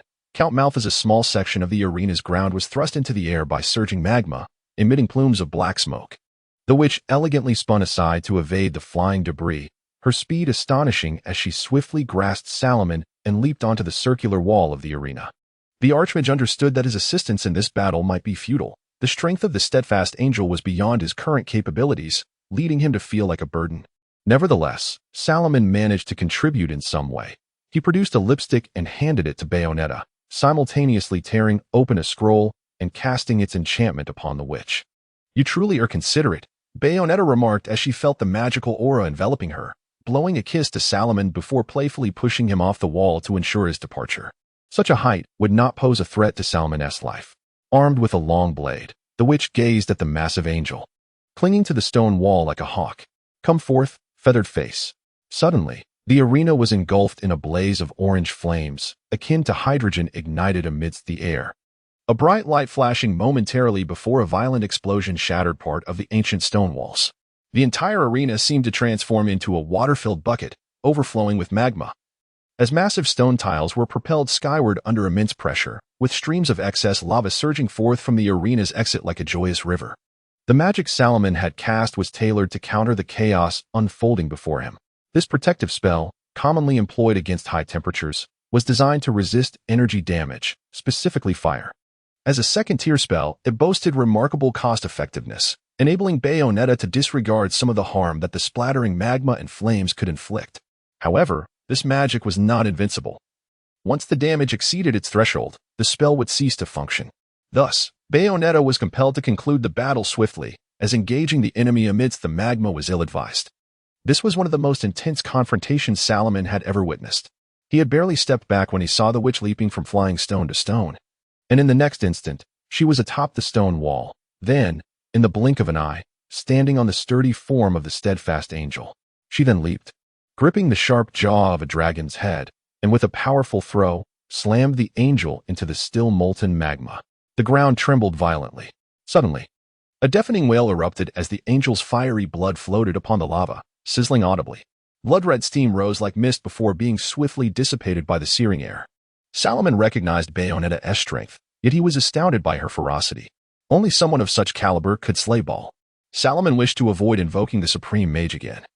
The cost would be too great. When the angel soared once more, Salomon was shocked to see that the red and blue dragon heads, along with the angel's elongated neck, had vanished, leaving only two gaping wounds, still oozing blood, at the base of its massive, inverted visage. The once marble-like serenity of the face was now marred with fury, its mouth agape, unleashing a tremendous roar that sent tremors through the earth. The steadfast angel was both roaring and chanting, pushing its powers to their utmost limits. The mountain tremors intensified, and a dull rumble echoed from beneath, swiftly approaching the surface, like the ominous drums of judgment heralding the end times. In an instant, Salomon dove into the mirror dimension, his proficiency with the mirroring mage's magic allowing him to access it with increasing speed. Were it not for this, he might have perished beneath the initial wave of molten lava and falling debris. With keen vision, he observed the steadfast angel being hurled backward as a gigantic black crow emerged in the sky. As this demon was summoned, the heavens glowed with a sanguine light. Simultaneously, the ring on Salomon's left hand began to radiate heat, imparting knowledge of the demon's identity and its sealing runes. This demon was the 39th of the 72 pillars of hell, known as Malphas, a count commanding 40 legions. It appeared in the form of a crow but could also assume human shape, possessing a hoarse voice and the ability to construct houses and towers, as well as divulging the desires, thoughts, and actions of its summoner's enemies. However, this demon could also be summoned by Bayonetta, as it was one of the contracts she had forged, and the steadfast angel had become the offering for Malphas. The colossal crow seized the angel with its talons, relentlessly pecking at its vast body with its sharp beak. A dark figure descended from the sky, its speed surpassing that of the falling stones. Salomon observed Bayonetta's trajectory, heading towards the Sunrise and New Moon Canyon. The Archmage watched with concern, uncertain if the witch's flight was mere coincidence or intentional. Yet there was ample evidence that Baal eagerly anticipated such an adventure for Bayonetta. However, Baal's schemes remained inscrutable, and Salomon doubted Luca would uncover any truths. Yet, the luminous sage Baal would undoubtedly confront Bayonetta in person, even as her father, for he was the priest of Jubilius, the possessor of the right eye, to resurrect Jubilius. Both he and Bayonetta's powers were indispensable. Salomon's task was to ensure that Baal could meet Bayonetta face to face. Only then could the witch use that lipstick to vanquish him. To secure this possibility, he had to ensure that Bayonetta's small adventure proceeded without error. While Baal plotted against Bayonetta, the Supreme Mage was also conspiring against Baal. Salomon did not need intricate plans. He merely needed to execute them. However, after the witch plummeted into the canyon, Salomon lost her coordinates. He summoned Pegasus using a small statue, feeding the pure white steed an apple before mounting it with golden reins. He then slipped through the portal out of the mirror dimension, soaring towards the Sunrise and New Moon Canyon, where two enormous stone statues awaited. Upon arriving at the canyon, Salomon encountered numerous foes previously unseen. The sky was thick with small angels, including a swarm resembling the face of Cupid, alongside those embodying love and adornment, and others adorned with sharp metallic wings, representing prestige and compassion. Though these angels were not particularly powerful, their sheer numbers posed a daunting challenge. Attempting to pass through them with his magic would deplete Salomon's mental reserves entirely. If he were to employ tricks, the farthest reaching spell at his disposal was the Mana Burst. Yet it could only target a single opponent. These angels flew with remarkable speed, and with Salomon needing at least 5 seconds to chant his spell, he risked being encircled and brutally slain by their blades. Yet Athena had bestowed upon Salomon a shield, the Aegis, perched atop Pegasus. He raised the shield as he flew above the canyon, witnessing many small angels transform into stone, plummeting like raindrops, creating craters upon the rubble-strewn valley below. At that moment, nearly all the angels hovering above the canyon were drawn to Salomon's presence, converging upon him, only to be petrified upon gazing into Medusa's head. However, some of the larger angels, including the inspiration angel from the upper echelon, were not so swiftly turned to stone. It was an angel, entirely clad in crimson, possessing an elongated form, adorned with white ascetic bands that traversed its body like stripes. Its tail was flat and bifurcated, resembling the forked tongue of a serpent. The head of this angel bore a striking resemblance to that of a serpent. Its upper jaw harbored 2 formidable fangs, while its lower jaw was lined with numerous tiny teeth capable of grinding bone, all set within an unsettlingly deep violet mouth. As customary, its head was encased in a blood and flesh-connected golden armor, and on either side, 2 slender fin-like wings extended gracefully. A golden ornament, reminiscent of serpents intertwining during copulation, trailed behind its head. Had Pegasus not detested Salomon's inadequate horsemanship and altered its flight path independently, Salomon would have long been devoured alongside Pegasus by the angel. However, the multitude of angels surrounding them was overwhelming. After several perilous evasions, Salomon still found himself beset by numerous angels ahead. Without Pegasus's exceptional flying skills, it would have been impossible for Salomon to linger in this place for more than an hour. Fortunately, these angels appeared to have received some command, ceasing their pursuit once Salomon vacated a certain area, which provided a sigh of relief for the sorcerer. At that moment, the sun had set, and shadows crawled forth once more from the unfathomable valley, as if yearning for the sunlight, reaching out towards the places that still held warmth. The slender moon had already emerged above the horizon, its lower half stained red by the lingering rays of the sun, while the upper half was steeped in a profound shade of blue-violet. The juncture of the 2 colors swirling together, and a handful of stars, invisible during the day, now began to twinkle in the twilight. Suddenly, many of the inspired angels that had initially been flying towards Salomon turned their heads and began to soar westward. Chapter 68. An unexpected choice in the depths of the valley. Resounding booms erupted intermittently, besides the sounds of the petrified angels crashing to the ground. The echoes of ancient buildings collapsing could be heard. He soon realized that time here had been artificially accelerated, with the rising sun and the moon's ascent occurring entirely out of sync with natural laws. As night descended, the valley was beset by thunder and lightning, and the temperature plummeted. Reluctantly, Salomon was compelled to lower the altitude of Pegasus's flight to avoid the peril of being struck by lightning due to his own folly. Such occurrences were not surprising in the realm of magic, yet Salomon was curious about the source of this phenomenon, what entity or spell had precipitated the current circumstances.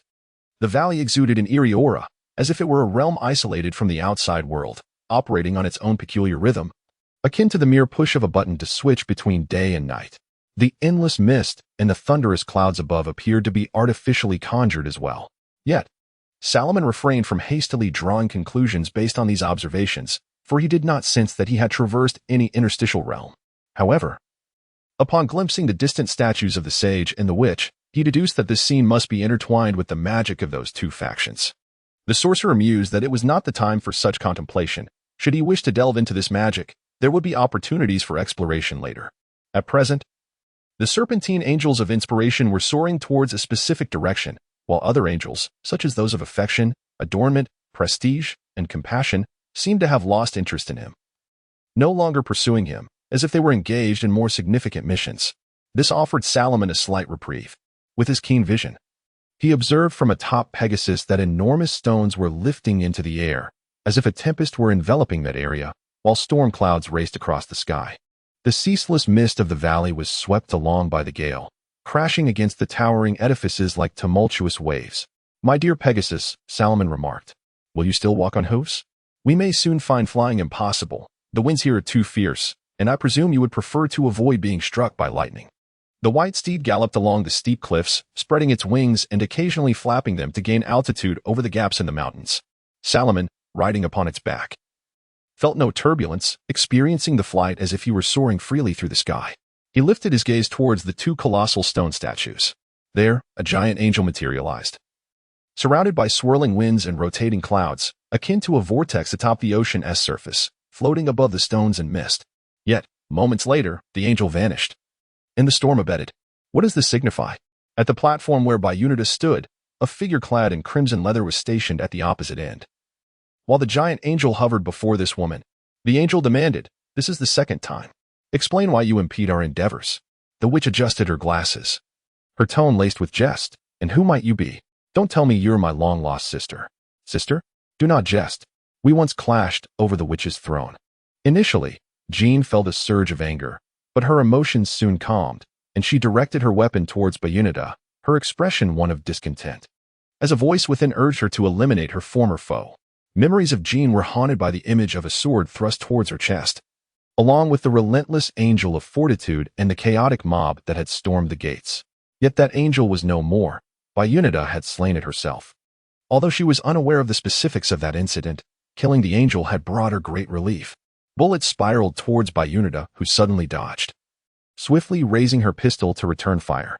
Their movements mirrored one another, but this time, Biunita gained the upper hand, and after several clashes, she lifted a leg and forcefully kicked Jean off the platform. The howling wind swept through the valley, intensifying as they approached the stone statues. Had it not been for Pegasus, her formidable steed, Salomon might have been toppled by the gale, potentially even hurled into the sky. Nevertheless, the strong winds did affect them, compelling Salomon and Pegasus to squint against the onslaught of debris and dust. Through his blurred vision, Salomon witnessed the head of the sage statue shatter, spiraling in the tempest, only to collide with the witch statue's head. The two massive stones crashed together, shattering into a multitude of dangerous, rapidly spinning fragments capable of reducing a person to mere pulp. Salomon could not see Biunita. Instead, he glimpsed a lithe black leopard springing forth from the ruins, leaping through the whirling winds beneath the cold, moonlit sky. He felt an instinctual recognition of the extraordinary magical essence that revealed the leopard's identity. Before Salomon could pursue on Pegasus, a portal shimmering with sparks opened beside him. As he merged with reality, his phone began to ring. Yet, Salomon disregarded the device, turning his attention to the portal. "Salomon, Mordo stood on the other side of the portal. The elder calls for you. You have no time to squander." Salomon, astonished, inquired, "What has transpired? The little girl?" "Teresa. The elder awaits you in the meditation chamber." Mordo left Salomon with these words, hastily departing as if preoccupied with urgent matters. Salomon surveyed the plaza, where all the apprentices who should have been training had vanished, and the library stood locked tight. It seemed as though all sorcerers had disappeared overnight. He approached the Supreme Mage's meditation chamber, but before he could push the door open, he heard the sound of childish laughter. It was Teresa's voice, a sound he would likely never forget. Upon hearing her cries, he would instinctively spring into action, cleaning and comforting her. Salomon entered to find Teresa seated at a long table, cradling a stuffed toy and a plump gray cat. The Supreme Mage was feeding her candies. Contrary to his expectations, Teresa's cries were absent, indicating that she was enjoying her time with the Supreme Mage. "Big brother," Teresa exclaimed upon noticing Salomon's entrance. "Are you here to take me to find Mummy?" "Later, Teresa." Salomon turned his gaze towards the Supreme Mage, who remarked with a hint of exasperation. "You were not nearly this entertaining as a child. You always secluded yourself in your room, neither laughing nor causing a stir. I was concerned you had developed a form of autism. I am but an elder now. You must allow me some joy in nurturing the young." Salomon settled beside Teresa, petting the little girl's head and taking the despondent cat from her grasp. He asked, "Master, where is everyone? I saw Brother Mordo rush off in haste. Has something happened?" "Nothing of great consequence," the Supreme Mage replied with an impassive expression. "While you ensured by Unida adhered to her designated path, Kaecilius must also guarantee that Jubilius's revival does not manifest before the world. You are aware of the remarkable advancements in contemporary technology. Should a satellite fix its gaze upon Vigilid, the secrets of the angels would be laid bare. Vigilid, as a city of high technology, has attracted countless prying eyes. Mordo and his companions are preparing to unite their magical powers, opening a mirrored dimension to envelop the entire Vigilid. Have you forgotten about Teresa? The Supreme Mage instructed to ensure Teresa is taken to Vigilid." "What? That place is a battlefield." "Absolutely not."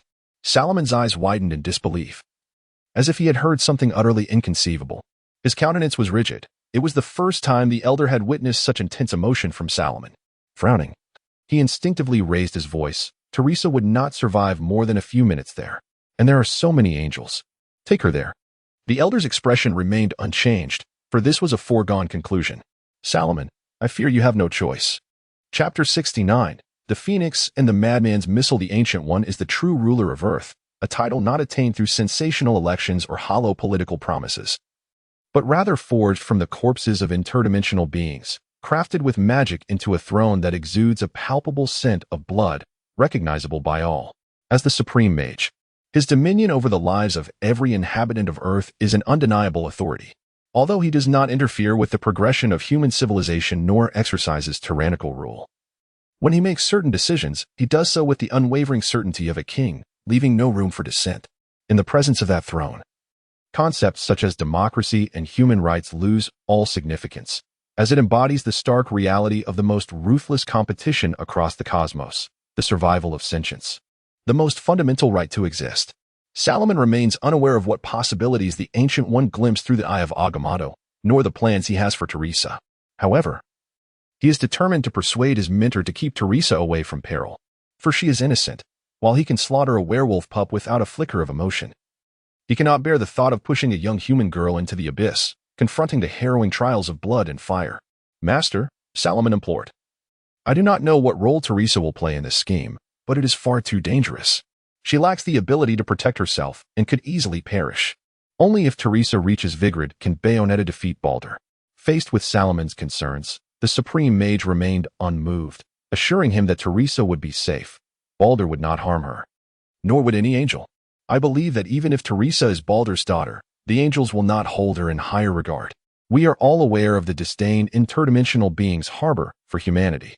Salomon's urgency escalated, his speech quickening. "In their eyes, humans are no more significant than ants. Do you think they will spare her in battle? Even the luminary sage is but an insignificant human in their view." The Supreme Mage cast a glance at Teresa, who was whispering secrets to a puppet, and sighed. "Teresa is the key through which the luminary sage Balder awakens Jubilius. Regardless, I will not allow harm to come to Teresa," he declared. "Not only will she be unharmed, but all angels will protect her, even at the cost of their own lives." "Master, I cannot discern which of your schemes are your own and which belong to Balder," Salomon said, his brow furrowed. He glanced at Teresa before turning back to the Supreme Mage. "But can you guarantee that Teresa will remain safe?" "I assure you," the Supreme Mage replied, a mix of joy and sorrow in her voice as she made her promise. She understood the depth of trust this young man placed in her and would not allow that trust to be betrayed. Salomon's expression, reflecting a profound appreciation for humanity and a disdain for interdimensional beings, aligned perfectly with the teachings of Kamartash. Yet, in some respects, Salomon's heart appeared excessively tender. Much like Odin's adoption of Loki, Salomon represents the Supreme Mage's long-term strategy for the seventh throne. Should the Ancient One's plans come to fruition, Salomon would lose all that he cherishes. However, the Ancient One recognizes that Salomon harbors no attachment to her position. His laid-back demeanor prefers solitude in his chamber, immersed in the study of magic, thus alleviating some of the Supreme Mage's burdens. As the Ancient One prepares to depart from Earth, pursuing the eternal and readying herself for the materialization of her soul, she contemplates the compensation she will offer Salomon. In truth, the Ancient One's expectations for Salomon remain conflicting. She desires him to value humanity's survival while also wishing for him to be decisive, willing to sacrifice some lives for the greater good. The inevitable clash of these contradictory ideals poses a challenge even for the Supreme Mage to balance. Yet she hopes Salomon will discover this equilibrium for himself. For the truths he arrives at independently will hold far more significance than those imparted by others. If he fails to do so, madness may be a potential outcome. To some, the Supreme Mage's demeanor reflects a lack of understanding of human nature. Salomon perceives this, but chooses not to voice his thoughts, believing that the tremendous pressure she bears for humanity's survival, sustained over millennia, makes her resilience commendable. It is only natural for her to exhibit some irregularities under such strain. Nonetheless, she imparts all the wisdom she can offer to Salomon, allowing him the choice to accept or reject it. I understand. After a moment of contemplation, Salomon reached his decision. Since the Supreme Mage guaranteed Teresa's safety, he had no reason to doubt her honesty. However, his concern for her well-being persisted, prompting him to devise a compromise. Magical pets would be of no use. The chubby gray short-haired cat was merely a creature of cuteness. He resolved to summon a demon to protect Teresa. This summoning circle would differ from the monster summoning array, allowing the demon to remain in the primary material plane for an extended period, a spell from the Conjuration School. The square summoning array featured 2 concentric circles at each corner, inscribed with runes, and within the square lay 3 more concentric circles. The outermost circle bore 4 names, each corresponding to a cardinal direction, representing crown, beauty, foundation, and understanding. Additionally, 4 pentagrams adorned the design, with Salomon standing at the center. Salomon mixed his blood into the ink, for it was the finest material for summoning the 72 pillars of demonology. Alongside his blood, 4 censers filled with frankincense and myrrh were placed at the corners. This summoned the 37th demon lord of the 72 pillars, the Phoenix, a marquis commanding 20 legions. Its nature was gentle and kind, making it an ideal companion for children. Only the Cheshire cat, the plump gray short-haired feline, felt its position threatened, flattening its ears and hissing incessantly. But I did not summon you for this purpose. Salomon wore a stiff expression. Although he was unsure why these demons regarded him as Solomon, it did not hinder his command over them. I require your protection for someone. At your service. The Phoenix replied, slowly flapping its wings and descending before Salomon. It gently touched the tail ring on his left hand with its beak. I shall obey your every command. As I have in the past, I do now, and shall in the future. Protect her. Salomon indicated Teresa. She will soon find herself in grave danger, and I wish for her to remain unharmed. She is both adorable and formidable. The Phoenix approached Teresa, bowing slightly to the Supreme Mage before tilting its head, observing the little girl who gazed at it in awe. My lord, I believe she may be far stronger than you imagine, but she currently knows nothing and still cries. Salomon replied, Do not fret, dear one. I have an affinity for children, the Phoenix said, emitting a satisfied hum as Teresa embraced it. I shall fulfill your command. Before Salomon could speak, Luca began to complain about the strange occurrences, from the lava rivers and earthquakes in Vigrid's old district to the fierce storms sweeping across the region. The bizarre currents crashing into Vigrid, and the distant sky shattered into glass fragments. He had never encountered such peculiar phenomena in his life.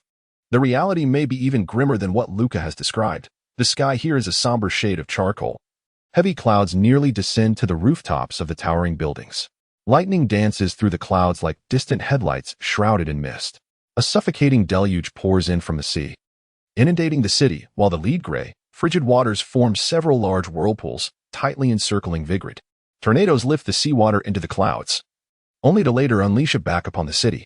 Located upon the ocean, Vigrid has truly become an island engulfed by torrential rain, whether by ship or by plane.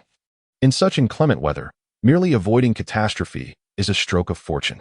Salomon stands upon the black rocks near Vigrid, the waves crashing against them, occasionally splashing and wetting the hem of his attire. Accompanying him are the mages of Comet G, their hands aglow with magical light. They are here to impose the final blockade, utterly isolating this place from the outside world. Soon, Teresa will be sent to be by Bayonetta's side. This is a matter Salomon cannot contest. Where are you, Luca? And where is Bayonetta? Salomon inquires after allowing Luca's ramblings to subside. He raises his gaze to the slowly converging arc of the mirrored dimension above. You had better speak swiftly, soon. The satellites will be rendered useless, and no one will be able to make a call. What? Does any of this concern you? Luca bellows, never mind. I'm at Sun Island. Hurry here, Salomon. Although I know the followers of Ragnar are madmen, their insanity surpasses my expectations. You wouldn't believe what I've seen. I've spotted a row of missile launchers. Well, I don't know what the warheads are. Even a fool knows they intend to launch missiles. And the target? Salomon queries, though with a hint of skepticism. Once the mirrored dimension closes, no missile can escape Vigrid. Missiles exploding within the mirrored dimension possess no lethality. Wait, I'm looking up information. Just a moment. Luca exclaims hurriedly. I'm not rushing you, Salomon quietly yawns. He is quite fatigued today. I found it. Shit. Their targets are themselves. Chapter 70, the best of friends. The Supreme Mage assured that the angels would not harm Teresa. Nor would Bader, yet missiles are indiscriminate. Explosions and shockwaves do not recognize individual identities. At present, Teresa is accompanied by his magical companion, a gray short-haired cat, as well as a demon, Phoenix. Nevertheless, Salomon remained uneasy about Teresa's survival in the face of a missile assault. The destructive power of human-made weaponry has long surpassed that of many spells, if the number of missiles is indeed as numerous as Luca has claimed. Even standard warheads would suffice to obliterate an entire city. What do you intend to do, Salomon? Luca shouted from the other end of the line. You can't seriously be contemplating waiting for those missiles to launch. Salomon gazed out at the sea near Vigrid Island, where an unseen colossal whale breached the ocean's surface. Gray water cascading down its invisible form. Though obscured by the relentless curtain of rain, he could sense the whale thrashing in agony above the water. Its mournful wails echoing from another realm, audible even to the distant mages upon the rocks. This whale likely contributed to the monstrous whirlpools surrounding Sun Island. It is highly probable that the whale is the wise angel from the four elements, and Bayonetta may very well be engaged in combat with it. Taking several deep breaths, Salomon resolved to eliminate any threats to Teresa's life before she could be delivered to Bayonetta. Wait, he declared, I will take care of this. But I won't wait for you. Luca replied, I will inform you of the location, on the rooftop of the high-rise beside the Isabel building.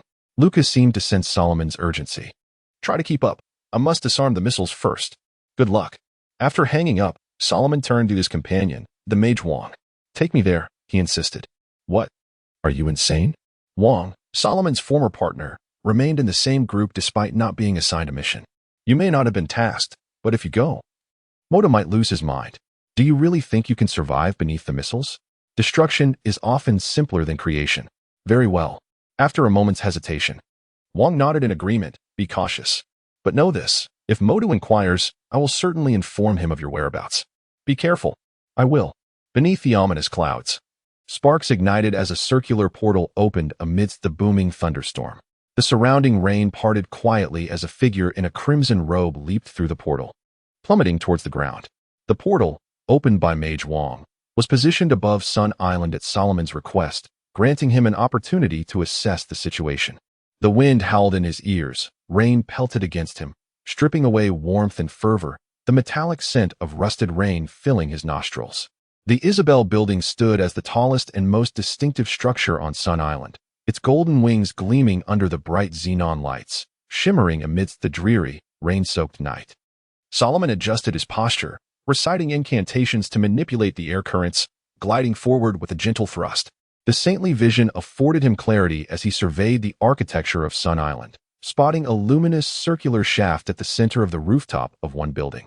Surrounded by the missile launchers Luca had mentioned, rows of missiles already deployed. Once more, he intoned his spell, employing a minor trick to propel himself towards the site. Atop a missile resembling a thorny crown stood a woman clad in a red leather outfit. Upon their eyes meeting, She raised her firearm disdainfully and fired at the swiftly gliding Salomon. The moment he observed her raise her hand, a sense of foreboding washed over him. He clenched a feather tightly between his teeth and crossed his arms, conjuring a massive shield of orange sparks to protect himself. Joan fired several more shots. Yet only the sparks cascading from the shield testified to her lack of precision. I expected Bayonetta to arrive, Joan scoffed, but it seems I am met with you instead. Does Kaecilius also wish to thwart the resurrection of Kaecilius? Is that not abundantly clear? Salomon spat out the feather from his mouth, recognizing that this was not the time for conserving his magical energy. This woman's grip on her 4 handguns heightened his wariness, especially since Bayonetta had previously mentioned a woman wielding identical techniques. He had to assume that she possessed equal strength and the ability to manipulate witch time, allowing him to devise a suitable counter-strategy. Surveying the weapons surrounding him, Salomon noted how these human-engineered instruments concealed their ferocious intent deep within. Before launch, they remained as quiet as demure maidens, but once airborne, they transformed into savage beasts, leaving behind only shattered edifices and charred remnants. Are you searching for this? Joan shook the launcher in her hand, a conspicuously large red button gleaming. She placed it on the railing, declaring it a tool to compel Bayonetta to engage her fully in battle, asserting, I cannot allow you to take it. By the way, you Kaecilius are indeed a nuisance. Before the war of witches and sages began, you were clamoring for blood. If not for the Supreme Mage, would you have lasted this long? Or is it that your intent lies with the treasures of my kin? The final words shifted Joan's demeanor from relaxed to menacing. Ah, truly as bothersome as flies. Joan remarked impatiently, but her words were cut short as a swirling cloud of glass daggers enveloped her, their sharp edges slicing toward her body. Even as Joan tilted her head to evade the daggers aimed at her eyes, her calf and shoulder were nonetheless grazed. The dagger cloud, a second circle spell, is not one that can be evaded by mere reflexes. Even with witch time activated, Joan could only leap from the dagger-laden space, using magic to envelop her wounds and staunch the bleeding. This spell inflicted minimal harm upon her, instead igniting her fury. Salomon's objective was not to slay Joan. He lacked the confidence to do so. The remote control she had cast aside was his true target. However, to seize it, he must first confront this witch. I utterly despise you all. Joan's voice bristled with rage as she brandished her pistol, firing multiple rounds at Salomon. You are as revolting as angels. The bullets whizzed past Salomon, inflicting no harm as he zigzagged away, a result of the protective mage armor and Salomon's swift reactions allowing him to escape the onslaught. The secret mage sprinted forward, his hands igniting with orange-red sparks as the ring of Lagdur materialized in his grasp, which he promptly hurled forth. Salomon aimed to drive Joan away from the remote control, for her bullets could not alter the trajectory of his spell. Joan sidestepped the spell, her speed suddenly accelerating as she leaped onto the ring of Lagdur, propelling herself above Salomon, her right leg resembling a battle axe as it descended toward him. She intended to crush this annoying foe. In an instant, Salomon sprang into action, crossing his arms to block the incoming assault. This took Joan by surprise. It was the first time she encountered someone capable of matching her speed during witching hours. Salomon had partially unlocked the sacred marks, greatly enhancing his combat prowess. Yet the essence of his soul did not permit him to sustain it for long. Instinctively, Joan fired the pistol concealed in her high heel, the muzzle flash illuminating half of Salomon's face as the intense heat scorched his skin with darkened spots. The deafening gunfire left Salomon with a slight ringing in his ears. But it did not hinder his subsequent actions. With a swift motion, he grasped Joan's ankle with his left hand while stepping forward with his right arm bent to block her left leg strike. The tremendous force caused him to tilt and tumble to the ground, dragging Joan down with him. The witch braced herself on the ground, leveraging her core strength to elevate Salomon above her, facing him directly. She bent her right leg, delivering a fierce kick to Salomon's abdomen, the immense pain forcing the sorcerer to relinquish his grip. The violent kick, coupled with the bullets fired simultaneously, propelled Salomon into the air, allowing Joan to escape her confinement. As Salomon landed, still unscathed, deformed bullets fell from him to the ground, clinking as they hit. The sacred cloth was imbued with the Supreme Mage's protective magic, rendering the bullets merely a source of bruising, akin to being struck a few times, with no other marks to show. The sorcerer exhaled deeply, reciting an incantation once more, slightly bowing as he charged toward Joan. Suddenly halting, he unleashed a whip-like flash of lightning, ensnaring Joan's arm, and then retreated a significant step, attempting to pull her to the ground. However, Joan's strength far surpassed that of Salomon, who had not fully released his sacred marks. With a hint of malicious delight, she seized the lightning whip, flinging Salomon backward. In that moment, Joan realized she had been deceived. The lightning chain vanished instantaneously. She swiftly raised her pistol, aiming at Salomon, who was still airborne. Yet her bullets merely pierced a swirling silver mist, as the sorcerer had already positioned himself in front of a remote control, raising a shield. "This is mine," he declared, straightening his posture and disregarding the fatigue brought on by the sacred marks.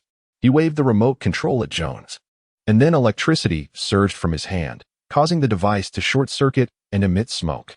"I assume you won't be serving me afternoon tea or offering me desserts, but I do have a few questions for you." "What questions?" Upon seeing Salomon seize the remote, Joan relaxed, standing languidly, showcasing her exquisite figure as her fierce demeanor dissipated. "What do you intend to do with Teresa? Why did Balder allow Teresa to approach Bayonetta?" "Teresa?" Joan exclaimed. "How could I possibly harm Teresa? She is my dearest friend." Bayonetta. Chapter 71. Martyrdom. Joan's demeanor appeared somewhat peculiar. As Salomon repeatedly mentioned the names of Teresa and Bayonetta, her voice abruptly faltered.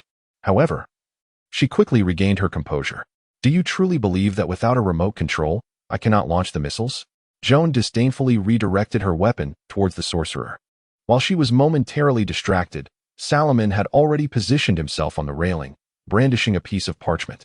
"The magic of servitude holds considerable power, and I am well aware of its capabilities," he declared, waving the parchment before Joan.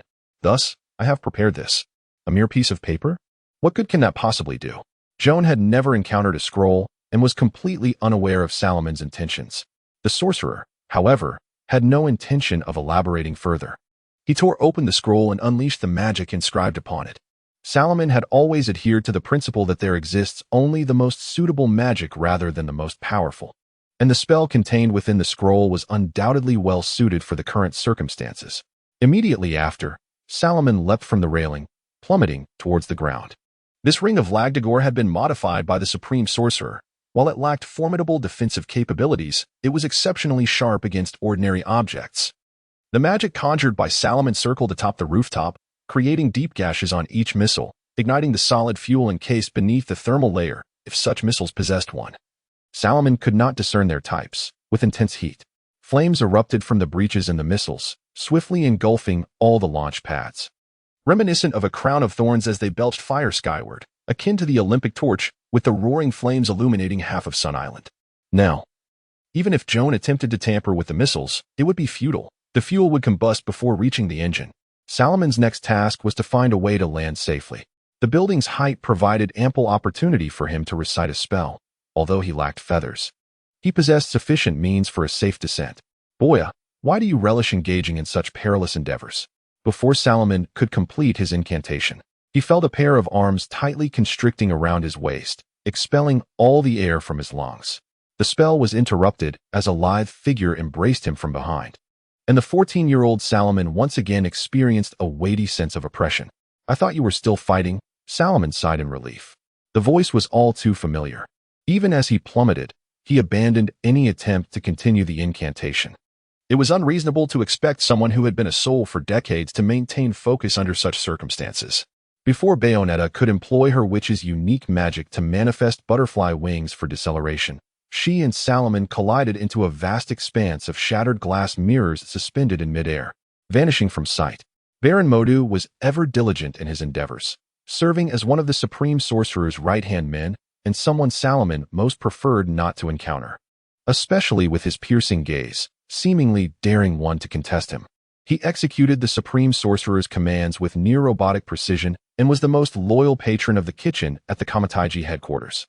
Perhaps it was merely the Baron's skin tone that rendered his eyes so striking. In reality, there was no severity in his gaze, and no apprentice would be foolish enough to test the veracity of such claims. "Good evening, Brother Mordo," Salomon greeted, and Bayonetta gracefully released him from her grasp. Mordo's dark visage betrayed no emotion, yet it was evident that he was not in a cheerful mood. Behind him was the phoenix summoned by Salomon. One wing unfurled to reveal short legs and a fluffy gray tail. "Respectable one has instructed me to bring Teresa here," Baron Mordo stated flatly. "Mama." The little girl emerged from beneath the crimson wings, clutching a stuffed toy and an apathetic cat. Upon spotting Bayonetta, Teresa dashed forward, disregarding the witch's disdainful expression, and pressed closely against her thigh. Although Bayonetta's countenance radiated aversion, she allowed Teresa to draw near. During the battle against the angels, she had frequently heard the voice of Bardel, which urged her to care for Teresa, for she was the key to unraveling the mysteries that lay ahead. Originally, she had contacted Salomon to bring Teresa over, and now the actions of the Mage's cloister played directly into her hands. Baron Mordo's mirrored dimension was timely, not only because Salomon faced the risk of plummeting, but also due to his overestimation of the missile's safety. Even through the mirrored dimension, they could witness the upper half of the building collapse entirely under such an explosion, with the still-burning missiles plummeting within, triggering further blasts. The reinforced concrete structure of the building crumbled as though it were a soda can stuffed with firecrackers, succumbing to the shockwave. The relentless explosions obliterated the foundation, causing the towering edifice to crash to the ground like a fallen giant, with even the torrential rain unable to quell the rising dust. Nearby buildings affected by the blast suffered varying degrees of damage, revealing their jagged steel and concrete innards, including the Isabel Tower. In the distance, the glass facades of other structures shattered completely under the impact, resulting in a rain of shards across Sun Island. Teresa clung even tighter to Bayonetta in fear. However, for Salomon, the lives of the Lagda cultists were of little concern. They had willingly offered their souls as sacrifices. Even if this attempt were thwarted, there would be future ones. Kamataiji was not a caretaker, able to monitor them at all times. Baron Mordo also refrained from commenting on the impending loss of life among the cultists, nor did Bayonetta, as the matters ahead were of greater importance. "Thank you, Brother Mordo." Salomon sighed, feeling disheartened about the uncertain future of his transmutation spells and the urgent need for elevation.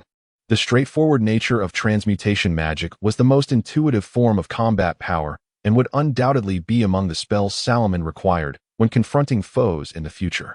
Next, the command from the respectable one, Baron Mordo stated, has granted you permission to undertake the forthcoming task, provided you can preserve your own life.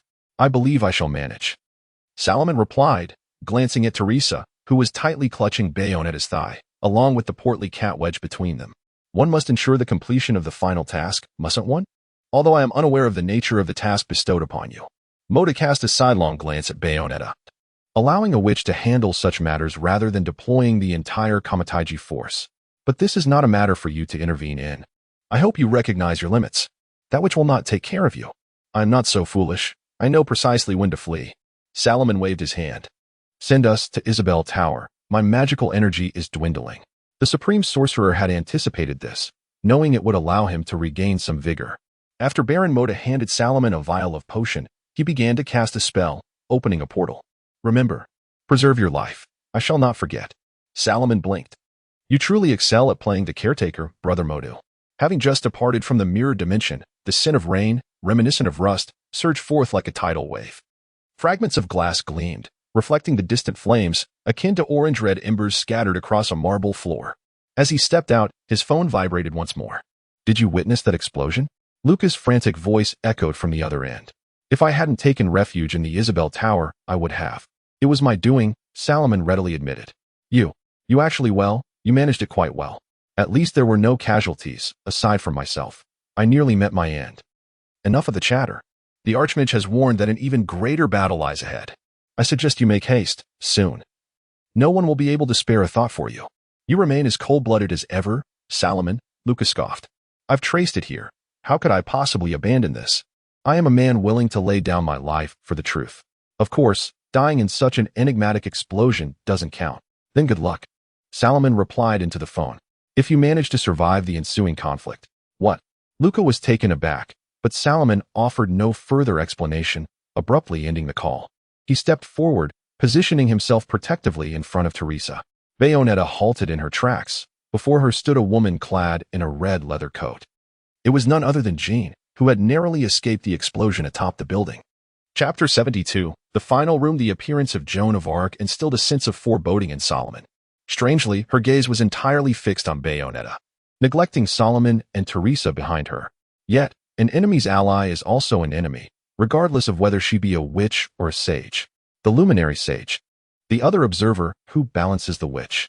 An immutable decree exists between us, that the convergence of light and darkness heralds calamity for the world. However, 500 years ago, the birth of a child boldly transgressed this decree, and that child is you, Bayonetta. A strange brilliance flickered in Joan's gray eyes as she spoke. The ensuing disaster ensnaring both clans in a chaotic vortex, the aftershocks still palpable today. You are the offspring of light and dark, the true epicenter of chaos. Allowing you to persist will bring forth insufferable peril. When the eye of the world falls into our hands, the power of creation will awaken.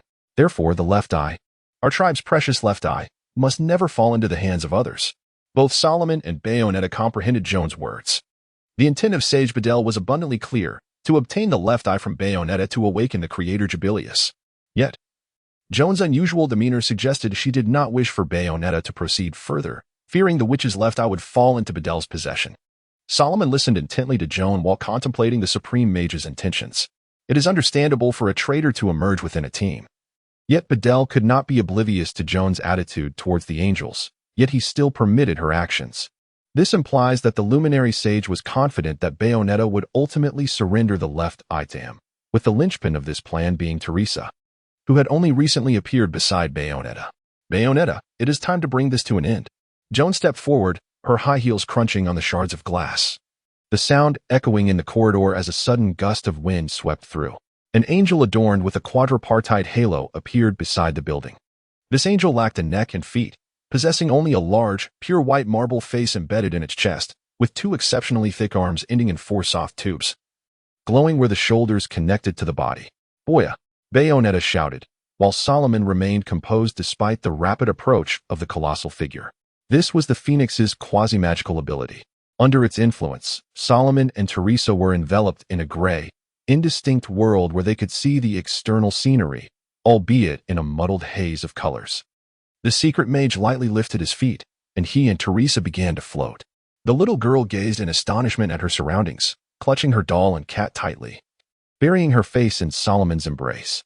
It was evident she wanted to cry, but held back. The statues in the corridor swept through the space. The Phoenix lifted Salomon and Teresa, suddenly vanishing and reappearing in a higher corridor. The face set into the chest of the Temperance Angel emitted rays that followed the Phoenix's flight path, slicing through the thick ground and walls, carving a curved line into the building. Meanwhile, Salomon rushed up the staircase with Teresa in his arms, awaiting the Phoenix to prepare its spell, only to unexpectedly encounter someone. Luca. Salomon raised an eyebrow in surprise. You're alive. An angel, quite large. And that great bird is my summoning, an immortal bird. Salomon did not pause, and Luca quickly followed suit. What will you do? Luca inquired, keeping pace with Salomon as they ascended the small staircase. Though I've never seen that thing. Your tone suggests you have a plan? The Temperance Angel instantly vanished.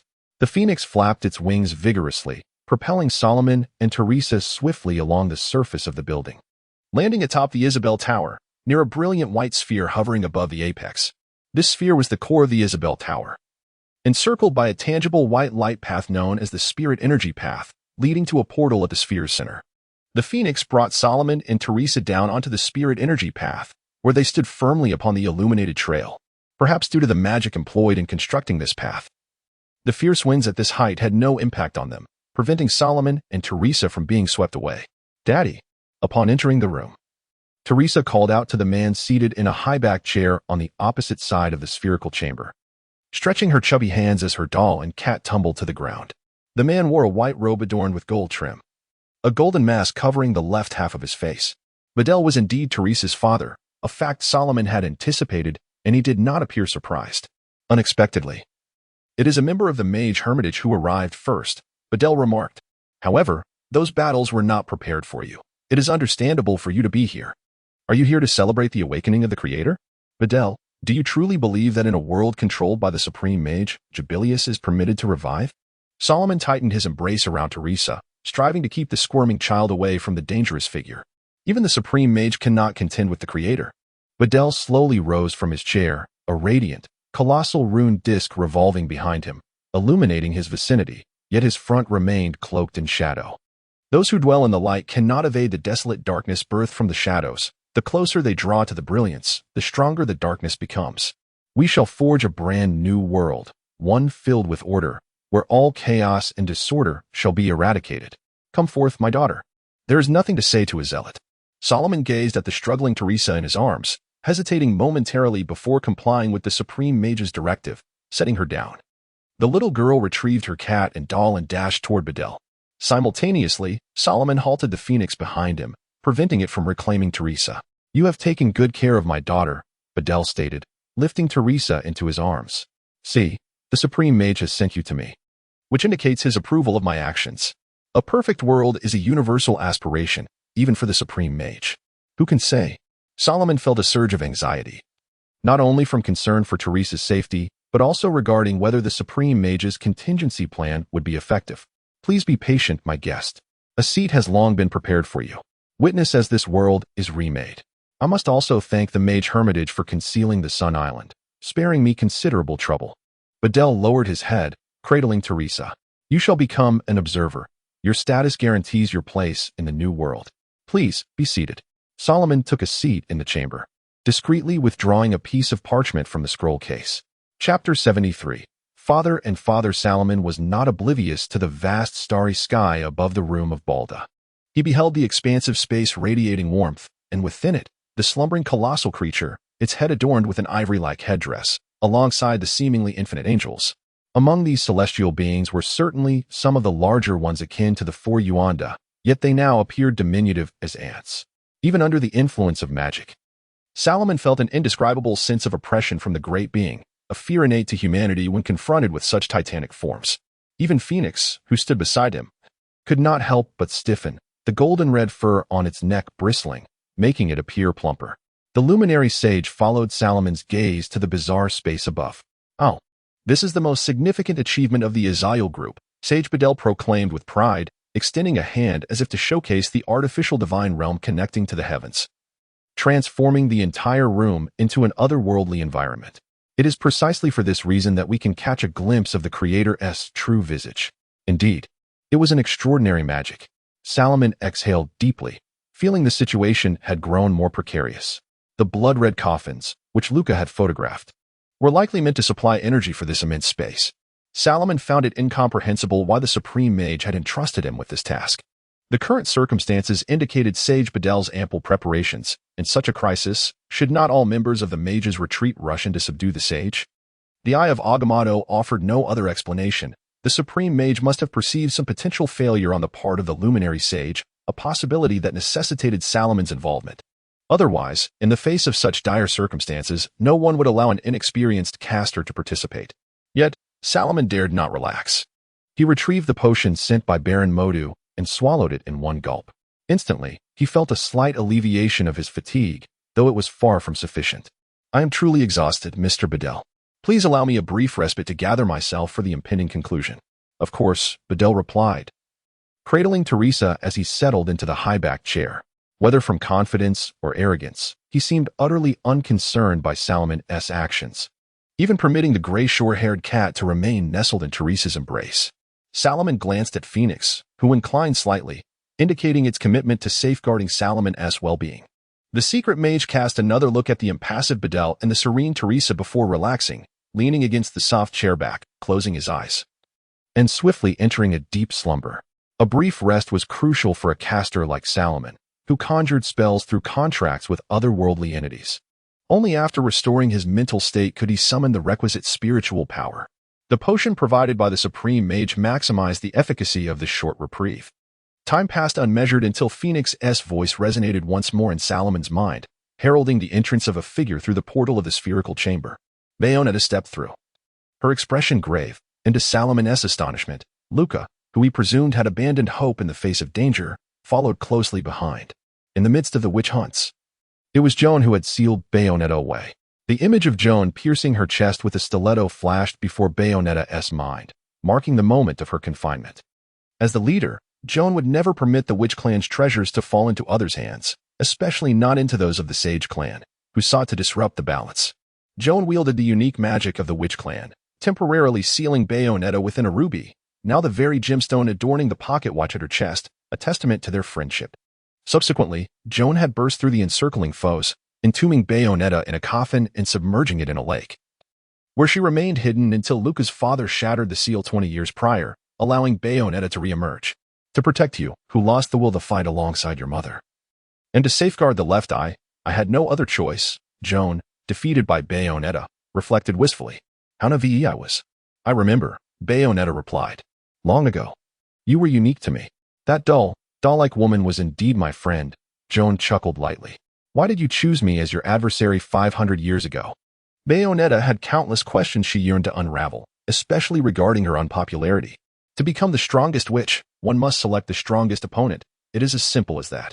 Even as she lay on the ground, Joan was reluctant to divulge her innermost feelings, her demeanor mirroring that of Bayonetta. Do not shy away from Sage Bedell. Resolve the grievances of 5 centuries past. That is your destiny. Fight, return victorious, and carve a new path. Do not fear your fate. Hold your head high, Teresa. Hold your head high and open your eyes. Behind every fact lies another truth. Joan's words left Bayonetta bewildered, even in her dazed state. It was improbable for Joan to mistake her for Teresa. Doubts began to cloud Bayonetta's mind regarding Teresa's origin. Initially, she had believed Teresa to be Sage Bedell's child, but this identity now warranted scrutiny. Why would Joan, once a companion, assist the sage? What precisely is Teresa's identity? A heavy shroud of confusion settled over Bayonetta as she lifted her gaze toward the pinnacle of the Isabel Tower. Perhaps, as Joan suggested, all answers lay therein. Soon after, she encountered Luca, who was desperately ascending the stairs. Composing herself, Bayonetta joined Luca as they reached the tower's apex, traversing the ethereal path of light leading to the spherical chamber. Mommy's here. Teresa, nestled in Bedell's arms, exclaimed, turning her head and extending her chubby hands toward Bayonetta, calling out in her innocent voice, Mommy. You finally come, my dear Teresa, Bedell said. My dear, why do you wear such a sorrowful expression? Your childhood smile was warmer than sunlight. HM? The little girl looked at Bedell in confusion. But she quickly dismissed the matter, offering sweet smiles to everyone in the room. Shortly thereafter, she let out an adorable yawn and gradually succumbed to slumber. Bayonetta temporarily set aside her inquiry into Salomon's intentions, unable to fathom the motives of the mage's retreat. Thus, she shifted her focus. Adjusting her glasses, she turned her attention to Bedell, seated at the table. As far as I am aware, you are the last luminary sage? Indeed, I am Bedell, the sage affirmed. But you may refer to me as father. You have lost many memories. It has been 5 centuries since our last meeting. Had you not lost your memory? This reunion would have been far more exhilarating. That girl, where did she truly come from?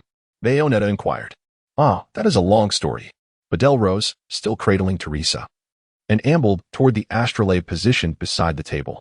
Both we luminary sages and you Amberla witches are, I believe, observers of history, each using our own eyes to observe the world. All of this is for the sake of this universe, to maintain its existence.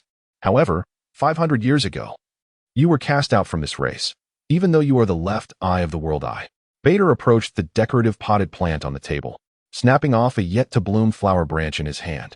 Under the influence of magic, the buds slowly unfurled. He inserted this delicate stem among Teresa's thick hair, declaring, At this very moment, we are on the brink of resurrecting the creator, Kaecilius. There exists but one way to restore your memory and unlock your observer's eye. Your pure gaze must traverse the unseen history. Your battles, your struggles, everything you experienced in Vigrid will serve as a catalyst for your recollection. All for the sake of the left eye. I've had enough of your philosophical drivel. Bayonetta impatiently raised her handgun, aiming it at Bader. I ask you once more, where did this girl come from? You are truly beyond redemption. Bayonetta's voice brimmed with fury, revealing her most intense emotions before others. Indeed. Kaecilius shall be resurrected, and we shall become the world eye. Bader's tone escalated, yet Teresa remained undisturbed in his arms. A new world shall be born. I absolutely refuse to refer to the architect of this nightmare as father. Bayonetta scoffed, masking her emotions once more, reverting to her usual flippant demeanor. Quite the speech, giant. Luca interjected after watching the spectacle unfold. Perhaps you've taken it a tad too far. Is Isle's big boss? Redemption? Light? You're really embracing this corporate philosophy, aren't you? Salomon cast a sidelong glance at the man. Indeed, he had not misjudged him. This individual reveled in self-destruction. But really, all of this is mere nonsense. Luca exclaimed. History is rife with figures like you who perpetrated genocide, or rather, infamous butchers. Bader recognized Luca's identity. In truth, it was remarkably brave for an ordinary man like Luca to reach this point. The phrase like father, like son held some truth. As Luca's father was an employee of Bader, though he disapproved of Bader's ideology, Bader remained indifferent to what Luca's father had investigated. But when the unpleasant rumors began to circulate, I had to intervene. The sage remarked nonchalantly. However, in gratitude for his locating the long-lost Teresa beneath the lake, I granted him his final wish and accepted his permanent resignation. You bastard! Lucas shouted as he charged forward. Yet, within mere steps, invisible forces restrained his limbs, reminiscent of what had befallen his father 2 decades prior. I no longer require your services. However, to express my respect, Bader stated, I shall permit you to perish in the same manner as your father. Chapter 74. Interfering with the past, I can only express my regret, Bader said in a calm tone, leaving others uncertain as to what he truly regretted, whether it was the impending demise of Luca or the father he had lost 20 years prior. Though the panicked Luca could not discern what restrained his limbs, Beatrice and Salomon could see quite clearly that it was 4 affinity angels, akin to common fish. Beatrice fired 4 shots, each bullet deftly piercing the angels' heads. One fell, yet Bader seemed to place great importance on his promise. He waved his hand again, and a golden current ensnared Luca, preparing to hurl him out the window. Solomon's reluctance to divert his attention from Bader was not solely due to Teresa in his arms, but also because of a familiar sensation evoked by Bader's earlier display of power. There are myriad ways to make a yet-to-bloom flower branch blossom, whether through the guidance of positive energy or the elements of nature. Bader, endowed with angelic powers, was undoubtedly adept in wielding positive energy spells. However, Salomon did not sense this energy from the small flower branch, but rather the force of time itself. Having toyed with the Eye of Agamotto numerous times, he was well acquainted with the power of the Time Stone. At that moment, Bader was inexplicably utilizing the power of time, which was decidedly unreasonable. It was not that the power of time was exclusive to the Time Stone. Rather, the Time Stone merely influenced the temporal state of all objects, controlling the increase and decrease of entropy. If a sage with angelic powers could manipulate time, then the witch clan, corresponding to them, should possess similar abilities. Even when narrowed to the world SI, Beatrice had never exhibited the capacity to control time. The witch's manipulation of time merely heightened sensory perception, elongating the subject's experience of time, but it did not equate to true control over it. Now, Salomon finally understood why the Supreme Mage treated Bader with such caution. A spellcaster who could toy with time was no trifling matter. Salomon had almost no spells that could interfere with time. Upon witnessing Phoenix fly out, Beatrice felt a slight sense of relief. With a grave expression, she turned, standing upon the crimson velvet staircase, her gaze fixed upon her nominal father. Teresa, your journey ends here, Bader declared, his tone still nonchalant. Without prompt action to fulfill destiny, this tragedy would perpetually recur. Speaking of tragedy, I presume you have met Joan? Although she sealed you away to spare you from these troubles, she has proven quite useful since falling into our hands. Initially disobedient, she required some psychological reconditioning. Yet, as I anticipated, her tragic end became the opportunity that brought you before me. Bader seemed intent on provoking Beatrice, incessantly probing her wounds and revealing the truth of Joan's enmity against her. The moment of awakening your left eye is nigh. Do not fear, my dear Teresa. I do not understand, she replied. Why summon my childhood self here? Why orchestrate such a convoluted scheme? The Arcane Mage, however, was not vexed by such inquiries. He pondered a more complex question. He had initially believed Teresa to be Beatrice's half-sister, but upon uncovering the power of time, Teresa's identity became shrouded in ambiguity. Yet Bader had never concealed his address of Beatrice. Whether calling her Teresa or Beatrice, he used the same name. Due to Joan's words to Beatrice and her reference to Beatrice, the latter had realized the identity of the little girl earlier on. However, Salomon could not fathom Bader's true intentions, for interfering with the past could not alter the present, it could only yield a parallel world, the existence of which proved that time did not solely progress in a linear fashion. Much like different branches extending from a trunk, the variables generated by interfering with the past were akin to a vibrant new bud sprouting on one of those branches. Only when the bud matured into a new branch would the changes manifest their impact, revealing that the same origin branches could indeed bloom with disparate flowers. Beatrice's emotions were ignited by the luminous sage Bader. With profound fury, she exclaimed, "You have not only thrown the world into disarray, but you also killed my mother. How dare you even utter love? I did not kill Rosa. It was the world's distortions that separated us. It was the angels, eager to resurrect the supreme deity, who took her life. I was powerless to intervene." Upon hearing Beatrice mention his wife, Bader placed a hand over his heart, gradually approaching her. "The angels fought you, driving you to desperation, merely to serve as the sacrificial offering for your empowerment, and Joan was the final refinement. Designed to unleash your strength to its fullest potential. To achieve this, your memories must be awakened. She performed exceptionally well. Your presence here is proof of that. You are mad. Beatrice leveled her pistol at Bader, disregarding the little girl in the sage's embrace, her past self. I beg to differ. Bader replied in a voice rich with magnetism. It is not I who is mad, but this world. Can you truly pull the trigger on me? Do you intend to shoot your father? My dear daughter, Teresa. Why not? Beatrice narrowed her eyes, tilting her head slightly, and mercilessly pulled the trigger. At that moment, the spell Salomon had prepared was unleashed. Tasha's cackling spell. Chapter 75. Devouring the spell of Tasha's hideous laughter originates from the illustrious Witch of Peri Lane. A fervent enthusiast of heavy imprisonment play, the creator of Demon's Will, and the lover of the abyssal triad Lord Grazzi, both an enemy and a friend. As well as the mother of the demigod Ias. Bader and Bayonetta are born spellcasters, with the powers of angels and demons coursing through their veins.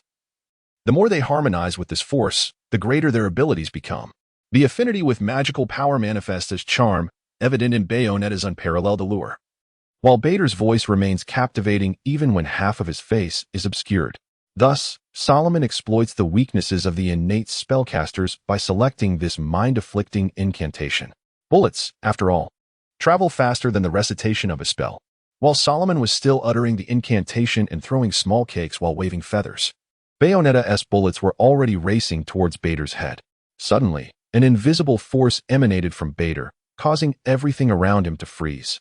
In this realm, everyone but Bader remained motionless. He effortlessly raised his hand, catching four suspended bullets, then twisted them around. With a graceful motion of his fingers, everything returned to normal. And no one comprehended what had transpired. Yet, Bayonetta, with her remarkable reflexes, managed to sidestep the bullets that should have struck Bader. However, this left her vulnerable. And Bader seized the opportunity, extending his free hand to tightly grasp her neck, lifting her up. Fear not your destiny, Teresa, Bader declared. His fingers digging into Bayonetta's slender throat like iron hooks, indifferent to her cries. My child, embrace your true potential. His laughter erupted. A cacophony of madness that compelled him to lean slightly forward, his left half concealed by a golden mask, yet his derangement was unmistakable. Suddenly, Salomon materialized between him and Bayonetta, accompanied by a thin silver mist. The sorcerer's right hand clutched a dagger, aimed at Bader's left hand, which had begun to weaken under the spell's influence, forcing him to release Bayonetta. Simultaneously, Salomon extended his left hand towards the little girl held in Bader's embrace. The spell known as Misty Step was exceedingly useful, akin to instantaneous teleportation with minimal preparation time, serving well for fleeing, pursuing, or intervening in battle. However, time was of the essence. Salomon's portly gray cat, with its sharp claws, swiftly climbed up Bader's priestly robe, moving as if its bulk were non-existent. The feline clawed fiercely at Bader's neck, leaving 4 white marks. The invisible field expanded once more, prompting Bader to cough violently before inhaling deeply, dispelling all negative effects from Tasha's spell. I must commend you, sorcerer. He released his grip on Bayonetta, forcefully pushing Salomon aside, then seized the gray cat poised to strike. He hurled it aside and swatted away Salomon's reaching hand toward the girl. Although maintaining this power was somewhat cumbersome for Bader, his excessive confidence led him to indulge in idle chatter while in a position of advantage, even aware that Salomon could not hear him. To deduce the weaknesses of the sage lineage in such a brief encounter, you are indeed the disciple of a supreme mage, the Holy Sun. Yet, near luck has favored you. Bader suddenly swung a punch. Time resumed its normal flow, and Salomon felt as if he had been struck twice in an instant, once in his left hand and once in his chest. Before he could react, overwhelming force propelled him backward, colliding with the soft, warm body behind him, sending both him and Bayonetta crashing against the slowly rotating massive rune disc. Cough. Cough. Ugh. Such an onslaught nearly deprived Salomon of breath, while Bayonetta struggled to recover from her agony. As Salomon helped Bayonetta to her feet, he beheld Bader lifting the young Bayonetta into the air, the little girl glowing with blue magical energy. Teresa, we are one, my child. Bader gazed rapturously at the girl before him, as she floated towards his chest and vanished. Instantly, a vast surge of blue magical energy erupted, flooding towards Bader like a tidal wave, creating a tempest in the spherical chamber. Tapestries, tables, and chairs were all propelled outward by this force, colliding and shattering with a cacophony. The sage cried out in pain, yet there was an undercurrent of joy in his voice. Salomon and Bayonetta had no time to comment on the grotesque spectacle. They could only shelter behind Solomon's seraphim shield, striving to withstand the overwhelming power. Yet Salomon could not endure for long. The shield was being torn apart by the magical storm, and dazzling sparks flew like paint spilled into a rushing river, arcing through the air. Fortunately, just as Salomon was on the brink of collapse, the magical tempest abruptly ceased, but worse was to follow. The gathered magic within Bader exploded forth with even greater force, shattering the seraphim shield into a myriad of sparks. The tremendous shockwave fragmented the floating spherical chamber, even affecting the spire of the Isabel Tower, as massive concrete blocks and steel reinforcements plummeted from the sky. Bayonetta clutched Salomon tightly, using her magic as a final barrier as they both plummeted. Bader hovered in the air, the peacock feathers behind him blossoming like wings, mirroring what Bayonetta had witnessed 5 centuries prior. On either side, 10 pairs of feathers, varying in length and symmetrical, symbolized Bader's identity as the mortal representative of Jubilius. Yet unlike 5 centuries ago, azure magic surged across his form, and from his chest emerged a small head crafted from blue energy, bearing an uncanny resemblance to Teresa, complete with glasses and a flower tucked behind her ear. Boya, in the midst of their descent, Bayonetta stretched out her resplendent butterfly wings to slow their fall and evade the falling debris, but Solomon's bloodied state filled her with dread. Salomon waved his hand. Coughing blood, Bader's punch had injured his lung, and he felt a dull ache in his ribs. However, this was of little concern. He could utilize the positive energy provided by Vishanti to heal himself.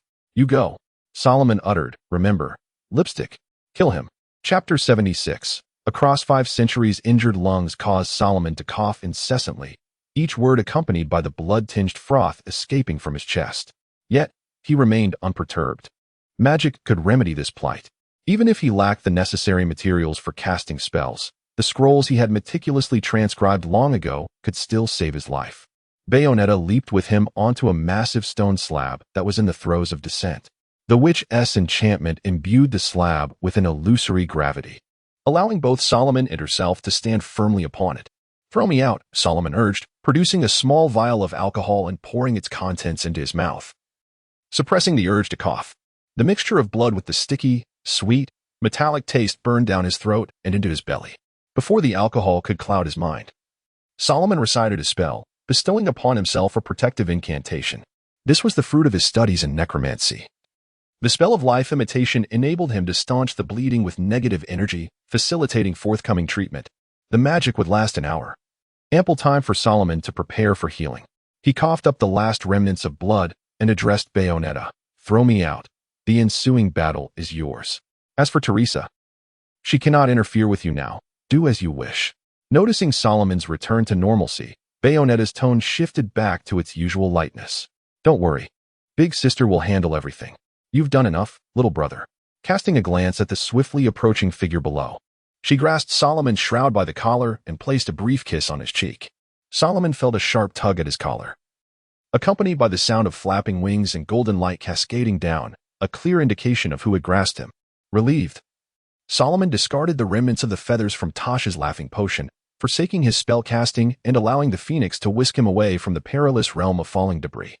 He beheld the magnificent black and purple butterfly wings extending from Bayonetta's back as she leaped gracefully from collapsing stones. Meanwhile, Bader, having acclimated to his newfound power, flapped his 5 pairs of wings and lunged toward Bayonetta. Realizing a collision was imminent, Salomon urged the phoenix to hasten, seeking a safe haven nearby. Do not take me too far. I must ensure that our side emerges victorious. My lord, the phoenix chimed, its voice melodious, even amid the cacophony of explosions. But you are still injured.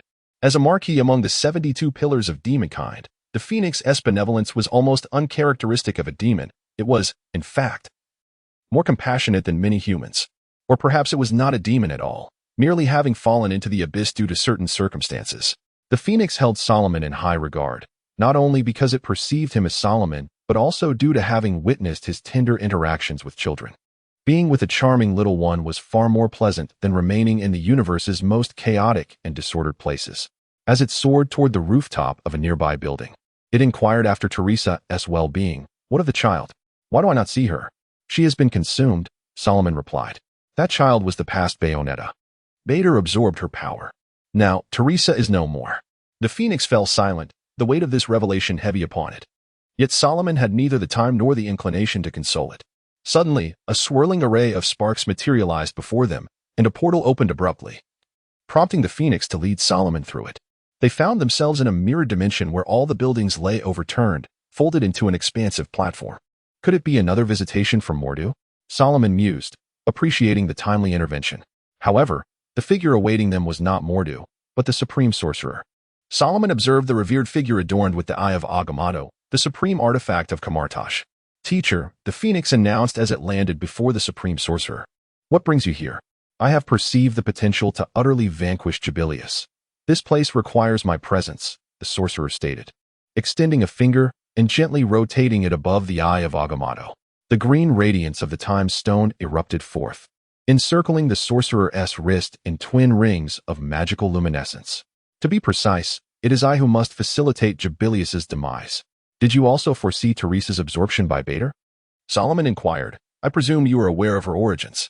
When the power of the Eye of the World converges, it can wield a fraction of the primordial Asur's strength."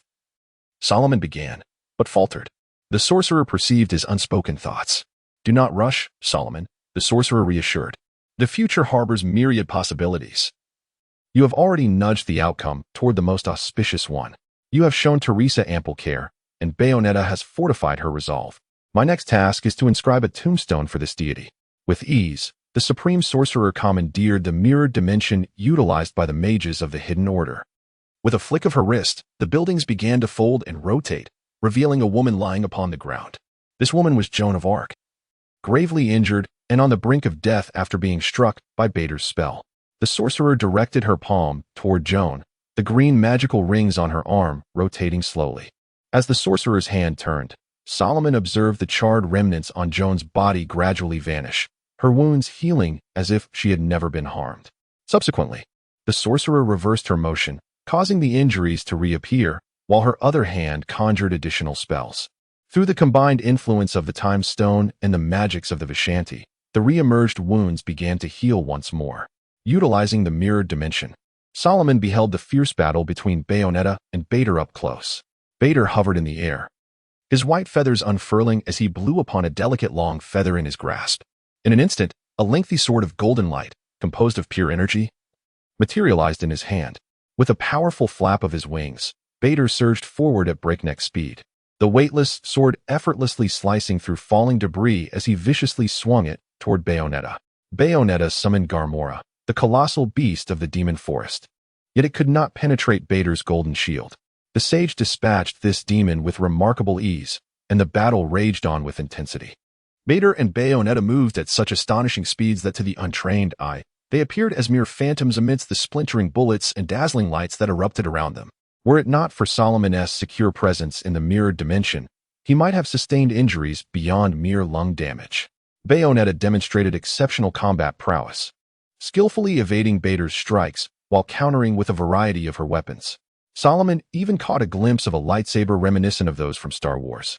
Undoubtedly a creation of Rodin, a true cinephile. May the creator Kaecilius protect you. Suddenly, Bader let out a cry as he was struck, arms outstretched as he plummeted toward the ground. Bayonetta leapt after him, extending her hand to insert it into Bader's chest before he hit the ground, cradling the little girl within. "Is it over?" Salomon asked, glancing at the supreme mage who was tending to Joan. Despite casting a spell, the mage took a moment to converse with Salomon, gesturing for him to observe Bayonetta. "It is not that simple," the mage declared. "This matter is far from concluded." The witch approached the colossal rune disc that had fallen to the ground, which remained unscathed despite its violent descent. As Bayonetta drew nearer, both the rune disc and the pocket watch at her chest began to radiate a brilliant light. This was a resonance of power. The rune disc contained the grand magic inscribed by Bader, through which he had transported the Bayonetta of 5 centuries past into the present. Instinctively, Bayonetta removed the pocket watch and directed it toward the rune disc, unleashing a blinding beam of light from the center of the colored glass. Bayonetta beheld a stark room crafted from stone, its exquisitely carved walls strikingly familiar. In one corner stood a large iron bed, adorned with thick, white bedding. The witch approached and gently placed the girl upon the bed. Bader's magic rendered the little girl overwhelmingly drowsy, yet she managed to open her eyes. Gazing at Bayonetta by her bedside and murmuring in a daze, "Mommy, Daddy, do not be afraid, my child," Bayonetta reassured her. "Have you found it? The thing you were searching for?" "Yes, I have found it," Bayonetta replied. "So you need not worry. Take good care of your treasure, and remember this pocket watch. Never part with it. I want to become a woman like Mommy," the little girl declared before succumbing to a deep slumber. "Sweet dreams, my child," Bayonetta softly hummed a familiar lullaby, one her mother Rosa had sung to her. During every sleepless night, she would visit her imprisoned mother, and each time, Rosa would sing this lullaby, the tender melody accompanying Bayonetta throughout her childhood. "Shouldn't it end here?" Salomon inquired, noting that the conclusion appeared quite perfect. The Supreme Mage had just completed Joan's treatment, and after sending her back to the mirrored dimension, he pointed towards Bader, who lay nearby. "Do you think I healed Joan for no reason?" The mage said. "She is the one to complete the final step. That lipstick has yet to be utilized. Moreover, the effects of time have only just begun to unfold." As the Supreme Mage spoke, Bayonetta let out a pained scream as a surge of red magic erupted from her. Much like the power unleashed by Bader's right eye, the magical tempest forcefully pushed everything aside. This marked the awakening of Bayonetta's left eye power, the intensity of which exceeded even that of Bader's right eye. In that world, Teresa had matured into an independent and formidable witch. Undeterred by her mother's death during the witch hunts, thus evading the fate of being sealed by Joan, perhaps due to the interference between parallel worlds. Two vastly different memories spanning 5 centuries flooded into Bayonetta's mind, and overwhelmed by intense mental waves, she lost consciousness as her left eye awakened. "When did this begin?" Salomon queried. "Wait for this to conclude," the Supreme Mage replied. "However, now you should focus on another individual. Now everything is complete." At an unknown moment, Bader, who had been lying on the ground, suddenly rose, his entire being enveloped in the blue magic of the right eye, with one eye observing the light and the other the darkness. Both gazed upon the world. "In my plan, there was no woman named Bayonetta, but rather the child you were, Teresa," Bader proclaimed with utmost pride. "With her pure gaze upon the world, she can forge a new history. Her power can awaken the left eye. This has all been my design, Teresa, and you have done splendidly." Chapter 77. The Final Battle Between Demons and Divinities, Part 1. Beatrice lay in a state of unconsciousness, her mind clouded by 5 centuries of chaotic memories. Yet all seemed to be part of the sage Bardel's grand design. He extended his hand, cradling the witch who was still subconsciously unleashing the powers of her left eye. Since the outer concrete of the edifice had crumbled and fallen away, the innermost core had been revealed, a striking rocket structure, entirely composed of metal, perhaps due to its age. The joints of the metal were adorned with clearly visible rivets. Under the influence of magic, this rocket, crafted by the Azal Group, boasted technology far superior to that of other nations, both in terms of payload and size, eclipsing any rocket from other countries. The height of the rocket matched that of the Isabel Tower. At the apex of this rocket stood a colossal stone statue that defied the principles of fluid dynamics. Any individual with the slightest understanding would never place such a figure atop a rocket. At its center was the statue of the creator, Kaecilius, surrounded by an array of beautiful angels, gazing down upon the mortal realm from the clouds. "Let us begin," Teresa, Bardel declared, carrying Beatrice towards the statue at the pinnacle of the Isabel Tower. The resurrection ritual of the creator Kaecilius was on the verge of completion. Bardel ascended to the highest point, his back to the statue, utterly consumed by madness as he relentlessly infused his thoughts into the unconscious Beatrice. "Teresa, we are the eyes that observe the world. We are the eyes that witness the new reality, a new truth. We shall devote ourselves to this cause for eternity." A blinding radiance enveloped Bardel and Beatrice as the sage floated into the forehead of the statue of Kaecilius. In an instant, the statue opened its eyes, its right eye blue, its left eye red. Bardel and Beatrice found themselves positioned between these eyes. The power of the world's eye awakening the slumbering Kaecilius. "May the creator Kaecilius protect all creations." The statue's mouth opened, yet the voice that emerged was Bardel's. The statue now lay under his dominion, fulfilling Bardel's long-held aspiration to become a creator of the new world alongside his daughter. This ambition, a half-millennium in the making, was on the cusp of fruition. An air raid siren echoed across the island, prompting countless individuals to lift their gazes towards the center of Sun Island, to the most towering and conspicuous structure. Yet, opinions on this spectacle varied widely. Many followers of the Ragna believed it to be a herald of Kaecilius' resurrection, joyfully praying in hopes of receiving his favor upon revival. Conversely, others, such as Luca, who had been brought to the island's edge by Phoenix, and Salomon, who remained in the mirrored dimension, perceived it as an ominous sign. "You have done enough," the supreme mage addressed the troubled Salomon. "You have aided Teresa in growing strong, awakening the power of her left eye. But what use is it?" Salomon questioned. "The awakened left eye seems to have been anticipated by Bardell. What Bardell failed to realize was that I had witnessed numerous possibilities. He believes that the power of Jubilius can surpass the eye of Agamotto," the elder replied. "However, the world SI cannot observe all possibilities as the eye of Agamotto does. There exist myriad possibilities, including those that could vanquish Jubilius." Salomon furrowed his brow in confusion. "Does that include the current situation?" "That is indeed one of the possibilities," the supreme mage indicated towards Jean, who lay outside the mirrored dimension, gradually awakening. "We must observe her next actions." Brilliant flames and smoke billowed from the base of the tower, surging forth like a tumultuous tide through the streets, reaching the sea. The cacophony and heat engulfed the island, causing tremors that shattered concrete and brought down adjacent structures. As the rocket ascended, a multitude of angels flocked around it, flapping their wings in unison towards the heavens. Salomon witnessed the rocket extend unexpectedly after takeoff, unfurling a metallic disc adorned with sun-like radiating patterns at its tail. The immense noise jolted Jean fully awake. She was unaware that she had ever entered the mirrored dimension, as the supreme mage had suspended her memories after her injury. Yet, she had no time to ponder her unscathed state, for she sensed the power emanating from the statue atop the rocket, an energy she recognized as the left eye and right eye. She understood that the situation could not afford delays. The left eye of the Witch Clan must not fall into the hands of others. This was Jean's conviction and pride as the leader of her kind. Thus, without hesitation, she leaped from the high building, landing deftly before seizing a motorcycle parked nearby. Revving the throttle, she sped along the undamaged surfaces of the towering structures. The motorcycle launched her into the air, ruthlessly crushing the floating angels beneath her as she soared. With precise control and the power of the motorcycle engine, Jean propelled herself forward, ultimately landing upon the exterior of the rocket. The surrounding angels rushed towards Jean. Yet they refrained from unleashing their full might, fearing the destruction of this fragile technological marvel would thwart Jubilius's resurrection. The supreme mage waved her fingers, and a portal opened in front of the rocket, revealing an infinite expanse of starry sky.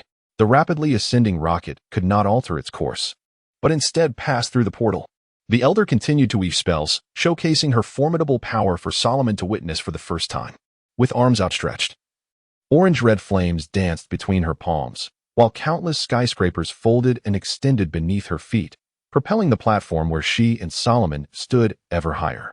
As the platform ascended, the horizon began to curve, and the towering edifices gradually diminished into insignificance. The western sun rose higher, and Salomon observed the line of light and shadow on the ground stretching towards the north and south, the distant bright surface enveloped in a layer of blue luminescence. Once the platform came to a halt, Salomon realized that above him lay not the thin clouds, but the profound depths of the starry sky. Then, the supreme mage spread her arms wide, and the boundary of the mirrored dimension expanded rapidly around her, as if shattering glass. Salomon gazed from above as the mirrored dimension spread across the earth, extending from Sun Island to the surrounding seas. This expansion appeared limitless, as he perceived the boundary surpassing the distant horizon, enveloping the entire globe.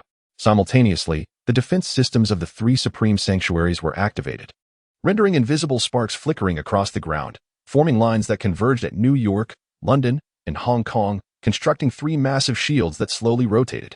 Now, the Earth had lost all satellite signals. All connections to satellites were severed by the mirrored dimension. Above the Earth, the colossal rocket had detached from all technological constructs, while the stone pillars beneath, resembling roots, were drawn by gravity, plummeting like meteors. Countless angels transformed into golden specks of light, imbued with unparalleled fervor, wholly devoted to entering the body of the creator Jubilius, including a multitude of immensely powerful seraphim, willingly becoming the kindling for the revival of the divine. Salomon stood agape, witnessing the scene before him. The creator Jubilius lay curled like an infant in the womb. As the power of the world SI and the angels transformed into fuel, cast aside all burdens, morphing the once dull statue into flesh and blood. With the resurgence of Jubilius, an overwhelming force surged forth, crushing charged high-energy particles as they pierced through the atmosphere, creating golden auroras that swept across half the globe. Had it not been for the protective layers of the Supreme Mage's mirror dimension and the planetary defense system of Kamartaj, The onslaught of such formidable power would have unleashed earthquakes and tsunamis across vast expanses of the earth. This overwhelming strength is indeed unimaginable. And it is no wonder that Bader remains unfazed by the presence of the Supreme Mage, for such might cannot be thwarted by a single individual. Awakening from a curled position, Jibilius stretched its form, boasting an exquisitely flawless physique, with skin as pristine as marble, adorned with intricate crimson patterns across its body and limbs. Complemented by golden armlets and anklets, its long hair, resembling strands of gold, cascaded in 6 divisions, each embedded with an array of jewels, while the ends of its tresses bore enormous rhombus-shaped rubies on both sides. Enormous golden runes unfurled like wings behind it, radiating brilliance that rivaled the sun itself. The Supreme Mage gestured for Salomon to maintain his composure and observe the unfolding battle. The formidable constitution of the Witch clan allowed Jean to withstand the frigid heights and thin air as she rode her motorcycle, halting on a floating stone. Before her, 3 layers of dark purple magic circles unfolded, and a bullet traversed through the enchantments, striking Jibilius in the left eye. From within, the unconscious and powerless Bayonetta tumbled out. Jean? Awaken, Teresa, Jean's voice echoed through the magic, reaching Bayonetta's ears, urging her to confront the grievances of 5 centuries past. Do not linger, awaken swiftly. For the battle has commenced. Chapter 78, The Final Battle Between Demons and Deities, Part 2. A violent explosion erupted from Jibilius's left eye, emitting a piercing wail of agony as he instinctively raised his left hand to shield his eyes. Yet, the awakened Bayonetta leapt forth from his eye, reweaving her magical powers into a sleek black catsuit as she landed beside Jean. Due to the imbalance of power, Jibilius's left eye detonated once more, showering him with a deluge of blood that stained half of his form. Foolishness. Bader's voice echoed through Jibilius's lips. Look at what you have all done. A massive blue sword materialized in Jibilius's left hand, wielded by Bader, as it swung menacingly toward Bayonetta and Jean. As it shattered floating rock into fragments, Bayonetta and Jean soared upward, the near-zero gravity propelling them into the cosmos. Bayonetta attempted an offensive, but her summoned Gamara was effortlessly beheaded by the colossal sword. It appears ordinary pets won't suffice, she lamented. My beloved daughter, Teresa. Bader bellowed, flailing his limbs in anguish. How dare you turn your weapons against your father? I shall never forgive you. Is this the power of a god? Jean queried. Teresa, you must fulfill your mission. Of course, but it must be together, Bayonetta replied. With her secret weapon. As Bayonetta recited an incantation, she executed a series of complex physical maneuvers.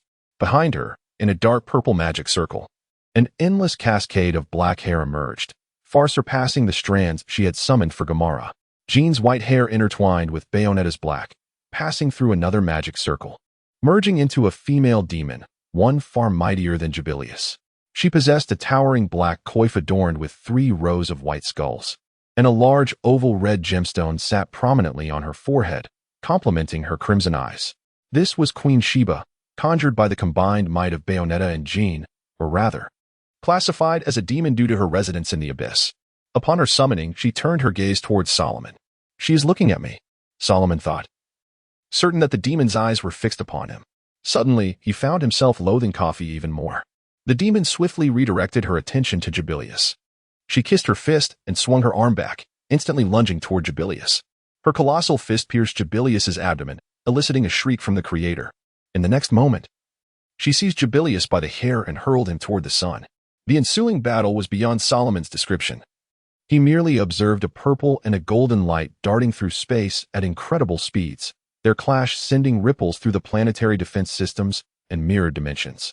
From afar, Earth sparkled with vibrant explosions as the collision of demon and deity obliterated every floating asteroid, their remnants pulled toward Earth by gravity. The unfortunate satellites that were struck became mere space debris. Salomon swallowed hard, but his throat tightened, rendering him speechless. After what felt like an eternity, he cautiously inquired of the Supreme Mage, Master, that demon. With a smirk, the Supreme Mage replied, That is Queen Sheba. But I am not Salomon, Salomon protested. Feeling aggrieved, she wouldn't mistake me for him, would she? I've never done such things. She won't come seeking retribution, will she? Who knows? The elder responded, in any case. Debts are plentiful. You certainly won't miss this one. Salomon wept, albeit not truly. He merely held the trembling phoenix tightly, continuing to witness the fierce duel between the divine and the demonic. The tide of battle swiftly turned as the unbalanced Bader struggled against the might of Queen Sheba. Summoned by Bayonetta and Jean, far exceeding Jubilius, who wielded only the power of his right eye. In order to restore the world to its rightful form. It is not too late, Teresa. Bader cried, awaken, my beloved daughter. My dear father, are you still thinking of this at such a time? Bayonetta retorted. Mother once endeavored to save your soul. What nonsense are you spouting? As long as a new world is created, all shall be redeemed. What a tedious farewell, Bayonetta mused. What joy is there in creating a new world according to one's own desires? I rather prefer the current world. She recited an incantation, summoning a colossal wooden horse of torment, while a black whip appeared in Queen Sheba's grasp. The queen ensnared Jubilius's ankles with the whip, dragging him onto the horse, binding him tightly. The agony from the jagged surface of the wooden beast compelled Jubilius to wail in distress. Salomon had covered his eyes, should he fall into the abyss. He was certain that demons would treat him in the same manner, if not worse. End him, Jean commanded, tossing a pistol through the magic circle, which materialized in Queen Sheba's hand, ensnared in black hair and skulls. I shall imbue it with all my magic. Bayonetta extracted a lipstick from her bosom, loading it into her pistol, aiming at Jubilius's right eye. Now fulfill Mother's wish. What a dull wish, she quipped. Mother awaits you. She has waited long enough. With that, Bayonetta pulled the trigger. Farewell, father. The lipstick, inscribed with arcane symbols, surged forth with Bayonetta's power, traversing the vast distance to strike true within Jubilius's right eye, penetrating deep into Bader's skull, where he momentarily glimpsed his former lover. Rosa. The final sage bid farewell. The muzzle of Queen Sheba's weapon harnessed all of Jean's magic before erupting forth, accompanied by an unparalleled radiance. A violent explosion obliterated every asteroid in the vicinity into dust. Meanwhile, on the opposite side of Earth, the sun began to rise. A new day had dawned, and all demons and deities retreated from the planet once more. The Supreme Mage reopened the Eye of Agamotto, turning his palm toward Earth, restoring the satellites damaged in the battle to their former states. The Supreme Mage valued humanity's technological advancement. Without these satellites, humanity's aerospace industry and communication systems would require a complete rebuild. Master, I feel it would have been easier to simply kill Jubilius than to cover Earth with the mirrored dimension, Salomon couldn't help but remark. I always feel that killing Jubilius would save more effort. Chapter 79. Halo and Invitation. The glass window was slightly ajar, allowing a gentle breeze to flow in. The morning light wavered as it crawled from behind the dark velvet curtains onto the open pages of a book and a scattered pile of yellowed parchment resting on the solid wooden desk. The bright sunlight, indifferent to the worm-like script, relinquished its curiosity and continued its advance, eventually cascading over a red robe and onto a young boy. The sudden warmth and the soft breeze stirred the boy's closed eyelids and long eyelashes, causing them to flutter. The sunlight cautiously stretched forth, gently tapping the boy's eyes, attempting to rouse this slumbering creature from his dreams, reminding him that it was a splendid morning. Damn it! Damn you, Rosanda! Salomon muttered, tilting his head and blinking vigorously. This annoying sunlight had interrupted his slumber.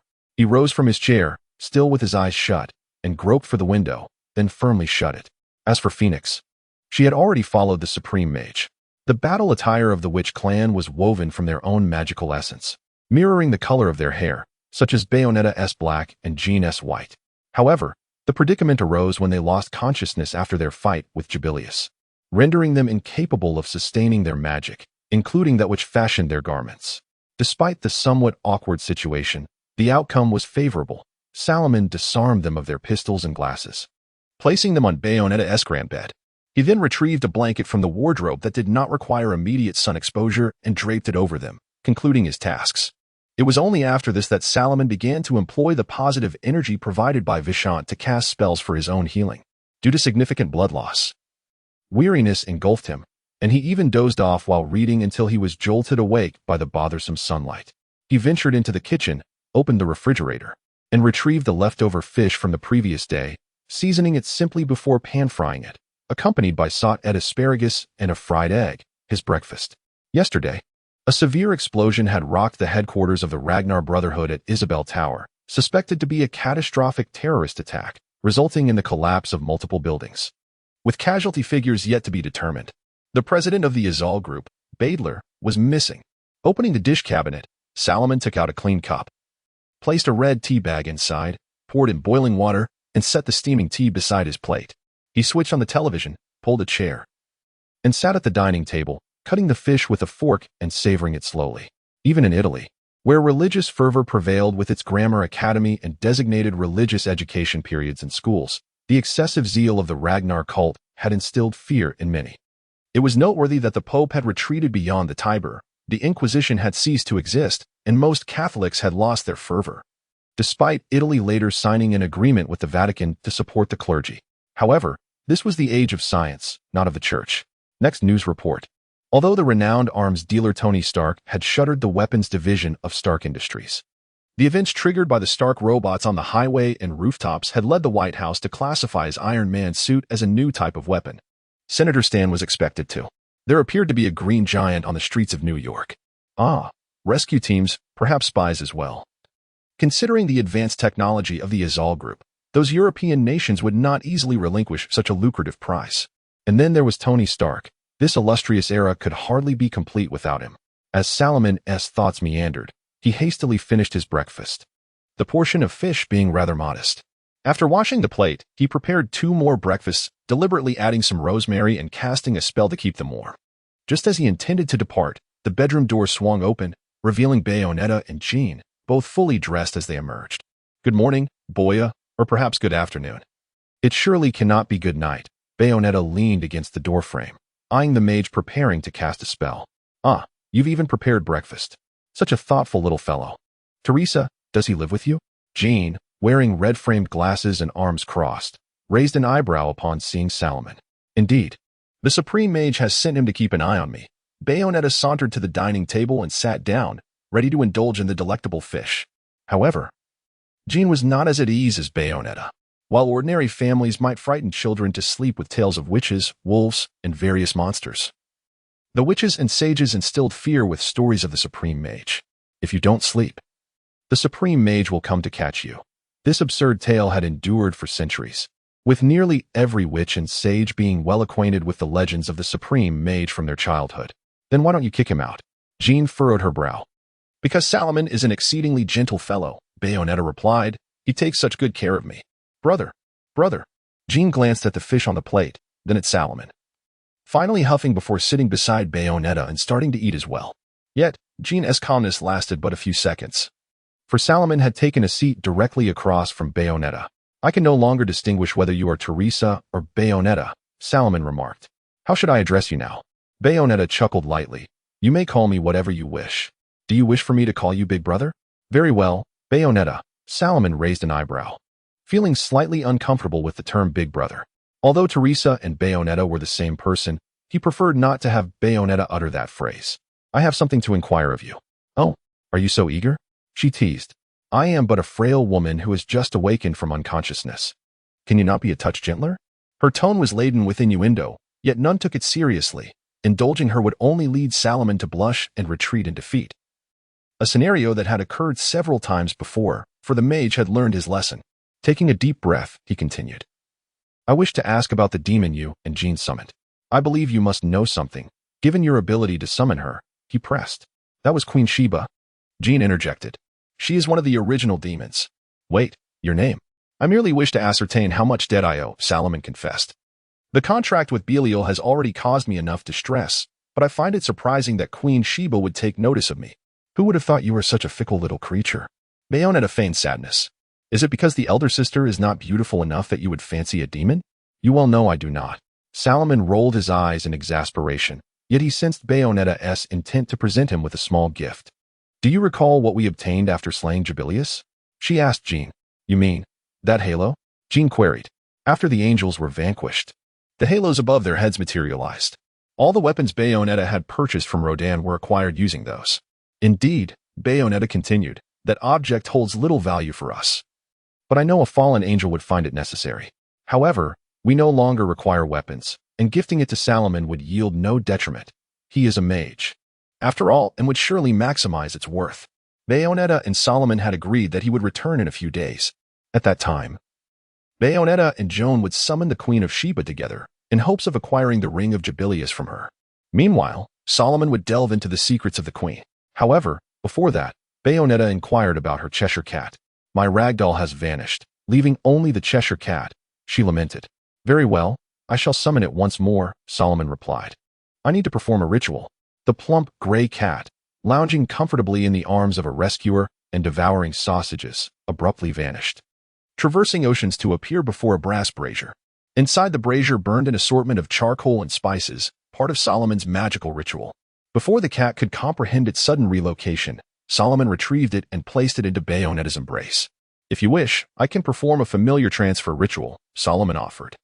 This cat shall be yours henceforth. No need, it is our pet, Bayonetta replied, stroking the soft back of the Cheshire Cat with evident satisfaction. Yet, Joan appeared somewhat discontent, harboring a lingering suspicion that Salomon intended to abscond with a friend she hadn't seen in 5 centuries. It was a widely held belief that academic mages were inexperienced. Casting fireballs indiscriminately was hardly a wise choice. As for the ring of Jubilius, although it had yet to be obtained, Salomon had already envisioned its purpose. He intended to commence planning for his mage tower, for the ring was an excellent material for constructing a positive energy pool. Beyond mastering magic, Salomon had a plethora of tomes to peruse, meticulously gathered from the library of the Basilica of Santa Croce in Florence, which included secrets of the Sanctum Sanctorum, aiding him in unraveling the truths of this world. Days later, the Supreme Mage entrusted Salomon with a scroll adorned with golden patterns against a backdrop of indigo. With curiosity, Salomon unfurled the scroll, written in the ancient script of Emer, a language he comprehended. The opening line read, "To the esteemed king of Midgard, sorcerer Agamotto." If one were to adhere to the logic of Asgard, it would be apparent that the current non-payment of taxes suggests that Earth, as an Asgardian territory, is in a state of rebellion. As one of the cosmic overlords, Asgard holds the right to deploy forces to quell such insurrections. The reason Earth had thus far evaded such a fate was due to the Supreme Mage's confrontation with the All-Father Odin, securing Earth's status as a subordinate realm, while the Supreme Mage himself became universally recognized as the sovereign of Earth. In essence, the Supreme Mage wielded the power of life and death over any individual on Earth, akin to a feudal lord. This stark reality of the universe dictated that only those with strength held sway. The recognition of Earth's governments by ordinary citizens mattered little, for Asgard acknowledged Camartage. It was solely Camartage and the Supreme Mage who possessed the authority to engage in equal discourse with Asgard. This did not imply that Earth could extricate itself from Asgard's dominion. Such a notion was utterly implausible. As Earth's suzerain, Asgard bore the obligation to shield it from invasion, much like Vanaheim. Any military power, be it the Kree Empire or the democratic-loving Skrulls, wishing to enter the 9 realms and colonize Earth, would first have to reckon with Odin's spear. As a product of stellar eruptions, gold was one of the universally accepted currencies. Even if all the gold on Earth were surrendered to Asgard, it would scarcely suffice to settle the debts accrued over the years. Given their inability to repay, it would be prudent not to attempt it. The magic held by the Supreme Mage far surpassed the value of gold, and Odin would not provoke the Supreme Mage over such trifles. As long as the Supreme Mage and Camartage existed, Asgard would not possess military rights on Earth, nor would Earth be obligated to pay taxes to Asgard. Nevertheless, Camartage must offer some deference to their suzerain, as indicated in the scroll. For the Asgardians, who were a long-lived race, a year was merely the blink of an eye. The Supreme Mage remarked, "When the time comes, I shall take you and Mordo along. Be prepared." Prepared? For what? Salomon inquired. With a smile, the Supreme Mage replied, "For a grand spectacle." Chapter 80. The Golden Ark. The abyss of chaos stands as the most tumultuous realm within the universe, residing at its lowest tier. Chaos signifies an increase in entropy. Inevitably, as the universe approaches its conclusion, the abyss will consume all. Of course, this concept of time is measured in billions of years, bearing no relation to the present Solomon. The choice of sense in this context is merely a nod to Solomon's current location in New York, within the apartment purchased by Bayonetta, thus adhering to local customs and currency usage. It is perplexing. Should not a mage's familiar be their cherished companion? Why then does his familiar exhibit such affection towards Bayonetta? Upon entering the apartment, Salomon observed Bayonetta placing a platter of fish and meat upon the dining table, while the Cheshire Cat perched eagerly on a chair, its pudgy paws resting on the table, yearning for a taste. Salomon scooped up the plump feline and cradled it as he made his way to the living room sofa. As the delectable salmon receded from its reach, the Cheshire Cat emitted a pitiful meow, and through their magical bond, Salomon could fully sense its disappointment. Those meows were not mere gibberish, only he could comprehend their meaning. You are not truly a cat. You merely possess the form of one, he remarked. Do not allow your appearance to confine your actions. Besides, you are quite corpulent. I estimate you weigh at least 15 pounds. Meow? That is slander. Are you prepared to delve into the secrets of the Queen of Sheba? Jean, seated at the opposite end of the sofa, adjusted her red-framed glasses upon her forehead. I must inform you that the existence of the Queen of Sheba is the utmost secret of the witch lineage. Had it not been for Teresa awakening her left eye, summoning her would have been utterly impossible. In communication? Salomon inquired. I consulted the Phoenix, yet it too knows nothing of the Queen of Sheba. Meow. At last. He comprehended why the Cheshire Cat was so close to Bayonetta. Witches are notoriously indulgent when it comes to feeding cats, and the feline could consume as much fish as resided in the refrigerator. For the past few days, it had been a continuous feast of fish. Where do you intend to perform the summoning? Salomon suggested. I recommend the mirrored dimension, and I must caution you, Bayonetta, do not feed it so much. Meow. You speak nonsense. This time, we do not plan to summon the complete form of the Queen of Sheba. We only require a hand. The witch lineage possesses sufficient magic for that, Jean asserted. We would be foolish to summon such a formidable demon unless absolutely necessary. After they recited the incantation, Salomon turned away, choosing not to witness the summoning actions of Bayonetta and Jean. Their garments would vanish during the summoning, and his actions were merely a matter of courtesy. To his surprise, the summoning proceeded smoothly, as strands of black and white hair intertwined and plunged into the black-purple summoning circle, accompanied by a colossal hand emerging from the opposite end, adorned with a massive skull decoration on its back. Most astonishingly, the fingertips of this hand clutched a small silver cup, brimming with steaming black liquid. As the Queen of Sheba extended her hand before Salomon, he was enveloped by the rich aroma of coffee. Her intent was unmistakable. She wished for him to drink this cup of coffee, or else communication would be denied. This must be retribution, Salomon muttered quietly, but I am not King Salomon. However, King Salomon had employed a clever ruse, compelling the chef to prepare delectable dishes, albeit laced with excessive salt. After indulging in a sumptuous meal, the Queen of Sheba found herself parched in the dead of night, stealthily entering Solomon's chamber to drink a bottle of water. King Salomon, who had been waiting nearby, declared, Now you have broken your promise by consuming provisions from my palace. Thus you must consent to my courtship. The next day, as they parted ways, King Salomon presented her with a ring, proclaiming, I foresee you will bear a son from last night's encounter. Let him come to me bearing this ring. Now, as the Queen of Sheba positioned the coffee before Salomon, he felt as though this was a long-awaited revenge spanning millennia. If this queen truly hailed from the southern lands, her offering of coffee was entirely predictable. The mage accepted the coffee cup, allowing it to cool slightly before taking a measured sip. Ah, salty. It appears the queen has mistaken salt for sugar. Of course, it could also be intentional, a form of revenge. Only upon finishing the wretched coffee did the Queen of Sheba snap her fingers, and an enormous halo appeared above their heads. This was the halo of Kaecilius, a testament to her rank and a reward for Bayonetta and Jean after their battle alongside Kaecilius. The halo swiftly contracted and settled into Bayonetta's hands. Subsequently, the Queen of Sheba lightly poked Salomon with her nail, and a golden cabinet materialized before the mage. This cabinet, crafted from acacia wood and enveloped in pure gold, was adorned with gilded edges and 4 golden rings at the corners, through which 2 rods wrapped in gold passed. The cabinet measured 68 centimeters in height, 68 centimeters in width, and 113 centimeters in length, with 2 cherubic figures fashioned from pure gold perched atop, their wings unfurled and gazes locked. This was the Ark of the Covenant, steeped in myriad tales, yet all legends converge on 3 sacred items contained within. Firstly, 2 tablets inscribed with the 10 Commandments. Secondly, a budding staff once wielded by Aaron, the brother of Moses. And lastly, a golden jar concealing the hidden manna that symbolizes Christ.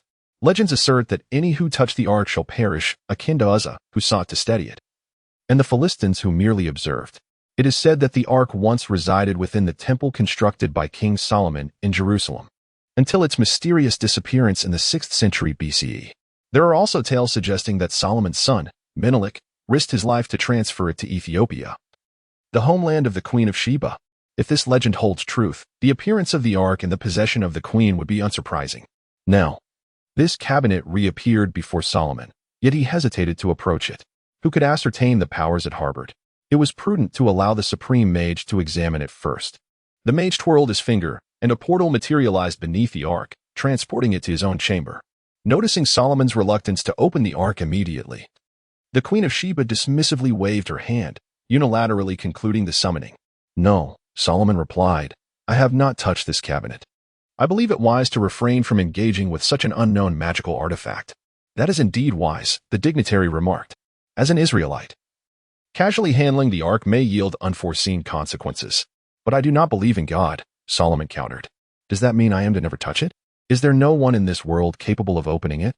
"The power contained therein is indifferent to your beliefs," the dignitary replied. "Moreover, I suspect it possesses a security feature with identity recognition. Wait until you have fully mastered the holy marks, then you may attempt to unlock the Arkansas. By that time, you shall be the Messiah, and the contents will be revealed. I believe that budding staff may prove invaluable to you. However, I have no desire for the priesthood." "I deem it unnecessary," Solomon asserted. "God is not even present here. I believe that deities of such caliber do not require human faith. Perhaps the multitude of rules exist solely to manifest divine authority. It strikes me as a manifestation of bureaucratic tendencies. I suppose such sentiments can only be expressed in Kamartash." The venerable one chuckled and remarked, "Our supreme patron is the eternal deity. If you earn the acknowledgement of the eternal deity, then uttering such words at the gates of paradise would elicit no hostility towards you. Do you wish to become the supreme mage?" "Master, why do you presume that I aspire to that position?" Solomon spread his hands and continued, "Isn't it far better to indulge in leisure? The pursuit of magic is boundless, and the role of supreme mage would only hinder my progress. And what of your gaming time? You truly seem to know everything, master.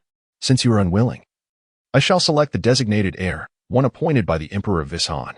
I merely hope you do not come into conflict with him." The supreme mage remarked that he resides in a world of science, thus may find it challenging to accept magic. "Who?" Solomon feigned ignorance. "He." A projection materialized in the supreme mage's hand. "Oh, I recognize him," Solomon said. "Sherlock Holmes, the most renowned detective in London." Chapter 81. A tranquil soul is not a blessing. I am not acquainted with Sherlock Holmes, but Stephen Strange is a remarkably gifted individual. Perhaps his magical talents do not rival yours, yet he possesses an extraordinary foresight, a vision beyond what you and I have ever known. The Supreme Mage has stated that I have devised a method for his education. He shall ultimately become a competent Supreme Mage. "Master, have you not shared your plans with others?" Solomon inquired. "They are unaware of the significance of the Holy Spirit and the monumental advancement that the materialization of the soul represents. However, as humans, they perceive physiological activity as life itself. The cessation of such activity signifies death, and they will inevitably mourn your departure. That is unavoidable. I can no longer bear this burden. The world demands progress, and I am merely a stepping stone towards that progress. If my death can facilitate Strange's ascension as a worthy Supreme Mage, I would willingly embrace it. Yet, you understand that the death of the body is distinct from the death of the soul, do you not?" When the elder spoke of her own demise, her expression bore no hint of evasion. Rather, it was as casual as discussing what to have for dinner. With an air of mischief, the elder remarked, "I eagerly anticipate the joy on Strange's face when I appear before him. He certainly will not be angered by my deception through death. Shall we wager an apple pie? If you can still partake in food at that time, I accept." It was only now that I discerned a particular issue. The Supreme Mage shifted to another topic. Within Kamartash, nearly everyone has spent time in human society, even the children of the mystic families. They grow up among ordinary people before deciding whether to join the mystics.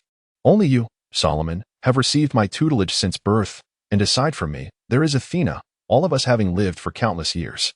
I now ponder whether my education may have been overly advanced for you. Of course, I do not refer to magical education, but rather to the education of one's worldview. Mordo and Kaecilius's objections are indeed valid. You cannot bear too heavy an emotional burden at this juncture. People in the mundane world are often tainted by various ideologies, not due to parasitic, higher dimensional bacteria afflicting their souls, but because most ordinary individuals are bombarded with an array of information from birth, be it from schools, parents, friends, or social media. Such desires ignite within a person like a torch, compelling them to emit the requisite light and warmth. Yet, with this illumination comes an array of desires, wealth, honor, beauty, and status. Only these can fuel an individual as continued burning, a truth that has persisted throughout the ages. It is for this reason that I urge my apprentices to seek tranquility of the soul. The issue, however, is that your soul has been profoundly tranquil from the very beginning.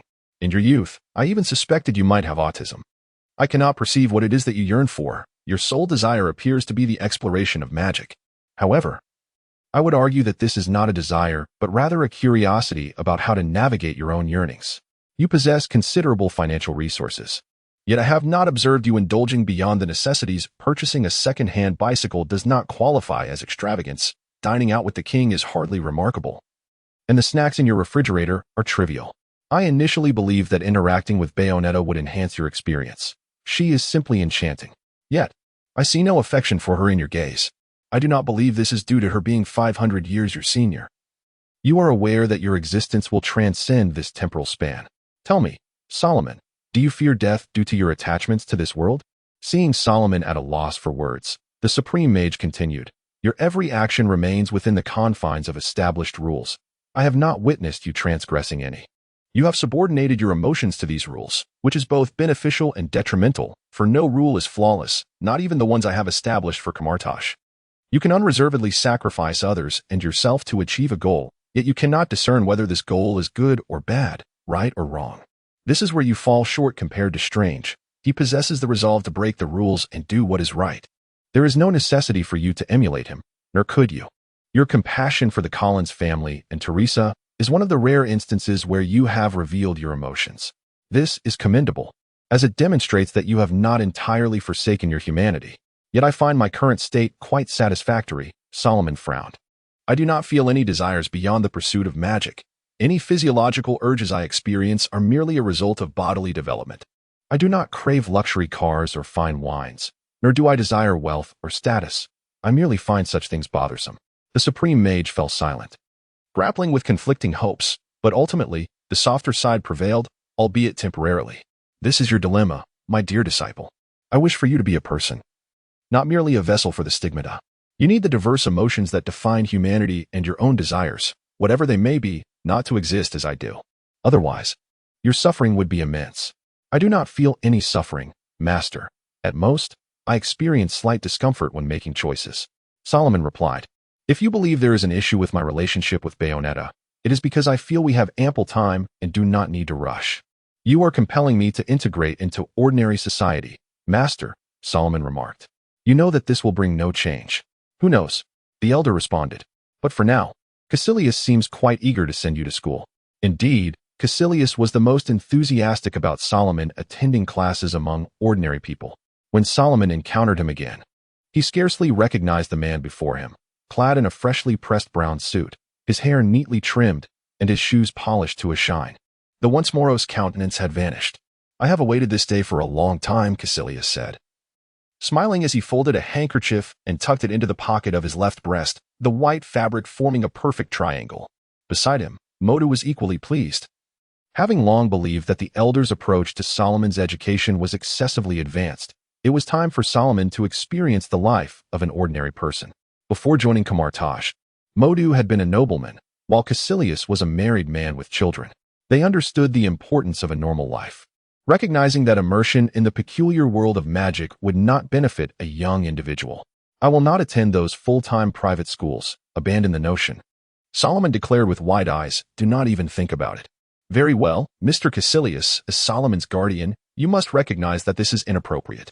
At the front of the school's office, 2 chairs stood before them as Kaecilius and Salomon sat quietly, their faces expressionless, enduring the inquiries of Mrs. Serval, the principal. The initial encounter had promised great potential. Upon Salomon's first appearance at school after a long absence, Mrs. Serval was filled with joy. For many lessons cannot be substituted by home education, even if Salomon excelled academically. However, the challenge lay in the fact that humans are inherently social beings. Many would exhibit discomfort in the face of an unexpected newcomer. Salomon's appearance bears some distinction from that of the Anglo-Saxons. Yet his attractive visage continues to garner the admiration of many young women, although Salomon politely greets them before retreating into silence. Such behavior incited the animosity of certain adolescent boys within the class. It is a common trait among many boys of that age to bully classmates in a bid to capture the attention of girls. This phenomenon, particularly prevalent in the often prematurely mature societies of the West, has evolved into an omnipresent form of schoolyard bullying. I wholeheartedly endorse the legitimate self-defense exercised by my ward. Kaecilius rose, leaning forward with his hands braced upon the table, The oppressive aura emanating from his impassive countenance compelled Mrs. Seville to instinctively distance herself. I believe it is the students who habitually disregard rules that deserve your reprimand, rather than my ward. The fact that such incidents occur under your supervision leads me to contemplate filing a complaint. There are numerous human rights organizations in London, and I am confident I can locate several. Mrs. Seville stood aghast, momentarily at a loss for words. I think it is time for us to take our leave. Kaecilius fastened the second button of his suit jacket. Tomorrow, I shall ensure Salomon arrives at school punctually. Only upon exiting the school did Kaecilius finally allow a flicker of mirth to break through his stern demeanor, erupting into laughter. Kid, he said, draping an arm around Salomon's shoulders, if you haven't fought, you haven't truly attended school. But I must say, you did quite well. It's high time someone taught those rascals a lesson. Next, you ought to find a female classmate and embark on a romantic endeavor. Only then will your life feel complete. You know full well that I have no interest in such matters, Salomon replied, exasperation evident on his face. You see, the life of an ordinary person is utterly incompatible with mine. Why must I be sent to school? Because that is what the esteemed one believes. And so we shall proceed without question, Kaecilius replied. I witnessed the face of that fellow named Yuli. Your uppercut was executed beautifully. Now you are a man. Would you care for a bit of beer?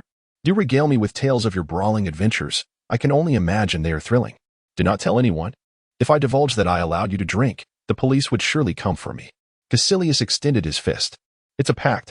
A pact it is, Salomon affirmed. His fist meeting Kaecilius's in agreement. Chapter 82. The doorless bar and interference from parallel worlds. It is utterly impossible for the supreme mage to compel Salomon to embrace the life of an ordinary person. This is not due to Salomon's reluctance, but rather the stark contrast between the magical realm and mundane existence. The bizarre permeates the life of a mystic, and even a fleeting glimpse of the magical world could plunge an ordinary individual into the brink of madness. The human body resembles a petri dish, harboring countless bacteria regardless of human awareness, and the soul too attracts parasitic entities. Upon opening his true eyes, the mystic would perceive these hyperdimensional microbes clinging to the soul. Naturally, not all of these entities are harmful. Some may even be beneficial, though certain hyperdimensional bacteria can induce mental strain. Yet, when a vibrant young maiden adorned with a kaleidoscope of parasites greets you, it is hard for anyone to muster interest. Even a hormone-fueled adolescent would falter. This explains my reluctance to engage in romantic pursuits with female classmates. Salomon set his glass upon the table, downing half of the ice-cold beer in one gulp. I scarcely caught a glimpse of their faces today. Damn it. Others in the bar shook their heads, uttering expletives.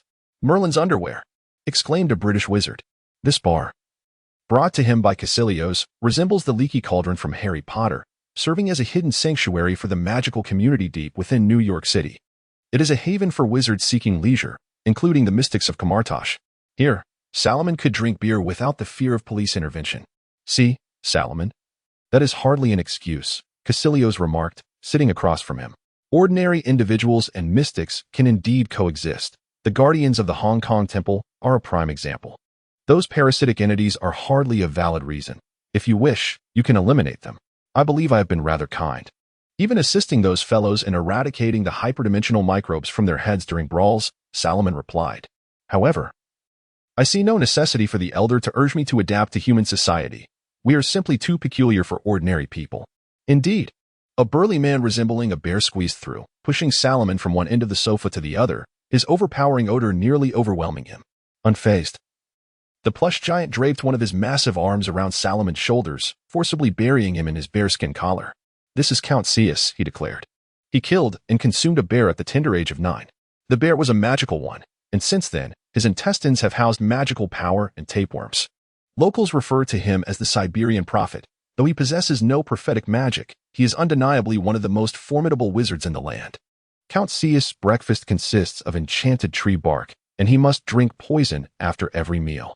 His saliva is toxic, which is why the doorless bar only agrees to serve him when he guarantees he won't spit indiscriminately.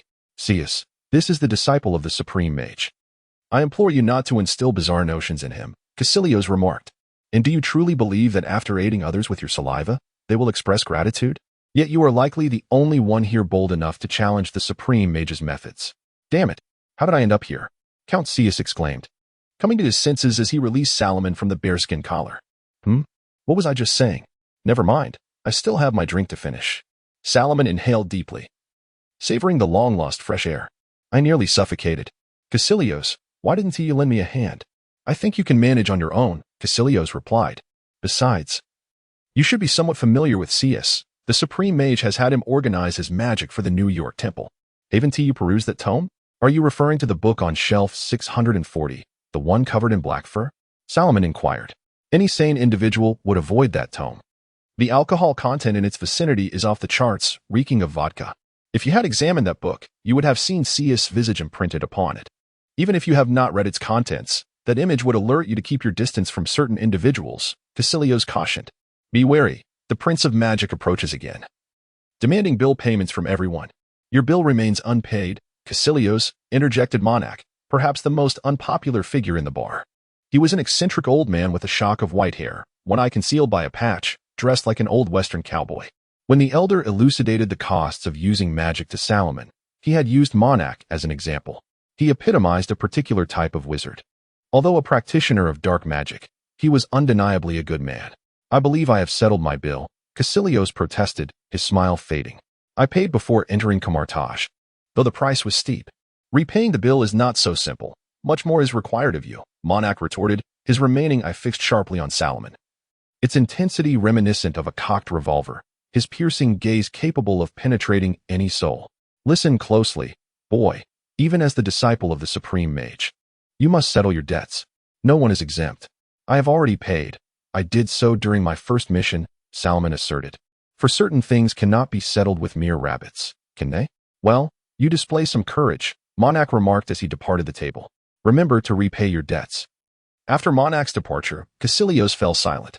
After a considerable pause, he finally spoke. He can be quite irritating, can't he? I think he is rather decent, Salomon replied. Finishing the remaining half of his beer, he burped. It is indeed beneficial for someone to remind us of what we owe. The elder cannot be expected to remind us constantly, as there are certain things that cannot be substituted with magical materials. You are quite the rule-abiding child. The elder must surely appreciate it, for the most challenging aspect of Camartage is not learning magic, but rather understanding the rules. Kaecilius inhaled deeply, downing the last remnants of his whiskey. You are doing well, truly commendable. The scent of alcohol wafted through the air. Athena sniffed around Salomon, wearing a cryptic smile. Feminine allure, and a hint of demonic essence. Little one, have you finally come to your senses and wish to drink with a woman? Yet there is no need to summon a demoness from the abyss. Can't human women satisfy you any longer? I've only had one beer, Salomon replied. If you are referring to the scent of perfume, I merely dined with my partner. Nothing more occurred. I consider myself one of the participants, Salomon added. But I am here to catch up on my studies. My sculpture course is far from complete. Tomorrow, I must return to school. The children at the orphanage haven't seen you in quite some time, Salomon, Athena remarked, pulling him toward the exit. Your tricks have captivated them. Do you know how difficult it is to lull them to sleep when you're absent? Though it may not pertain to the magical side of things, I still find it perplexing why you have taken in these exceptionally gifted children. As Athena descended the stairs with Salomon and approached the back door of the orphanage, the sorcerer remarked, I have yet to witness your cultivation of their abilities. What do you mean? Athena inquired. This is my ultimate endeavor, Salomon replied, intervention in parallel worlds, which is also one of my objectives. That sounds quite daunting. Was it assigned to you by the Supreme Mage? Athena mused. Furthermore, remember to call me Minerva in front of these children. Certainly not, he retorted. This inspiration arose from the last incident. Salomon, reluctant to elaborate further on his thoughts, shifted the conversation. Did you not express disdain for the Romans? Why then do you insist on using that name? It is preferable to revealing my name as Athena to others, the goddess of wisdom replied. Having Minerva inscribed on my license is far more palatable than Athena. Now, you must perform some tricks for the children. They miss you dearly. I can see that, Salomon said, lifting a small child who had clung to his legs. The little girl planted a fervent kiss on his cheek. Good evening, Lorna. What would you like to watch tonight? Tom and Jerry. The girl exclaimed loudly. Then we must seek the opinions of others, Salomon whispered. But as long as you don't tell anyone, I shall show you Tom and Jerry. Chapter 83. A brush with destiny. Lorna's parents are quintessentially ordinary, devoid of any remarkable genes or superhuman abilities. Yet the young girl cradled in Salomon's arms possesses extraordinary powers due to a genetic mutation. According to Athena's examination results of these children, Their mutations manifest inconsistently, leading to a volatility in their abilities. However, this transformation is destined to fade away over time. Salomon theorizes that this is a consequence of the interference from parallel worlds, leading him to ponder the fate of mutants. He now surmises that mutants do not exist in this realm. Rather, the parallel counterparts of the children Athena has taken in are likely mutants. Without this premise, the origins of their genetic anomalies and powers would remain inexplicable. Particularly, Lorna Dane, whose name is not unknown to Salomon, is referred to as Polaris in another world. Now stripped of her powers, this is perhaps a blessing, for under Athena's care, she can lead a peaceful life. Of course, one cannot entirely dismiss the possibility of powerful mutants arising due to stable interference, such as the formidable Scarlet Witch. Recognizing this parallel world interference has transformed these children into subjects of Salomon's observation, enriching his life considerably. At the very least, he can mentally distance himself from classmates adorned with bizarre, multicolored parasitic entities. Salomon's daily routine comprises the following. After breakfast, he dons the elegant robes selected by the Supreme Mage and is escorted to school in London by Kaecilius at 3 in the afternoon. He finishes classes and heads to Athena's apartment for art lessons, afterwards visiting the children. Dinner is shared at the apartment of Bayonetta and Joan, where he also indulges in some feline companionship. Post-dinner, he engages in magical studies. Before sleep, he dons his cozy sheep pajamas to bid goodnight to Dormammu in the dark dimension, forgiving him for his relentless agitation. Following the complete eradication of Jubilius, celestial beings seldom visit Earth, and when they do, they are mere minor entities. This has afforded Bayonetta and Joan ample free time. Joan has secured a position as an elementary school teacher in New York, while Bayonetta has taken on the role of a nominal nun for the financially struggling Ragna cult, focusing on funeral affairs. With the witches having idle time, Salomon's opportunities for outings have diminished, and the Supreme Mage seems to have anticipated this, commanding Salomon to achieve commendable grades. As for the other business of Kamartosh, the elder prefers that Salomon remain uninvolved for the time being. During this uneventful year of school life, characterized by Salomon's newfound habit of greeting those interdimensional bacteria and even naming them, he pursued studies and examinations like any typical teenager. Nevertheless, the influence of the magical world permeated every aspect of his existence. His cognitive speed far surpassed that of his peers, resulting in exceptionally outstanding academic performance, which qualified him for the European Union's Young Scientists competition. In compliance with the Supreme Mage's directive, Salomon begrudgingly created a rather impractical device, a chemical analyzer. This handheld apparatus features a retractable rod with a suction nozzle at one end, designed for the rapid identification of synthetic drugs, poisons, and chemicals, boasting remarkable accuracy. In the hands of a knowledgeable individual, it could prove to be an invaluable tool, yet it holds no utility for analyzing magical potions, hence Salomon's dismissal of its significance. Quite an innovative creation, Mr. Damonet, remarked the billionaire Tony Stark as he approached Salomon in the lounge, marking their inaugural interaction. Surprisingly, Salomon did not exhibit any overt excitement upon Stark's arrival, though Stark seemed unfazed by this. He waved the analyzer in his hand and mused aloud. I attempted to disassemble this contraption, and I have never encountered such technology. Did you devise this all on your own? How can you manage such feats while adorned with so many rings? This is merely an inconspicuous trinket, inconsequential in the grand scheme, far removed from your illustrious accomplishments. Salomon replied. Regarding the rings, he added, Indeed, I crafted this small device while wearing them. It posed no challenge. Salomon spoke truthfully. Stark's Iron Man suit encompassed numerous technological marvels far beyond contemporary human capabilities, with its electric propulsion and shock absorption systems being particularly exceptional. Stark's miniaturization of these technologies for incorporation into his suit is a remarkable achievement. Salomon's compliments seemed to lighten Stark's mood somewhat, yet the impatience on his face lingered. And the cost? Stark inquired, suppressing his agitation and adopting a facade of casualness. 50 pounds of gold, Salomon replied, continuing to pack his belongings without lifting his gaze. He was aware of the source of Stark's distress, yet displayed no interest in his palladium poisoning predicament, knowing Stark would resolve this matter independently. Gold? Your unit of measurement is rather archaic. However, I believe if mass production were to commence, the cost would decrease significantly. This is something that could be immediately brought to market. Stark blinked, inquiring, as you prepare to enter high school, have you considered which university you wish to attend? Are you interested in pursuing a career after graduation? No. Mr. Stark, Salomon interjected, shouldering his bag as he walked towards the lounge exit. I have stated before, this is merely a trivial creation born of whim. But you are capable of far greater, are you not? Stark countered. Your achievements are merely a hair's breadth behind mine at your age. You could accomplish far more at Stark Industries. This world requires scientists of your caliber. I believe you misunderstand my intent, Mr. Stark, Salomon replied, turning to face him with an impassive expression. Science is but a fleeting interest of mine. I harbor no desire to advance human technological progress. My endeavors are solely in response to my teacher's requests, and you certainly have no lack of researchers. I can grant you a patent. Consider it a gift, Stark insisted. I am indifferent, Salomon retorted. I've never encountered anyone quite as peculiar as you, Stark muttered, watching as Salomon exited the lounge. Before Salomon could stray far, he noticed a red-haired woman clad in professional attire approaching from the opposite end of the corridor. The mystic mage seemed entirely oblivious to her presence, not even casting a glance in her direction as he brushed past her. This was Natasha Romanoff, a spy assigned by SHIELD to monitor Tony Stark, tasked with overseeing his health and conducting psychological evaluations. Salomon wished to avoid drawing SHIELD's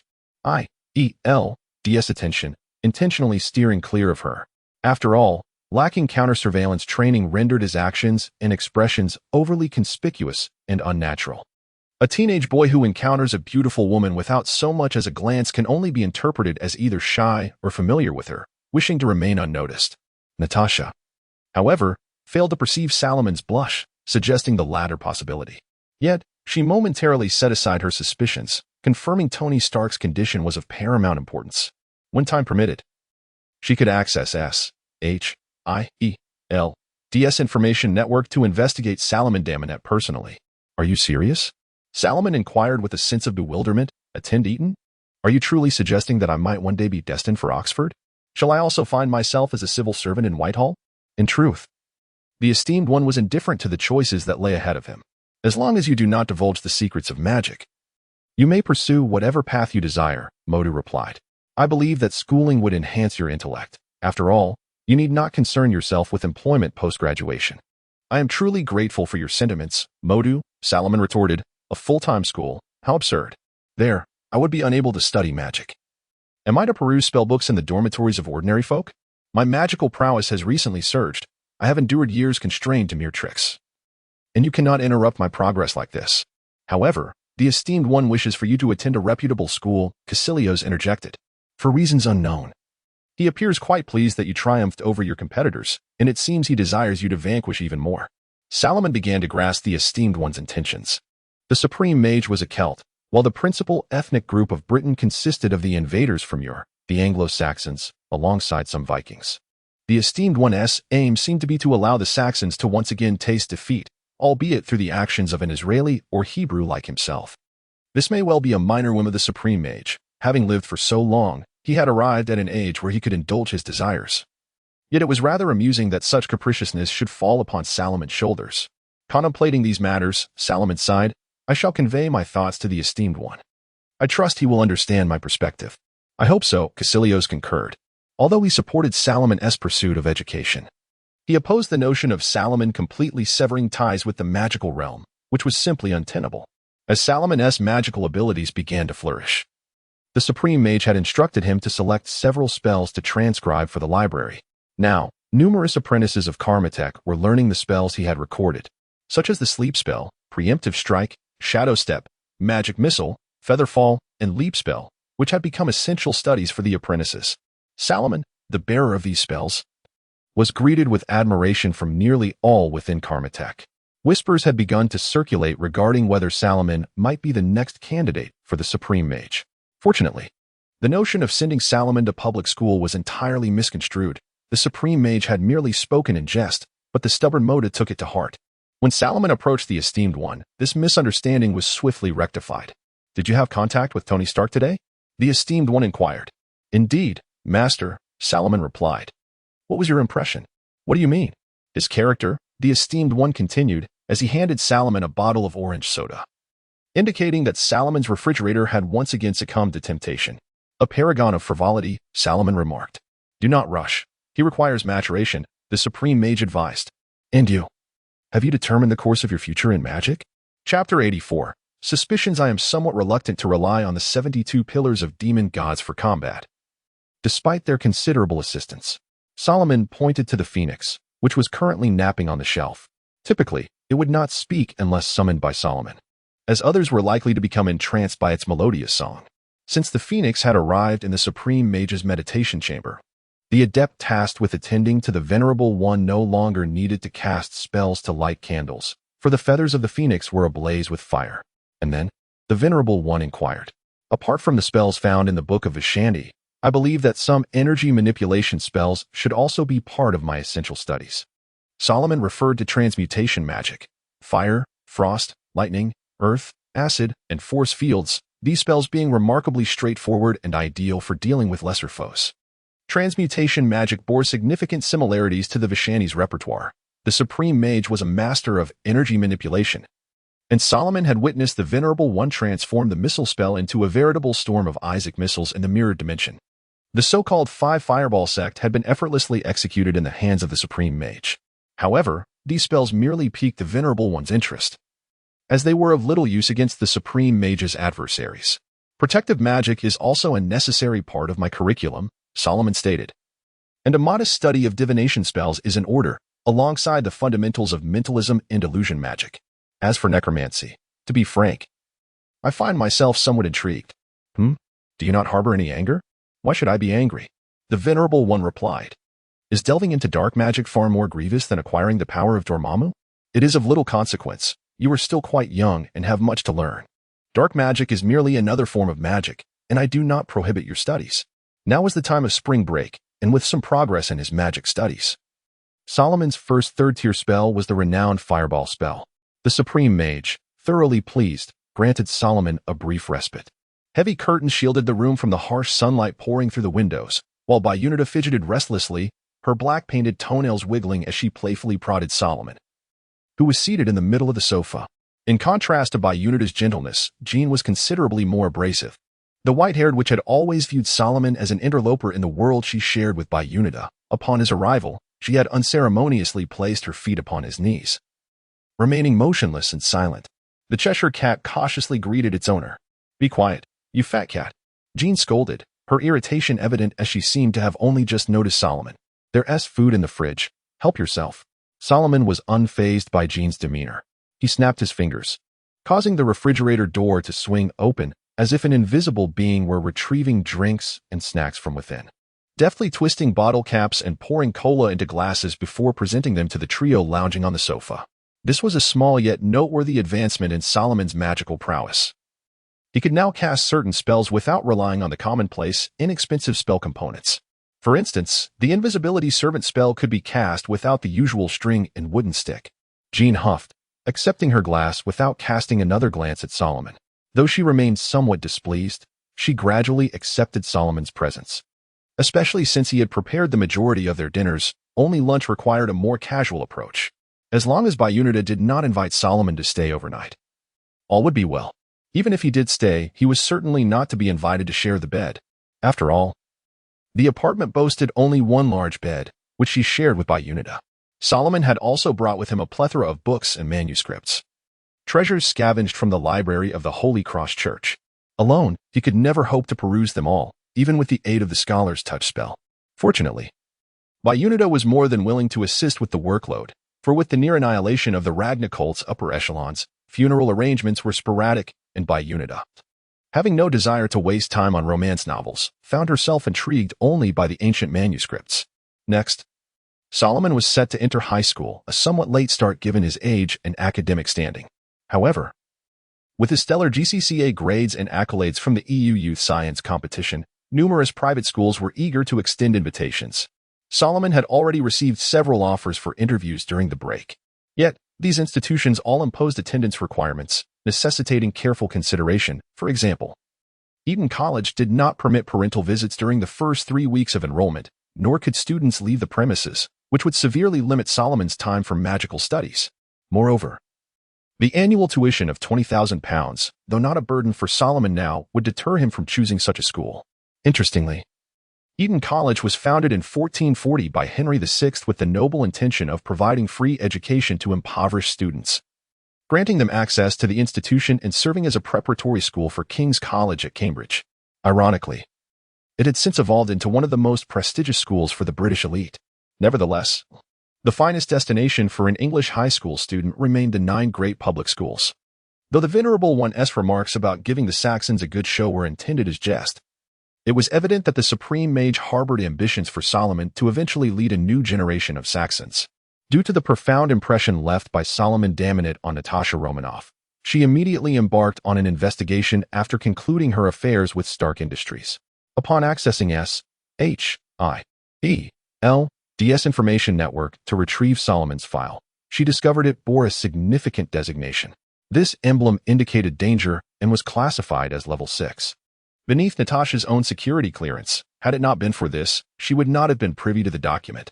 The annotator of this classification was Agent Coulson, whom Natasha recognized as the director's trusted aide, said to have partnered with Nick Fury long before he ascended to the role of SHIELD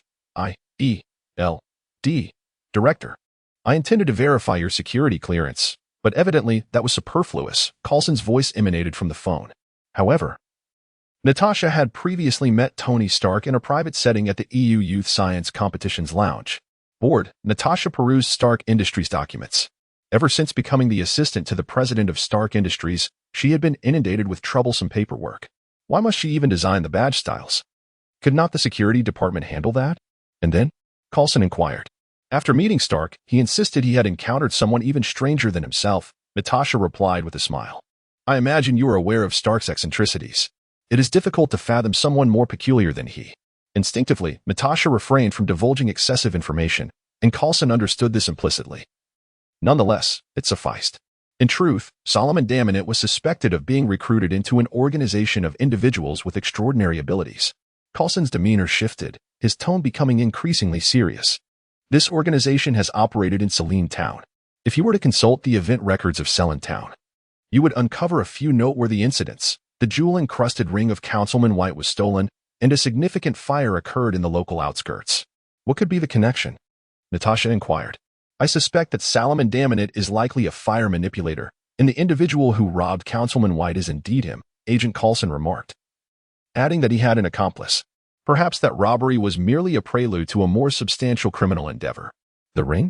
Natasha recalled the 3 rings adorning Salomon's right hand, each one remarkably conspicuous regardless of their setting. What does Councilman White's ring look like? She asked. It features a striking pink gemstone, Coulson replied. I had arranged it in a dream, Director, Coulson continued, recalling that the last lead had led to a private museum. But I had to suspend the investigation due to Stark's disappearance. Perhaps my concern clouded my judgment, as I even dreamed of leading an operation to raid that museum. I can vividly remember the museum's layout. It is truly remarkable. Indeed, it is quite remarkable. Natasha studied Coulson's operational records, narrowing her eyes. Agent Coulson did not merely dream of raiding the museum. He had genuinely executed such an operation. But why did he believe he was dreaming? Natasha Romanoff inhaled deeply. The matter was escalating, and the catch was no mere minnow.